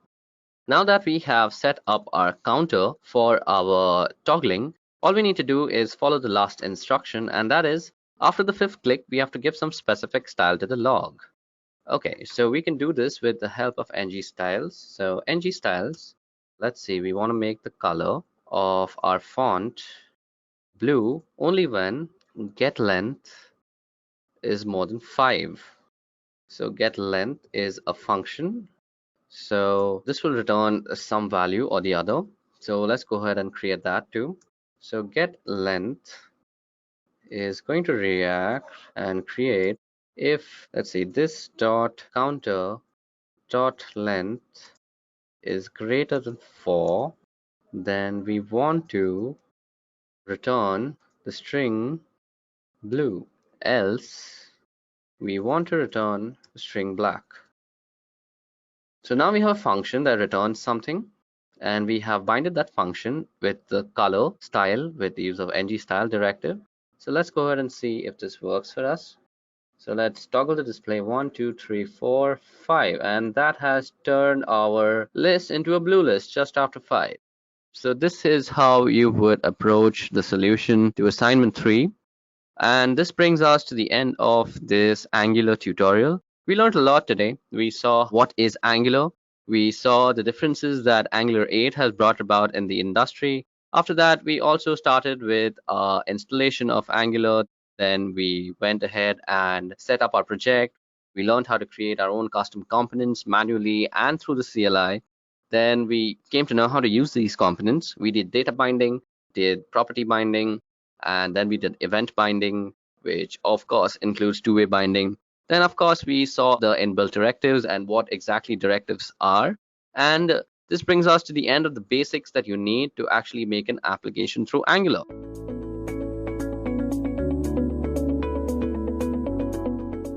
Welcome everyone, this is Swati from Edureka. In today's session, we'll go through React.js tutorial. So if you guys are familiar with the term React.js, then you might know that it's a front-end library developed by Facebook. So today, we'll learn in and out of React.js. But before we start, let's explore a React.js application. I'm sure all of us spend a lot of time on Facebook. If not a lot, at least some. So all of you can easily relate that this application looks exactly like Facebook comment section. In this comment application, we can add a new comment, delete an existing comment, or even can reply to some other comment. Let me show you how. Here I'm adding a comment. I can delete my comment. I can even delete some others comment if I have the authority, and then I can reply to others comment like this. Perhaps you would have noticed whether I'm adding or deleting comments, only that section is getting updated instead of the entire page. So what I'm trying to say is that we do not have to reload or refresh the entire application to see the updates. So how exactly is this happening? Well, this is the magic of React.js, and that is what we are going to learn today. But here, some of you might ask that why React.js when there are so many other frameworks available out there? To understand this, let's take up Facebook as example. So let's go back to the year of 2009-2010 when Facebook used to look somewhat like this. If you guys remember, during this time, you had to repeatedly reload the page for new updates. At the back end, the Facebook was using the traditional data flow. As you can see from this diagram, the data came from various sources like the initial data, the real-time data, or the user input data. Now this data was passed to the dispatcher, then to the store, and then ultimately came to the view. Now view is the part where the user is actually interacting with the application. And being a user, whatever you see on the browser as a web page is the view itself. So if there is a change in data from any of these sources from the backend, in order to reflect those changes on the view, you have to refresh the entire page and then it's seen by the user. This surely was not user-friendly, and moreover, this traditional data flow had some drawbacks, like it used the DOM. Now what is a DOM? DOM stands for Document Object Model. It is an object that is created by the browser each time a web page is loaded. What this DOM did was, it can dynamically add or remove elements from a web page at the backend. But each time it did that, the browser had to create a new DOM object for the same web page. This led to more memory consumption, which ultimately made our application slow. Let's take another example to understand this. Suppose this is our application in which we have 4 blocks. 1, 2, 3, 4. Suppose there is a change in block 1 from the backend. But in order to see those changes, we had to reload the entire page and then only we can see the changes. Now as you can see, after reloading, the 1 became 101. So guys, this is where the React.js comes into the picture. With React, our entire application is divided into various components. Now, each time data is added, it will automatically update the specific component whose state has actually changed. So, if we have change in block 1, it will automatically change the block 1 only without reloading the entire page. This reduced our page reloading task, and because of this, the UI became more user-friendly. Moreover, the React uses a virtual DOM instead of the real DOM, which makes our applications lighter and faster. Now, what is virtual DOM? We'll understand it later in this tutorial. For now, let's see how React changed Facebook's UI. So Facebook started implementing React.js in its newsfeed section since 2011. After this, its UI became more user-friendly. Now, whenever new updates gathered, a new stories button popped up at the top of the page. Now, clicking on this button will automatically reload only the newsfeed section without even touching the rest of the page. This drastically improved the application's performance. So what changed at the backend? At the backend, it still used the traditional data flow. But now, instead of loading the entire page again, what React did was it blew up the previous view, rendered the components with the updates, and then placed the new view in place of the old one. This was possible because unlike other frameworks, React don't have any explicit data binding. In React, the only thing we have is a render function which gets called once for each component. In this render function, we tell how our component will look like at any point of time. Then this render function returns a representation of our view. Since the components can compose other components, the render function gets called recursively, resulting in building up the whole view. So now that you have understood that why we use React.js, let's now proceed with our tutorial. Before we start off, let's take a quick look on today's agenda. Today, we'll first understand what exactly is React.js, and then we'll find out some of its major advantages. Then I'll show you how to install React.js on your systems.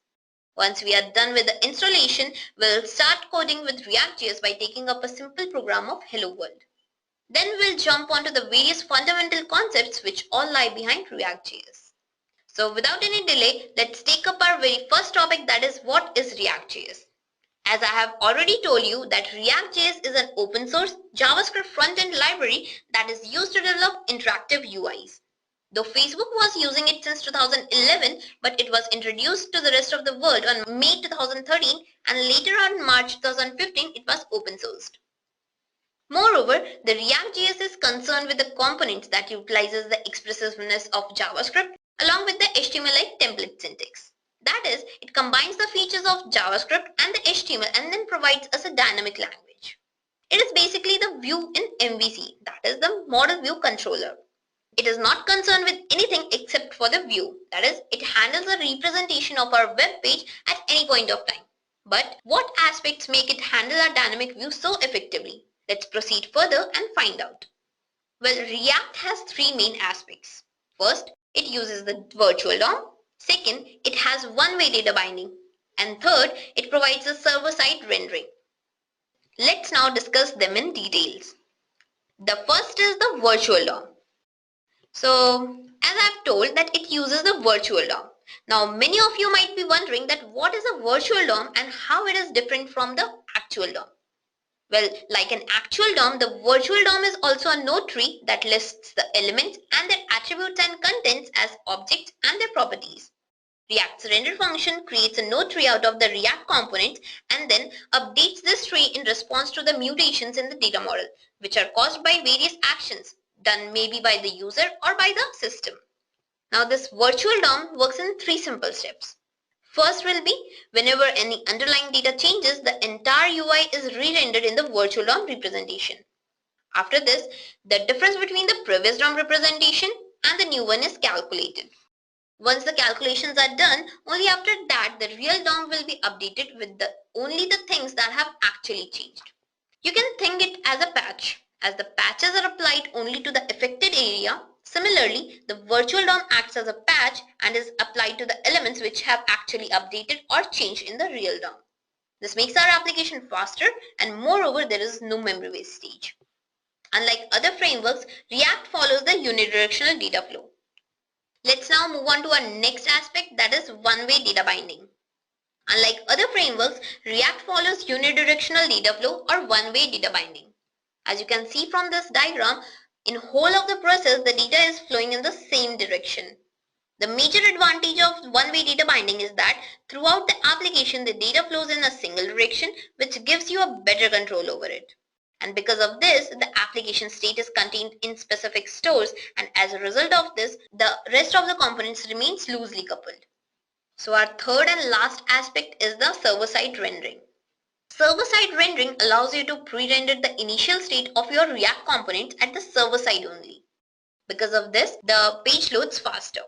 With the server-side rendering, the server's response to the browser is the HTML of the page that is ready to be rendered. Thus, the browser can now start rendering without even having to wait for all the JavaScript to be loaded and executed. All of these features together makes React.js a powerful and robust language which provides us with some major advantages like because of the use of virtual DOM, the application's performance increases. Moreover, it can be used on client as well as server side. The React's JSX file increases the readability of the code so it becomes easy to debug and maintain. And lastly, the React.js can be easily integrated with frameworks like Meteor or AngularJS. So now that we have already understood that what is React.js and what are its advantages, let's now proceed to its installation. Well, installing React.js is very easy. You just need to add the React.js dependencies to your code and then you are good to go. You can add these dependencies either directly from online repositories or you can also download them and then add them to your project folder. As you can see from this code, I have added the dependencies here from the online repositories. Now, let me show you how to add the dependencies after downloading them. For that, you need to go back to your project folder. So now this is my project folder.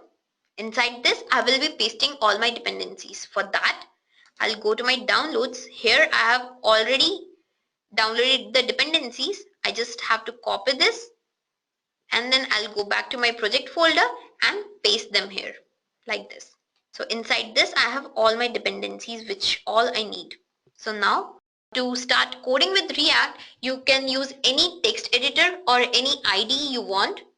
So here I'm using the WebStorm IDE. Here inside my project folder, you can see that I have already all my dependencies.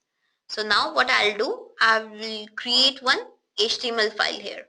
Let me name it as index. Now in this HTML file, we have to provide it with some title, like I have given it demo.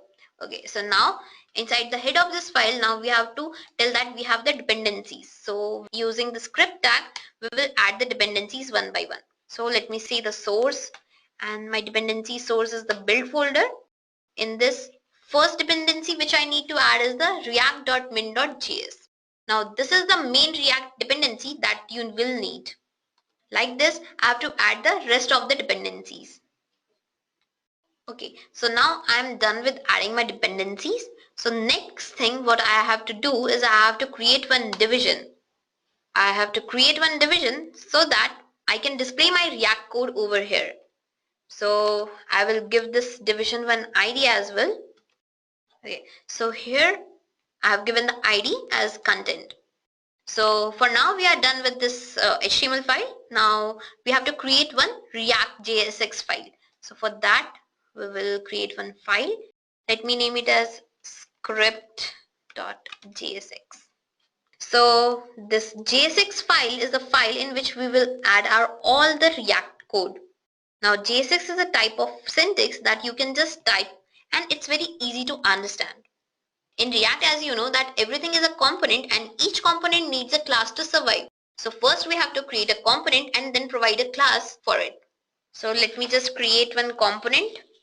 Okay, so as you can see, I have created one component named my component and then I have created one class. So now I have created one component with the name my component and then I have provided one class for it to survive. Now inside this class, I will be adding all the functions and the attributes that my class is going to do. So now each component has one render function which returns an HTML representation. So here we'll add the render function which will contain what we want to display. So since we are going to return the hello world just, so here first let me just create the render function. So render, this is a function. Okay, since this will be returning an HTML representation, so inside the return I have to write, okay, we are returning only the hello world, so I'll write hello world. Okay, so just save it. So now we are done with creating our component. Now you have to tell React that you want this component to be displayed over here. So for that, okay, so here we are calling the render function of React DOM. Now inside this function, I'll tell that I want my component to be displayed on the HTML page. So for that, I will fetch it by its ID. So I'll call document dot get element by ID, since we have given the ID and its ID is content. Okay, so now here we are done with our JSX file. Just save it, go back to the HTML file. So now you can think this JSX file as external CSS or JavaScript. As we refer this file in our HTML file, similarly we have to tell our HTML file that we have our React.js code in some other file. So for that, I'll say script and its source is script.jsx. Okay, so one thing we need to add here is its type. So its type is text babel. Okay, now we are done with both of the files. Now what I need to do is just run this file. So now you can see that hello world it's showing. That means we have successfully compiled our program. And this is how the React.js is working. So here you will see that I've written the same program here. Okay, and this is my HTML file, and then this is what we saw in the output. Since we are done with our first program, let's now find out the various fundamental concepts working behind it. Here, first we'll understand what is a JSX file and how it is used. Then we'll learn about the components and its different forms. After this, we'll find out what are props followed by the states. Then we'll have a quick look on different phases of components lifecycle. Next, we'll learn about the React events and how they are triggered. After this, we'll see what are the references and keys and understand their importance in React. Finally, we'll understand what is React Router, and then we'll proceed to a demo. So without wasting any more time, let's take up our very first topic, that is the JSX. So JSX stands for the JavaScript XML. It's an XML HTML-like syntax that is used by React. This syntax extends the ECMAScript so that the XML HTML-like text can coexist with JavaScript React code. This syntax is used by the preprocessors to transform the HTML-like syntax that is found in JavaScript files into standard JavaScript objects.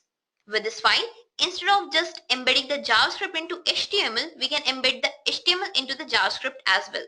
This makes the HTML code easy and also boosts up the JavaScript's performance. Moreover, it makes our application robust. Let's now see how this JSX can be used. Well, the first is the regular use of JSX, which we already saw in our Hello World program. Next is the JSX nested elements. Now, as you know, in React, the render function can render only one HTML element at a time. So in case you want to render multiple HTML elements, then you need to put them inside the one enclosing tag. Let's see it how. Okay, so let's try and add one more HTML element inside this render function. So here, let me say I have h3. You can see as soon as I add this h3 tag, it's showing that here something is expected. That means it can't compile when error symbol is coming.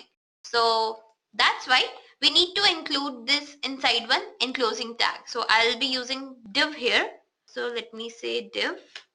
Okay, so I'll just cut it from here and paste it. Now inside this tag, I can add as many elements as I want. So let me just use h1. You can use any tag you want. So just, okay. So now inside this, I'll say Edureka. I'll just save it, go to my browser. Okay, here you can see Edureka and Hello World. So this is how we can use multiple HTML elements inside our JSX code. So the next is the specifying attributes. You can always make your code beautiful by adding the attributes to it. Let's see it how. So inside this, what you need to do, you have to create one variable with the CSS elements. So here I'll say that I have a variable, let me name it styles, and I'll just say that in this the color will be, okay, let me say the color is red. Okay, so here I will add this styles as a style to my HTML element. So like this style, I'll say it will follow the styles. So now the entire division will be in red. So just save it, go to the browser and reload it. Now you can see everything is in red. You can specify style for a single element as well. So you just, let's just say that we have styles too. And here, let me say the color is yellow. Okay, and I'll say my h1 tag will come in yellow color. So I'll say that it will follow the style 2. We just save it, go back to the browser and reload.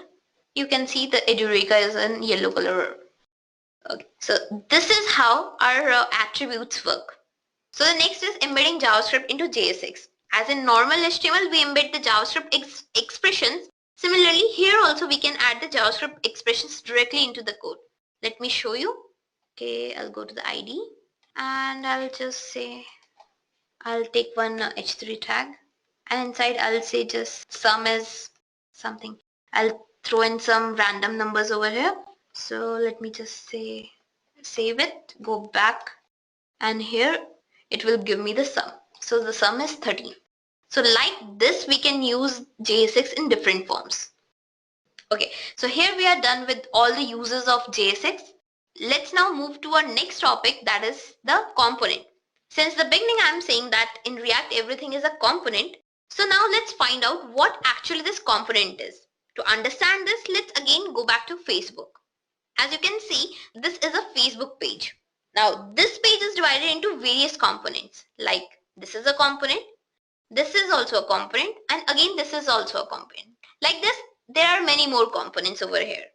Since in React everything is a component and each component returns a DOM object, it results in splitting up the entire UI into various independent and reusable pieces. To understand this better, imagine the entire UI as a tree. Here, the starting component becomes the root and each of the independent pieces becomes the branches, and which are further divided into sub-branches.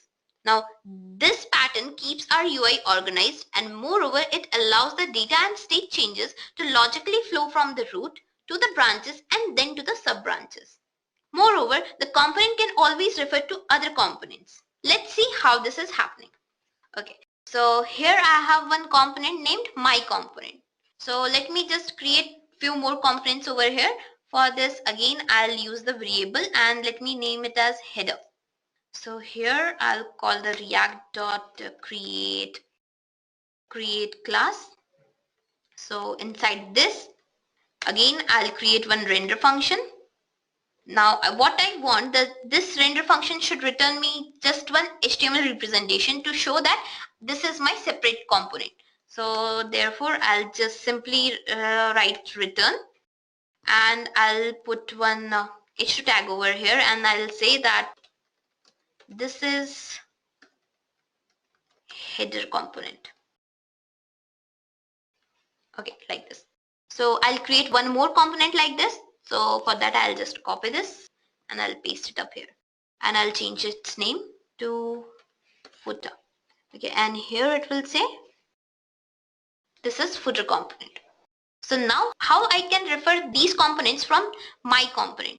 For that I just need to go inside the enclosing tag and here I'll just say header and moreover again I can just say footer like this.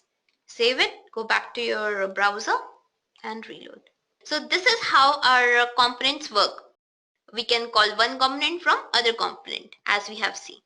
Okay, I hope this thing is clear to you. Now let's go further in our PPT. Okay, so here a valid React component can always accept a single object argument and then produce a React element. Now these are called the functional elements as they are literally the JavaScript functions as you can see. So here we are calling one handle click function. Now whenever this function is called, it will always return us one HTML representation. So that's why these are called the functional elements. On addition to this, we can simply define a component through JavaScript. As you can see, here we are creating one function which is named prop demo. It is accepting one props and then it is returning one HTML representation. So this is how the components work. Moving further in this, the components in React.js can be in two forms, the stateful and stateless components. The stateful components are those components which remembers everything it does, whereas the stateless components are those components which doesn't remember anything it does. So let's now discuss these components in detail. So first we have the stateful component. These are the core components which store information about this component state in the memory. Now these components can change the states as well.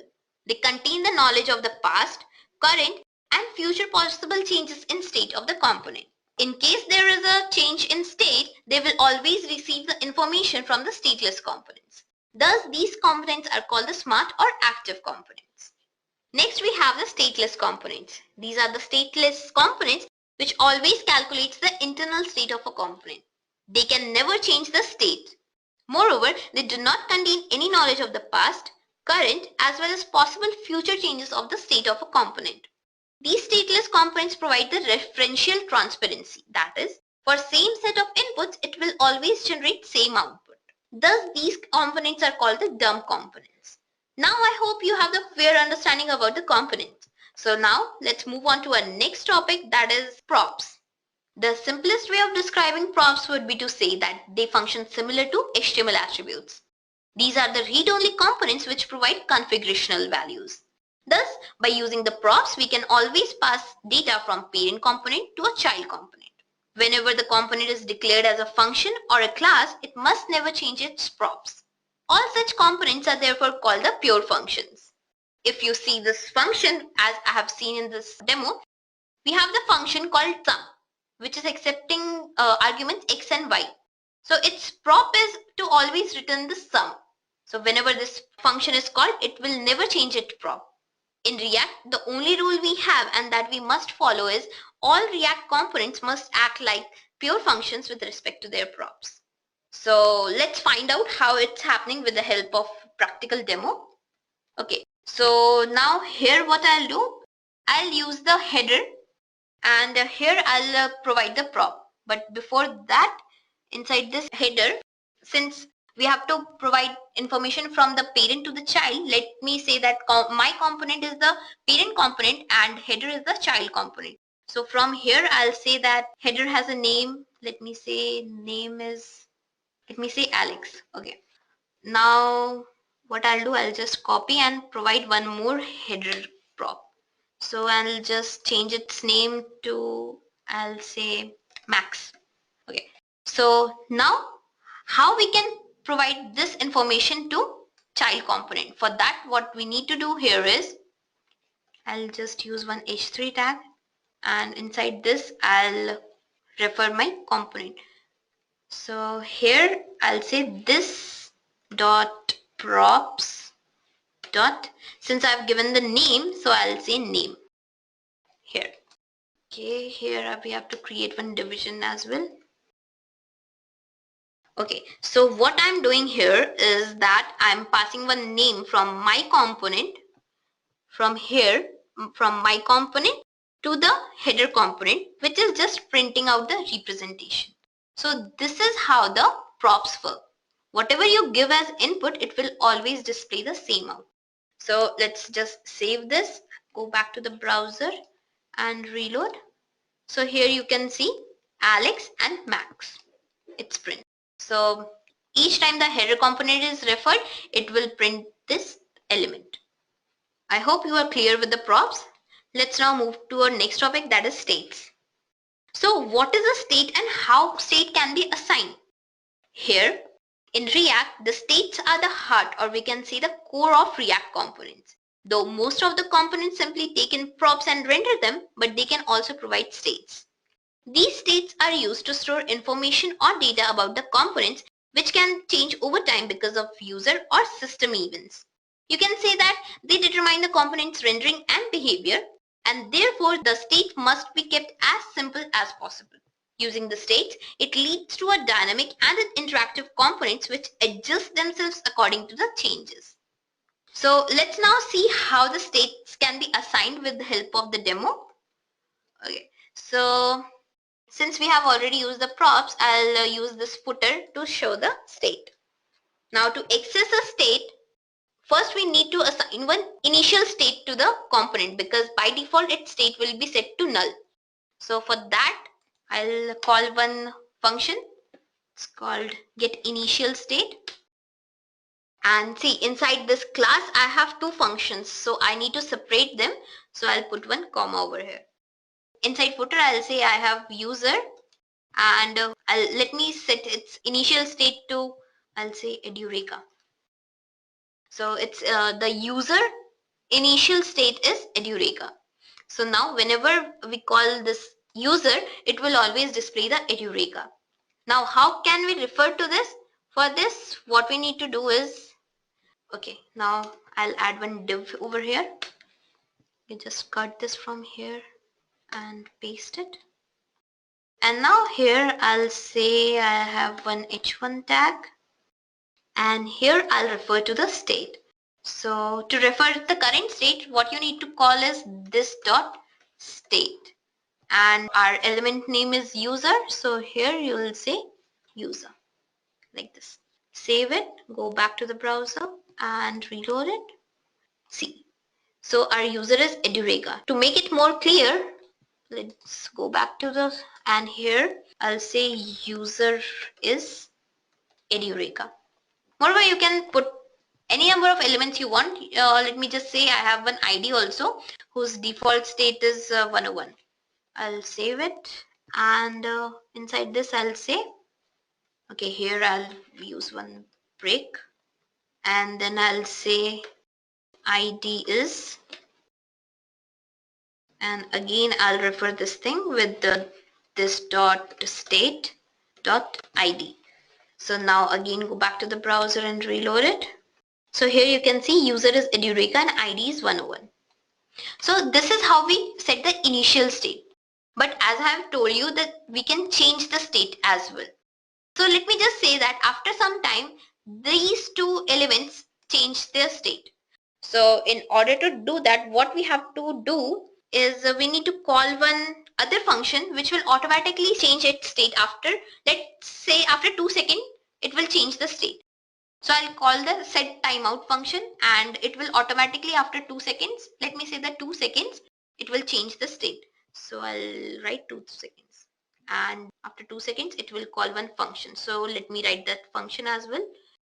Okay, so now inside this function, I'll call this dot set state inside set state. So inside this state function, what I'll say that my username should change from Edureka to, let me say, Swati, and my ID should change from 101 to, let me say, 303.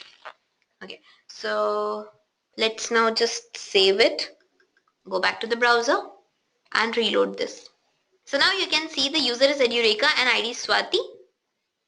Okay, let me just go back, and I will increase its time to, let me change it after 5 seconds. So here, okay, so let's now see. So here the user is Edureka and ID is Swati, but after 5 seconds it will automatically update to Swati and 303.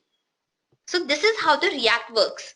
It will automatically update the DOM manipulations for us, and because of this the applications become extremely fast. So this state is mainly used if the component has some internal value, and moreover which doesn't affect any other component. Then only we can use the states. So I hope you guys are clear with the state. Okay, so let's move to our next topic, that is life cycle of the components. So React provides various methods which notifies when a certain stage of life cycle of a component occurs, and these methods are called the life cycle methods. Now these methods are not very complicated. You can think these methods as the specialized event handlers which are called at various points during a component's life.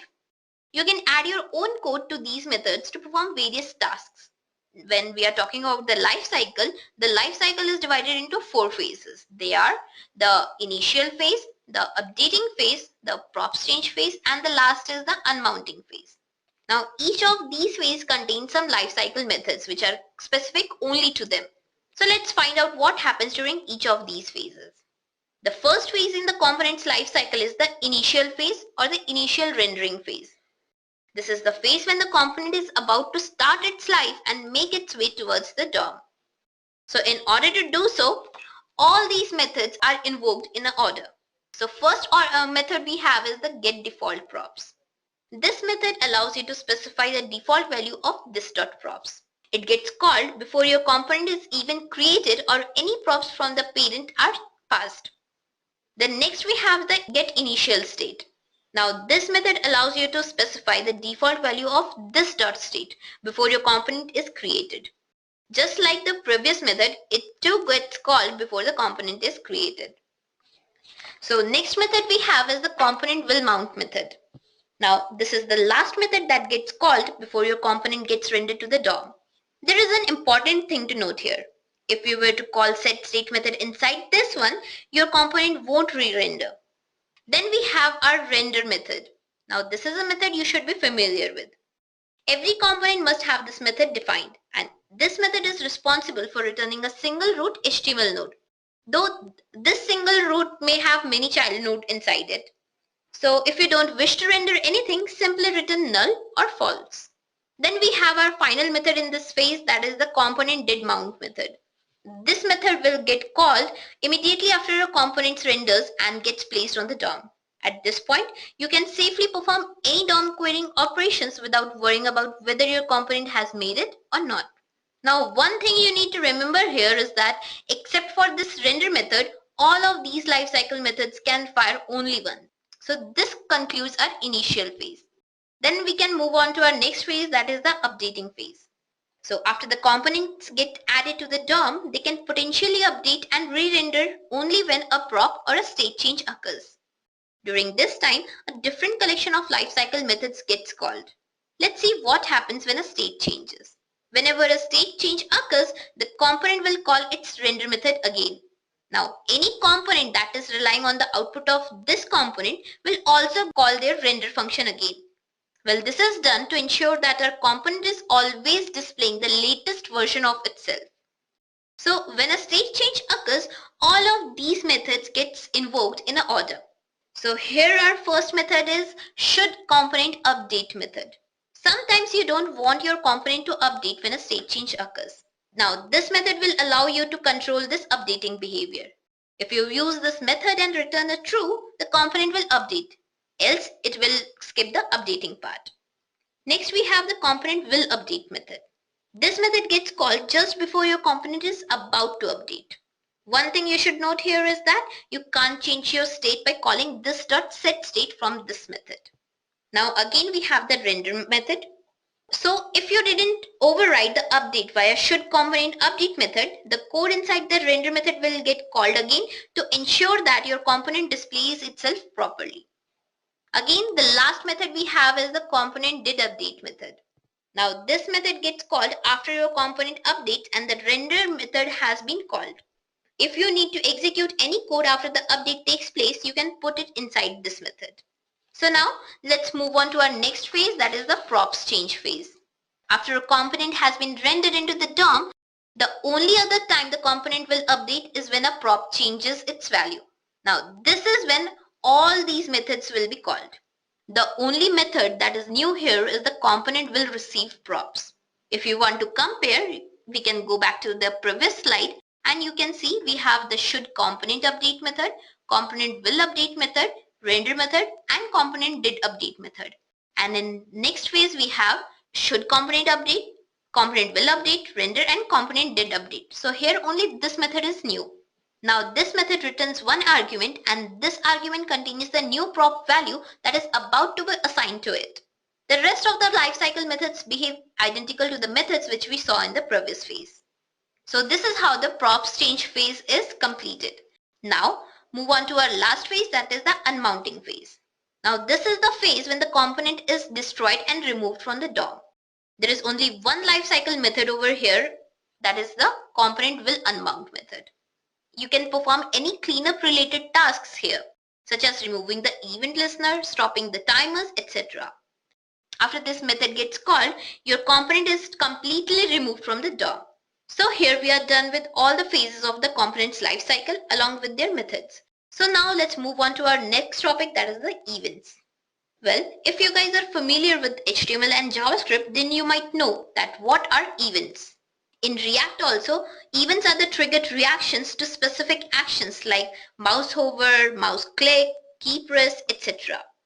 Handling these events are very similar to handling the events in DOM, but here are some syntactical differences. In React, the events are named using the camel case instead of using the lowercase. Moreover, in React, the events are passed as functions rather than the strings. Here, the event argument contains a set of properties which are specific to an event. What I'm trying to say is that each event type contains its own properties and behavior which can be accessed only via its event handler. Moreover, in other UIs, one event handler is assigned for each event, which leads to more memory consumption and also makes our work tedious. But in React, the event handler is not attached to the DOM elements directly. Rather, it only uses the root event handler, which is responsible for listening to all the events and then calls the appropriate event handler as per need. Let's now see how the event is created and triggered practically. So to make you understand, I'll be using one demo code here. Let me show you how it will be looking. So I'll show you how the events work by the help of this example. Here I have one bulb now and one button with me. So clicking on this button will turn on the bulb, and again when we click, it will turn off. So let's see how this is happening. For this, let's go back to our code. Okay, so now what I'll do, I'll leave this file like this and I'll create one more JSX file. So here I'll say event script.jsx. Okay, so now inside this file, what I'll do, I'll create one variable and let me just say its name as bulb. Okay, so again we'll call react.create class, and inside this first we have to mention our render function. Okay, now inside this render function, I'll say that I have one image and just close it, and I'll say that it's coming from some source. I'll name that source later. Then we have one button over here. Okay, so I forgot to put it inside the division.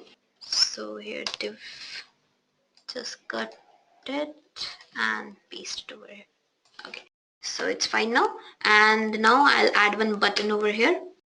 Okay, here I'll say that this button, on clicking this button, something happens. So what will happen, I'll write it later. For now, let me just name it as click me.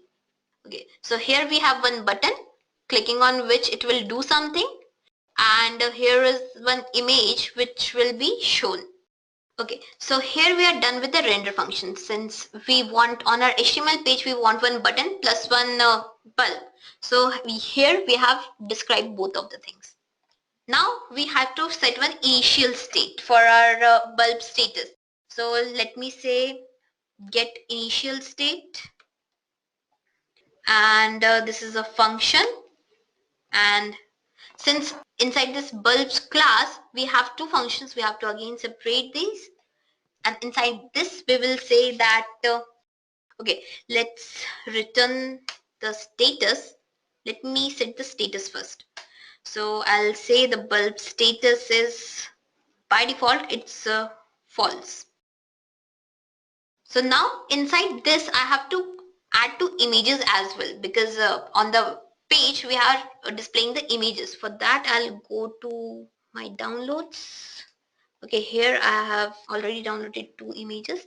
I'll copy them, come back to my project, and here I'll say that I need one directory and I'll name it as image. So now inside this I'll just paste them. Now here you can see I have both 1 and 2 image.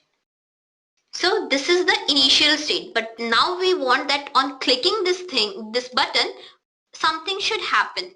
So let us create one function to tell what exactly will happen on clicking the button.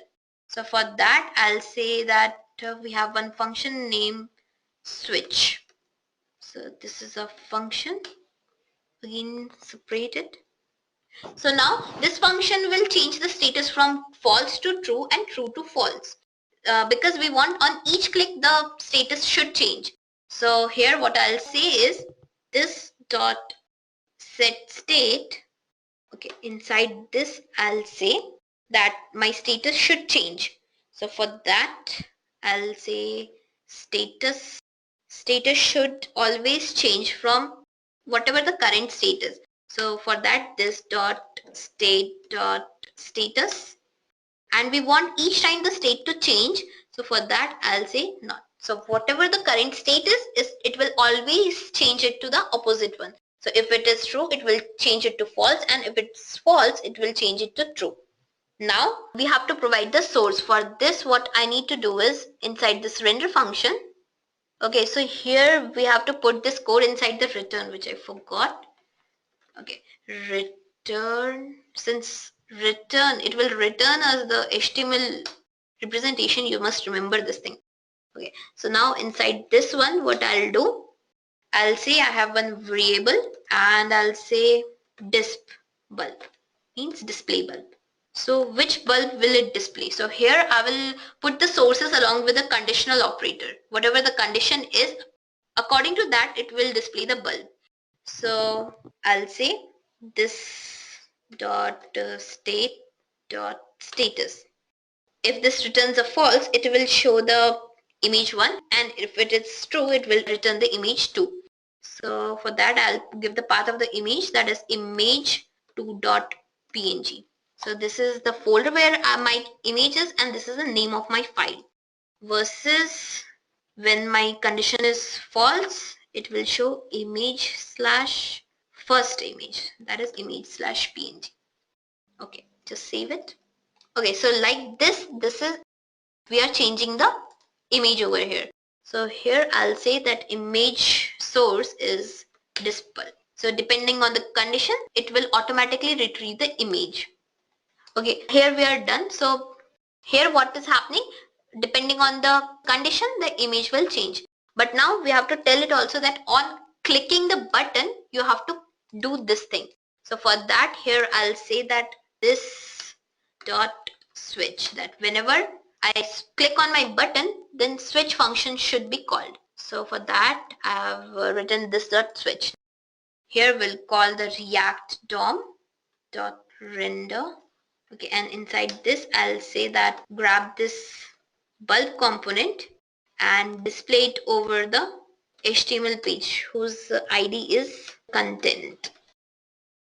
So here we are done. So save this, go back to the HTML file and tell it that our JSX file is now eventscript.jsx. So just save this now and run it. Now you can see we have a bulb along with a button. Now clicking on this will turn this on, and again if we click, it will again turn off. So this is how the events are created in React. So now I hope that you can create your own events. So let's take up our next topic, that is refs. Ref stands for the references. Now in React, a parent component can interact with its child components only through props. So if you want to modify the child, you need to re-render it with the new props. This is the typical data flow. So in case you want to modify the child without following the typical flow, what you need to do is make the child an instance of the React component or the DOM element. In such cases only you can use a reference. Now the ref attribute makes it possible to store a reference to a particular React element or a component returned by its component's render function. Now this can be valuable when you need to reference it from within another component or render function. As you can see here, one of my render function is returning one reference, which is then used by another component's render function. So let's now see how this works practically. So here I'll go back to my code. Here what I'll do, I'll create one more script file because I don't want to confuse you guys with all these stuff. So here I'll create one more file and I'll just name it as the ref script.jsx. Okay. So what I'll do here, I'll create one variable. Let me name it as a ref component. And again, I have to create one class. For this, I'll call react.createClass. Okay, so inside this, I'll be putting my functions. So here, first of all, I have to create one render function. So this render function will always return me something. Okay, so here, let me create one division first. So what here I'll do, I'll create one input text box along with a button. So inside this text box, you have to type your name which I'll take and display it back to the web page. So how we can do it with help of reference, we'll see. So first let me say that I'll use one h2 tag here and I'll say the name. So here inside this I'll create one input element. Okay, so its type will be text only, and next I'll create one button for this. Let me say click. That's it. And here whenever we click this button, something will happen. That is, it should retrieve the name from this input box and then display it. For that I'll say that on click it will do something. So for now we are done with this. So how the references are created now? So here whatever we get as input, I want this to refer by this method. So for that I need to create one ref here. So here I'll say that we have a ref, and in this we have to take the input. So from here we'll grab the input. Whatever the value the user is passing, it will take that input and it will be then referred by the function which will be called on click. So here I'll just name this reference as, let me name it as input demo. So let's say this dot input demo. Okay, and it will be referred by the input like this. Okay, so now let me say that, okay, let me put one break function over here so that this input text box and the button should appear in different lines. Okay, so here we are done with the render function. Now what we want to do is we will call one function over here that whenever this is clicked, it should retrieve the value from this thing. So for that I'll create one function. Let me say display function. So what this function will do, whatever the user gives as input, it will take the name and it will display it over the HTML page. So for that I need to create one more. Let me say I have h1 tag over here and I'll say hi to whatever the name is. So here I want to display my user's name. So for that I'll create one span over here and I will provide one ID to this. So I'll just say disp name. Okay. So now what my display function will do, it will take this input value and it will display it on this area. So for that, let me create one variable and say it name. So here now this function can refer to my reference. So to refer this, we'll say this dot whatever our reference name is, that is input demo. I'll just copy this and paste it here, and then I'll say that receive its value. So here we are done. So one thing here which we need to do is we have to display this name. Whatever the value is in name, we have to display it over here. So for that what we need to do is, as you know, to display it on the web page we have to use the inner HTML, and for that we have to get the span by its ID. So get element by ID, and the ID name is disp name, and then we'll say dot inner HTML, and here we want to display the name. Okay, so this thing is done here. Now again, since we need to tell React that you have to render this ref component over the content area, so here call the React DOM dot render. Inside this you have to call ref component, and again get the division by its ID. So document dot get element by ID, where the ID is content. Okay, so here we are done. Just save this file. Okay, no, here we are still left with this thing. We have to tell that on clicking you have to call the display function. On each button click, this display function should be called. So now we are done. So I'll just save this, and I'll go back to the HTML and I'll tell that our JSX file has again changed and now it's like ref script. So save this and run this. So here you can see that I have name and I have one button and then it says hi. So as soon as I put my name over here and just click it, it will say hi Swati. So this is how the references are used. But one thing you should remember is references should be used in the dire need only. So references can be used when you are trying to manage the focus or text selection or media playback. Then it can be used while triggering the imperative animations. And moreover, when we are integrating with the third-party DOM libraries, then also we can use the refs. So I hope now the refs concept is clear to you. So let's take up our next topic, that is keys. Well, keys are the elements which helps React to identify different components uniquely. They are especially helpful when we are working with dynamically created components. Assigning the key value will help you identify the components uniquely even after they have changed. As you can see from this diagram, here we have two components with different key values. One with key 101 and one with key 102. Now these are rendered for the first time. So the React will render them without any problem. But next time when we try to render them, here the component 1's key value is same whereas component 2's key value has changed. So now the React will render only the second component, not the first one, as the first component's key is same. So here the React will think that as the key haven't changed, so the element is same, so no need to render this one, and it will go ahead and render the second component.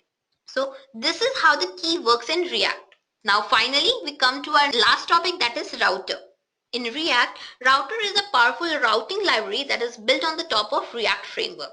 Using the router, we can quickly add new screens and flows to the application. It keeps the entire URL in sync with the data that is being displayed in the web page.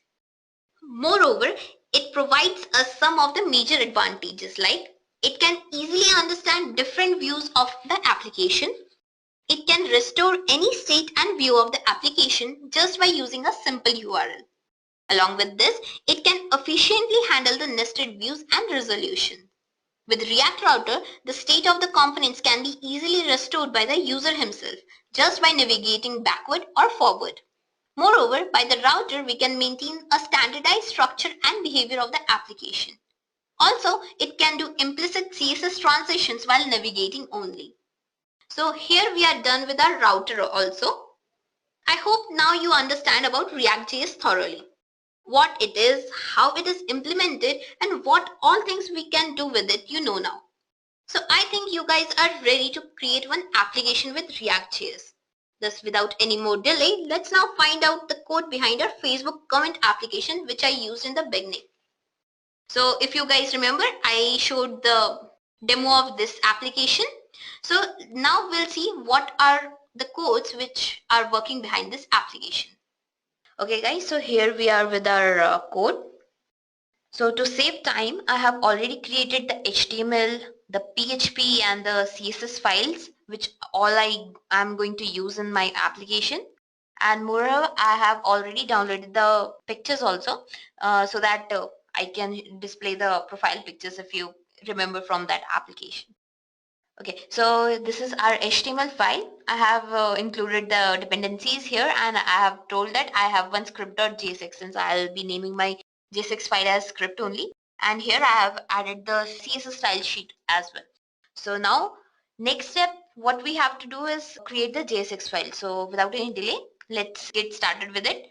So inside this, as we were doing earlier, we'll create one script.jsx.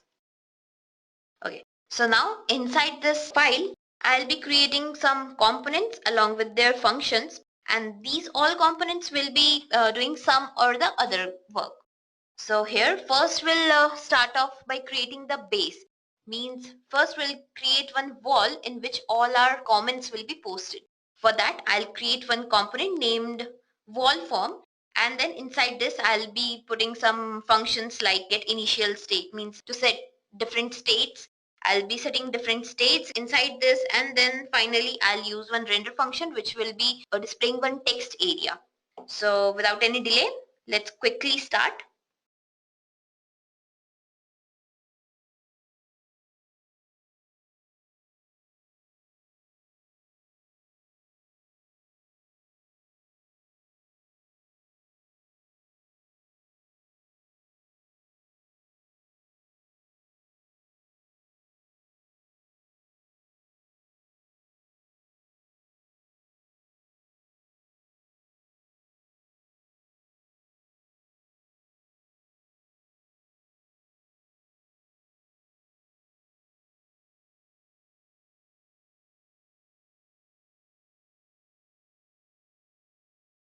Okay, so here we are done with our first component. Now let's move on and create another component, and let me just name it as var comment form.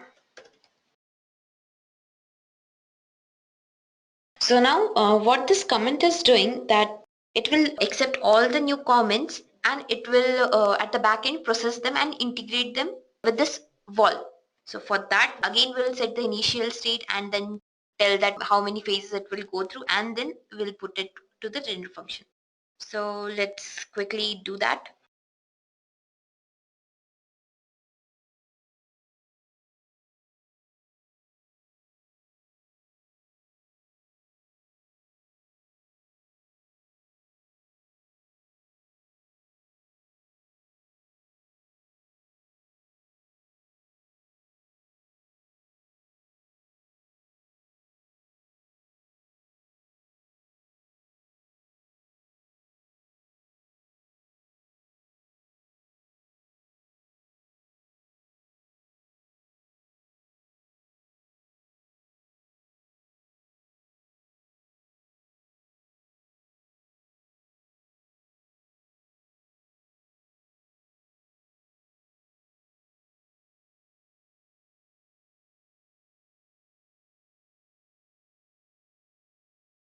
Okay, so we are done with our second component as well.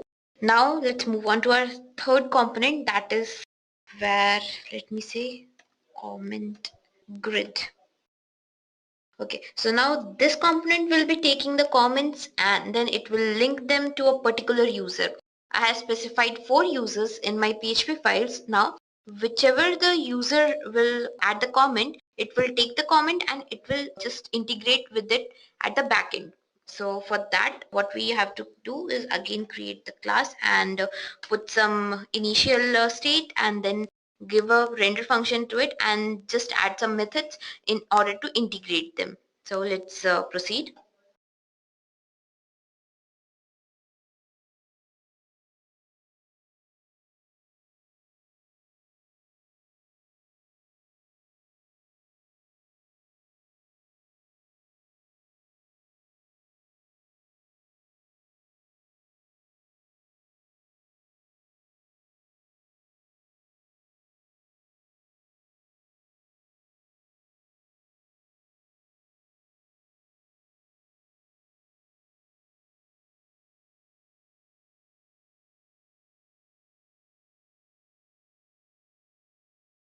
So here, as you can see, in this render function, we'll provide one division in which we'll place our comments along with its related profile pic. So this is how we are integrating the comments along with the pic. So now we'll create one other component, and now let me name this as comment block. So now this comment will be displaying the comments along with its user in order they are inserted. Like in this, what we are doing, we are presenting one representation. This component will be taking in the comment and integrating it with its related profile pic. And then this block, what will do, it will display it back on the HTML page. So for that, let's see.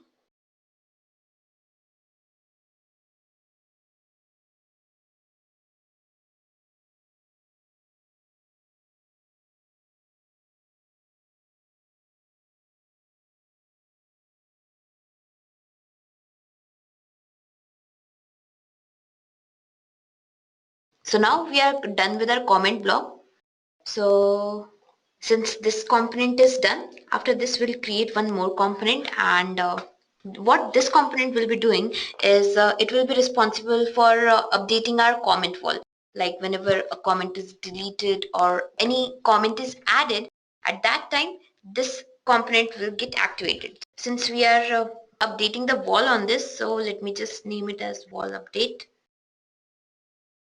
Okay, so I hope you can understand what's going on. So let's just quickly create this component and see. Inside this component, we will have some functions, and along with that, we will have the render function which will keep on updating the HTML representation. Like whenever the comments are updated, that is added or deleted, at that time it will assign the particular profile pic and link it with the component and then display it. So let's see how it's doing.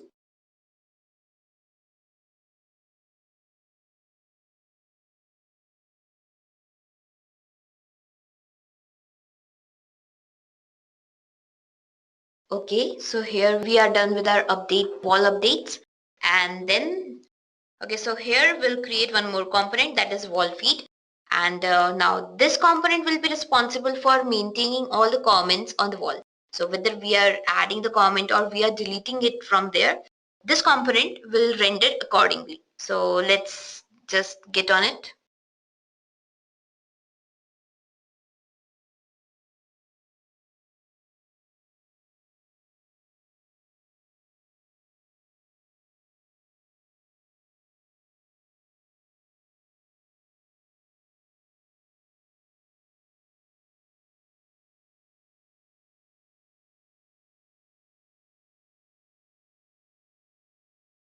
Okay, so finally we'll create one final component. So this will be the component which will be triggering the render function.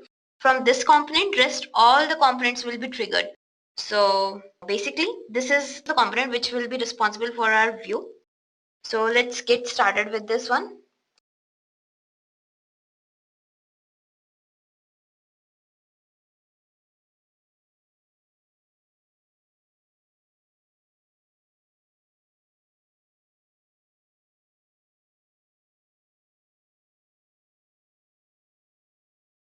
Okay, so this is our final and main component.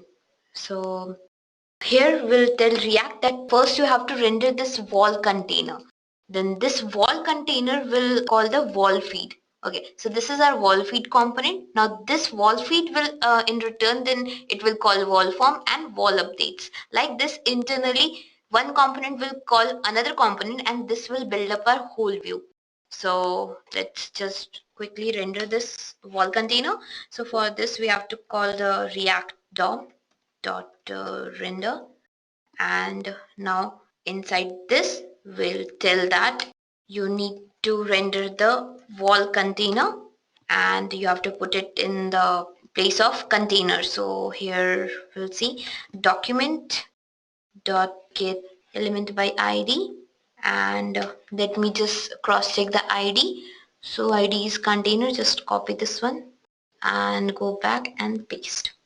Finally, we are done with our whole of the React.js code. So there is no errors are there, I hope. Yeah, okay. So here I'm on my browser. So what I'll do, I'll just say localhost, okay, localhost 8081, and my application is React.js. So okay, so you can see that my application is up and running. So let's just test it out whether it's working or not. So I'll say hi. Yeah, it's accepting the comments. I can delete my comment and let me try replying. So I'll say hello. So as you can see, our application is perfectly working. So I hope I was able to make it clear how it's working, how the codes are working. So now I'll conclude this tutorial here.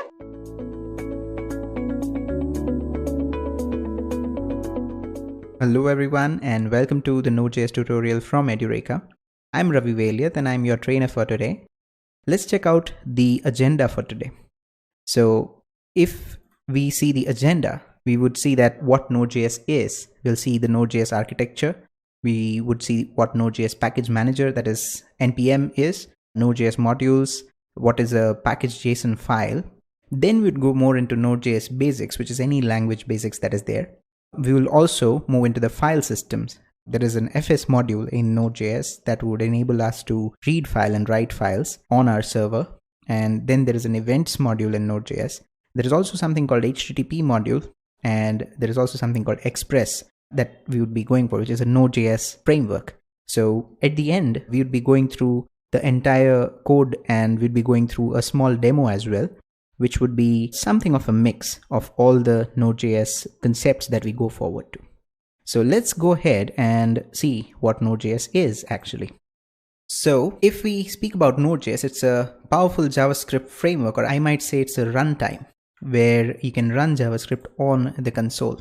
It is developed on Chrome's V8 engine. So if anyone doesn't know what a V8 engine is, let me just tell you what it is. So if I check out the v8.dev, the official website of Chrome's V8 engine, you would see that it is an open source high performance JavaScript and WebAssembly engine written in C++. And more or less, this is the engine that runs on the Chrome browser. So you would see that whatever your Chrome browser understands, it would be the same thing that Node.js also understands. So the creator of Node.js thought that, okay, this is an open source JavaScript engine. Why not implement that in a platform which enables you to run JavaScript on the server? So this is the reason why Node.js understands JavaScript. So that is one thing that we would like to also keep in mind. So it's something that runs on Chrome's V8 engine, and it compiles JavaScript natively into the machine code. That is all because of Chrome's V8 compiler that we have. And it is basically used for creating server-side web applications and also network applications actually. So mainly Node.js is used for. And basically if it is a data-intensive application, Node.js is something that is specifically made for that. Let's see how that happens basically. If we talk about the features of Node.js, it is open source. It is simple and fast. It is asynchronous, highly scalable. You would face no problems in scaling your Node.js application. It basically works on something called a microservice architecture as well, and it facilitates that microservice architecture really well. It is a single-threaded model, which means it is not resource intensive, and yet it is fast, yet it allows things to be done in parallel. We'll see how that is done. And then there is no buffering. Basically, there is no waiting as far as Node.js is concerned. And that is because of a concept in JavaScript, which is called event loop. We'll see more about that as well. And it works on so many platforms. So that is some brief of the feature. Let's see Node.js architecture. And before going into the architecture of Node.js, we would also like to see the traditional architecture. So traditional architecture, if we speak about traditional server architecture, is basically where every client request is managed by separate threads. So there is a multi-threaded model going on. In normal server architectures like Java, for example, it's a multi-threaded application or a multi-threaded setup altogether. So where your web application runs on multiple threads and various client requests are processed parallelly. Now, there is nothing to take away from this model because it is really good and it has been working throughout years when Java is, at this point of time, Java is actually one of the best languages and secure languages to be programmed in. However, this is resource intensive because you can see that there are so many threads going on in parallel, which means your server or your machine should be something which is capable of running these many threads. However, if you talk about Node.js, it only runs on single thread and still it processes requests in parallel. So one thing that I would also like to clarify here is in the background, or maybe under the hood if you may say, Node.js doesn't process any request in parallel, but it goes through an event loop where once the request comes, it goes into the process and Node.js doesn't wait for the output of the request to come in while it takes in the next request. So as and when the first request, for example, gets the output, it would just respond for the output or with the output to the respective client basically. So, in the background or under the hood, it is basically running only one thread, which is not resource intensive, and it is at the same time processing requests from so many clients. And it provides a virtual feel that everything is running in parallel, but everything is not. So that is all because of event loop that is going on. So that is basically the architecture. And then we talk about something very important as far as Node.js is concerned, which is called Node Package Manager.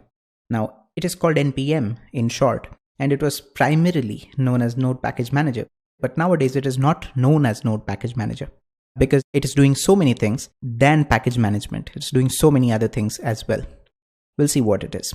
So if we talk about the official definition, it's a package manager for Node.js packages or modules, which has been added as a default installation from Node.js version 6 or 0.6 onwards, and then it's stuck. It is already there in any installation that you do in Node.js. If you are a Java programmer, you can relate this with Maven. And if you're a PHP programmer, you can relate it with Composer. So it is the same mechanism where NPM has a repository of so many libraries, and then the repository serves whatever the package you need for your project. And if we talk about the features, it provides and hosts online repositories for Node.js, which can easily be downloaded in our project using a command line. So it provides a command line utility as well, and it also allows you to manage the repositories or the versions of libraries that your project may use. So we'll see what are the versions and what are the libraries that we are talking about. So the libraries that I'm talking about, when I say libraries, it is just Node.js modules. So Node.js modules, or if we talk about the module system, there are core modules, there are local modules, and then there are third-party modules. So core modules are the ones that are actually available in the default installation of Node.js. You don't have to program anything, you don't have to install anything else, just Node.js to get the core modules working. Few of them are listed in here like HTTP, URL, query string. We'll be using them, and there are some others as well which we'll be using today. And then local modules. It is something that a programmer builds.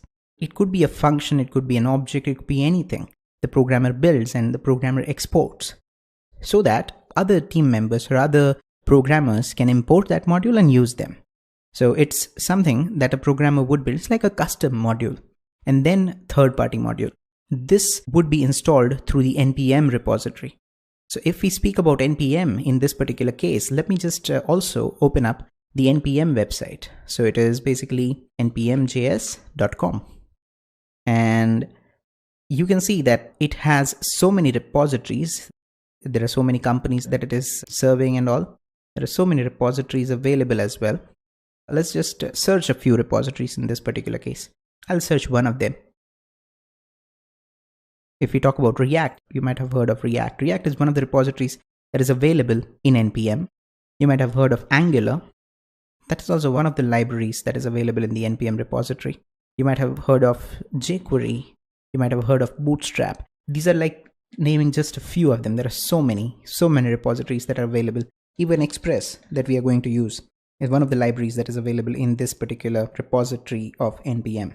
So you can see here that Express is one of the libraries that is to be used. So we'll be installing Express and see. By the way, this is the way you install any third-party library from the NPM repository. All right. So that is the third-party modules, and you would be using npm install or npm-i to be in short to install this particular repository. Now let us see the package.json file. Package.json file in Node.js is the heart of the entire application. It is basically the manifest file that contains the metadata of the project. Now at this point of time, let me just create a Node.js project and see what this package.json file looks like, and then we'll analyze what this file actually is. So let me just create a folder here, Edureka, and in this folder, I'm willing to initialize a Node.js project. So let's say I'll call it Node.js demo, or maybe I'll call it Task Manager, even better. We'll try to create some of the Task Manager functionalities in here, and it'll be an API that will be creating or a web service that will be creating. We'll see what it is. So in this Task Manager, I'm going to initialize a Node.js project.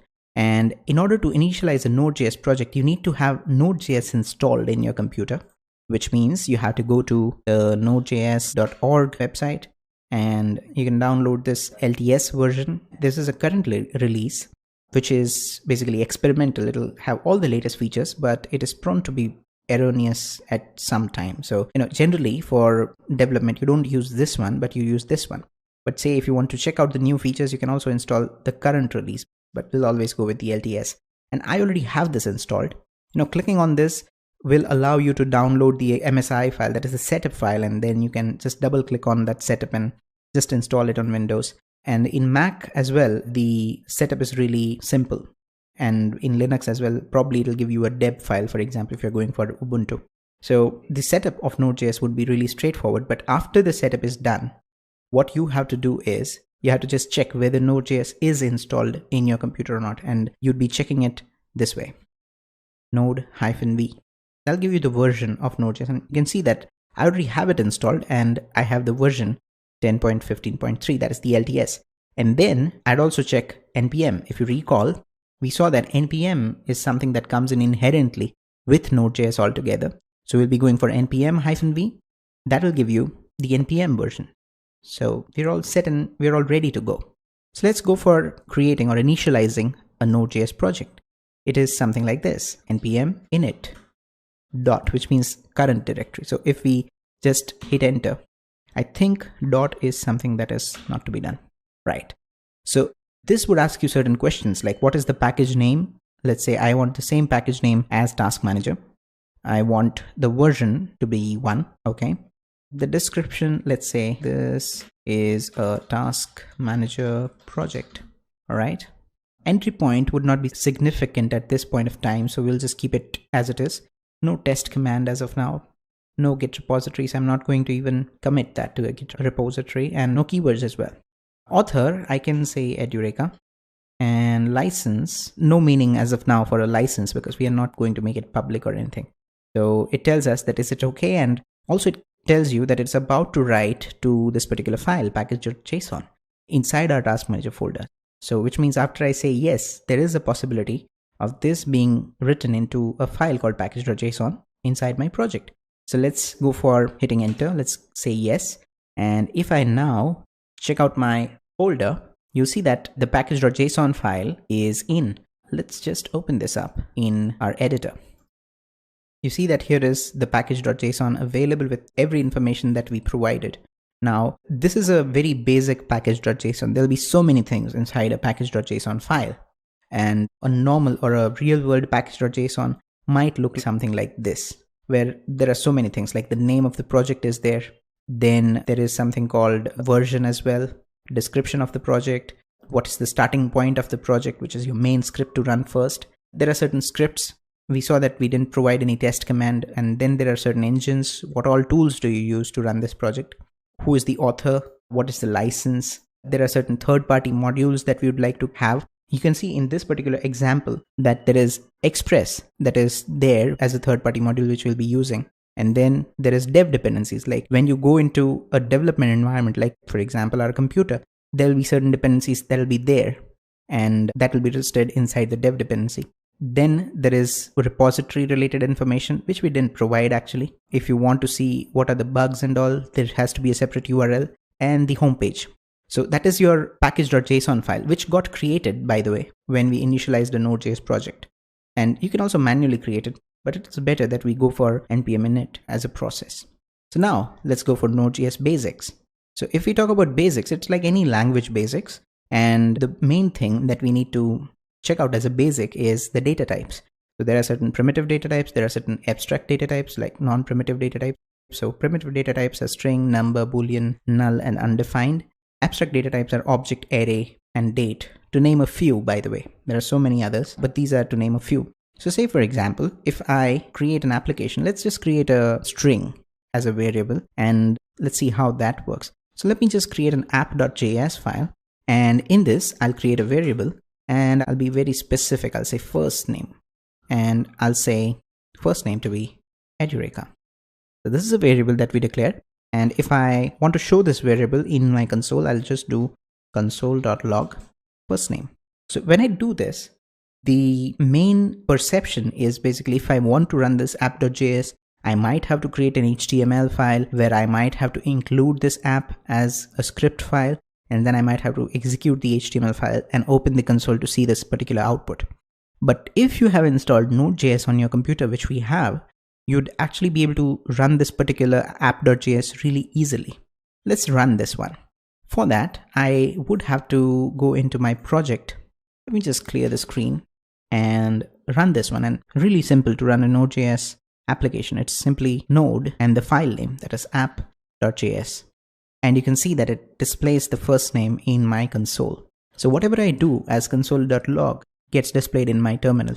That is something that I would like to keep in mind. And remember, this is a string that we have created, but there's no concept of a strict data type. So basically the first name can also be something like this. So first name can be reassigned to, let's say, a number. And that will not be a problem for JavaScript. That is the core nature of JavaScript. It's not strictly typed. So that is something that I would also like you to keep in mind. So there are so many data types that are available, which we have created a string, and then there are so many others. This is how you create a variable that we already saw. And then there are operators. Now, as I said, like there is something that is already similar to all the other programming languages, Variables are one of them, operators as well. However, there is one operator that is pretty unique, and that is the triple equal to sign. So say for example, if I go for something like this, var, let's say age 1 is equal to 30 and var age 2 is equal to 30, and then let's say var result is equal to age 1 double equal to age 2. Now I'm using this double equal to similar to any other binary operator, like I might go for plus, and similarly I'm going for double equal to. Now this is because this is a comparison operator. This would return either true or false, and this would get stored inside the result variable. So this time I know that you might have guessed it, it would be returning us true. And if I do the result, if I go for console log of result, and if I execute this app.js, you see that it returns as true. Now if I go for a string, all right, and when I declared a variable in the previous example, we saw that there is no strict data type. So this would not actually check for the data type. This will just check the value. And though it may seem that it should give us false, this would give us true. And the fact is, like, JavaScript doesn't care about data types. So if, say for example, you want to also compare the data types along with the value, instead of double equal to, use triple equal to. And that way, this would give us false. There is so much going on inside, or in this particular two examples that we have. But for now, you can remember that double equal to doesn't compare the data types, while triple equal to also checks the data types. But then again, there is so much going on under the hood, which it's not in the scope of this particular session. But just keep this in mind. There's a unique operator that is available for JavaScript specifically. And then there are certain other languages that might have these operator, but JavaScript is the one that came up with this. All right, so this is one thing. And by this time, you might have got an idea on how we run an application or how we run a file in Node.js. So this is one other thing that I would also like to mention, where functions are created. Say for example, if I have a function to create, let's say function say hello, and I pass in name inside it, and I return, let's say hello plus name. Now plus here is a concatenation operator, and that will return us a name or a hello message with the name, whatever we have passed in. So I can do this like console.log say hello, and let's say hello to Ravi. All right. So if I run this particular file, it'll give me whatever output we expect, which is fine. Now, one thing I would also like to tell you is, in JavaScript, there is a provision where you can create a function without a name, an anonymous function, which is also something that JavaScript came up with, a function with no name. And if this is the case, then how would you call the function? So for that, you can do something like this, var say hello is equal to a function, something like this. And then the rest of the thing remains the same. Function gets called as normal. What we have done is we have created a variable, and inside this variable we have assigned a function rather than a value. So, and then we are calling the variable as a function. So again, if I run this particular code, the output would be the same. Just keep in mind that function here can be anonymous in JavaScript. All right. And then objects. Now object, there are two ways you can create objects. One is through object literals like var, let's say student is equal to a constant object, which has, let's say, name Ravi and email ravi@gmail.com, for example, right? And then we can do something like this, console.log student.name, right? And then student.email and so on. And that would display whatever the name is basically. So an object.property can be done. And then there is a constructor pattern as well available, but it's okay if we don't go for that. But then there is another pattern which uses object constructor to create an object. Now going into Node.js core modules. One of the modules is file system, that is the FS module. FS module, if you want to include, or any module, if you want to include, you go for this syntax. A variable is equal to require and the module name. And this would be something like this. For example, var fs is equal to require fs. Now for this fs module, you don't have to install anything else, but Node.js has to be there, and which is there. And fs module would be available. It's a core module in Node.js. So let's say, for example, if I have a file called hello.txt and it has some data, all right. And if I want to read this file, I'd be able to do this like fs.read file, and it asks me the path of the particular file. So let's just give the path basically. I can try with a relative path first. So it'll be basically hello.txt. Let's see what it gets. And the second argument that we need to pass is the callback function. So Node.js or any JavaScript platform would work more on the basis of callback function. That's how it creates the virtualization of so many things working at the same time. All right, so I would go for a callback function, and this function, anonymous function, would go for two arguments. One is error and one is data. Let's see, if there is no error, then we'd go for logging the data inside the console. Let's see what data we get. All right, so if I run this file now, hopefully I should get the contents of hello.txt file. Let's see. Here, I don't get the content, but I get something called a buffer. That buffer is basically some container that contains raw data. Out of this buffer, I can get the string basically. So let's say if we go for buffer.toString, which is a function which will convert the data to a string. So now it'll give me whatever the content hello world has. And similarly, if I, for example, have to write something inside a file, let's say if I want to write something inside a file and then once the file is written, I would like to read out the file, we'd do something like this. fs.writefile, and writefile would again go for the path, and I would be going for the data as well. And the data is something like this. And once I go for the data could be any data type, by the way, could be Boolean, could be object, could be any data type. And then I go for a callback function. Now the callback function would have something, only one argument here, which is error. If there is no error, like if no error, then I would like to read the file, right? So then I can go for fs.read file. So I can just take this whole thing and I can put it in here.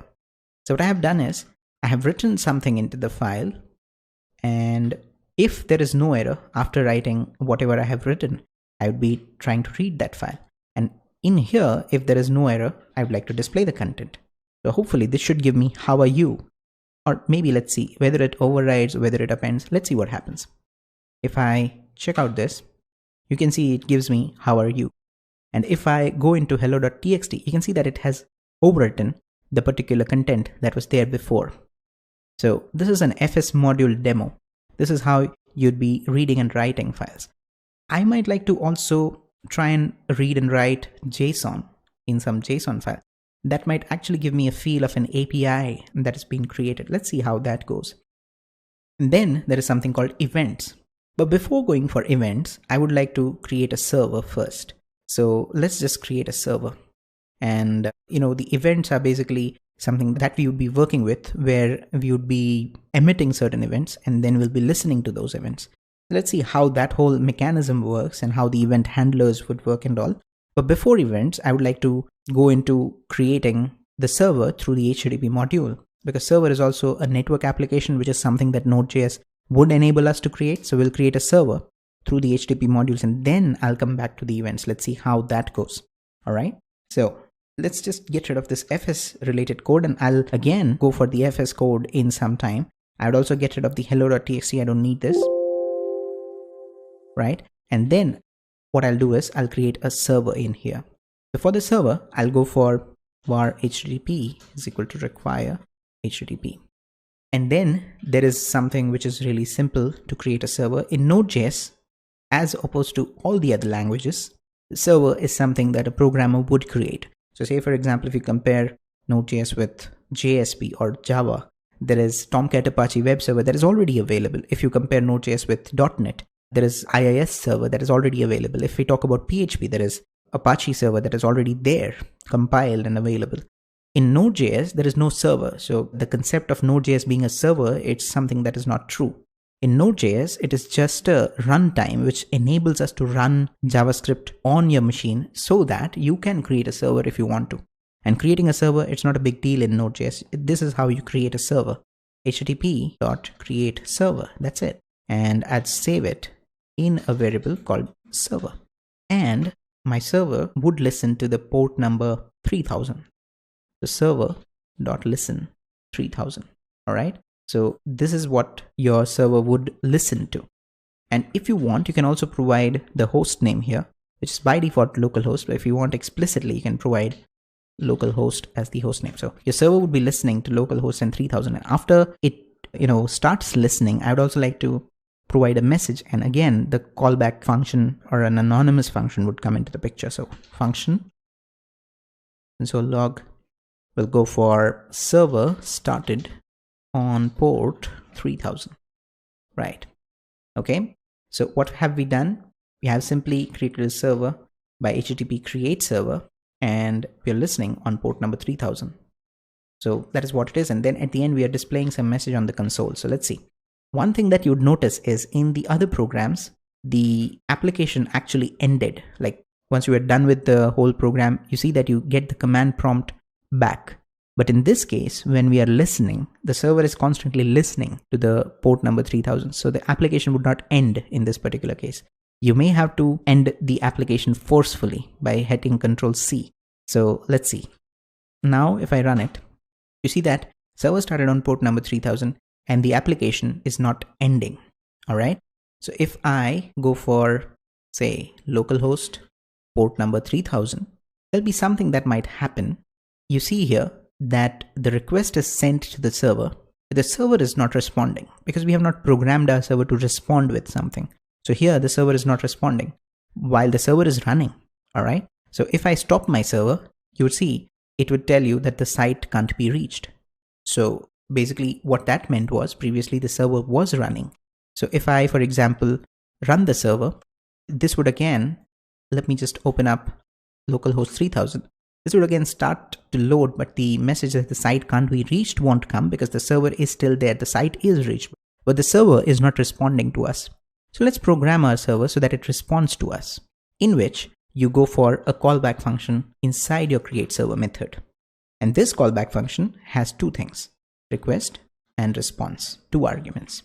And if I want to send a response in this particular case, you go for response.end, all right?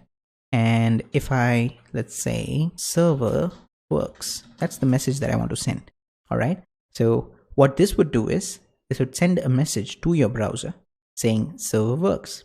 So let's just take that message. So for that, because I have changed something in my app.js, I might have to stop this and I might have to restart my server. So server listening on port 3000. And if I now refresh, you'd see that it gives me the message server works. So this is pretty cool. We have created a server in like almost 3 statements, right? So that is something on how you create a server. But generally what people do is people use this functionality of creating a server along with Express and then create a server through Express, the framework that we were talking about. So we will see how to create a server through Express. But before that, let's move back to the events and let's see how events would work in this particular case.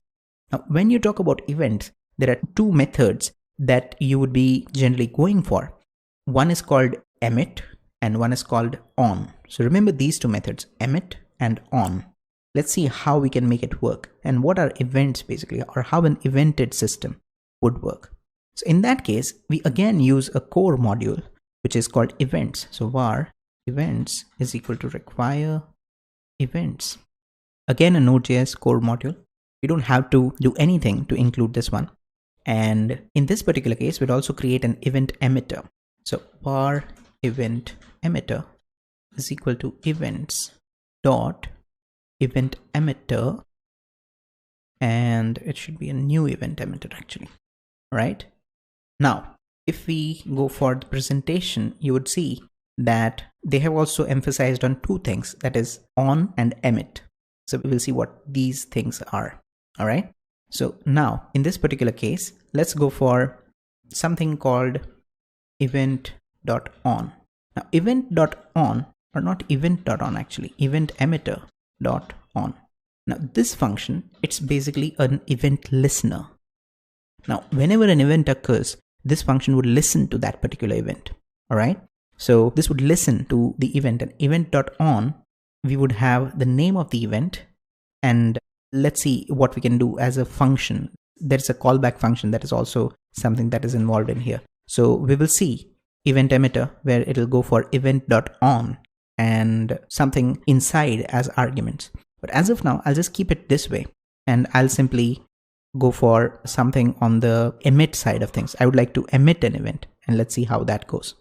All right. So in this particular case, what I would do is whenever there is some request on the server, I would like to emit an event, and then I would like to listen to the event and log something on the console. All right. So let's see. In this particular case, I'll go for event emitter.emit, and I can name the event anything. The event that I'm trying to, emit is basically someone has requested to the server.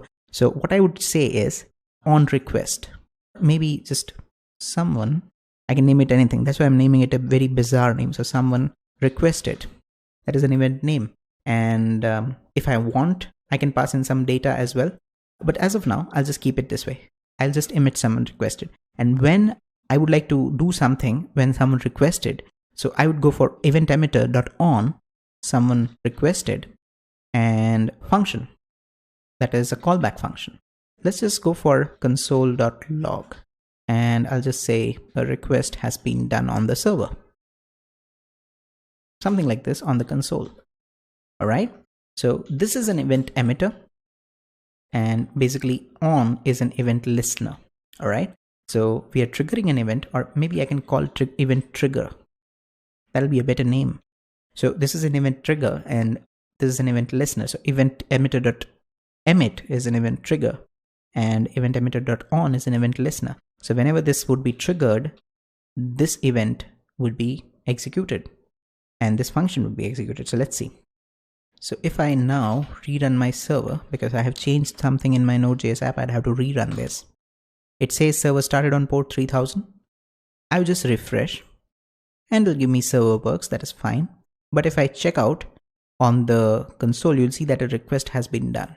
If I refresh again, you'll see that a request has been done. And then there are two requests. That is because one is checking whether the method get is available on the server or not, and the other request is basically executed with the method get actually. So there are two requests, but we don't need to go into detail in that particular case. However, one thing is for sure, that whenever the event emitter is triggered, we can execute the on method and we can listen to that particular event. All right.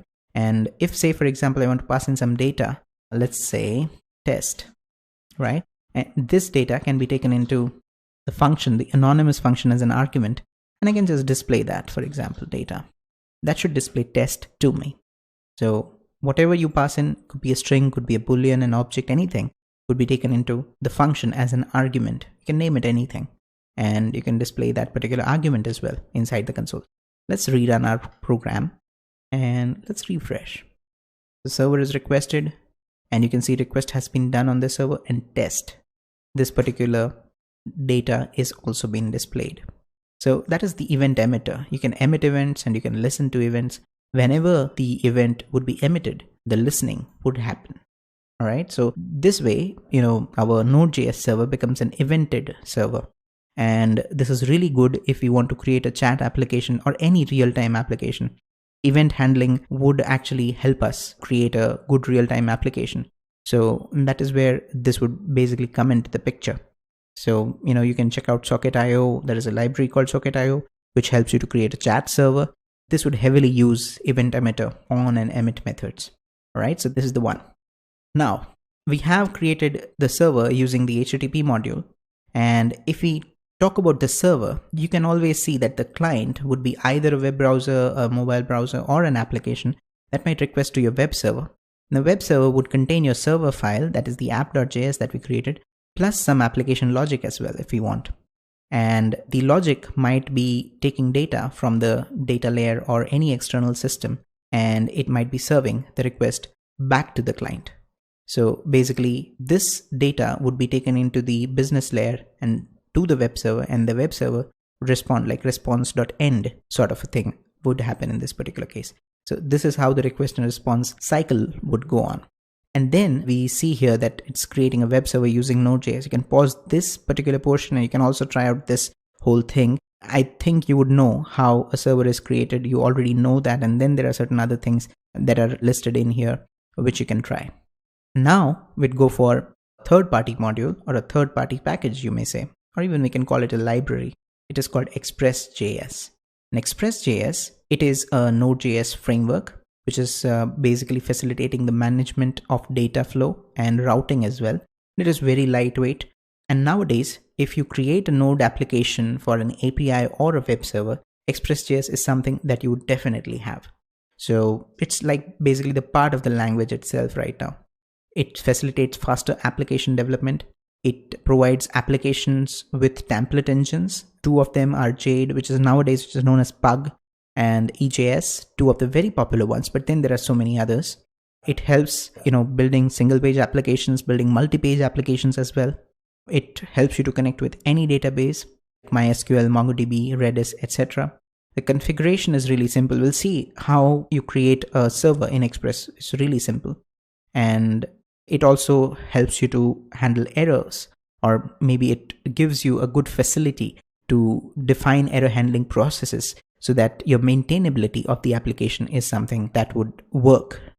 So let's just create a demo in Express and let's see how that goes. And as I said, I'd be using HTTP and Express together to create a server. That is an ideal way of doing it.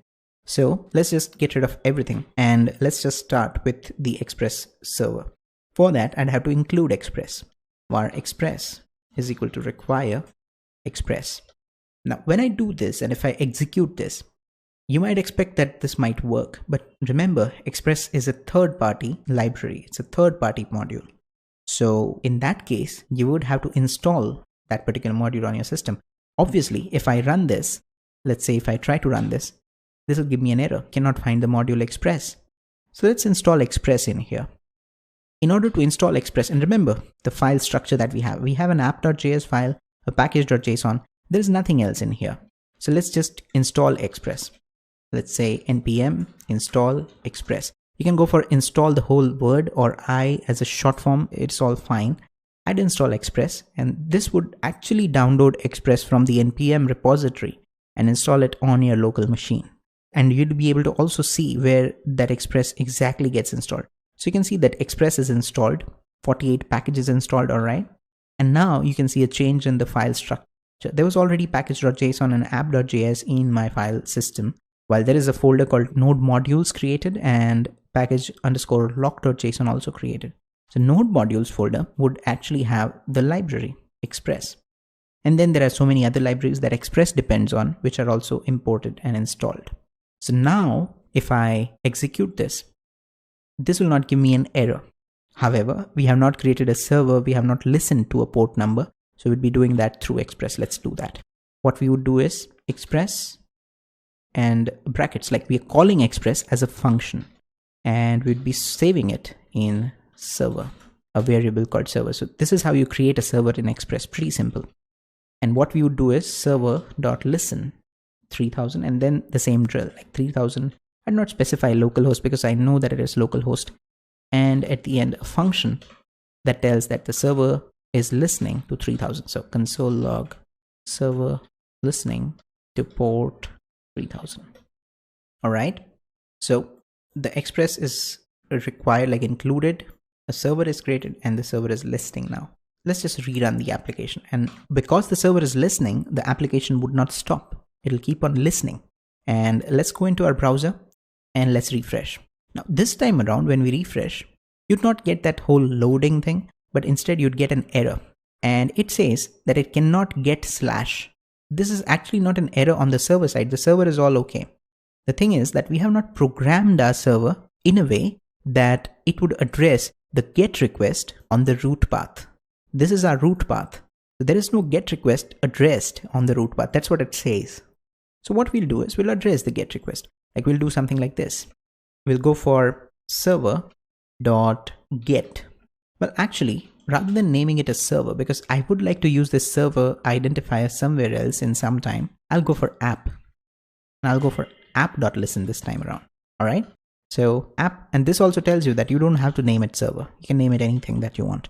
So this is my Express app, and app.get / and a function, request and response, the same request response function that we had, but it is now specifically for the root path.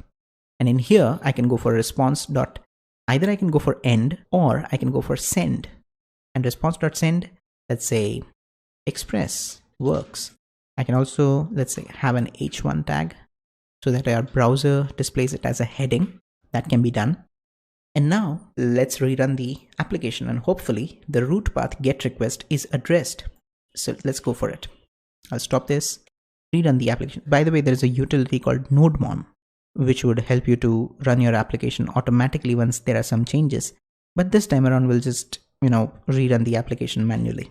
So if I now refresh, you'll see that it gives you an H1 which says Express works. So which means this is all done. Your root path is addressed. Your root get request is done. But what I would like to do is, I would like to go for something called tasks. Okay. There is no route that is tasks that is defined yet.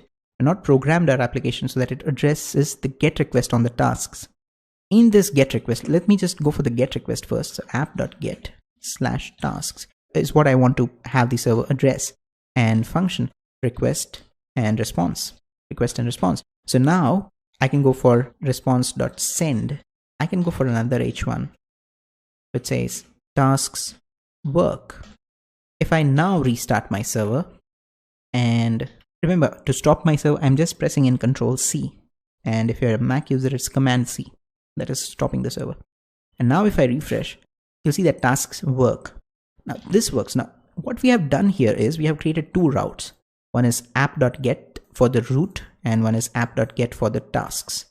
It could be app.post, it could be app.put, app.delete, app.patch. Anyone who is familiar with the REST API would be familiar with all these words. Your server can address any request: get, put, post, delete, patch, any request that you want to address. Here we are just going for get request. All right. So now what I would like to do in here is I would like to return something from a file. Like for example, I'd create something called db.json. It's a JSON file. And in this JSON file, I'd like to go for, let's say, a key called tasks. And tasks would be basically an array of tasks, which would be learn Node.js. Now in JavaScript, you can create an array with square brackets. Similarly, in JSON syntax, that'll work. Let's say learn JavaScript, learn Express. So these are the three tasks that I have. And what I would like to do is, from this JSON file, I would like to read these three tasks and I would like to return them as a response. So let's see what we do in this particular case. Let's see how that works. And that response has to be in this particular case, right? In this particular response.send, I'd like to read the file and then send the response. So we know that what we use for reading the files, which is the FS module.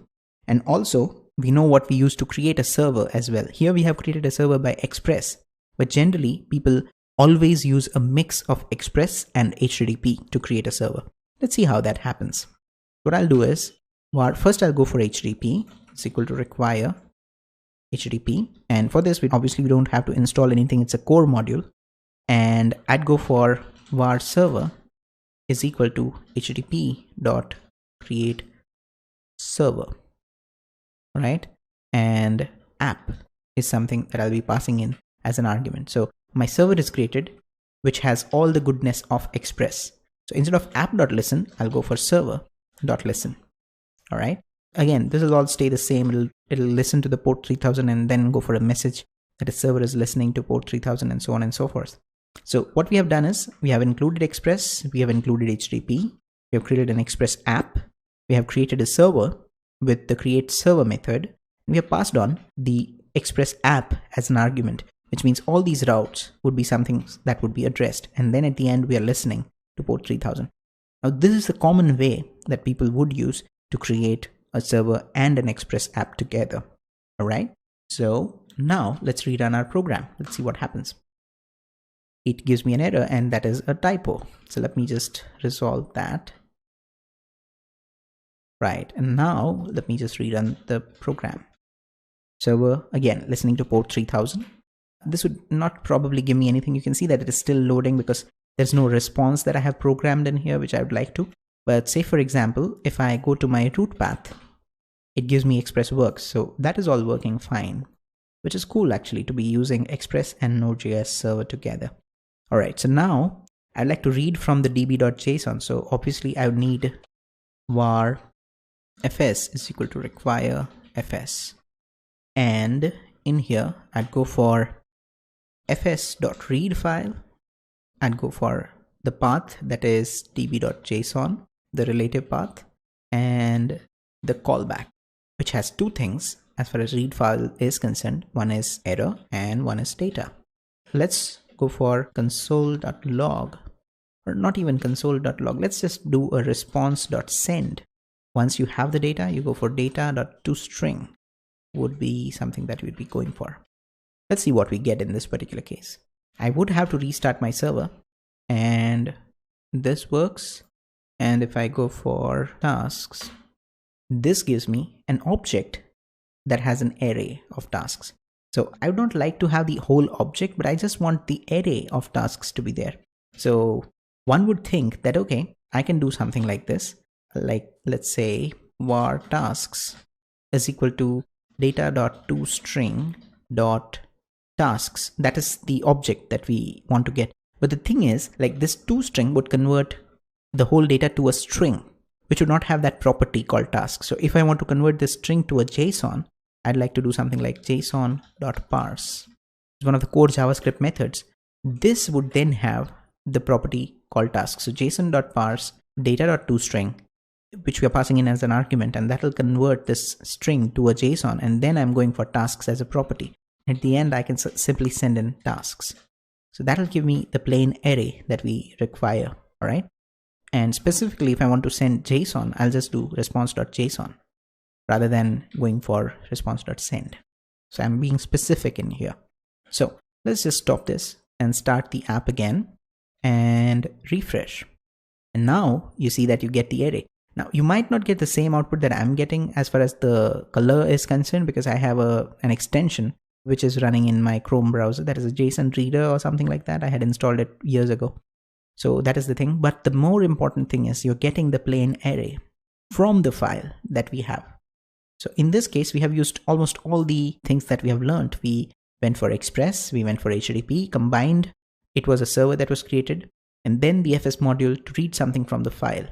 This would probably be something that we would like to go for from a database. Like, we'd like to get a database connectivity done and get all the data in and then read data from this particular case. But as of now, read file would be enough, and this might give you a good introduction to Node.js. So this is what it is. And further down, you can try out more routing and more database connectivity in Node.js. See how that goes for you.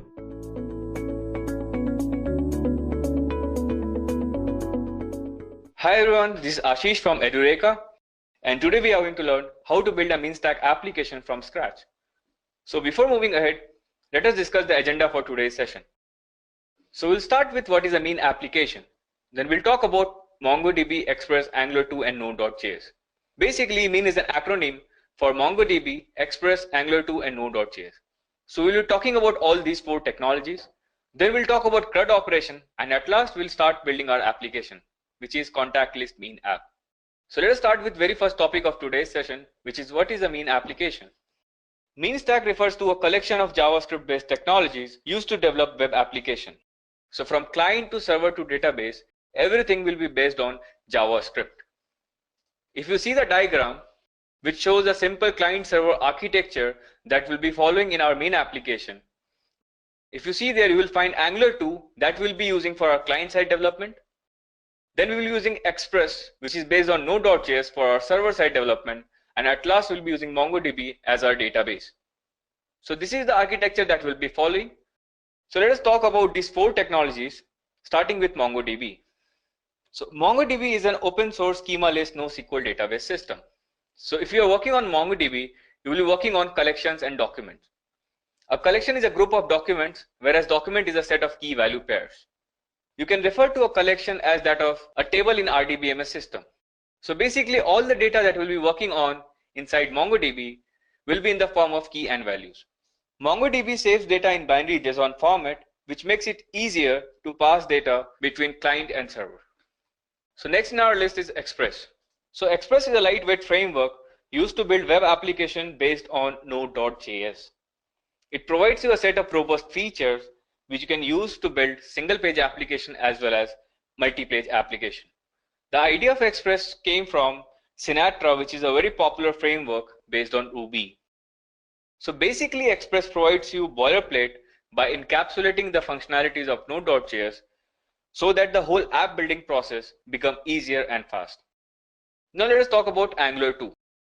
Using Angular 2, you can make applications for your mobile as well as your desktop. Angular 2 is by far the most popular JavaScript framework available today. And with the introduction of TypeScript, Angular 2 is bringing a true object-oriented web development into mainstream. So we'll be using our interface through which our client will be interacting using Angular 2. So at last, let us talk about Node.js. So Node.js is a server-side JavaScript execution environment built on Google Chrome's V8 JavaScript engine. It follows an event-driven architecture where there is a single thread mechanism to process your events. An event can be clicking a button or filling a form in a website. So all these events are then sent back to your server for processing, and then the server, after the processing is done, generates the response. The processing of these events are done asynchronously. That is, if we have multiple events in our event queue, our Node server doesn't wait for a particular event to complete. So it can process or serve multiple requests at the same time. So this very whole event-driven architecture makes our Node.js server highly optimized and scalable. So I hope guys you have a clear overview of all the technologies that we'll be using in our MeanStack app. So now let us talk about CRUD operation. CRUD is an acronym that stands for create, read, update, and delete. So basically these 4 operations will be performed on our database. So we'll be using post method for inserting new data into our database. We'll be using get for retrieving data from our database. We'll be using put for modifying or updating any data that is there in our database. And at last, we'll be using delete method for deleting resources or deleting any data that is there in our database. So we will be implementing all of these 4 functionalities or operations using RESTful APIs. That we'll be learning while building our whole application. So guys, let us start with building our application. Before that, we need to install MongoDB and Node.js locally into our system. So let us go ahead and do that. So for installing Node.js, you need to visit this website called nodejs.org. Go to the download section. Then according to your operating system, choose the correct installer and download it. So I'm going to go ahead with Windows. So basically installing Node.js or MongoDB in your system is pretty easy. You just have to go through setup, click a bunch of next buttons and specify your location where you want to install it, or go with the default, and that's it. So my download is complete. I'm going to installer. I have already downloaded and installed Node.js in my system, so I'm not going to install it, but I'm going to show you the procedure or way to do it. It's pretty easy. And then we're going to install MongoDB. I think I have also installed MongoDB in my system, but I'll tell you how to do that. So specify your location here, then click on next, next, and then finally install. So once your installation is completed, click the finish button and open the Node.js command prompt. So basically we'll be using this command prompt, Node.js command prompt, to build our entire project. So let's check out the Node version. Then you can go ahead and check out the NPM version. NPM stands for Node Package Manager, which is there for managing your dependencies and their versions. So whatever dependencies you need to run your application or for your project, you're going to use NPM to manage that. Now let us install MongoDB into our system. So you go to mongodb.com, you click on download. Then again, as per your operating system, choose the correct installer. I'm going to go ahead with this very version and I'm going to download the MSI. It's a big file, 148 MB, so I have already downloaded it. So I'm not going to go ahead with the download. You have to run this setup. Click on next. I have MongoDB already installed in my system, so I'm going to remove it first. Then I can show you the installation. I could have done that with Node.js as well, but It's pretty same. Like you just have to click bunch of next. You have to specify your path, and that's it. I have uninstalled it, then go next, agree, next. I want complete, install. You can go ahead with the custom options as well, where you can specify the location and other configurations. But I'm going to go ahead with the default mode or the complete installation. And the MongoDB files will be installed in my program files. If you're using Windows, then you can go ahead and check out that. So I'm going to show you that once the installation has been completed. Yeah, so click on finish. Your file will be installed by default in your program files. If you're using Windows, go to MongoDB server 3.4 bin. So this is where your all the files reside in your system. Now for running your MongoDB service, for example, whenever you are creating a mean app, you need to run the MongoDB service so that you can make connection to it and perform data operations. So for that, what you can do is go to docs in mongodb.com, because you will get the whole procedure or step-by-step process to do that. Go to MongoDB server, installation, MongoDB Community Edition, Windows. We have already completed this very step, that is install MongoDB Community Edition. Now we need to run this MongoDB service. So for that, we need to create two directories called as data and one subdirectory as DB. So let's go ahead and do that. We'll open command prompt. Okay, let me delete the data file because I had a MongoDB already installed in my system. So I'm going to delete it.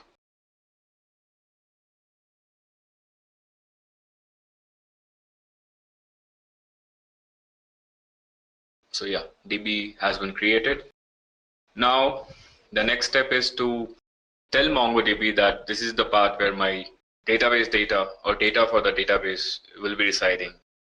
I'm going to copy this command and I'm going to paste it here. I'm going to change my path, which is C and /data. That's it.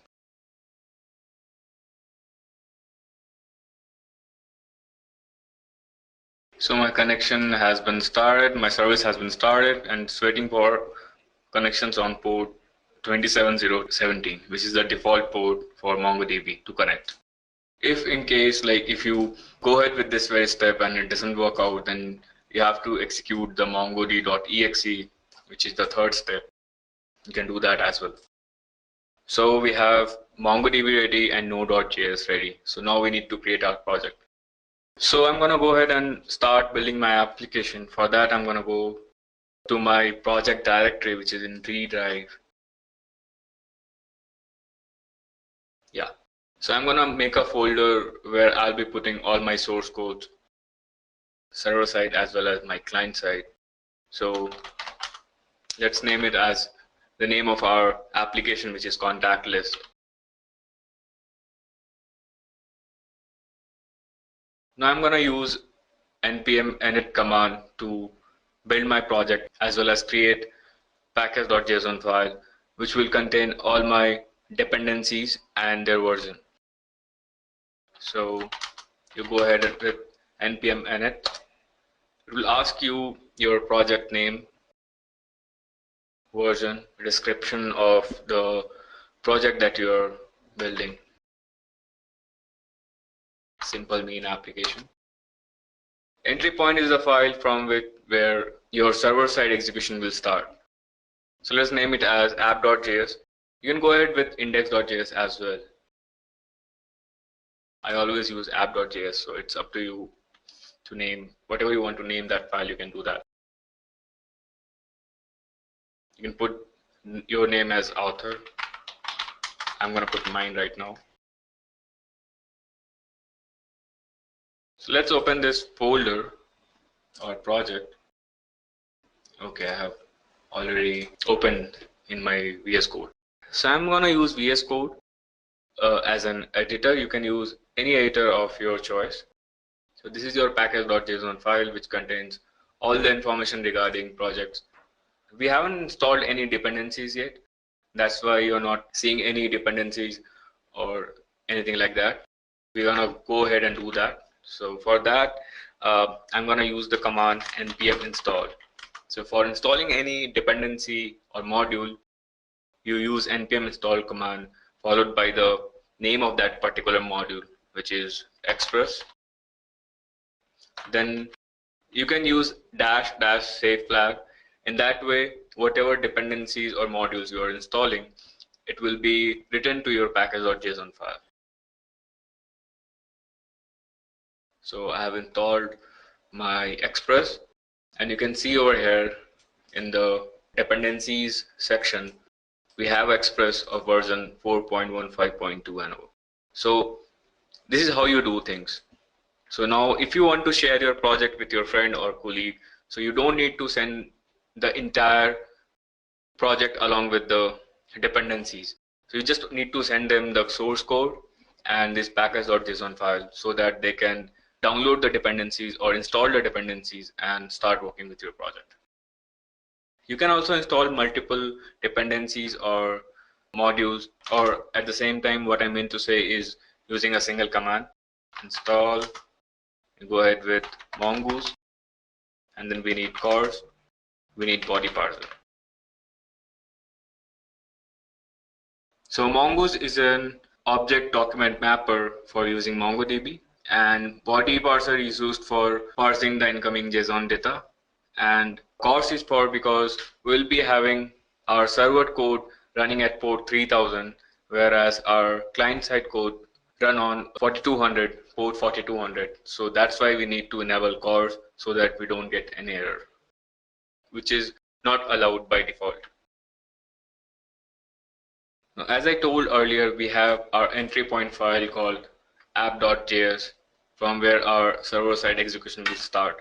So we'll start server-side code by making that very file or creating that very file in the first place. So we'll go ahead and do that. App.js. Then what we'll do, we will import the modules or dependencies that we need to build our project or our server-side code. So importing modules. So first we need Express.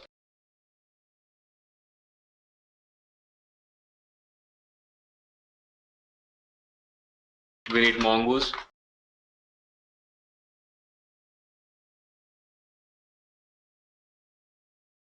We need body parser.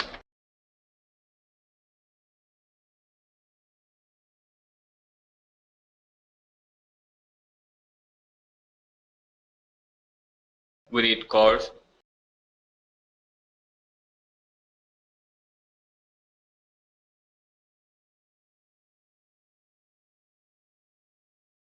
And we need path. We haven't installed path because it's one of the core modules.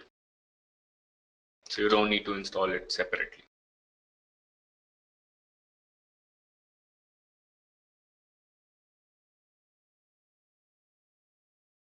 Now for making a Express application or using Express, we need to use Express method and assign it to some variable. So we'll assign it to app.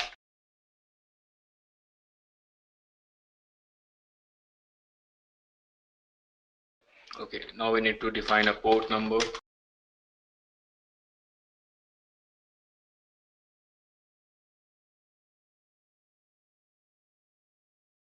Now we need to bind our server with this port. So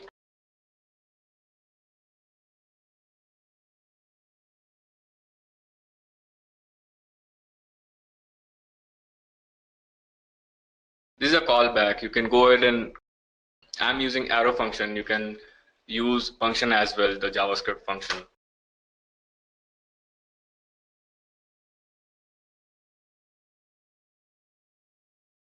After a successful connection, we want to say that server started at port, concatenate the port number. Now what we need to do is we need to add a route so that if we go to localhost 3000, then we need to specify our server what it needs to render for that home page route. We'll write testing server, because we're gonna later on create all our routes in a separate file called route.js or something like that, so that all our routes are in particular file and it's not in our app.js file. For creating route, you need to use get method. For example, like this is how I'm defining a route, and the route is for my home page, that's why I'm using slash. And the next argument is request response res.send.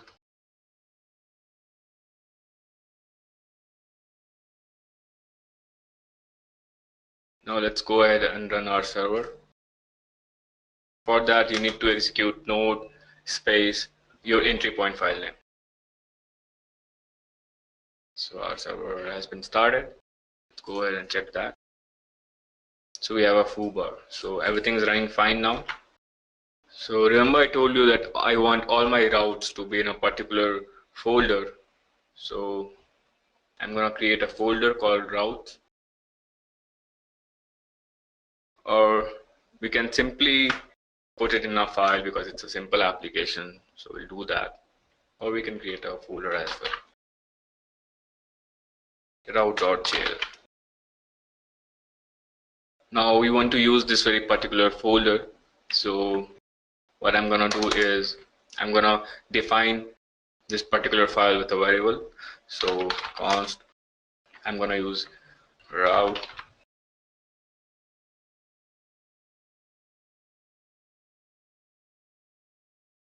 where we need routes slash. Now we need to use it. So I want all my paths which is preceding with slash contact or slash API or slash ABCD to be forwarded to that very particular file. So for that, for example, I want it to be slash API. So all the routes with slash API slash ABC, let's say, will be directed to my route.js file, and where I have defined what to do with that particular route call. For example, I'm having slash API slash add contact for adding the contact. So whenever a client needs to add contact, it will make a call to this very API slash add contact. And I would be defining my logic for adding contact to my database over there in my route.js file beside that very particular route, that is slash API slash add contact. So that's how things work, guys. So we need to define route so that we can make call to it and we can perform our data operation. So for now, this is the reason that we are making the routes. So it's done. Now we need to add our middleware so that we can parse our data and we can use CORS. So let's go ahead and do that. Adding middleware. So we need CORS. We need body parser as well.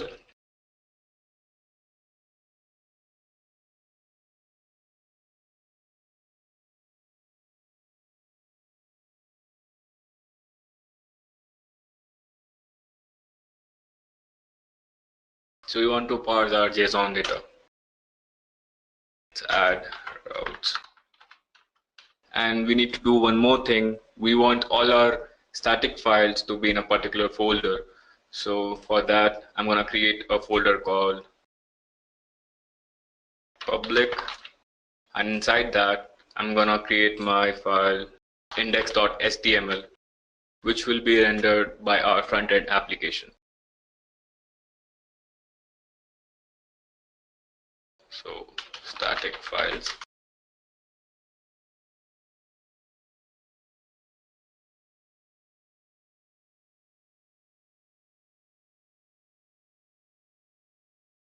Path.join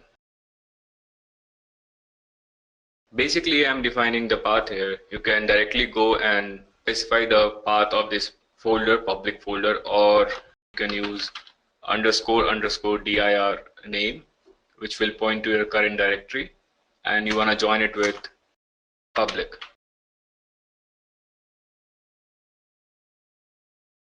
So guys, we are done here. Now let's create some route. So we need to bring Express.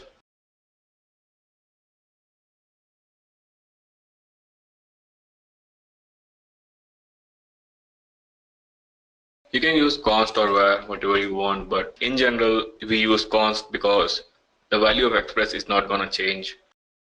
I mean, the value of variable express is not going to change in our code.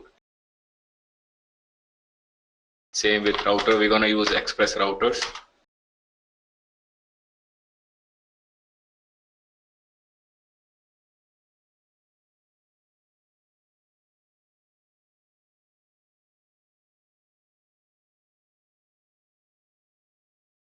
Remember I told you that we'll be adding routes here, so whatever call I'm making to /API, which is there, let me show you, /API /contacts, it will be directed to this very particular .get method.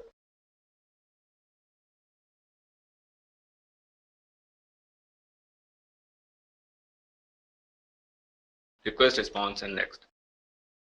Now this is my /contacts folder, so and I'm going to use this very route for retrieving the contact list.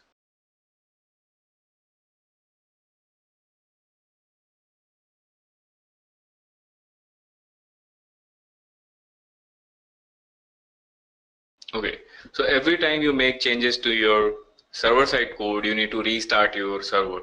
Or what you can do, you can go ahead and install nodemon, which will continuously watch your source code files for any changes. So whenever there is a change, it will restart your server on its own. So we're going to do that.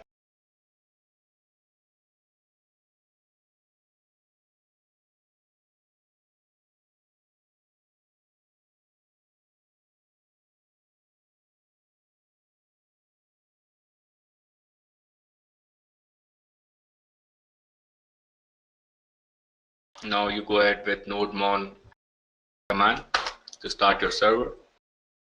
So we are getting an error. So whenever you are creating a route, you need to export your router as well.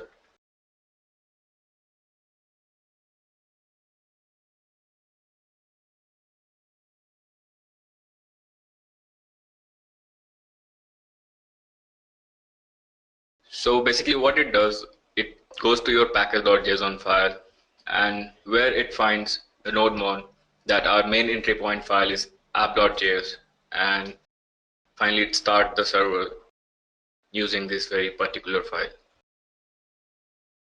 So if you see over here, the same command that we used to execute for starting our server, node app.js, has been used by nodemon. Now if I go ahead with /API /contacts, see, we can have the data. So now what we're gonna do, we're gonna connect to our database, and then here we're gonna write our logic for retrieving data from our database, and that's how we will send data to our client-side application, which will make a call to this very particular API and retrieve the list of contact. We need few more methods. For example, it's for retrieving data. We need a method to add data, add contact.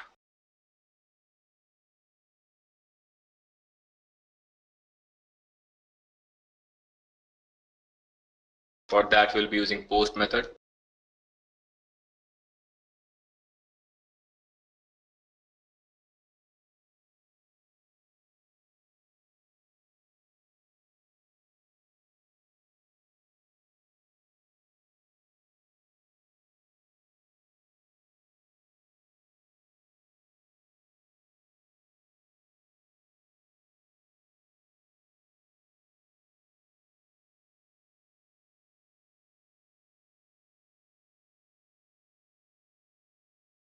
Then we need a method for deleting contact.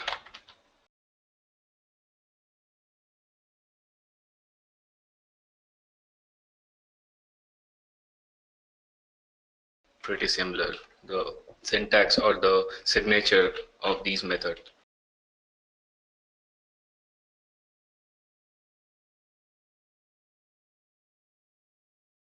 So how I'm gonna delete a particular contact is by referring to that very particular contact using its ID. So it's done. Now what we need to create schema for our contact that will be inserted into our database, and we need to make connection to our database. So we're gonna make a folder called models.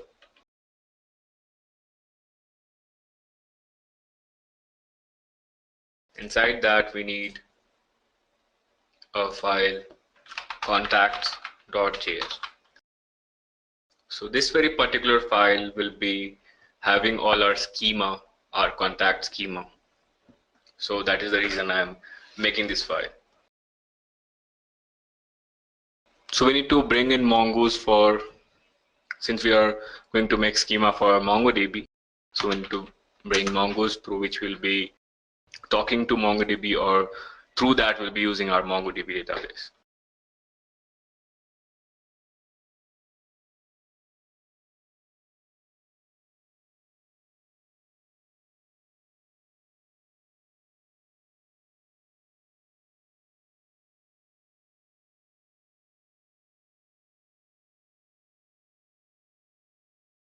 Contact schema, Mongoose schema. So this is a function, and I'm gonna pass the schema that I'm gonna use for my contact.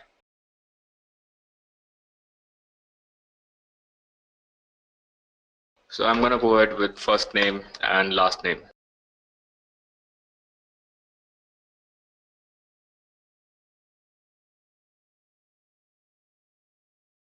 Type string.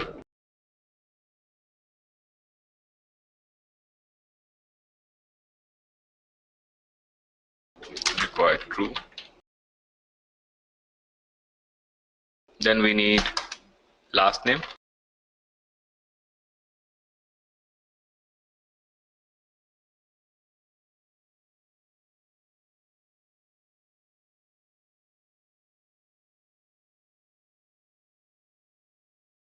Let's make it required also. You can make it false as well, but since it's a demo, so I'm going to go ahead with true.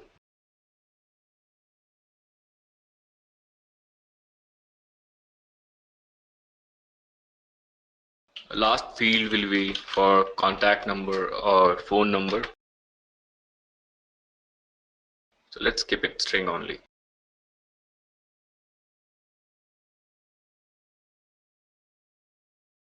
Now we need to export this very schema.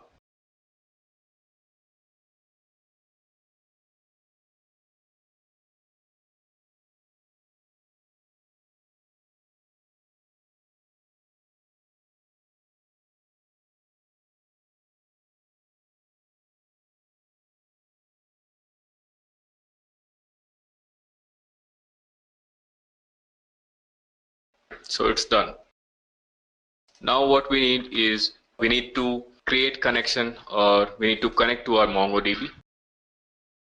So we're gonna go ahead and do that. So we have Mongoose already here. So now for connection, we'll be using mongoose.connect function. So let's go ahead and do that. Connect to MongoDB. Mongoose.connect. Then we need to pass the URL along with port number through which we're gonna connect to our MongoDB. So it is MongoDB localhost 27017. So we're gonna go ahead with our default port.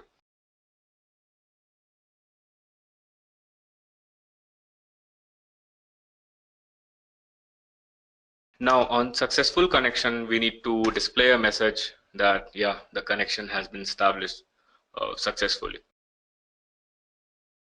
on connection, we need to say mongoose dot connection dot on connected.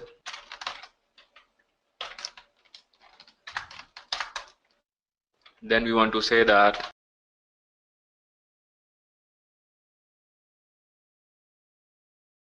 connected to database MongoDB at, yeah, that's it. Now in case of error,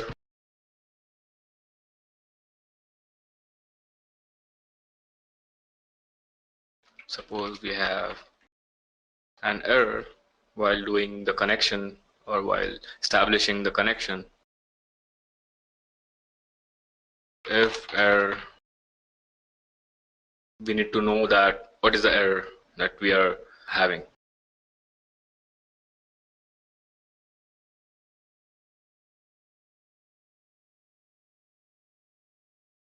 Print some message as well. Error database connection.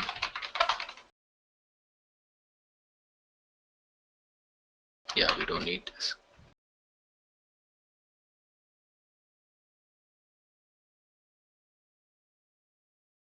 So it's done. I think now we can check out if we have made the successful connection or not. Yeah. So we have been connected to our database at port 27017. Now what we need to do is create APIs for retrieving contacts or adding contact to our database or deleting contact from our database. So you're going to do that. So first we need to bring the schema, the contact schema that we have created in our contacts.js file.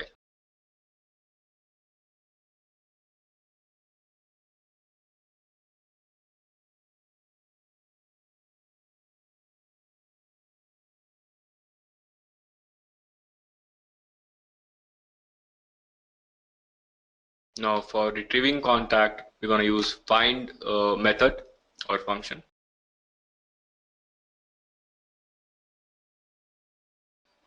Then we're going to pass a callback.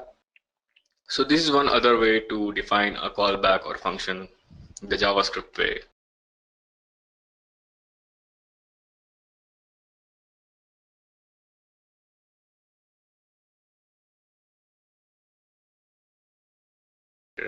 JSON contact. So after retrieving the contact, all the contact or the contact list will be saved in our contacts variable, which we are sending or responding back to our client in JSON format. Now we need our post. So first what we need to create a new contact which will be adding to our database. So I'm going to make an object new contact and it's equal to new contact. It will be of type contact.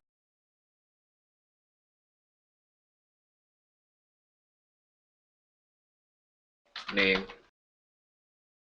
I want my first name to be from my request body dot first name, then last name. So it will be last.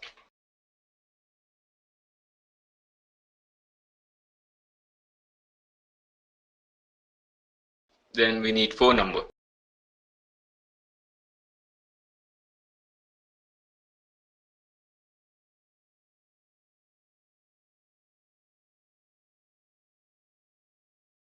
That's it, guys. Now we want to insert this very new contact into our database. So for that, we're going to use a new contact dot save, and we need a callback.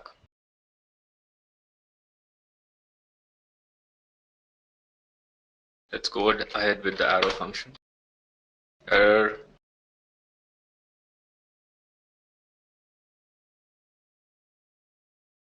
If error, we need to send, or we want to send message fail to add contact. Else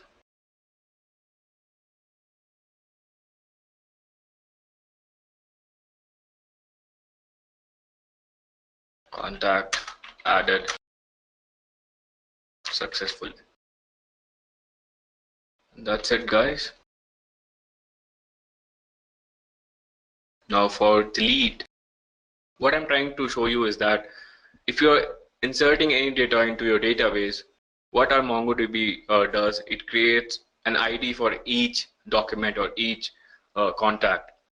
So using that very particular ID, we're gonna refer to that particular contact which we want to delete, and we'll perform our delete operation.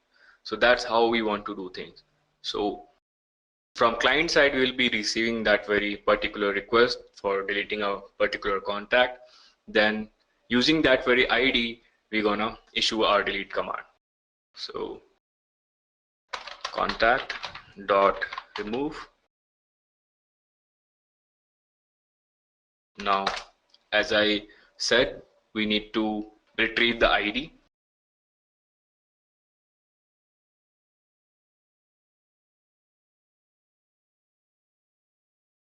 This ID, and then a callback.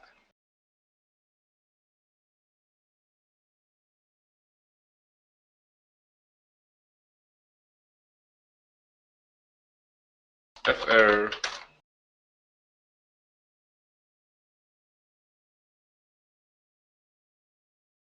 else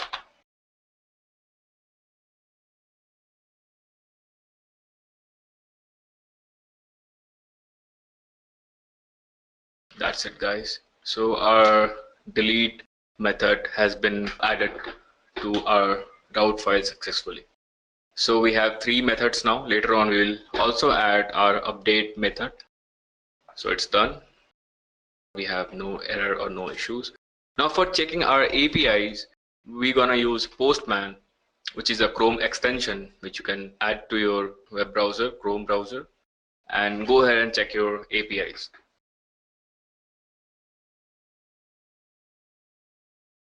We're gonna go with Postman, Chrome. Here you will get an option for adding it to your browser or to your Chrome. Now, first of all, we need to insert some data so that we can fetch it. So, go ahead with our post method. Then we want our header as content type to be JSON. Then we need to send raw data. So, first name,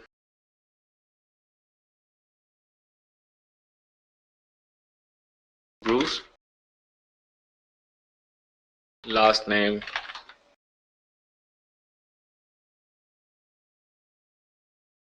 Wayne. Then phone number.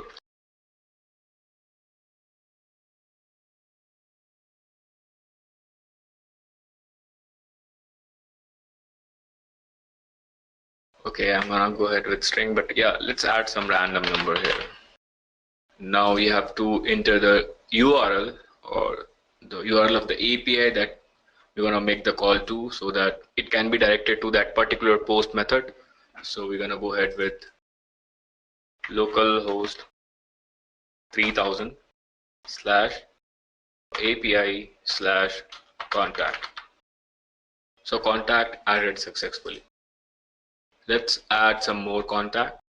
Peter.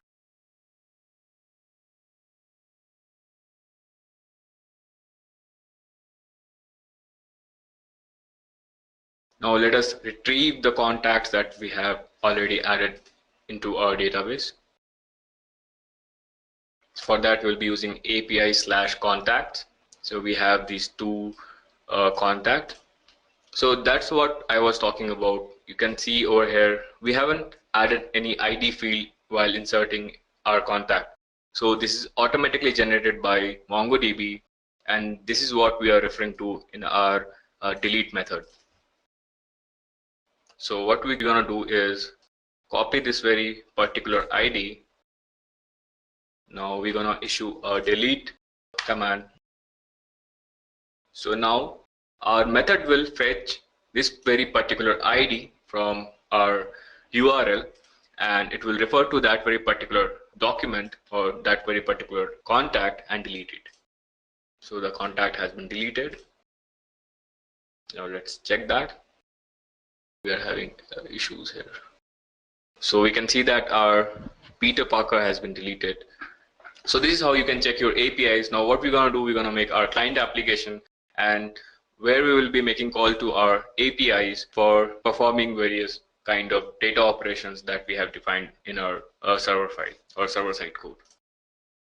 So that's it, guys. Our server-side code is complete. Now we're gonna go ahead with our client-side application using Angular 2, and we'll be creating view templates and all to show our contact list. We'll add buttons for delete, for adding contact and all that. Let's go ahead and do that. So for that, I'll be using Angular CLI or command line interface that we'll be using to build our entire client-side project. So go ahead and open a new instance of node.js CMD, then go to the project directory.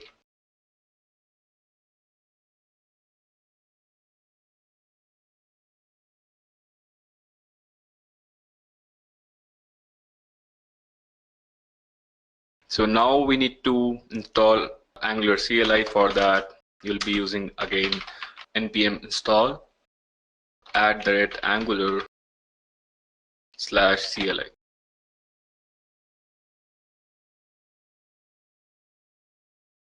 So basically, Angular CLI will help you to provide all the boilerplates or all the files which is necessary to run your client-side Angular application.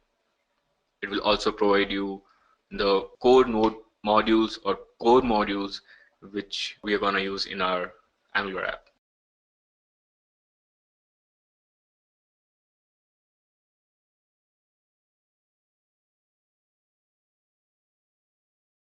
Yeah, so npm install has completed and our Angular CLI has been installed. Now we're gonna go ahead with creating a Angular project. So for that, you will use ng-new and the folder name where your Angular app will be residing. So ng-new client. I'm gonna name it as client because it's a client-side application. So as I said, it will provide you boilerplates or all the files. So these are the files that will be created using your ng-new command. So you will have a basic component called as app.component, and you will have a basic model app.module where you will be specifying all the modules which you're going to use across the application as well as your components and services. Then we'll have index.html, which is the file that will be rendered in the first place to your web browser, so which we have specified in our public folder. Then we have package.json. There are other files as well. If you see over here, we have protractor for testing, and for linting we have tslint.json, and all the configuration for our Angular CLI is in angular-cli.json. So a couple others are there, so which is not required for now, like don't need to know all of that.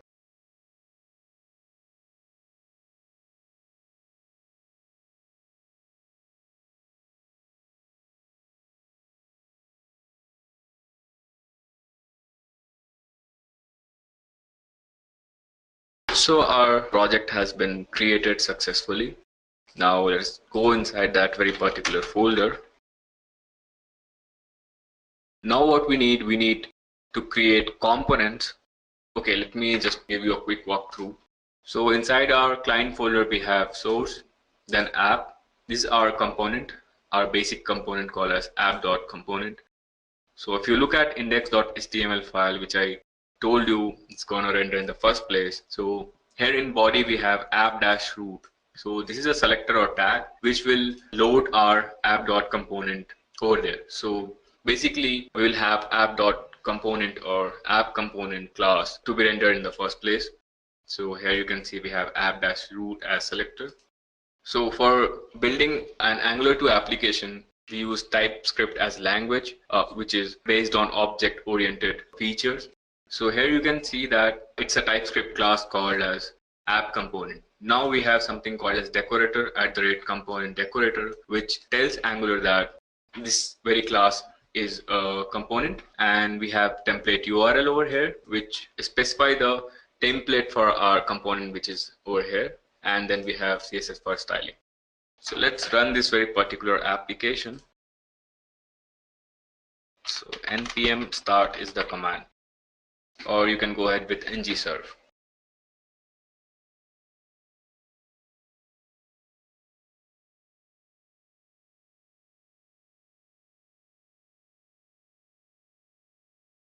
Now if you go ahead and 4200, we are having that very particular thing as AppWorks. So basically first our index.html file is rendered, which is calling our app root or app component. So if you check out the app.component template, so in this template we have what we call as interpolation or one-way data binding. So we are binding this value as AppWorks. So let's make it welcome to Edureka.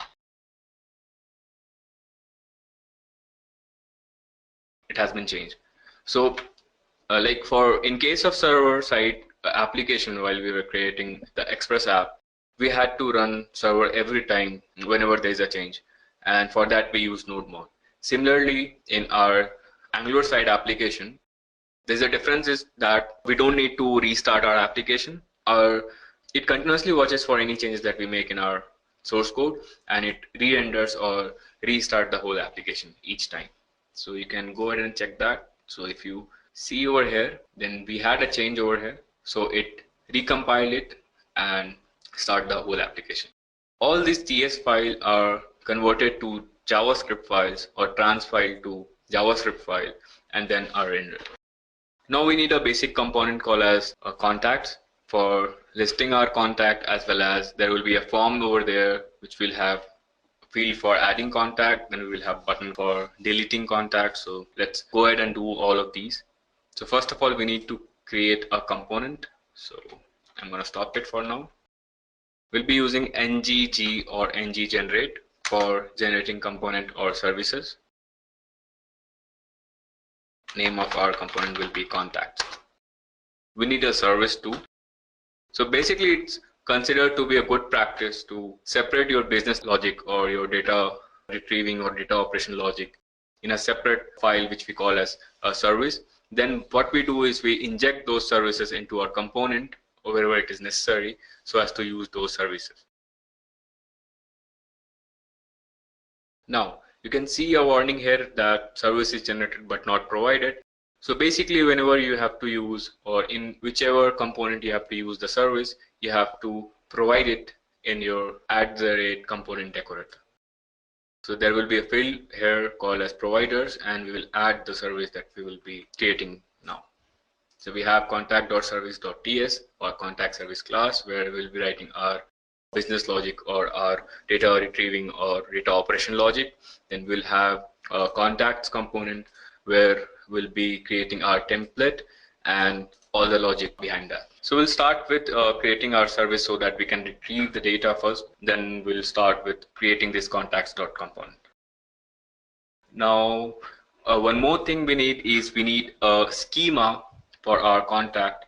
So let us go ahead and make a file called as contact.js or ts that will transpile into JS. So we'll do that. Contact.ts. Now we'll have a class called contact, which will have 4 fields: ID will be of type string. Then we need first name, string, last name, string, and phone.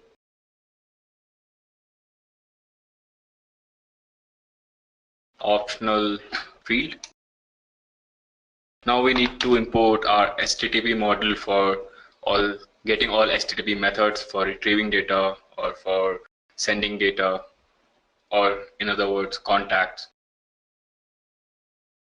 So import HTTP.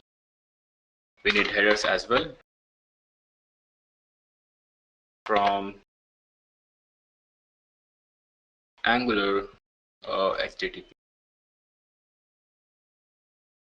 Then we need our contact class to be imported here so that we can use the schema. Import contact from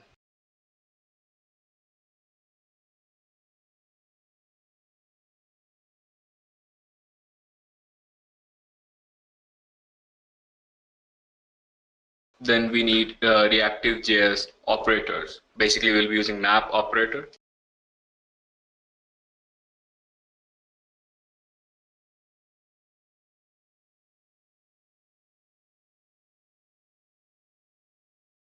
So it's done.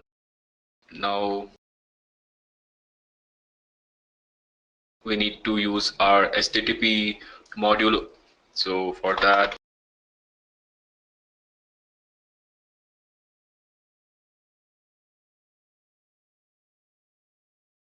it's done. Now let's create the methods for retrieving contacts. Then we will add contacts. Then we will delete contacts. So we will have retrieving contacts.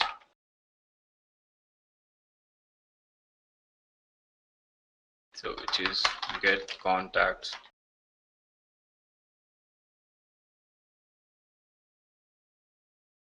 And I want to return all the contacts or the contact list, which I will be getting through while I'm calling to my API.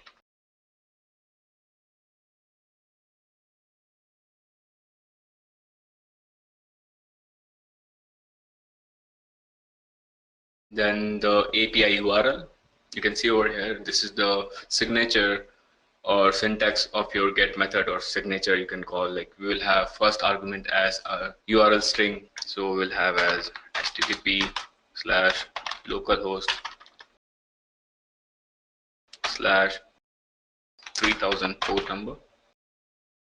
Then we'll have API, then we have contacts. Then we want to map it to JSON format.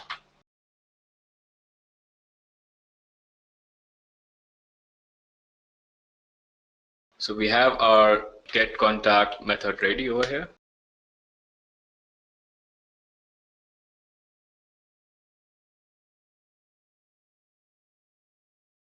Now we need add contact method. We'll add contact, which will be taking new contact as an argument.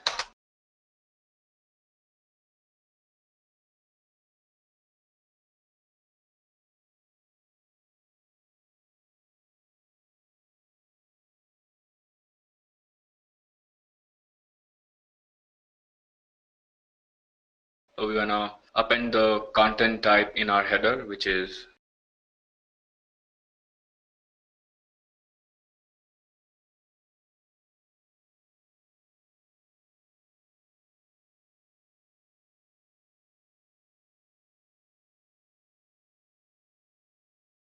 so now I want to return the response.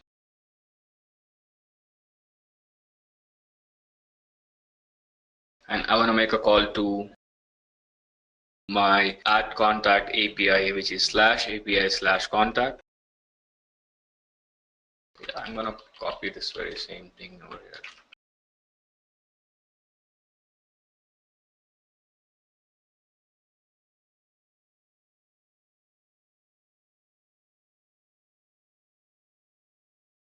And then I'm going to pass the new contact, then the headers.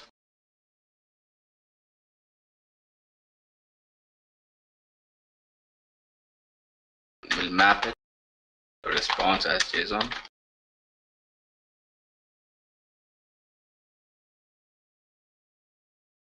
Now we need a delete method.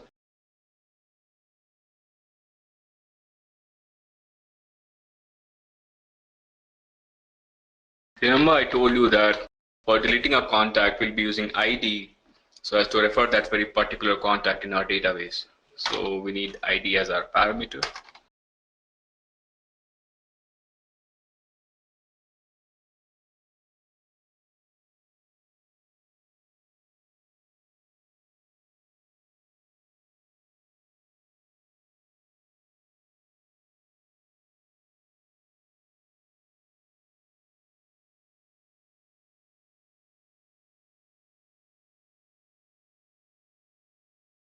Then I'm going to append or concatenate the ID.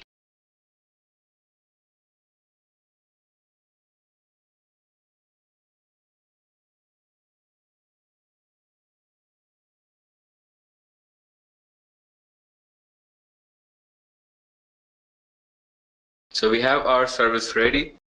Now we'll be using all of this method or injecting these services into our component, and then we're going to use all of this method to retrieve data and finally do something on it. For example, if you want to show the contact list, so we'll do that. Then for adding contact, we'll use this add contact method.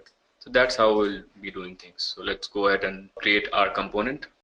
So we'll go to our contacts.component.ts.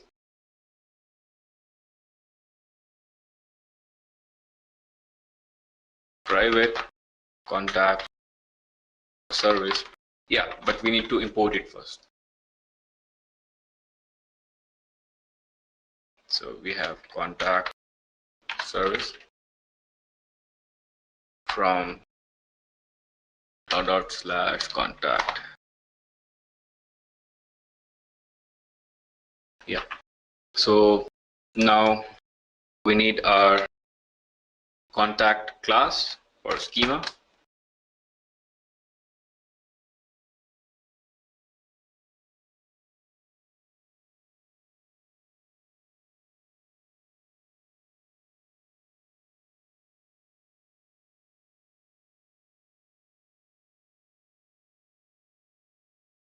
That's it. Now we're gonna initialize our contact service, or we want an instance of that very contact service class so that we can use the method that we have defined there. So for that, what we'll do, we'll pass the argument as private contact service of type contact service class.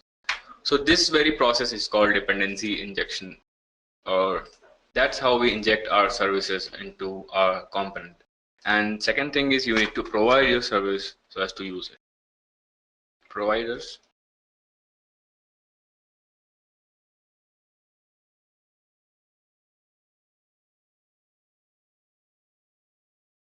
Now let us go ahead and retrieve data. So we'll be putting our retrieving data logic inside ng-on-init method, which will be initiated once your component is being loaded into your browser.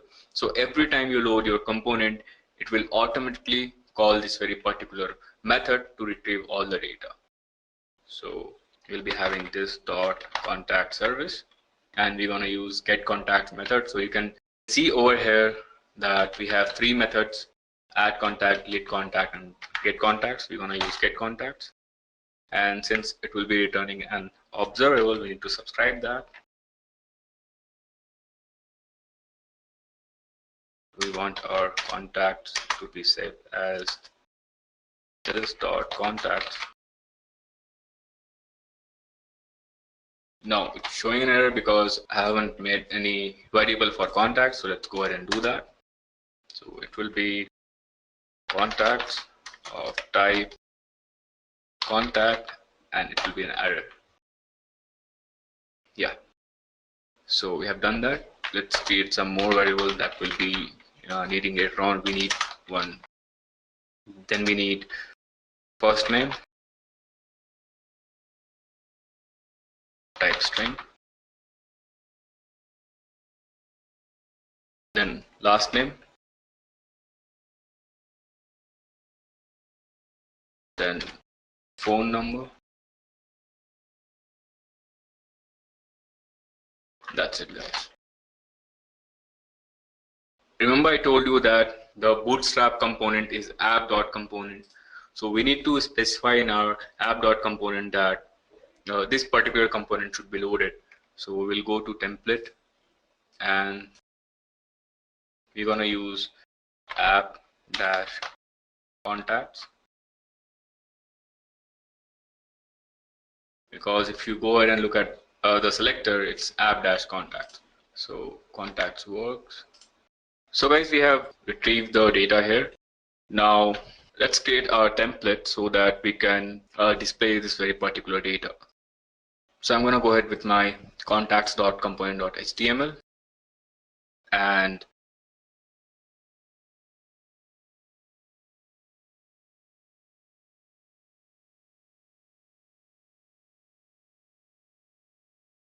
so before doing this, we need to refer to our Bootstrap style sheet so that we can incorporate it into our template. So we'll go ahead with boot swatch. Then these are the styles that's available which you can use. So I'll go ahead with something superhero. So you can go ahead and click the download and copy this very thing and put it into your HTML or index.html file. So we'll go there, we'll copy this very thing and we'll paste it here, and then we need to write style sheet and we'll remove this very particular field and we'll copy it here in our href so that it can refer to it. So it's done. Now we can go to our component, and here what we want is we want to iterate over our list. So for that we will be using something called as ng4, which is a structural directive.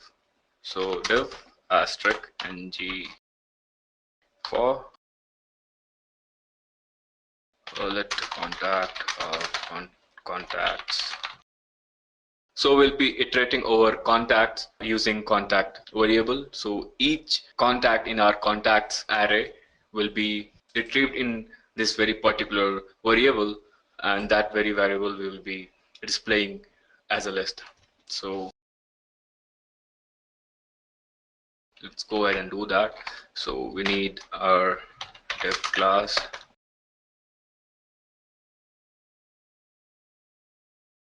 md3, again a div, closing div tag. So now again we will be using that very interpolation or one-way data binding to display our contact dot first name. Then we need similar columns for our last name and phone number.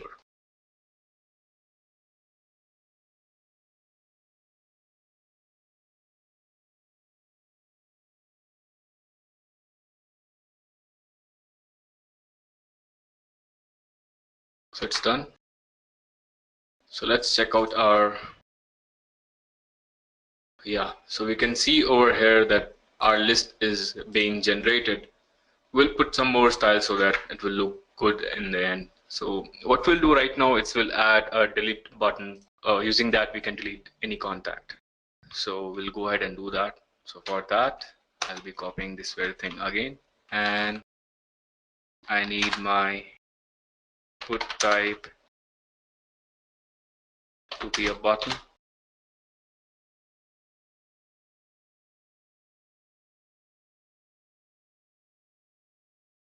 Event click, which will call a method called as delete contact, which we haven't created yet, but we'll do it soon. Now what we want is we'll be referring to that very particular contact using ID, as I told you earlier. So ID. So the value should be delete,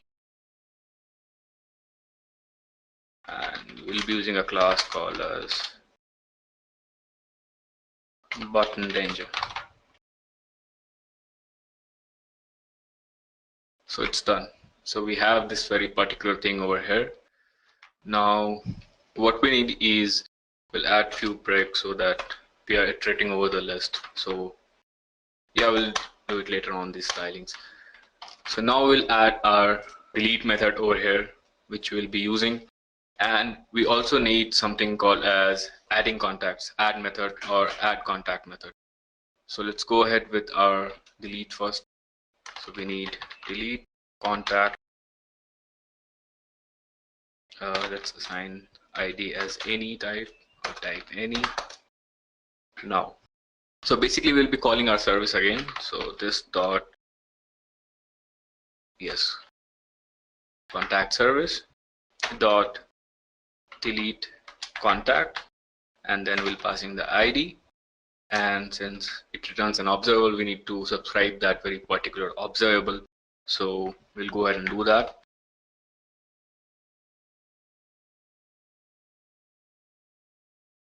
Now what we need to do is, even if we have deleted the data or the contact from our backend side or from my database, I need to remove it from my contact array as well. This very particular contacts where all the contact has been saved. So we'll go ahead and do that.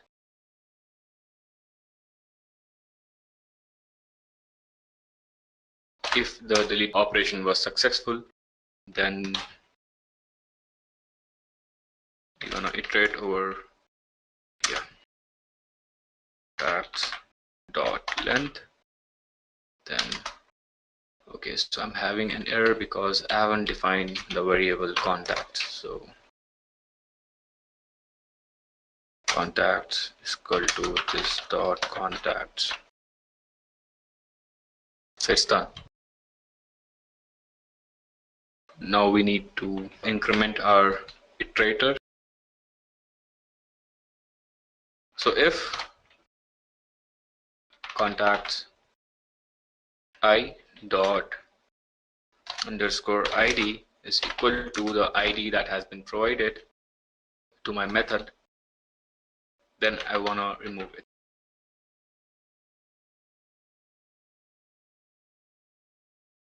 Splice icon. So our delete contact is done. Now we need to add our new method for our adding contact.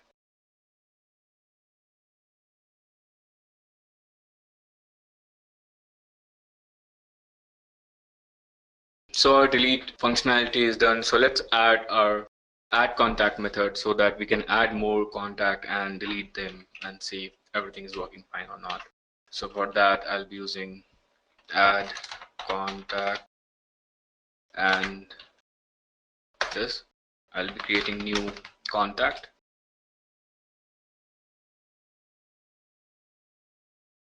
Here I need first name to be this dot first name.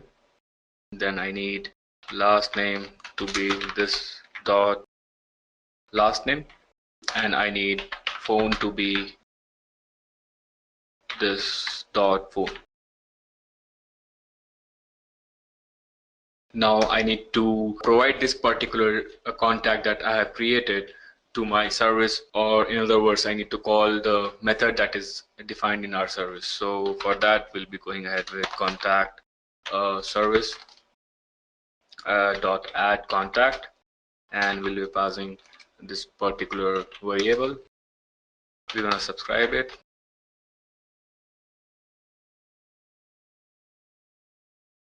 This dot contact dot push. So we are pushing the new contact into our array. We are having error here. Okay. So it's not able to find any, cannot find name delete contact, and I don't know why we are having this error. Okay, let's check it out. So yeah. So it's done. So this is our add contact method. Now we need to call it from our template. So we're going to modify our template so that we can add a form on top of our class, and which will have 3 fields, one for name, one for last name, and then one for phone, and then a submit button for adding the contact finally. So for form, we need to use form tag or submit event, and then we'll add contact. So this is the method that we're gonna call once the form has been submitted. Close the tag, form tag. Now we need 3 field guys. So the first one will be for first name. So let's go ahead and do that. So for that we'll be using div class equal to form group.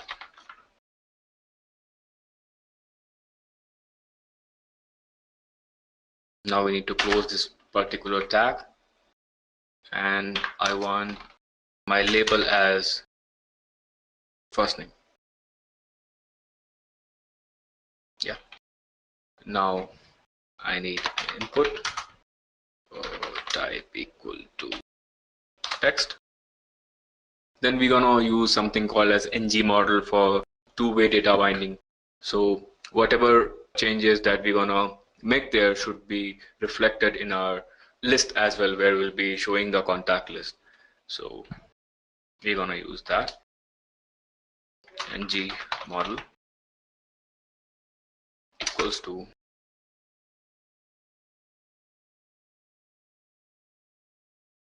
name equals to first name, class equal to form. So guys, it's done. We have our first field for the first name. Similarly, we need it for our last name and then for our phone number. So we'll edit it as last name, and then we need to write it as last name here. Finally, we need for phone number, so phone number. So you wanna put this value to our phone variable.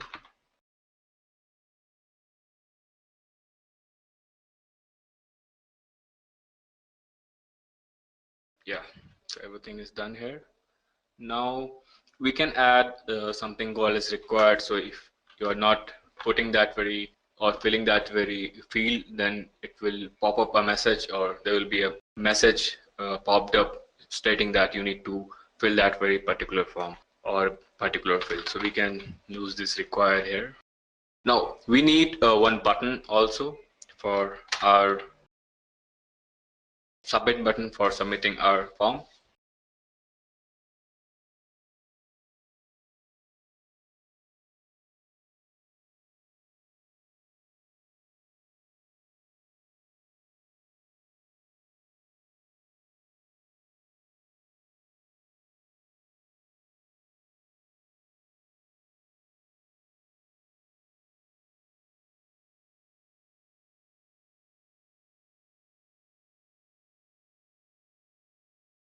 Now on top of that, we need to add some heading stating that this is the section for our add contact. So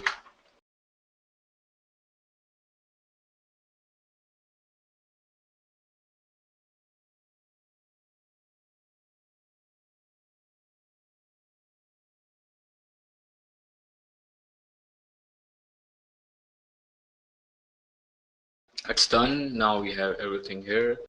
All we need is a horizontal line or a ruler. Yeah, so basically these are add contact form using which we can add our contact, and this our delete button. Everything is there. Let's try my name.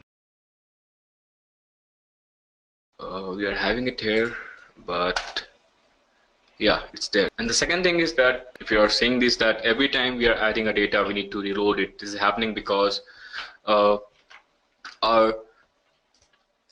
this very method for retrieving the contacts. So Basically, whenever you are retrieving the contact and displaying it, at that very particular time, like your browser never allows you to block your UI.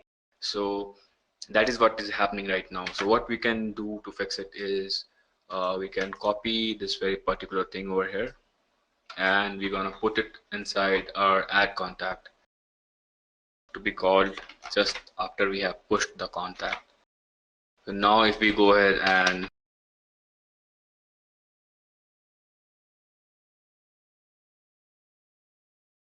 do that, then yeah, you can see over. Okay, we should add some BR tag so that it looks good or presentable over here. So we're gonna do that here.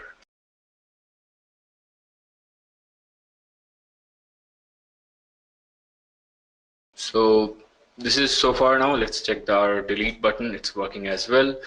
So our whole application is working.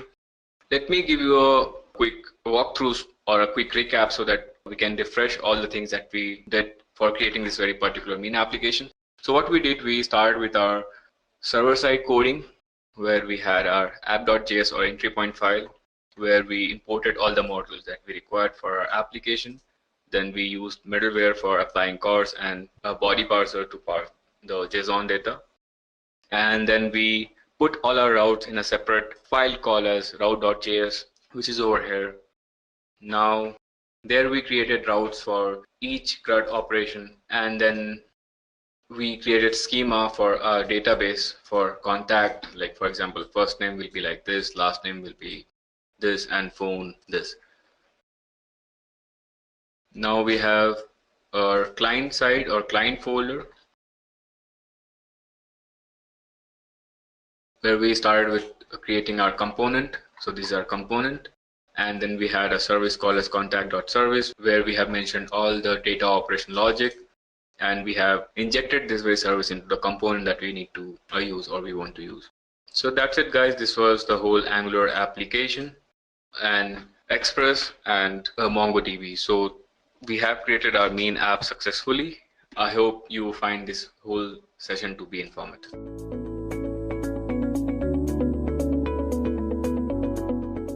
Hey everyone, on behalf of Edureka, I'm going to be bringing you a full stack application tutorial. Now, many of you may be familiar with what's called the mean stack, which is MongoDB, AngularJS, Express, and Node.js. We're going to be doing a couple twists on this very popular stack and introducing GraphQL, which is a technology from Facebook that makes it easy to query fields and send data between the server and client. And we're also going to be replacing Angular with React. And this is called the MERN stack. So what exactly is the MERN stack? Well, it's the same thing as the mean stack, but replacing Angular with React. So here is what it looks like. We're going to be using React.js on the front end for the web application. In the middle is going to sit our server, which is going to take requests from the web app. And this is going to be running Node.js with Express. And then we're also going to communicate between the web app and the server using GraphQL. And then in the very back is our database. We're going to store all the data, and we're going to be using MongoDB for this. You guys may be wondering, why might you want to use React.js over something like Angular or just JavaScript itself?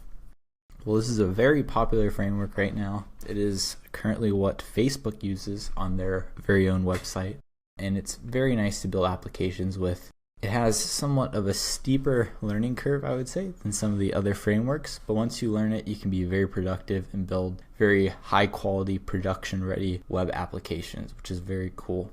And then GraphQL is going to help us optimize and send really good queries. That's another thing that is used by Facebook and is a Facebook technology.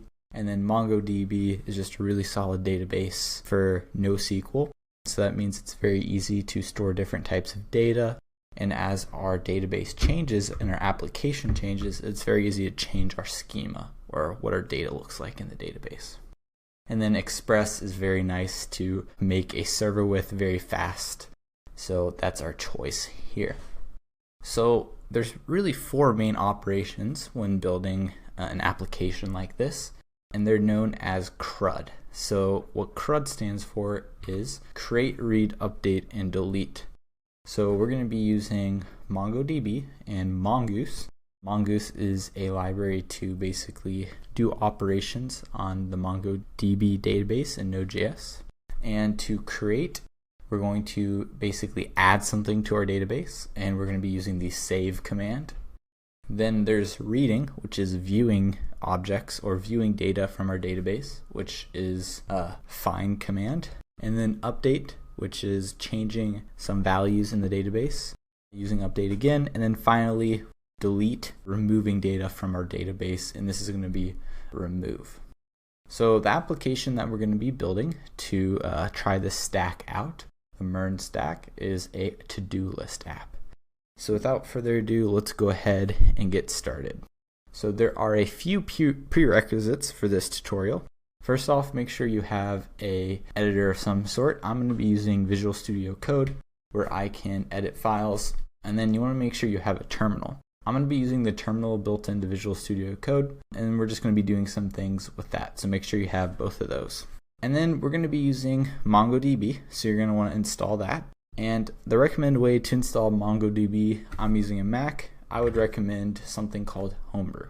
Homebrew is a package manager. It makes it really fast, really nice to install dependencies. If you just copy this URL right here, you can paste that into terminal and run it. I already have it, so I'm not going to do that right now. But then you have Homebrew. And then with Homebrew, I can brew, install MongoDB. And that'll just install MongoDB on my computer.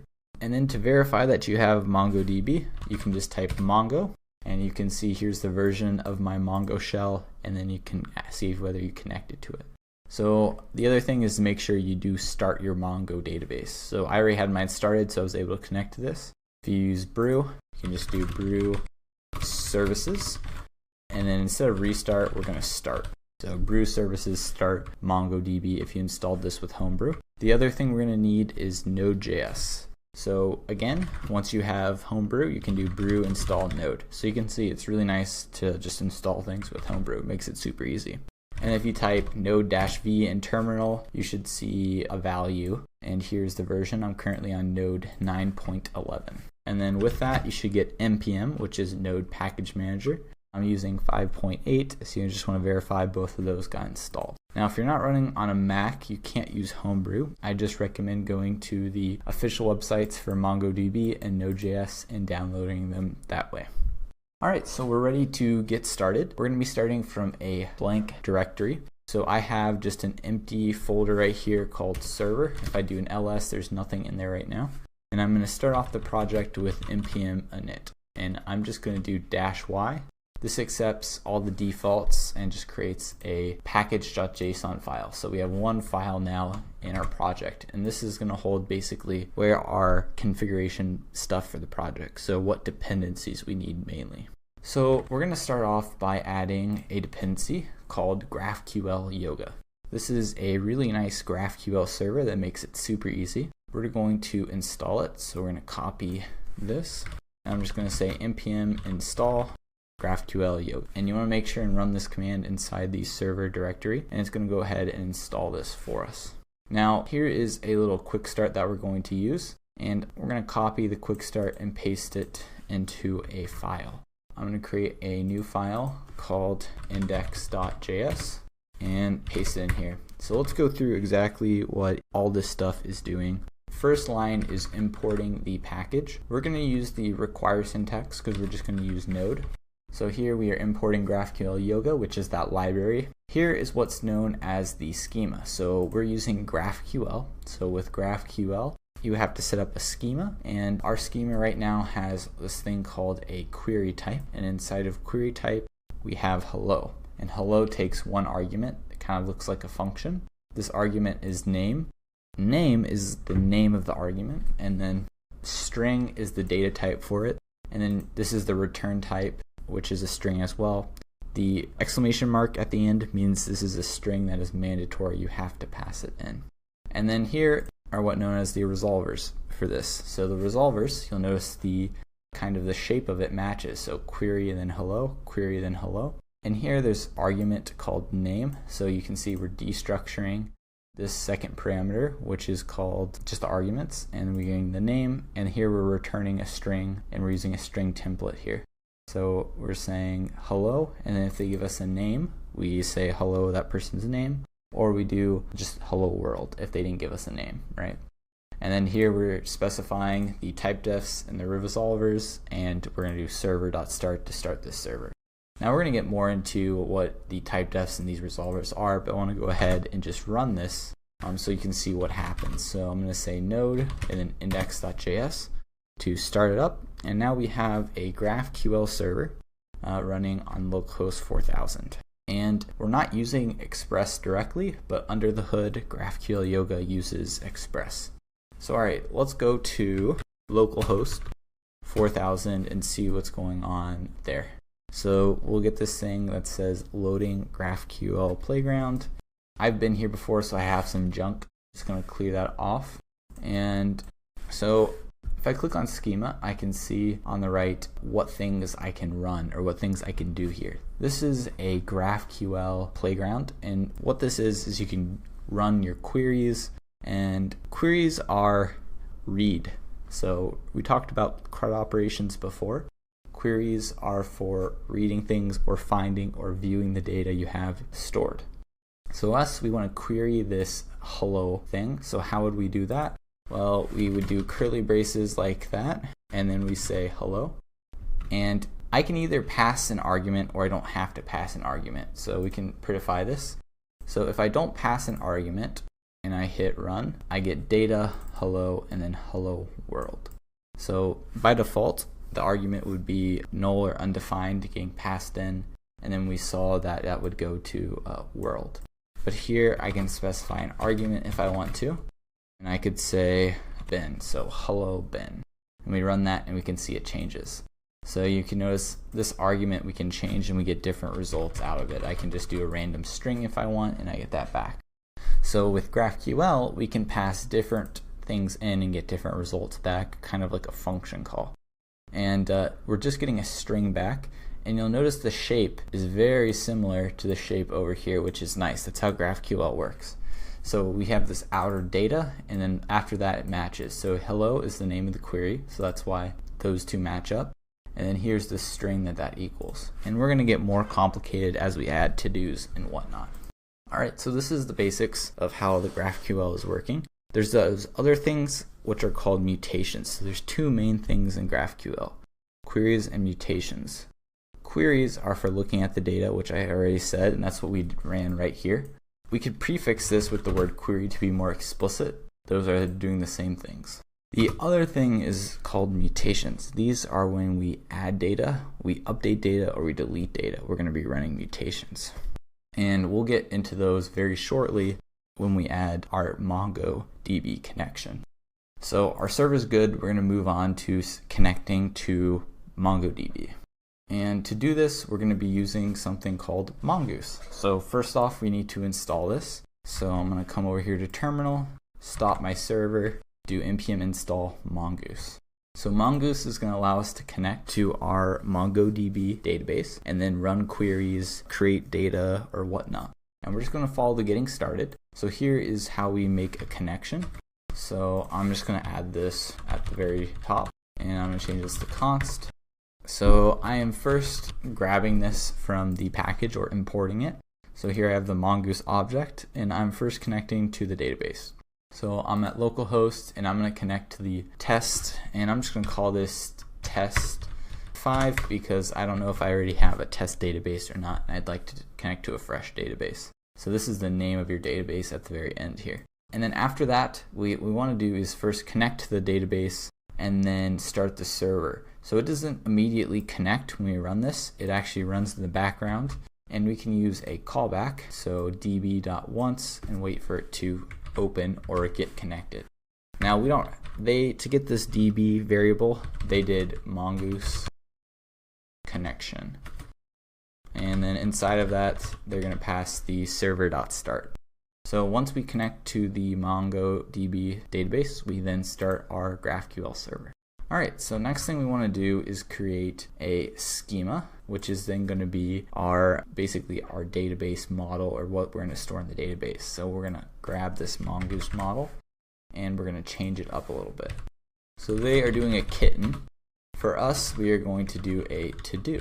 So the model is going to be to-do, and we're going to have a few things. So the first is text, and here we want to pass the data type. So the text is going to be a string. So we say string, and then we want to have a complete, which is going to be not a string but a boolean. Okay, so we have two fields, text and complete, on this to-do object. So we can save this in our database if we want to, and we can pass two fields in, the text and whether the to-do is complete or not. So I'm first going to add a type called mutation, and I'm going to say create to do, and I'm going to have two arguments. I want to get passed in the text, and that's actually it. By default, I want to say complete is false, because when you first created to do, it is not complete. So text here is going to be a string, and I'm going to say you have to pass in a parameter, and to force them to pass in an argument, you do the bang sign there. And then what we're going to do is return a to-do. Instead of just like a string or a boolean, we're going to return a type called to-do. So I can create this type, to-do, and it's going to have text, which is a string, which is required, and complete, which is a boolean, which are required. So two required fields, text and complete. And in our mutation, we're going to create a to-do, and assuming you gave us a good text, we'll pass you back a to-do. The other field this is going to have, and this is a field that Mongo adds by default, which is an ID. And there's a special type for this in GraphQL called ID. So that's required as well. So we don't have to pass the ID here, it's going to be automatically generated for us. So now we can try creating this to-do. So I'm going to say mutation and create to-do, and we don't care about the first argument to this GraphQL function. So these are called resolver functions right here. The first thing they're passed are the parent, which you don't have to worry about for this. The second argument is the argument. So for this, we expect an argument called text. So I'm going to say text here, and from this, what we're going to do, and I'm going to make this an async function. We're going to first create a to-do. So I'm going to say const to-do is equal to new to-do. And here I pass in the text and complete. So pass in text and complete. And by default, I'm going to say complete is false, that the to-do is not complete. And then we're going to return the to-do. But before we return it, we have to save it to the database with .save. And .save returns a promise. So we want to await that, and we'll await this to-do from being saved into the database. So we're creating an instance of it, saving it to the database, and then returning it. So I can start my server, and we can see if this code works. And if it does, what we should do is be able to create a to-do in our database. So we're going to say node index.js. Alright, so it started up, so it looks like it was able to connect to the MongoDB instance okay. And bring the playground over here, and I'm going to say mutation. So for queries, we could say the word query there or leave it off. For mutations, we have to say the word mutation here. And then I'm going to say create, and we can see it in our schema over here whether it's there or not, and it's not. That usually just means you have to refresh whenever we restart the server. So now under mutations, we can see the create to do. And this is kind of like our own documentation that was automatically generated for us. So that's really cool and a nice feature of GraphQL.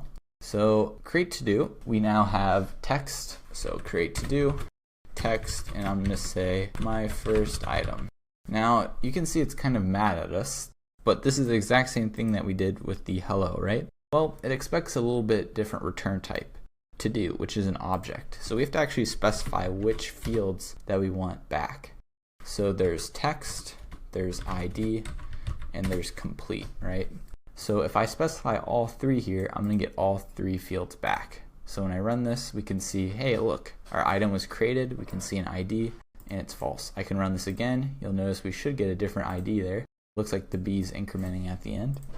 And here you'll see what the power of GraphQL is. If I only want a single field back, so maybe I only care about the ID, I only have to select the ID here, and I'll only get the ID back here.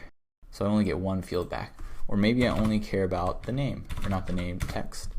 So you don't get extra fields back, which is really nice with GraphQL. You just get exactly the data that you want.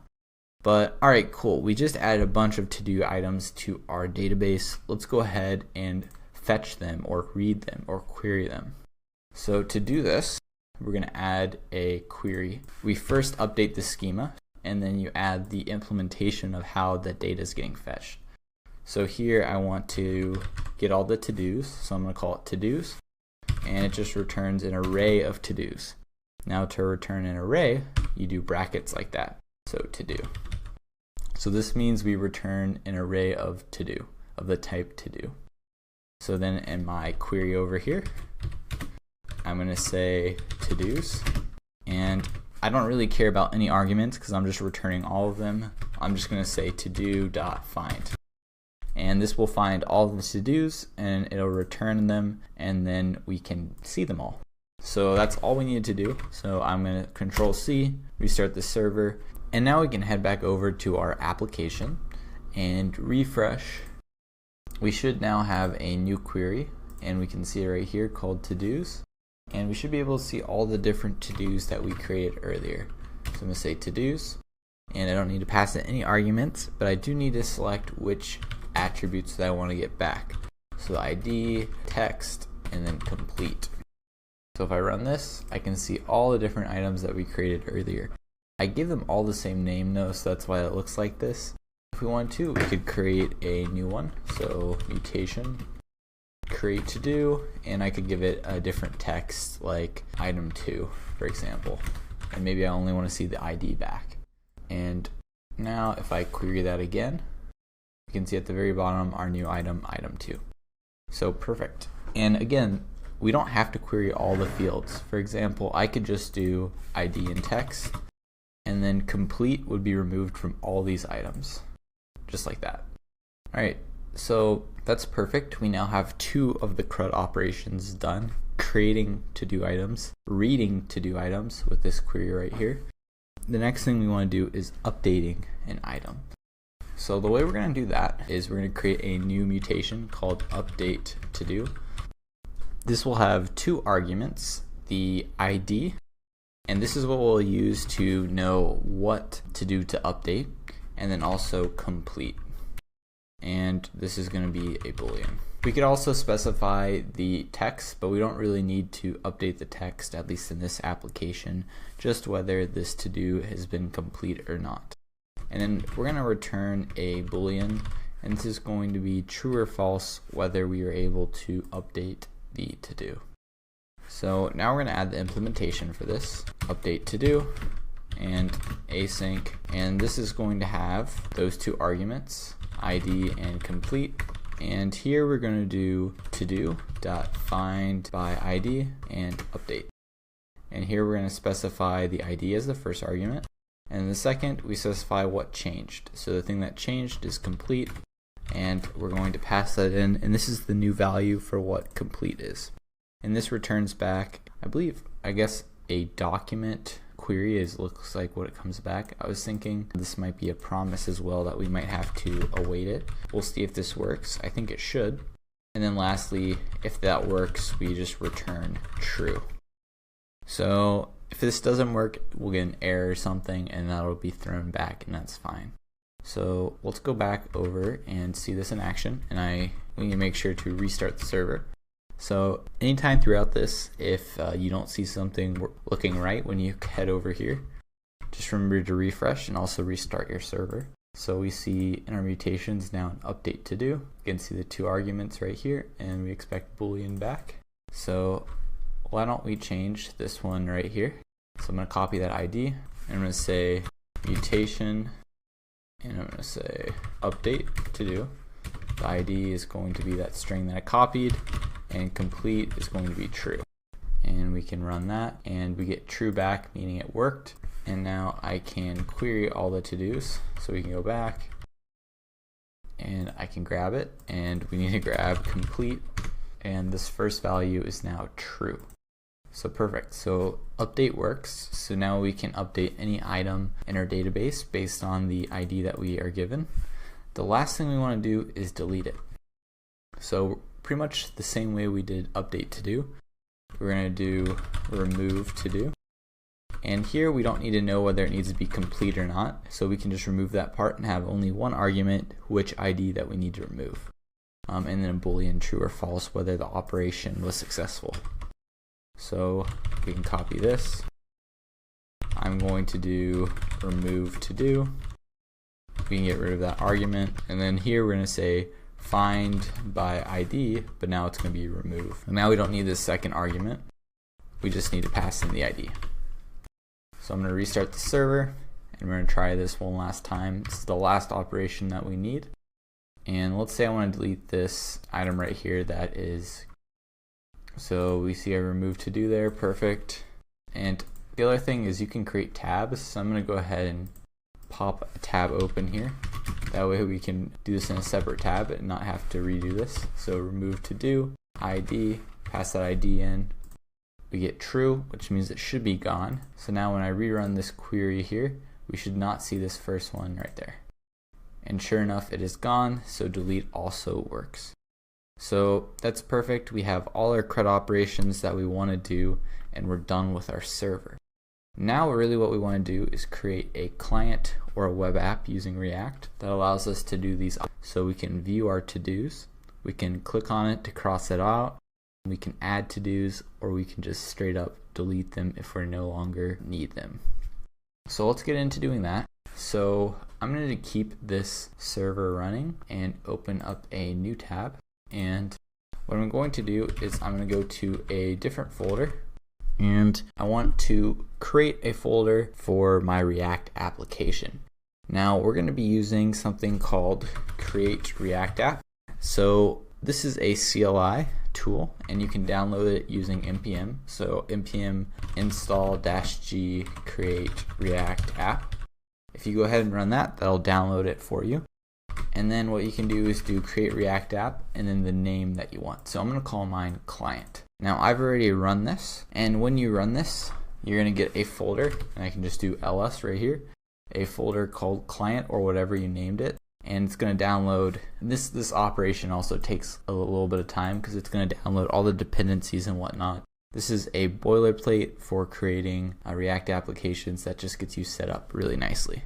So I have it open right here, and we can check out what's going on here. We can look at package.json. We have dependencies React, and we can see we have some couple scripts that we're going to be using.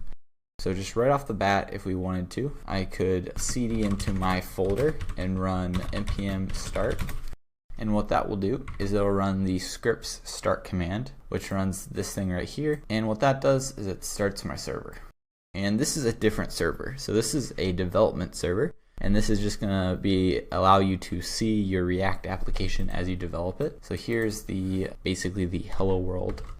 And we can go in and change it. So if you go to source, you should see app.js, and you should see some stuff. So instead of welcome to React, we could say welcome to GraphQL. Save this, and what's going to happen is it's going to refresh, and we see in our browser welcome to GraphQL. So it's kind of cool. So as we do this, it's going to just automatically refresh as we're typing. So we're ready to start adding some stuff to our application now. I guess I should go over the structure real quick. So the important parts are the source. This is where all our JavaScript code is going and where all the React. There's a folder called public, which you can see has HTML in it. And this HTML file is what our JavaScript or React application runs in, or gets applied to, if you will. So here we can see this div root. This is where our entire React application is going to be put. So in index.js, when I say react-dom.render app, our application is being rendered in the element which is root, which we just saw. And if we look at what app.js is, we can see this is what's getting rendered. So when I changed welcome to GraphQL, that's why we saw it change over there. And you can see this is just kind of similar to HTML. This is called JSX. And this allows you to mix pretty much JavaScript with HTML. And we'll see more of this when we actually do some more coding with this.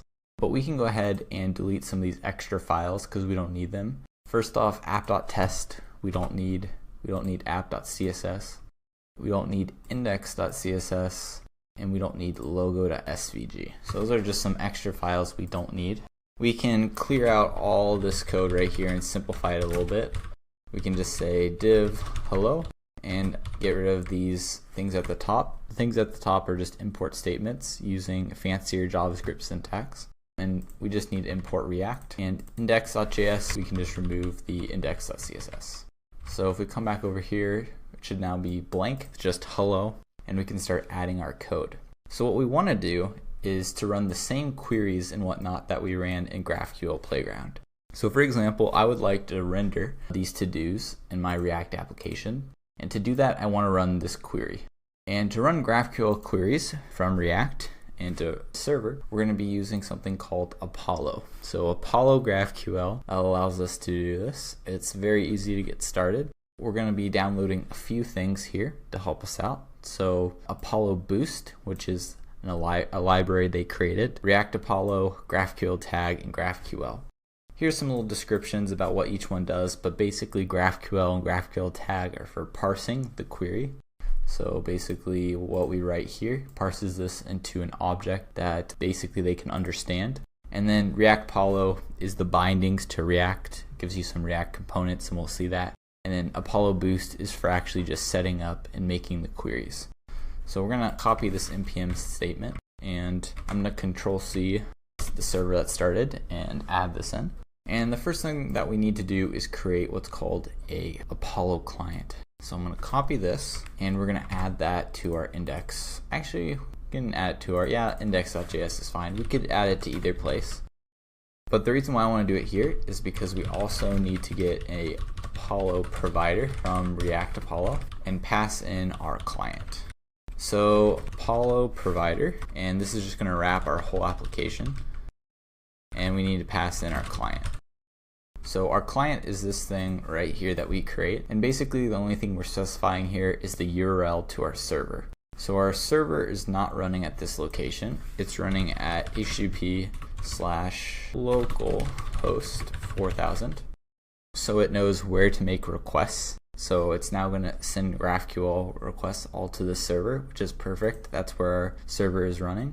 And we need to be able to access this client throughout our whole React application, and the way we do that is by using React Apollo's Apollo provider. So this wraps our entire app, and now we have access to this client and we can make requests throughout our app, and we'll see that.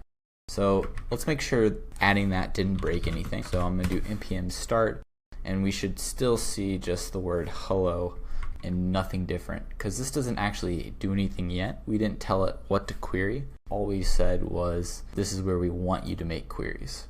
I added this client equal new Apollo client before these import statements. You need to make sure that comes afterwards. So just like that. And cool, so it refreshes and hello is there, nice. Now we can start doing some stuff. So in app.js, why don't we run a query? And the query that I want to run is that same one we have here in our playground. So what I usually like to do is run it here and then just copy it. So const, and we'll say this to-dos query, and paste it in. So this is just a string of the query. Now we added a library to help us parse this called GraphQL Tag. So we're going to import GQL from GraphQL Tag. And this is actually going to parse this query right here.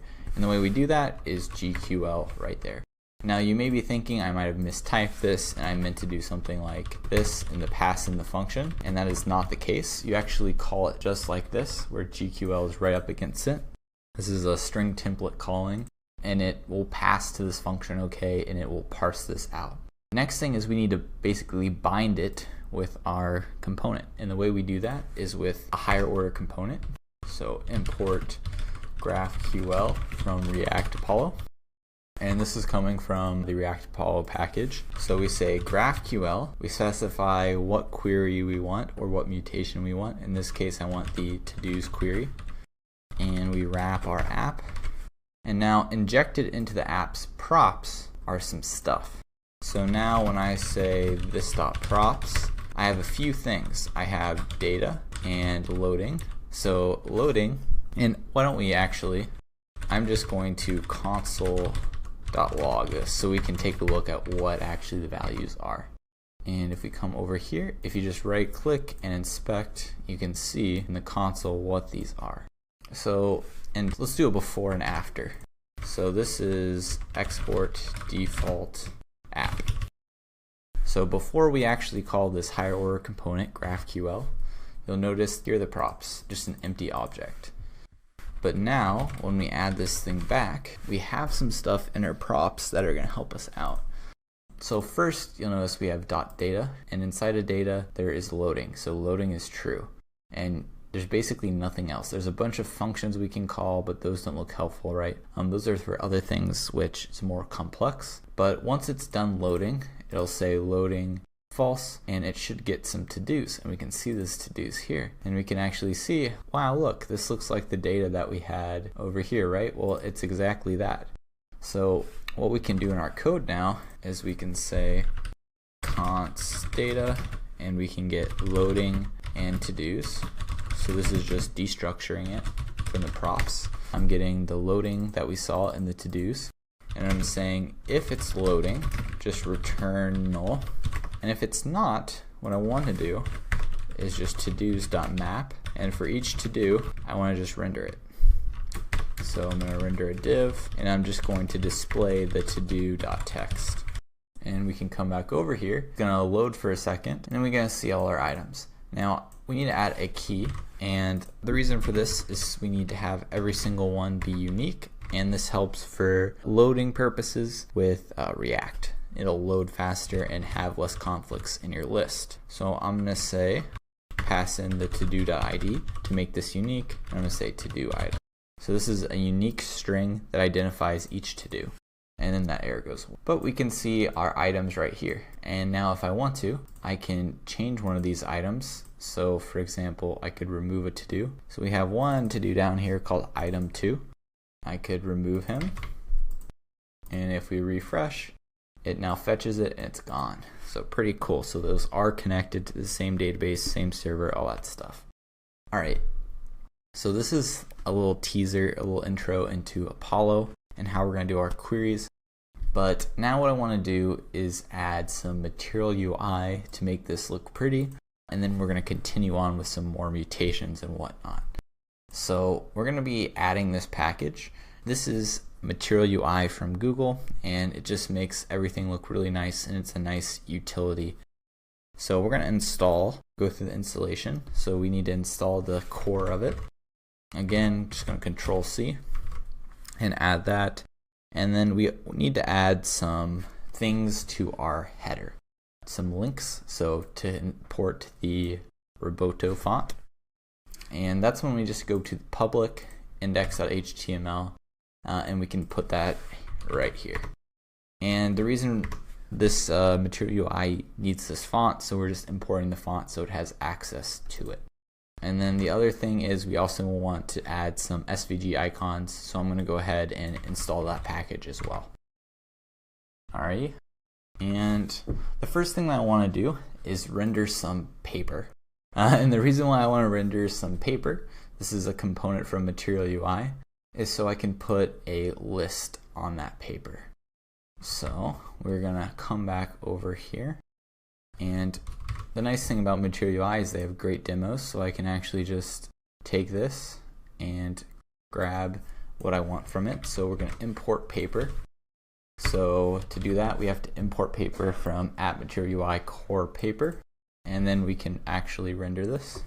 So I'm gonna have an outer div, and I want to center this guy, and the way I'm going to center this is by creating 2 divs, and you can actually add styling to these using the style prop, and this is kind of like CSS, but it's all camel cased. I'm going to say display flex, and then the style here, I'm going to say margin auto, and I'm also going to give it a width of 400. So now I've created this basically inner div, and I'm going to render my paper here. And then I'm going to give it an elevation, and let's give it an elevation of 1. So let's see that paper in action that we just added. And once we get this paper the way we like it, we're gonna then turn the list that we have here into an actual Material UI list that looks like this and looks more like to-do items or check items. Alright, so I reran the server and we can see it's nicely centered and it's on some paper. Perfect. Let's go ahead and now add a list. So this is the list that I want to add, and we're going to just copy this, and I'm actually just going to copy this entire example here, and we're going to take the bits and pieces that I want from that. So let's grab that and we're going to paste it in. I'm just going to paste it in below. First thing that I want to do is remove some of these things that I don't care about. So the first 3 imports we don't need, but I do need list, all this list associated things, and I do want the icons. So I'm going to copy those and just move them to the top where my other imports are. And then I basically just want to merge these two. I don't care about the style. We're going to add our own style. So where he was adding styles here, I just want to move their outer div. And I'm going to replace it with my stuff. So this is what we added, and I want to just add the stuff in there. I guess the best way is we're going to copy these two, and we're just going to go through what this code does in just 1 second. I first want to make sure it renders okay. So we're going to add these two. State is kind of interesting, and this is just another function. We'll talk about state in a second. We don't care about the props. This is our list, and we don't care about these things either. Okay, so we're going to take our list and plop it down here. And they're going over their mapping and they're doing this thing, right? So that's the exact same thing we did here. So we want to just replace that map with to-dos, and instead of value, this is going to be to-do. And here's our key. I'm just going to call it to-do.id. We could just pass the ID, or we could do it like this. Since our application is not too big, I'm just going to pass in the ID. Now anywhere we see a value, we're going to have to change this stuff. I'm not going to worry about the class name stuff. I'm going to remove that. So handle toggle, we're going to pass in our to-do item. And then here, we're going to pass in to-do. I guess this is a separate thing, checked. I'm going to say to-do.complete. So if the to-do is complete, I would like the checkbox to be checked. Value, I want this to be line item. I think that's what they're rendering. We can come back over here. Yep, line item 1. So this is the text that's getting rendered. The text that I would like to get rendered is to-do.text. And we can get rid of that. Alright, let's go ahead and see if this actually shows up okay. And then we're going to walk through the code. Alright, so this looks pretty good, and I can see my items. And nothing happens when I click, but we're going to go over how we can get stuff to happen. Okay, so let's go over the code. So starting at the top, we have this thing called state. So this is where we store information about our application that could change. So for example, they are keeping something called checked, and this changes. So depending on what is checked in the application, they're keeping track of here. Now we don't really need state, so I'm going to go ahead and get rid of it because we're storing everything in the MongoDB, is our state, if you will. And we're fetching everything with GraphQL. This handle toggle thing, this I believe is, okay, yes. So when we click on a list item, for us, what we want to do is actually just mark it off, right? When I click on this, it should be, oops, we crashed it because we're not supposed to click on things. But when I click on this, we should complete it. And we don't need it anymore, right? It should check off or whatnot. So here I'm going to just add a to-do basically. We're going to remove all the stuff here. It's going to be update to-do. And it's just going to toggle whether it's complete or not. And this is going to be a to-do. Okay. So next bit, we can just go down the code right here. So we have a list item. I don't know why they have a role of undefined. This stuff is probably specific to Material UI and how the styling looks. Checkbox, Disable ripple, I guess that's when you check. So these are some CSS things that you can take on and off depending on what you want to look. Checked, this is a value of whether or not the checkboxes are checked. So for example, if I say true, all the checkboxes are going to be checked here. They were all false because all of them to-do.complete are false. But if I were to say update one of them, so let's say the first one, and just remove this, update to-do ID complete is true. Alright, so it's now been updated in the database. If I refresh, you can now see the checkbox checks there. So all we need to do is update our database and this stuff changes. We can see our primary, this text is just going to take whatever the text is for the to-do. And then this second part here is just this whole right side. This is how we get this thing on the right. Now for us, we don't really like this comment icon.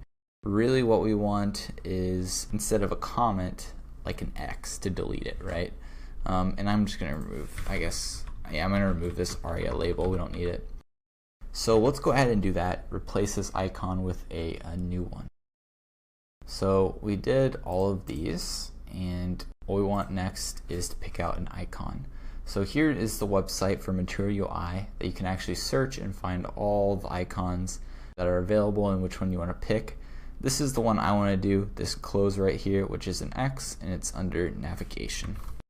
So to add this, we're going to scroll up to the top, and instead of a comment icon, I'm going to say close icon, and I'm just going to replace comment with close, and we'll see if that works. Close icon, refresh, and sure enough, the icon shows up as an X. Perfect. So now I just want to hook this up. So this icon button should have an on click, and we're just going to pass in, and here what we're going to do is delete this to do, right? So we can create one. So this is called handle toggle. I'm going to call this, and I want to just do this in a slightly different way. I'm just going to create the lambda like this, so it's a little bit simpler. Alright, so I'm going to call this function update to do, and this is a function that is going to update the to do, and I also want to do remove to do, which takes a to do, and we're going to remove to do. So those are our two things we need to do. So here I made a little lambda that's going to call this dot remove to do, passing in our to do. So it should remove it whenever that gets clicked, and then whenever we click this, we're going to call this dot update to do. And the reason why we want to do the functions like this, you may have seen stuff like this, and we want to access something called this, and we can actually not access this in functions like that unless we do an extra thing called binding. But this automatically binds, so that's the reason why I like using a function like this. In general, I would just recommend writing your functions like this if you add functions. Alright, so let's get into the logic of how update and remove work. So I guess let's do update first. So to actually update, if we come to our playground, we have the code right here. So I'm going to copy this, and I'm going to say const update mutation. So what I want to do is pass in a variable ID and a variable complete or not. And the way you do this with GraphQL is I'm going to say $ID and $complete. So these are variables, and I have to specify my variables up here. So I'm going to have an ID and specify the type. The ID is going to be an ID, and complete, this variable is going to be a Boolean. Both of these are mandatory, and you need to make sure the types here match the types in your schema. So if we come here, we expect an ID required and a Boolean required, so I need to put those here as well. So now I need to inject my app with this mutation. Now I could do this in a very ugly way by doing this. And then I could wrap that entire application like so. Mutation, oops, not mutation event, but our update mutation. But you can see this will slowly grow and get super ugly. There's a function that React Apollo gives us called compose that's going to help us out. So I just deleted the whole application on accident. There we go. Welcome back. So compose, what we're going to do is have GraphQL like that. So now we pass GraphQL, all our GraphQLs or all our higher order functions, to the compose function, which basically squishes them together, and then we wrap our app. This is just a little bit nicer way to write it. They're equivalent JavaScript though. Alright, so now what we can do is we've added a new thing to our props. And we can give it a name. I'm going to call it update to do. So now in my update to do function, I can say this.props.update to do. And this function is available in my props because I specified it here and the name I specified matches. Alright, so what I need to do to pass to this is those variables. And this is a asynchronous function, so I'm going to await it. And the variables that I need to pass in are an ID and complete. So the ID, I'm going to say todo.id, and then complete, I'm going to do the opposite. So todo.complete. So I'm going to do the opposite of the current value of complete. So if it is complete right now, I uncomplete it. If it hasn't been completed, I now complete it. So, yep, my server started. If I come over here and I click on this, it'll look like it's not working, right? I clicked on every single one of these, nothing happened, right? You may be, oh, an error occurred or something, right? It actually worked. If we refresh, we'll see all the items are there. And if I click those two, refresh, I see those items changed. So why didn't it update right away? Right? Why did we have to refresh the page for this to happen? Well, Apollo caches all your stuff by default, which is really nice because it saves you requests and basically optimizes things, but it doesn't refetch the data whenever we update it. So what we need to do is we need to tell Apollo to update. So there is something called update that we can pass our mutation or our function that looks like this. And this allows us to update the cache. So let's copy this in. And how this works is the store is where the cache, so you could think of this as the Apollo cache. And then right here, this is us getting the data, and then this is the name of our mutation. So the name of this mutation is update to do. And this name should match what we have right here, which it does. So this data is what I get back from the to do, update to do. So this should be true or false, a boolean of whether or not it worked. So we actually don't even need this if we don't want to, because we don't need the response to update the cache. We could just do that. So first thing we do is read the data from the cache, and the thing that we need to update is this to-dos query. So I'm going to say to-dos query. So we now have read this into the cache. And if we look down here, what we were doing, we were saying data.todos. So here I want to do data.todos. And what I want to do is update one of the items. So I want to look through the to-dos and update the one that has an ID that matches and change whether it's complete or not. So to do this, what I'm going to do is I'm going to say data.todos.map, and I'm going to search for the correct to-do. And I'm going to say if x.id matches to-do.id, then I want to create a new to-do or update the completion value of to-do. Otherwise, I just want to return x. So basically what this mapping is doing is it's looping through all the to-dos until it finds the one we needed to update. And what we want to do is keep all the same values that to-do has. So this variable is coming from up here that to-do has, but change complete equal to to-do.complete. So just updating the value of to-do. So we're saying data.todos. So we're updating what this value is, looping through. We're changing this one so it now is equal to the opposite of complete, and then we're just writing it back to the store. And then we just have to say our query here is to-dos query, and our data that we're writing back is right here. So now if we come back here, when I click on this item, it actually updates the cache, which then propagates and renders. So I now get real-time updating of my items, and these are actually persisting too, right? If I refresh, they're still there. So it actually is in fact updating the database too. So nice. So we're gonna do the same thing with deleting items. So we're gonna come back up here and do delete mutation. And we have basically the code for that too. So remove to do, and we just pass it an ID. So we can copy that, const remove mutation, pass that in, and here we want to pass in a variable called ID, similar to what we did with update, and it's going to be an ID. And we're just going to call that, and I want to basically pass the same, do the same function, so I'm going to copy it and paste it. So there's going to be a few differences. The name of our function is going to be different, so I'm going to scroll down here and I'm going to say GraphQL.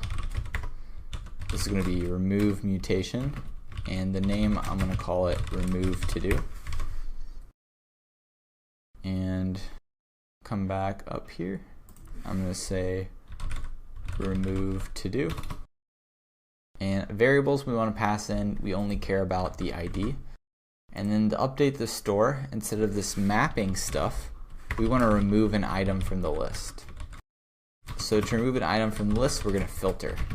So we're going to look for the ID that is not equal to to-do.id. So we're going to filter through the items and only remove the item where these two match up. So in other words, if the IDs don't match, we want to keep that. So we're comparing it against the one we need to remove. Another important thing I did not mention about this update function is you want to make sure to, when updating this, not mutate and create a new instance of it. So with filter, we create a new instance of that array. So let's see this, and we need to just make this an async function, just like we did update. And let's go ahead and delete this. So when I delete it, we should see these two reds match up. And sure enough, we do. We can delete another one. And our delete function looks like it's working properly. If I refresh, we should see those items gone, and nice. So there's one last thing that I want to do, and that is creating to-dos. And so we want to create just like an input field at the top where I can type stuff and submit. So I'm going to create a new file called form.js, and this is going to store our form and keep track of the value as the person types it out. So I'm going to import React from React. Whenever you create a component in React, you always start off like this, and we're going to export default, and we export this like that so you can import it in our app. So I'm going to say form extends react.component, and we're going to render, and what we want to render is an input field, and the input field that we want to render is the nice Material UI one. So this one looks really nice. We're just going to do the basic one. We can just grab the import statement, and we can grab just this first one. Okay, so we're going to talk about on-change and value in a second. I'm going to remove those three fields in the ID. The label, I'm going to call this to-do, ... and I'm now just going to render in our app that form. So first, I guess we should import it. So import form from /form. Capitalization is important there. And we're going to render it. And we're going to render it between the paper and the list. So now we should see an input field, and we do. Hey, and I want to make this full width so it extends the whole thing. And I don't know, yep, so there's a property called full width. We can just pass on that. And now it should extend this whole length. Perfect. So now you can see this is where the helper text is. I just called that to do, but you could call it whatever. And we want to type all that stuff in and then hit enter and then add our item, right? So we need to add some more stuff to the form. So we need to keep track of what the user is typing. And to keep track of that, we're going to use state. So I talked about earlier that we wanted to manage stuff in our state and data that changes. So this is going to be text that changes. At first, it is just an empty string. And I can get that text from this.state, and I'm going to pass that value in. So the value of the text field is equal to this text. Or whenever someone types, onChange is called. So there's an event called onChange. And when this is called, and I'm going to call this handle onChange, or we can just call it handle change. And I'm going to pass in this function. Okay, so I want this function to be called whenever this one is. It's going to be passed an event. And if we do new text, it's going to be e.target.value. So e.target.value is going to have the new text that the user just typed in. So this new text we want to now store in the state. And the way you update this state is with this.setState. And then you pass in the new value. So I'm going to say text is equal to new text. So this is us updating the state with this new text value. So whenever I'm typing, onChange will update the value in the state, and the state will propagate, and the state now is going to change the text field value. So now as we're typing this, you can see the value. And if I were to console.log this new text, we can see the value each letter that we type. So you can see each letter that I type, it kind of makes a little pyramid here, and it adds on the new text value. And then whenever the user hits enter, what I'd like to do is submit this, if you will, or create a new item here. Now I'm just going to defer to whatever app.js wants to do. So I'm going to pass a prop. I want to call it from app.js. So to do that, what I'm going to do is create a function called handle key down. And here I'm going to say on key down, handle key down. So now every time I press a letter, both key down and handle change are going to get called. Now what I want to do is listen for when the person hits the enter key. So whenever they hit the enter key, we want to submit the form. So to be able to know this, we have access to what key was pressed. We get this by doing e.key. And we can check if it's equal to enter. And if it's equal to enter, what we want to do is call this.props.submit. And I want to pass in the current value of text. So this is something I want to pass down from app.js. So when I call this, I want to say submit and give it a function called this.createToDo. So up here, I'm going to say createToDo. And we know it's going to have one value in here called text. So this is the function that we're passing to submit. And then our form, we're calling submit, passing in a string, which is text. So here's where we want to create to do. And we want to come over here to our playground and do create to do. And really there's only one value for this, which is the text. And then what stuff we want to get back. So the ID, the text, complete, and we want to get it all back in this case. And we'll see why in a second. I'm going to say const create to do mutation. Pass that in, and then we're going to have one variable here. I'm going to call it $text. And by the way, you do not have to call it the same name as what you have here. Just a good convention that I like to follow. So text, string, and that's going to be mandatory. Come down here, and actually all the way down because we want to add another one. So this is going to be create to do mutation, and I'm going to say create. So in here now, I'm going to say, and we can, I guess, copy this because we're going to be doing similar things. I need to make this asynchronous. I'm going to say create to do. The variables that I'm going to pass in is just the text. And now I want to update the store after we create the to do, because I want to update the to do query and add my new to do. But here I care about the second thing, because the second thing here, data and then create to do, this is going to have 3 values. It's going to have the ID, the text, and complete, which is what we need.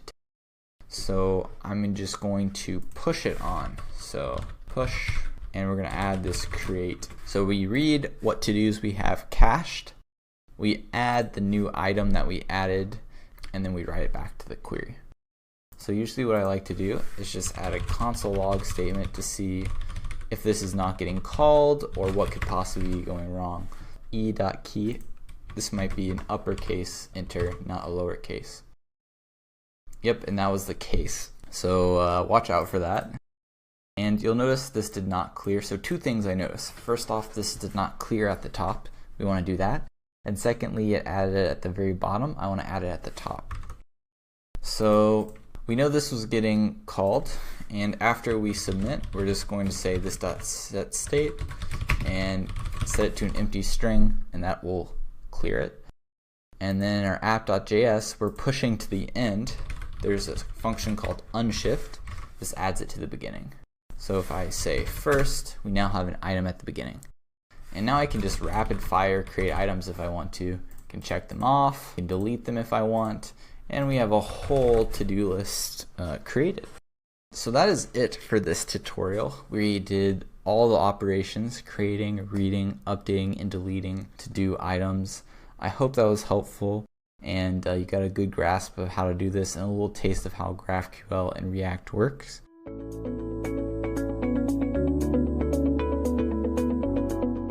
Hi guys, this is Zulekha from Edureka. Today we're going to learn how to become a superhero. Just kidding. Now, becoming a full-stack web developer is no less than becoming a superhero.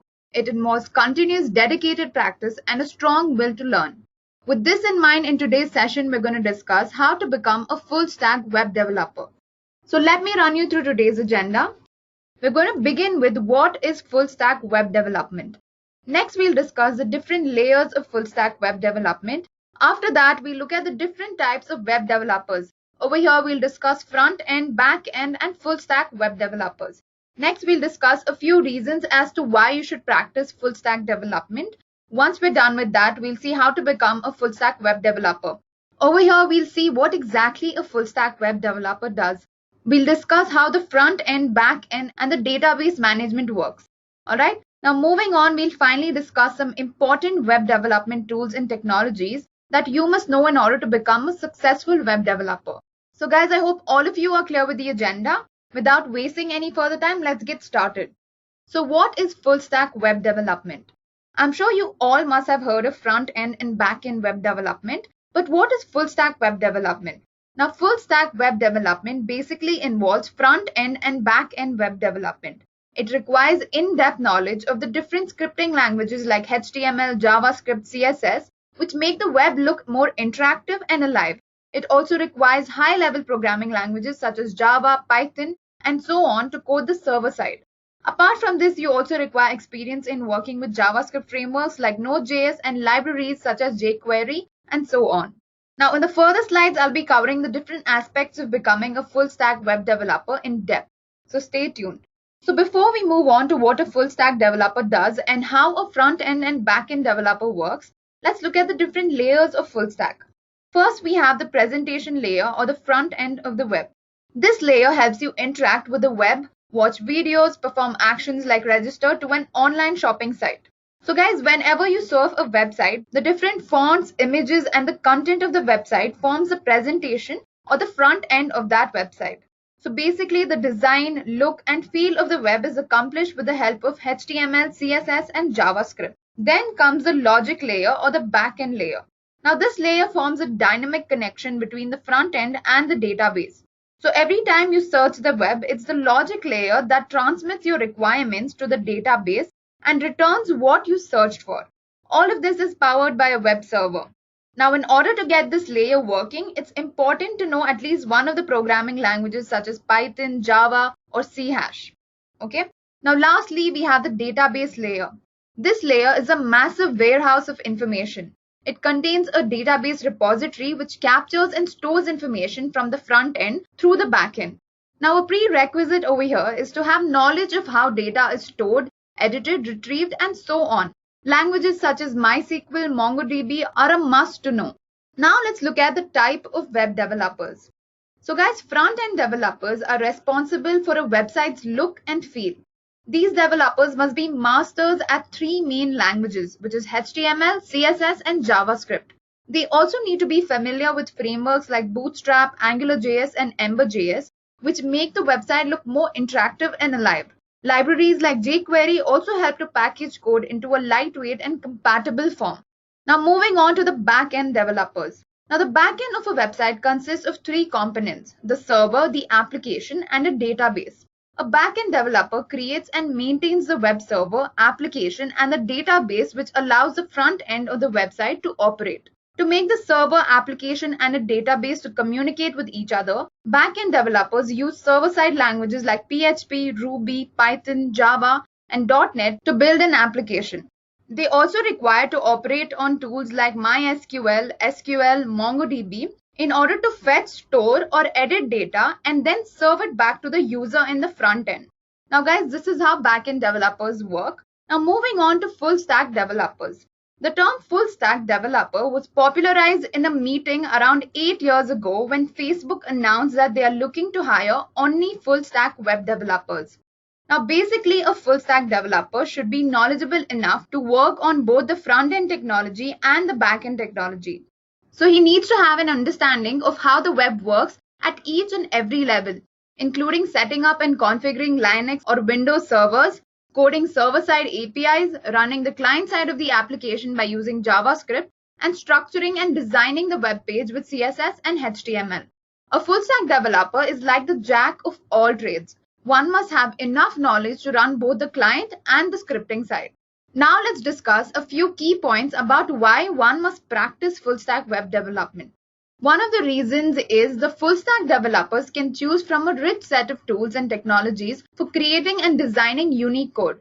They are not restricted to a certain set of tools for development because there are n number of frameworks and libraries that will assist a full-stack developer in achieving an effective web application. Now the next reason is design and development. Now one of the best things about working as a full-stack developer is that you're not restricted to only development. As a full-stack developer, you can design and style your application, and then if you're bored of designing, you can probably switch to your developer mode. Now developer skills come into handy when you want to create a functional and a bug-free application. A full-stack developer is basically a creative person who can both develop and design an application. So guys, I'm not going to lie to you, a full-stack developer is like the Stephen Hawking of web development. After mastering various scripting and programming languages and working alongside several frameworks and libraries, a full-stack developer is no less than a master. Of course, one requires to have work experience and a lot of knowledge, but nothing is unachievable if you have the will to do it. Apart from that, a full-stack developer is highly valued in all parts of the world. In the US, the average salary of a full-stack developer is over $110,000. Not only in the US, all around the world, full-stack developers are in high demand. Now that you have a basic understanding about what a full-stack developer is, let's dive deep into how to become a full-stack developer. Let's look at the responsibilities of a developer and what exactly does he do. Alright? So guys, to begin with, you must have a decent understanding of how a website or a web application is built and what tools and technologies are used to do so. So let's begin with our front-end web development. To master front-end web development, you'll need to know many technologies, but the main technologies are HTML, CSS, and JavaScript.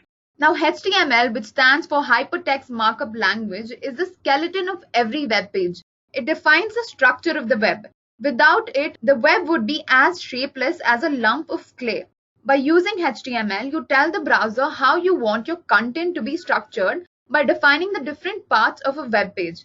For example, you define the content of your web page within HTML tags. Now these tags tell the browser which part are headings, body, sidebars, and footers. This not only helps to structure the web page, it also lets you style each HTML element by selecting them and then adding different style parameters.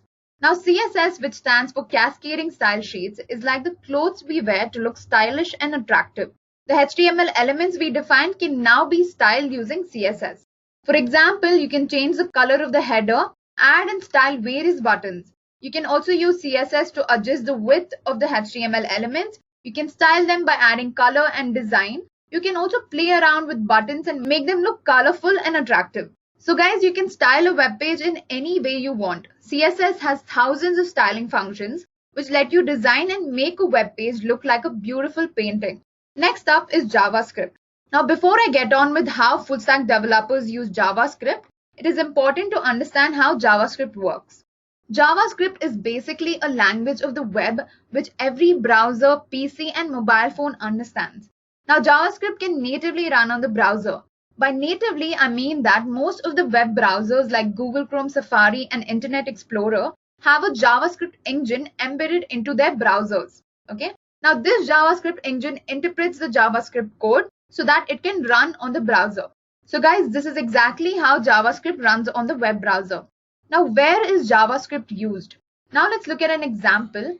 So guys, when you're browsing on a web page, you come across many buttons. On clicking these buttons, some event occurs. Now JavaScript has event listeners which perform specific actions on the click of a button. Like for example, on the click of a button, another page might open up or a personal detail form can pop up. All of this is possible only through JavaScript. It is basically used to manipulate the HTML elements, add motions and graphics to them. So any sort of motion that you see on your web page is all JavaScript. Now that you have a good idea of how full stack developers work on the front end, let's look at the back end. Now when a user opens up a web page and clicks on a link or submits some form, or let's say he enters a URL, where does this data get stored and how does the browser return information to the user? So basically the browser connects to a web server. Now a web server is just a computer running an application or a software that delivers resources to the web pages. So guys, when a web server receives a request for a resource, it has to respond with that resource. So how does it do that? Now basically backend developers program the web servers to respond with the right resources. So the main aim of the web server here is to respond with the correct resources. But where do they get these resources? The web server is connected to a database which is continuously pulled on receiving some requests. So the role of a full stack developer here would be to create an application that fills a web page with the required resources by pulling data from the database. Now this application is programmed using server-side languages like Java, Python, PHP, Node.js, and the database is also programmed using languages such as MySQL, MongoDB, and SQL. So guys, basically the back end of a web page is used to serve the required resources to a user. So here we just discussed how the front-end development is used to design the user-facing part of a web page that lets us interact with the web page. We also discussed how the back-end is used to deliver a web page to the browser along with the requested resources which are retrieved from a database. So guys, this is what a full-stack developer does. He has to create both the front-end and the back-end of a web page. Alright? Now let's look at some of the important technologies and tools that a full-stack developer must know. First of all, a full-stack developer must choose a code editor that is best suitable for him. There are hundreds of code editors out there. Personally, I switch between Visual Studio Code and Sublime Text. They're the most user-friendly code editors, but you guys can go ahead and choose whichever code editor you like. Now the second tool is a version control system. A version control system basically is used to keep a track of all the changes that you make to your code, files, or any sort of documents. Now, like the name suggests, it creates versions of your code or your file every time you change something. So let's say that you created a web application and added an additional feature to it. But for some reason, this feature slowed down your website and you want to go back to the old version of your website.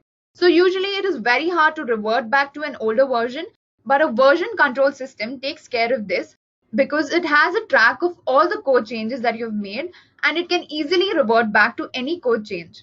Some of the popular version control systems include Git and Subversion. Now guys, there are thousands of JavaScript frameworks and libraries which will come handy during web development. Frameworks like Node.js can help with back-end development of a web page, and JavaScript libraries such as jQuery can help at the front end to design a web page.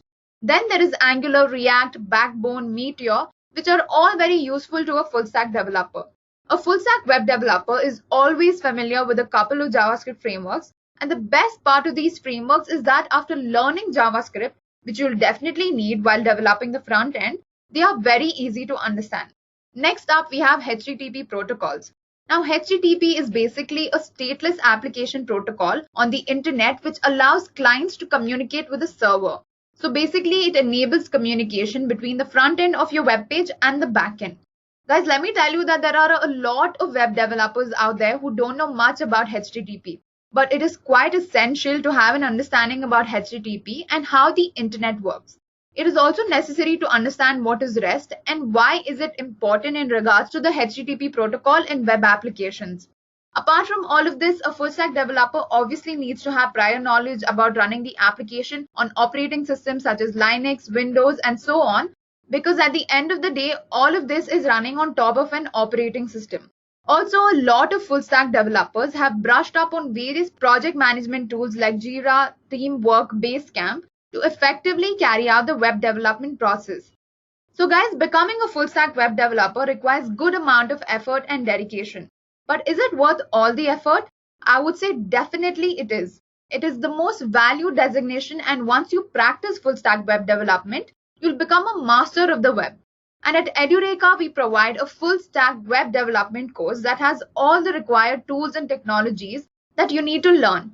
And we also make sure that you don't just learn it, you master it. So guys, if you're interested in learning the full-stack web development master course or any other trending technologies, let us know in the comment section and we'll get back to you at the earliest. So guys, thank you so much for watching this video. Have a great day. I hope you have enjoyed listening to this video.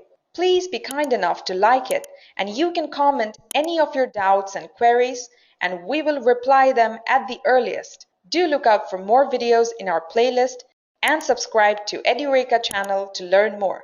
Happy learning!